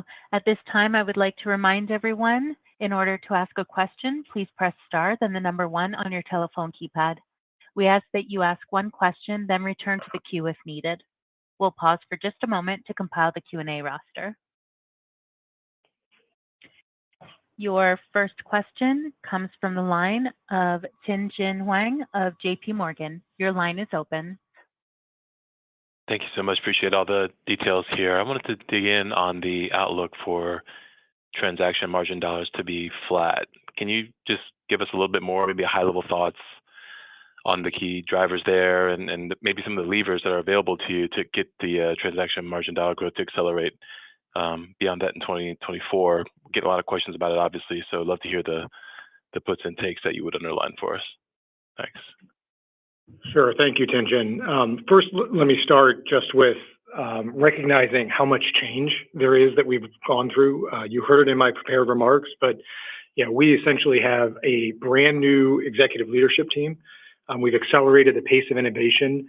The first look experience you saw a couple of weeks ago really was innovation that could have taken months or years. That I'm very proud of the team accelerating and getting done in 60 days. And we are at a point now where even our mindset shift, this focus on profitable growth, is something that's new for the organization, and we are grinding away every day. And so, with that said, let me unpack the components of transaction margin growth. The way I think about it is there's three levers there. The first is really around the branded experience. This is a proven experience for us. It's one that we, in some of the innovations that we've put out, both for merchants that improve their experience, as well as consumers with a new app that allows them to get through the experience better. That is a significant lever for us, and one that, to be honest, we've underinvested in. And if I take just specifically the mobile experience for our consumers, has been underwhelming. And it's something that, with the new innovations we just rolled out, I expect for us to be able to continue to see improvement there. The second is around the unbranded processing. This is an area that we have invested significantly in. With Fastlane now, we have really, I believe, one of the best products in the market for our merchants. We're seeing the highest conversion rates out there, and it's something that our merchants are looking for and looking to adopt. We also are looking to move into new areas for growth that have higher margin opportunities, such as international and small business. And it allows us to actually have different conversations with our customers and really price to value the product. And the third is really what I'd consider a bucket of value-added services. This is a combination of improving our flows with our consumers to ensure that we're attaching the products that we need to, whether it's buy now, pay later, or our cashback MasterCard. These are flows that we've not optimized, and we're underperforming when it comes to really attach. And then some of the new offerings that we rolled out. You saw our advanced offerings platform, as well as smart receipts. These are all ways that we can monetize and improve the connection between our merchants and consumers. So that's different ways that I think about the components. Yeah, and Tien-Tsin, I'll jump in on the 24 specific puts and takes on transaction margin dollars. And first, you heard us both say earlier that on the initiatives that Alex has been talking about, we have included limited impact on that in our guidance. But if I pull back, really, we're viewing largely steady trends to what you saw last year, maybe in slightly different proportions. So branded checkout being a healthy contributor to growth, improvement in our PSP margin profile. We expect some benefit in our interest income on customer balances, but really that should be much smaller than what we saw last year. And we do expect some headwinds to our credit revenue, which, as I mentioned in the script on the call, with loss rate normalization happening to pre-pandemic levels and that trend starting to work, we'll just see lower rev share from our partnerships in that space. And then offsetting that, we really see also that some of our smaller product lines in the aggregate will be a drag on TM. This will be to a much lower extent than last year, but in areas where we do platform consolidation, there are times we deprecate products to really push customers to new platforms.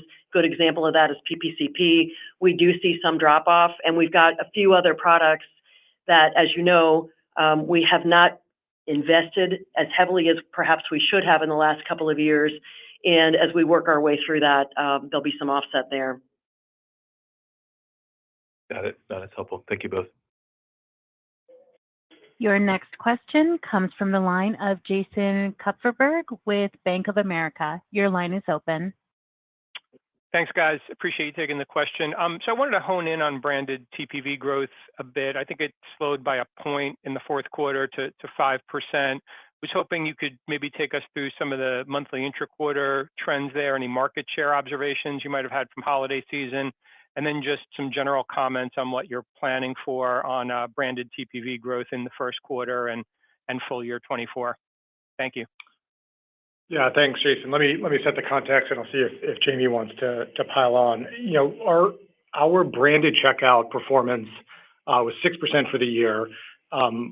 it's been pretty consistent, and for what we're looking going into next year, we're expecting it to be consistent as well.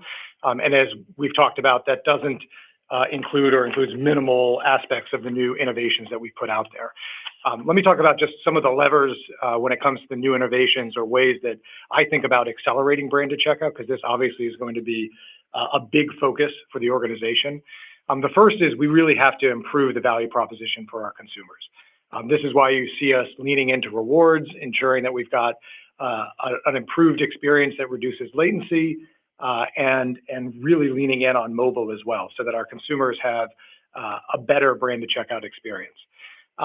Second, the acceleration of Fastlane when it comes to our merchants not only improves the unbranded opportunity, where we can see 70% of the customers that come through the Fastlane experience, but allows us to have a second engagement with our customers and bring them back into a branded experience at a later date, show them all the different reasons why they should be using PayPal or getting a reward back for a purchase that they made. So I think these, again, are just a couple of examples of innovations that we're leaning into now that allow us to really focus on that branded experience.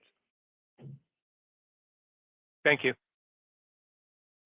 Your next question comes from the line of Darrin Peller with Wolfe Research. Your line is open. Hey, thanks, Alex and Jamie. Guys, just to follow up a bit on some of this train of thought. I mean, I know you're mentioning you're not incorporating these new initiatives in your transaction profit growth thoughts for this year. But when we think about some of these, I mean, most of these, to your point, Alex, are going to be beneficial to gross profit growth. And so I guess we'd love to hear a little bit more around what you'd measure as how you would measure success, whether it's the PPCP initiatives or unbranded, as well as the branded checkout experience. What KPIs should we look for? And I guess a little bit more on timing. If not this year, when do you want investors to expect some traction in actual gross profit reacceleration? Yeah. Well, thank you, Darrin. And look, let me be clear. We are not putting in the expectations into the guidance until we see execution. We just think it's prudent for us to put points on the board before we put it into the guidance. That said, the teams are grinding on this every single day. We are having conversations with our merchants and introducing them. As I mentioned on the call, the reaction has been quite encouraging from the innovations. There is demand in the market, and we are starting right now. And I will tell you, the conversations that we're having now that we're focused on both innovations that are driving demand as well as improvements for these merchants are different than we've had in the past. And so I just want you to know we are working now on this, and we will update you as we start to see points on the board and adjust our guidance as needed.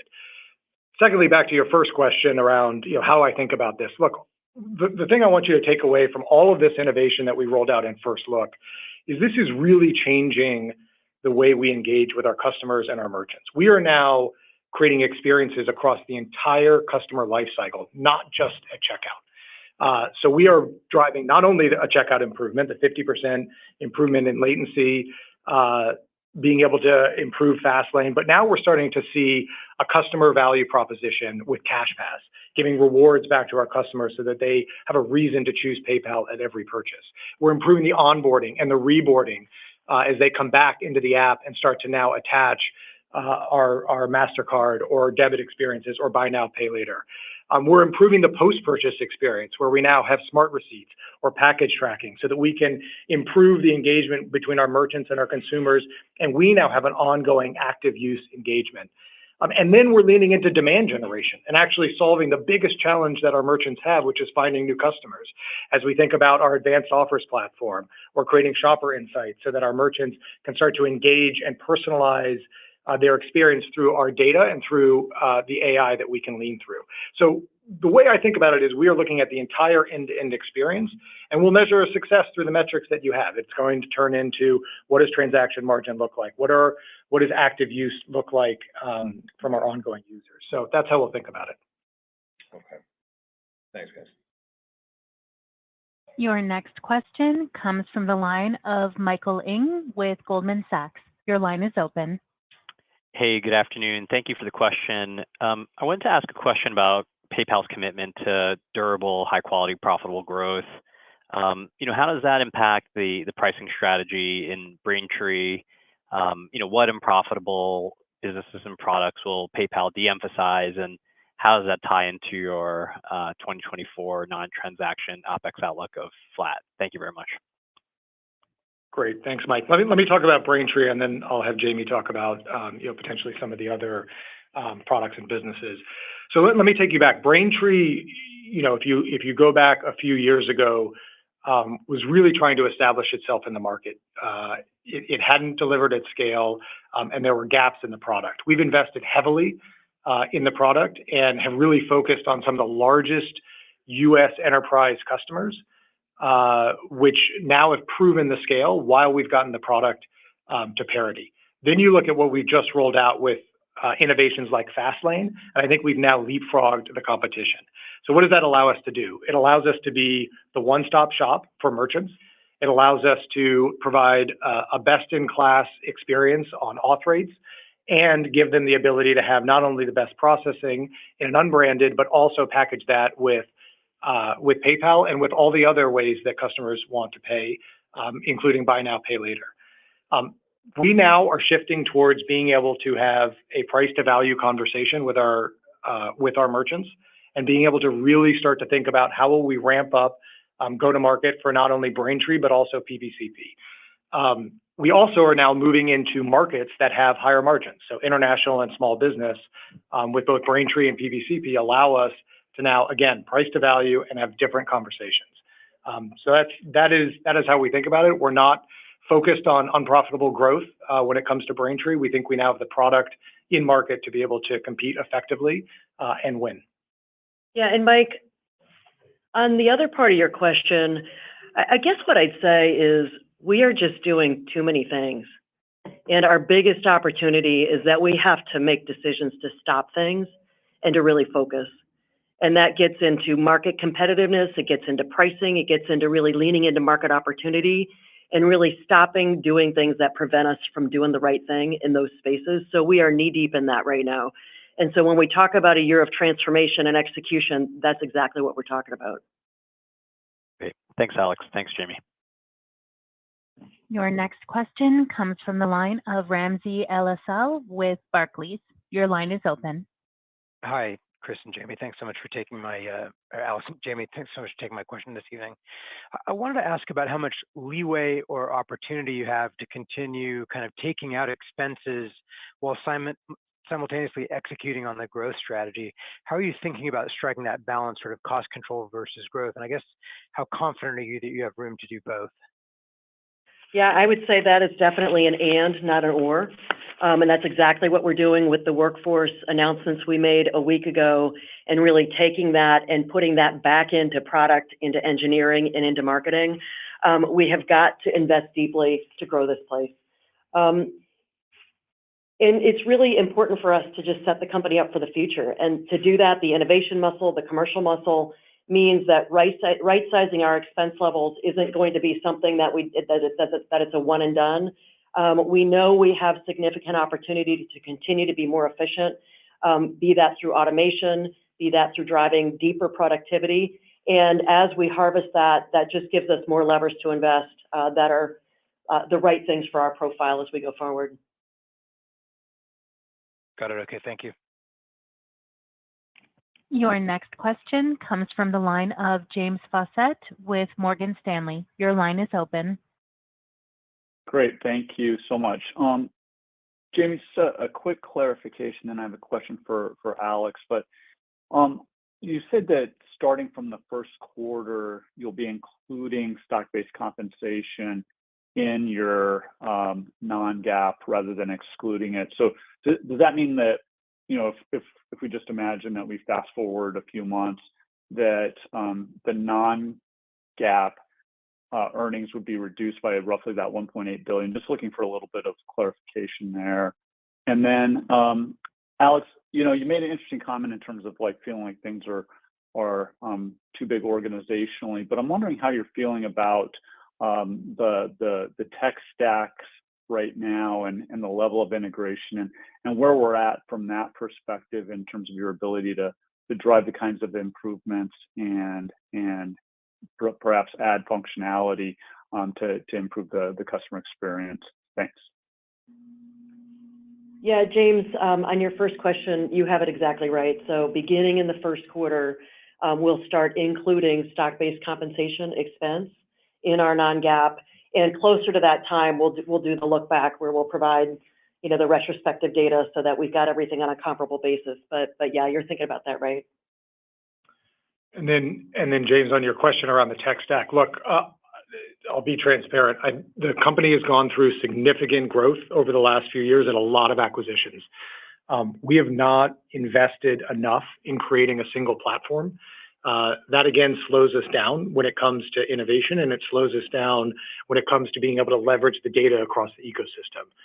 We are investing heavily in that now and starting to see real improvement. I mentioned a couple of things on the call, but really being able to put out a reporting system that now sees across the entire ecosystem, being able to see a single view of the customer so that now we can provide innovations to customers, but also actually be able to cross-sell and be able to say, hey, this is a customer that has this risk profile and should be in these 2 or 3 different products is a huge win for us as we start to consolidate. It also just accelerates our engineering velocity. Being able to have a services-based engineering team that can build once and deploy across the entire ecosystem is the direction that we're heading in. And so you started to see that. Even the innovations that we just put out over the last couple of weeks weren't really possible without us investing heavily in the platform. But I also would say we have a ways to go. And so it's a primary focus for me and the organization, and will drive velocity and efficiency. Your next question comes from the line of David Togut with Evercore ISI. Your line is open. Thank you. Good afternoon. A major regulatory change in payments just went through in Europe with Apple opening up its iOS and NFC chip for physical point of sale payments. What opportunity does this present to PayPal? Yeah, thanks for the question, David. We are tracking this closely. Apple is a great partner of ours, and our customers that love PayPal on the online e-commerce side are demanding being able to have an omni-channel and offline solution as well. So we'll be working closely on this, and when it is available, we will be ready to be able to deliver for our customers, both online and offline. Your next question comes from the line of Sanjay Sakhrani with KBW. Your line is open. Thank you. Alex, one more on the initiatives and just trying to think through the prioritization of these additional investments you'll be making. Of those 6 initiatives, which do you think will sort of yield the returns quickest, and maybe a little bit more on timing of them, maybe not 2024, but how early? And then Jamie, just a quick question on the interest rates. I think you mentioned you don't expect it to have a big impact or as big an impact in 2024, but is there an explicit rate forecast you have? Like, do you have lower rates in 2024? Thanks. Thank you, Sanjay. So, all of the innovations are incredibly exciting for us. But let me be specific on your question. The 2 that I am closely watching and our teams are executing on immediately is really a focus on the branded experience. This is both for the combination of merchants and consumers, easing that experience for a customer to choose PayPal, have a reward that comes back to them, ensure that they're able to get through the experience with velocity and check out every time with PayPal is a huge focus for us. And that's where we are driving a new app experience. And again, all of these innovations will be coming out over the next couple of weeks to months. Then we have to drive adoption. So that is having conversations with merchants, ensuring that they're upgrading to our latest innovations. That's ensuring that we make it easy for them as well. So that's why you've seen us launch a new developer portal. We're creating no-code, low-code experiences so developers can take the demand that they've shown because they have a best-in-class experience now and get it into market. So step 1 is I'm very focused on that branded experience. The second one is on the unbranded side, which is ensuring that Fastlane gets rolled out, that to me starts to create an interesting network effect of us being able to have not only a branded experience, but for then those consumers that pass a branded experience, whether it's ours or anyone else's, and want to just go through a guest checkout flow, we're able to identify them, we're able to help them and our merchants complete the transaction, and then we're able to have a follow-up conversation with that customer as well because they've gone through our Fastlane experience. So those two to me, we need to get rolled out. We need to get points on the board and show that it's driving, but driving outcomes. But that is where I'm most focused on right now. Yeah, and Sanjay, on the interest rates question, we do expect that the interest income on customer balances will have some growth this year, but really it'll be more first half focused. The second half, we do expect a series of rate cuts that is assumed in our macroeconomic scenario that underpins our guide. And that's why the second half should be much lighter on that front. Thank you. That is all the time we have for questions. I will turn it to Alex Chriss for closing remarks. Fantastic. Thank you, Sarah. And thank you all for joining us today. I want to reemphasize that 2024 is going to be a transition year focused on execution to position our business for long-term success. I'm excited with where we're positioned in the market, and I know that there is real opportunity to grow our role in commerce. We're driving the foundational and transformative changes that will set the company up for the future. Thank you. Thank you. This concludes today's conference call. We thank you for joining. This was one of the worst earnings calls I've heard in my entire life. These are one of the calls where you appreciate someone like Alex Karp. This was a management team that does not know how to present. I mean, you would think that a $70 billion company has an understanding of how to present their quarterly earnings report. They don't. Alex Chriss sounded boring, uninspired, and he kept saying the word innovation, and it was pissing, I think, a lot of people off because we don't see any innovation. Your numbers aren't showing the innovations, and that's okay. Maybe it takes time for that to happen, and we'll talk about the good stuff as well. But you have to have a little bit of enthusiasm. When Karp, when people got mad because Karp bangs the table, it's because Karp actually cares. I don't think Alex Chriss actually cares that much about PayPal. I really don't. I think he was the way he was talking makes me feel like he's just there to advance his career, and he doesn't genuinely care about what he's going to do to turn it around. Now, I could be wrong, but that's the perception I got, and I'm not the only one. I'm not the only one that had that perception. Number two, that robo lady they had read off their numbers. Look, I know every earnings call you have to have some reading off of the numbers, but that legitimately sounded like it was a pre-recorded robot.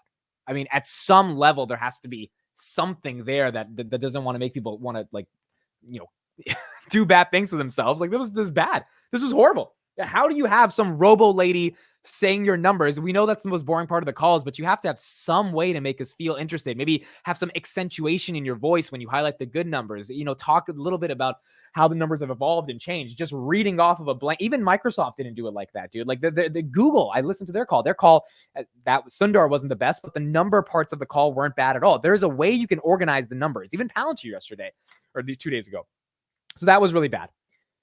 Finally, that Q&A, every time they asked a question, Alex Chriss just kept saying, this is a transition year for us and 2024 is the year of execution. That to me is a signal for don't get your hopes up. That's what it sounded like. Now, maybe I'm totally reading into that a little bit too much, but when someone keeps saying 2024 is a transition year for us and we're focused on execution, that does not make me feel like you are super, super excited to make 2024 a good year for shareholders. It was just not exciting. It was really hard to get a glimpse of where the company's going. And I'm not saying the numbers were horrible, and we'll talk a little bit about one of the numbers I thought that was the biggest point of the call about them bringing up. But it's something about how you present. You need to have a way of presenting that makes people excited, that makes people care. The numbers themselves aren't actually that bad. Like the street is tanking it because I think because of that earnings call. Right now, PayPal is at $58.40. I think the street's overreacting a little bit. I definitely think the street's overreacting. I think this is kind of stupid, tanking at 7%. off of those numbers. If those numbers were really that bad, I would think this is justified. Those numbers are not that bad. But I think the way he spoke about what's going to happen in 2024 made it feel like this is not getting better anytime soon. Now, buybacks. They said they're doing buybacks. The company's worth about 60 billion, 65 billion. They're doing another, if I'm not getting this wrong, 5 billion of buybacks. They have like another $1 billion left to finish from last year. So that's a total of 6 billion. I think I could be wrong, but I know I heard they're going to do 5 billion more in 2024. That's 7% of the float. At some point, PayPal is going to own more stock than any of their institutional investors, because this is just going to get ridiculous in terms of what they heard and in terms of what they own. 5 billion. Yeah, 5 billion. 17 billion cash total, I heard. Yeah. That's the one part of this where, look, when you see a company like ARM that's up 40%, you're like, what the hell am I doing in PayPal? But then you remember that valuation is stupid. Now, that earnings call was worse. It was also stupid, but that valuation is stupid given the numbers they put up. Their guidance is obviously sandbagged, but you can't sandbag right now given how analysts have sentiment against you guys. And if you're going to buy back $5 billion worth of shares, at some point, you would argue that any innovation that leads to some significant level of growth, and it doesn't have to be 30, 40%, but even 10, 15%, the street would have to get excited again. The question is, and I think this sums up the entire call, is there an opportunity cost to your capital being stuck in PayPal? And for the past 7 months, there's definitely been an opportunity cost to mine. Remember, I don't think anyone should feel bad for owning PayPal. Let me make that very clear. I know people hated the call. The stock's down 7%. You should not feel bad for owning PayPal, because the valuation, I believe, warranted somewhat of a position. Even if you disagree with the overall thesis, maybe qualitatively you could have done better research, whatever. But the valuation deserved somewhat of a position.